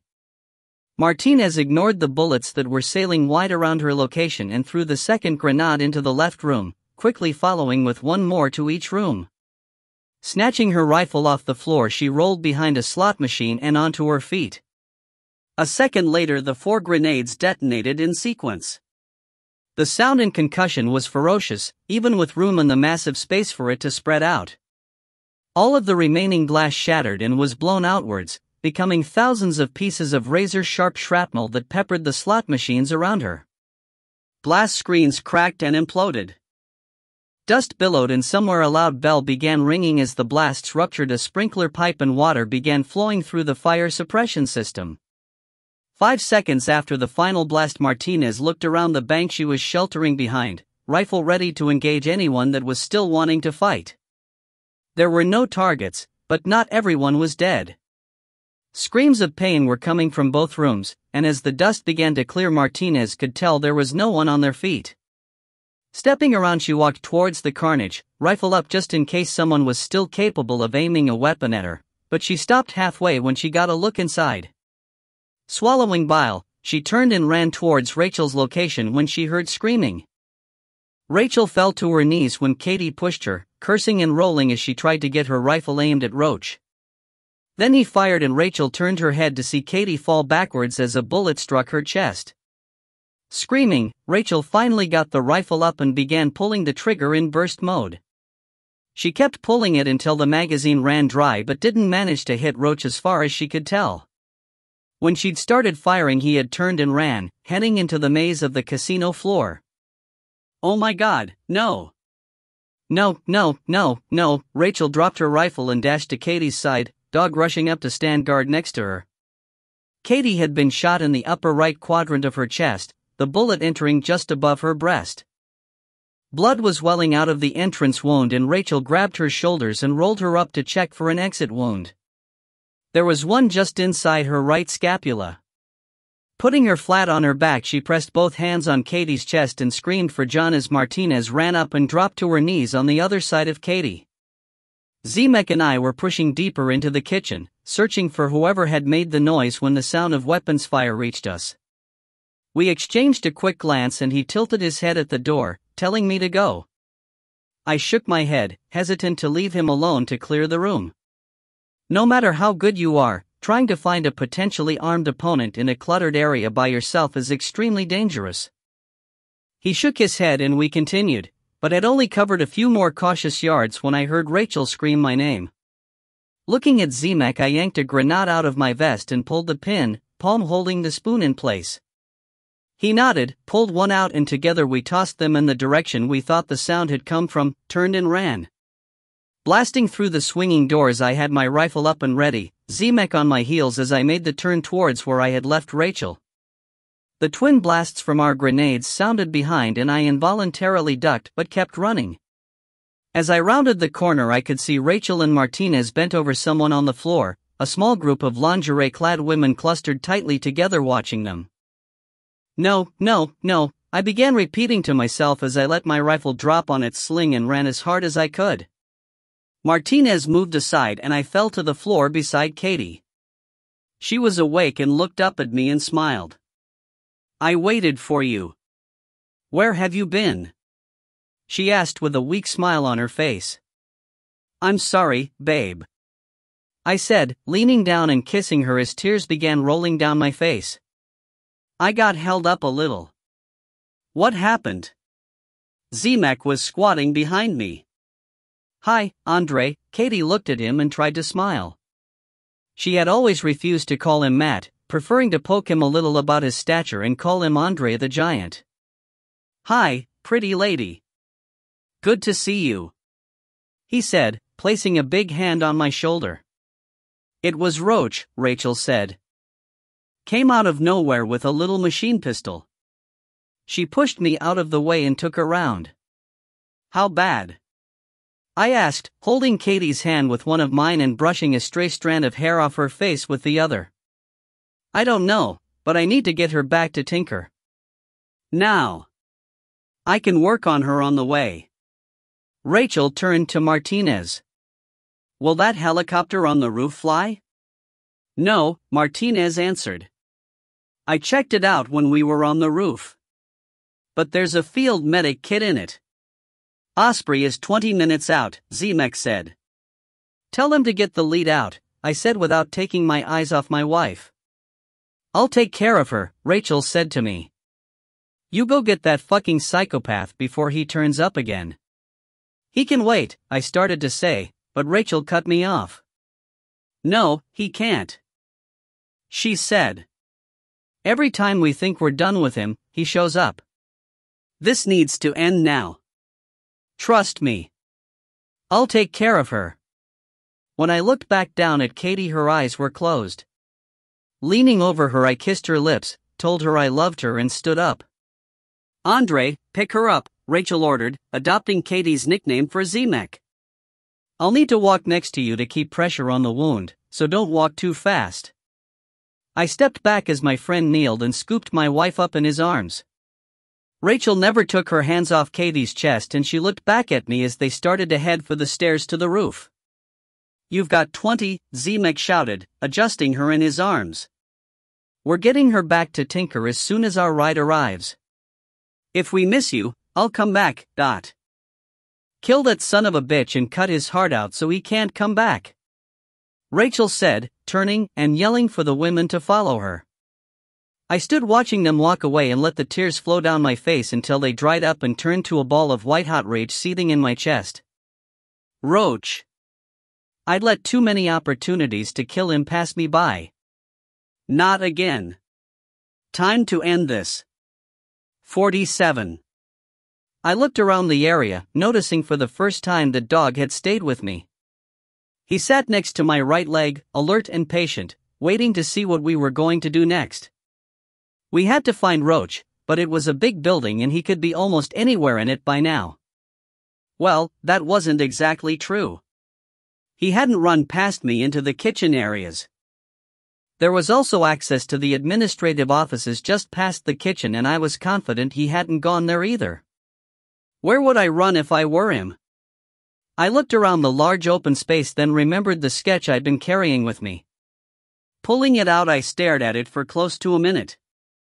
If I eliminated the service areas that I was currently standing next to as well as the VIP area where my group had gone.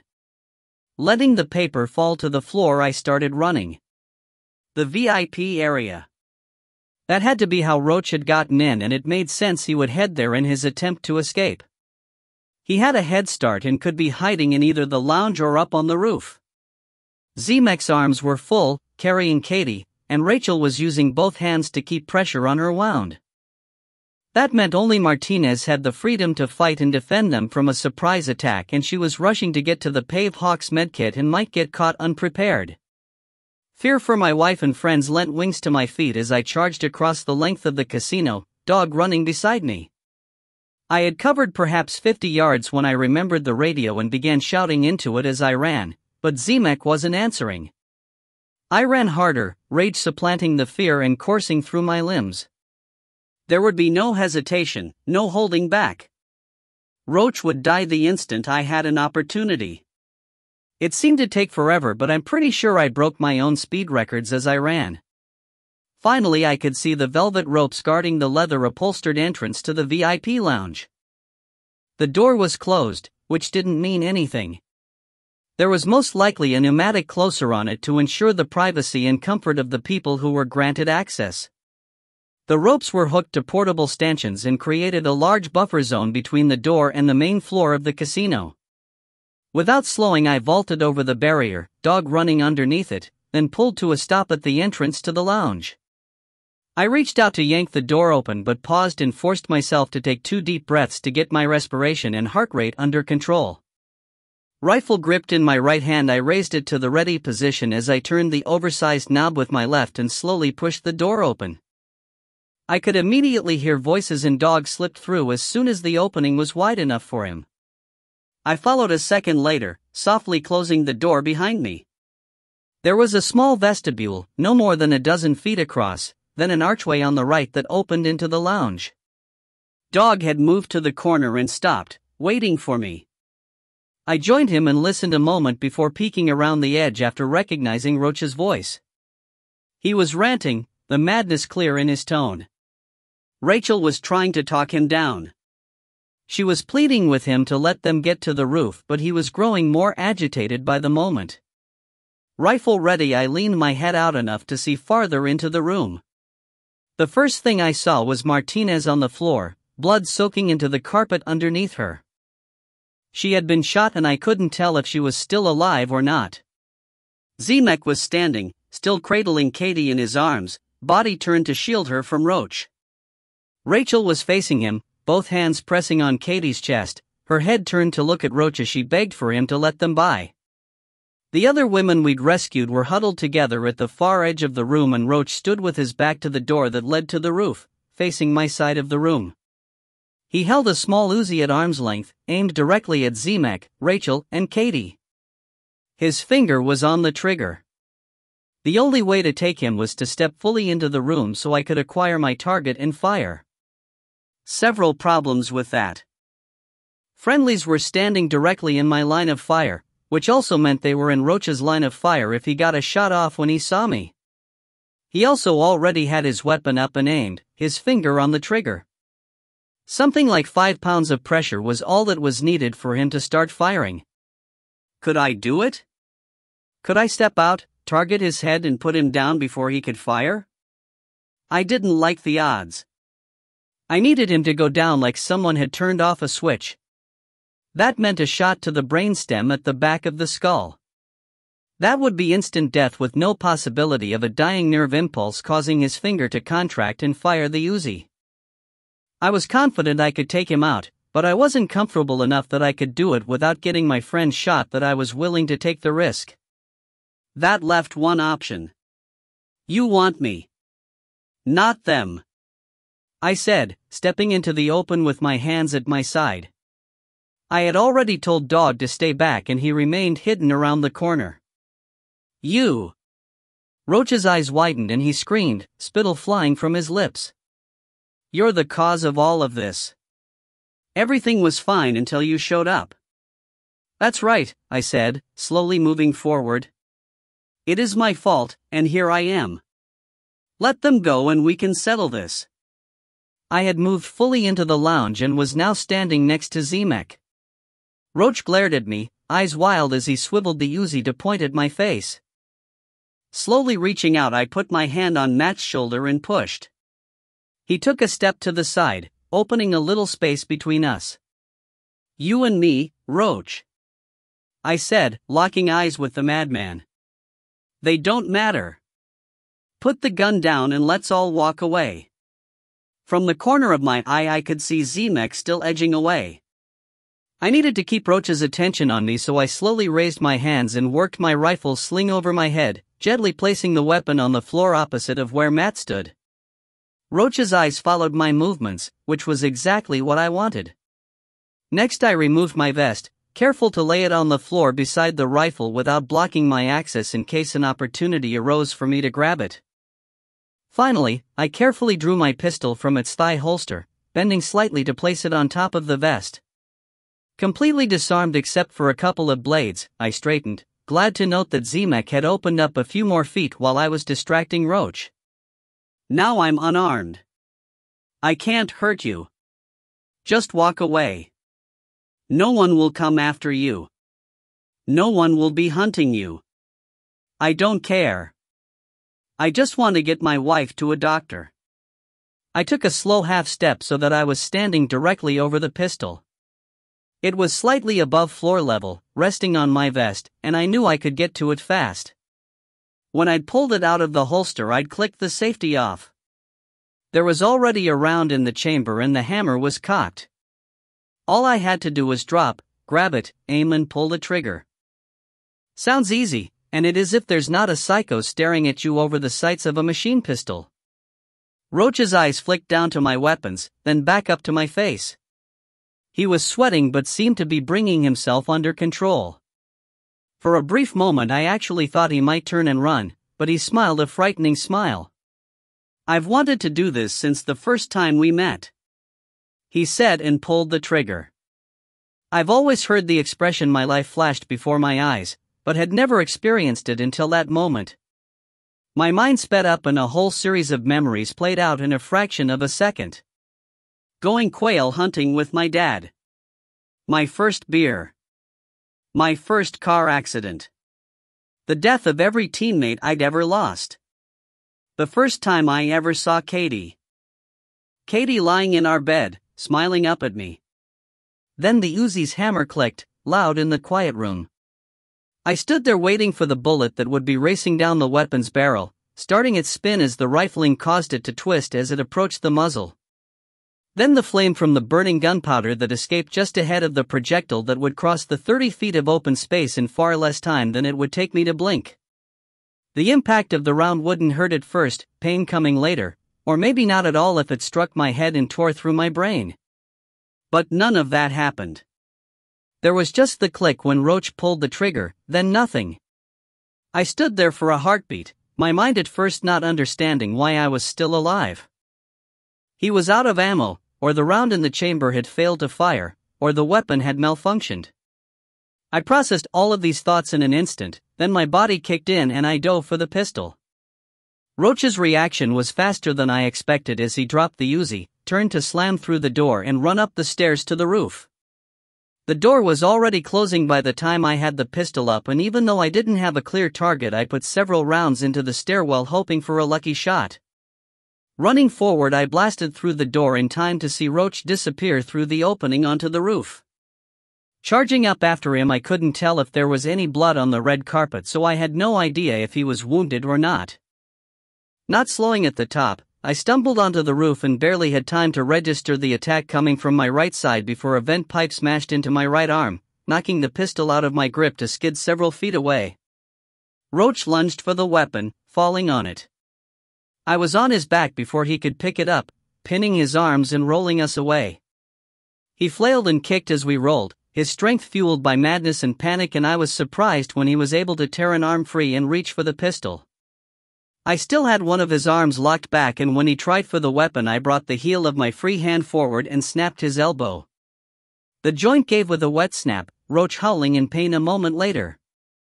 Not releasing the arm, I dragged him 20 feet across the roof and rolled him over, intending to wrap him up and break his neck, but he slithered out of my arms and scrambled away from me. Getting my feet under me, I twisted and launched, driving my shoulder into his chest and up into his chin.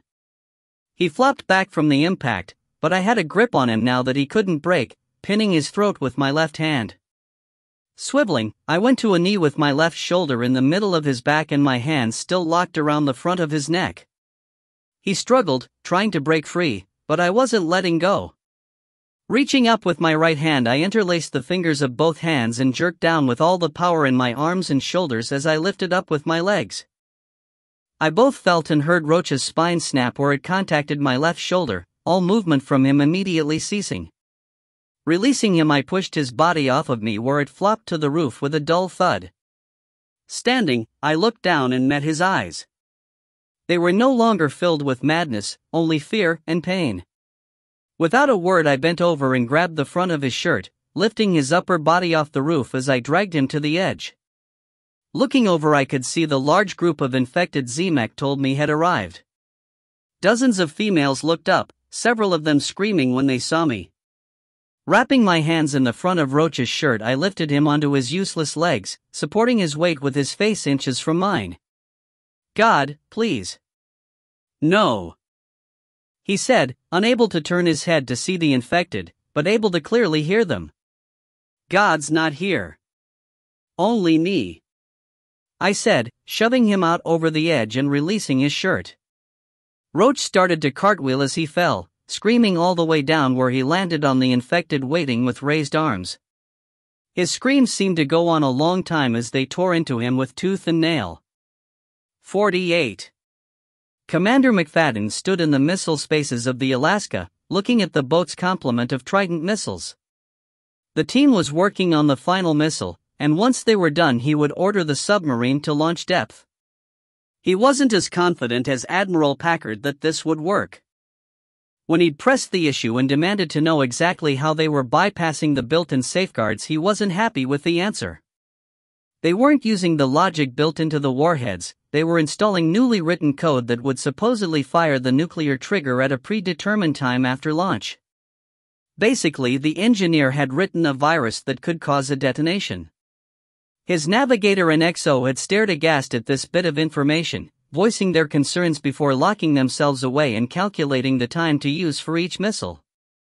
They had completed their work before the engineering team had finished loading the code into all the warheads, having two other officers double-check their calculations. They'd been accurate on their first attempt and now stood watching as the time to detonation was programmed into the last Trident.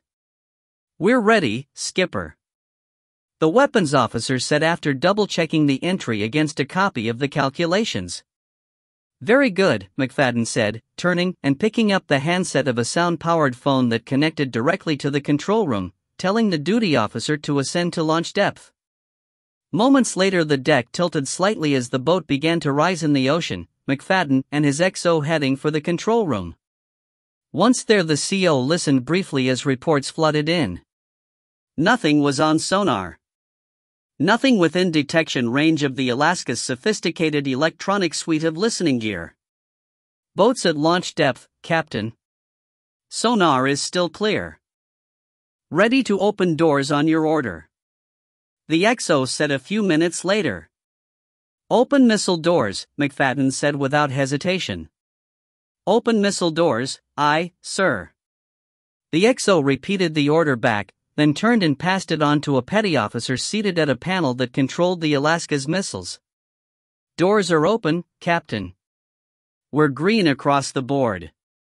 The XO reported a few moments later. Very good, XO. Commence firing. McFadden ordered.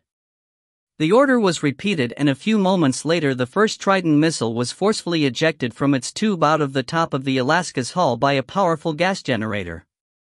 When the missile broke the surface of the water, its rocket motor fired, and at the nose an aerodynamic spike was deployed to reduce atmospheric drag. Roaring skyward, the missile continued to gain speed and altitude as it headed for a spot over the central United States. If the Alaska's calculations had been correct, it would detonate just above the Earth's atmosphere. Torpedoes!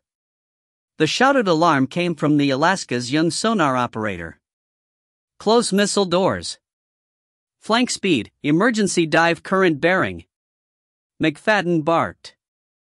The crew in the control room responded immediately, the big submarine vibrating as the propeller spun up to its max speed.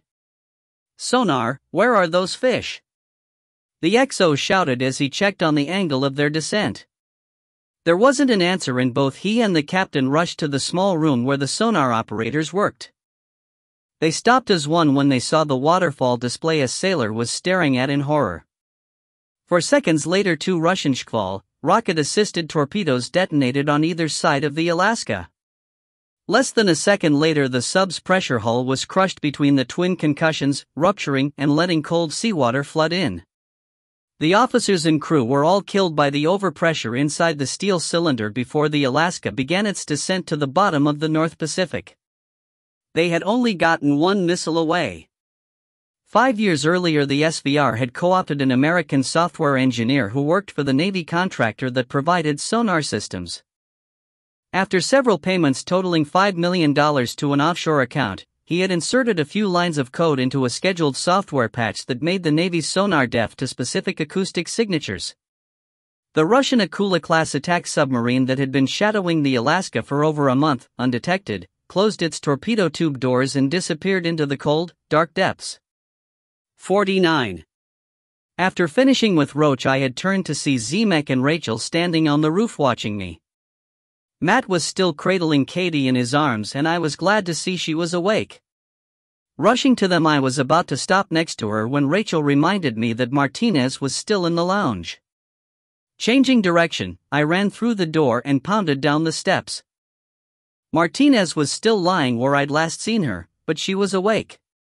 She didn't look good, but then I've never seen anyone that had been shot that did look good. I took a second to pull my vest on and sling my rifle as I bent over her. "You forgot to duck," I said. She smiled a weak smile and told me to kiss her ass in Spanish. "You just hang in there and make it through this, and I'll kiss your ass at noon in front of the flagpole," I said as I slipped my arms under her body. She groaned in pain as I lifted her off the floor. I couldn't tell where she'd been shot, but there was a lot of blood that began soaking into my clothing as soon as I pulled her to me. Carrying her up the stairs, I rushed over to the Pave Hawk where Rachel was working on Katie. Zemek had laid her inside the back of the aircraft, and I placed Martinez down next to her. "You've got some explaining to do, buddy," Katie said, grimacing as Rachel probed the wound in her chest. "Running around with 2 women that look like these 2. Thought I'd start a harem," I said, holding her hand. "Got an opening if you're interested." "I'll give it some thought and get back to you." She started to smile, then caught her breath and closed her eyes when Rachel pressed an instrument deeper into the bullet hole. While Rachel worked on first Katie then Martinez, the Osprey came into view. Zemek was in radio contact with them, and before they picked us up he directed them to where we'd left Stephanie and the kids. Once they were safely on board, the Osprey swooped down over the roof for us. The helipad was occupied with the disabled Pave Hawk, and the Marine pilot didn't want to trust the casino roof with the weight of his aircraft, so he did an extremely admirable job of holding the Osprey in a stable hover less than a foot above the roof. He held it there long enough for us all to get loaded, raising the rear ramp and gaining altitude as soon as Dog, bringing up the rear, leapt aboard. The 2 Marines Zemek had originally brought with him, as well as the 5 soldiers they had gone to pick up, made room for us. They pulled seats loose and created plenty of floor space for Katie and Martinez to lie flat, then squeezed against the walls with the captive women we'd brought out of the casino. I settled down between the 2 women, holding each of their hands as Rachel worked. Katie was stable for the moment, but Martinez was in worse shape. She'd taken 2 rounds, one in the leg and one in the abdomen. Rachel still wasn't sure how bad she was, but assured me that if Martinez had lasted this long, the odds were good that we'd get her to the hospital at Tinker in time. The Trident missile flew perfectly, following its pre-programmed trajectory, which was intended to place it 50 miles directly above the Kansas/Oklahoma border when the timer program added to the nuclear trigger reached 0. Everything worked as intended, the warhead firing when the computer code sent the command. Without the Earth's atmosphere, a nuclear blast expands dramatically faster and farther. The fireball grew to immense size, clearly visible from everywhere in North America. Massive amounts of gamma rays shot out in all directions. Dozens of orbiting satellites were destroyed in that initial EMP or electromagnetic pulse by the rays that headed away from the Earth. The gamma rays that didn't shoot into space came in contact with the atmosphere and collided with air molecules, depositing their energy in the form of huge quantities of ions and recoil electrons, which were then aligned and accelerated by the Earth's magnetic field. As they traveled along the invisible magnetic highways, they began to lose energy, but any electronic device within a 1,500-mile radius of the initial pulse was susceptible to damage. The closer to the source, the stronger the energy and the greater the damage. There isn't much on a modern aircraft that isn't controlled by electronics. The military requires that all of its equipment is hardened against an EMP, but the feasibility of protecting every sensitive electronic circuit on an Osprey against a high-altitude EMP is poor. Even more so when the EMP source is massive and less than 200 miles away. We were flying south and didn't see the fireball directly, but the dark landscape beneath us lit up at the same time the aircraft's engine shut down. There were panicked looks all around, and Katie squeezed my hand, pulling me down to wrap her in my arms. "We're going down," the pilot shouted. "Brace for crash." Also by Dirk Patton. Voodoo Plague, Book 1. Crucifixion, Voodoo Plague Book 2. Rolling Thunder, Voodoo Plague Book 3. Red Hammer, Voodoo Plague Book 4. Transmission, Voodoo Plague Book 5. Rules of Engagement, a John Chase short story. Afterword. Wow, Book 6 already. Seems like just yesterday that I was working on the first Voodoo Plague, which by the way was mostly written in hotels and airport waiting areas. It's been an incredible year, and I'm looking forward to seeing what the future holds for my little band of survivors. As always, a sincere thank you to everyone who has taken the time to email me or leave a post or message on Facebook. I love hearing from you, and appreciate the wonderful comments as well as the constructive criticism. I really do take it all in, and it has affected both the storyline and my writing style. To Katie, thank you for your unwavering faith and support, as well as your input. For those of you who follow me on Facebook, you know where the idea for the casino came from. For those who don't, a few months ago I was up early and sitting on the patio with Dog, enjoying my first coffee of the day. Katie walked outside and immediately called me an asshole. "What?" I asked, putting on my best innocent look. I had a nightmare that I was trapped in a casino, being attacked by survivors and infected, and it's all your fault. She answered, and that's when I knew there was an abandoned casino scene coming. So, Roach is gone. Finally. It was time, and oh so satisfying to write his demise. Yes, I couldn't resist a little poetic justice for the asshole, but in a strange way I'll miss him. I had thought about maybe doing something with him where he has a change of heart and saves the day. Kind of like the Grinch or Gollum, but in the end decided it was more fun to send him out with his ass in a sling, yes, pun intended. Finally, to answer the most commonly asked question when I release a new book, yes, there will be another book in the series. No, I don't know yet if it will be the final one or not. I've always said I'll end the series when the story ends, not stretch it out just to keep publishing books. I probably won't know until I start work on book 7. Also, you can always correspond with me via email at voodooplague@gmail.com. Comment if you're on Facebook. Please like my page at www.facebook.com/feartheplague. I enjoy interacting with my fans on Facebook and I answer all of my email, eventually. Thanks again for reading. Dirk Patton. January 2015.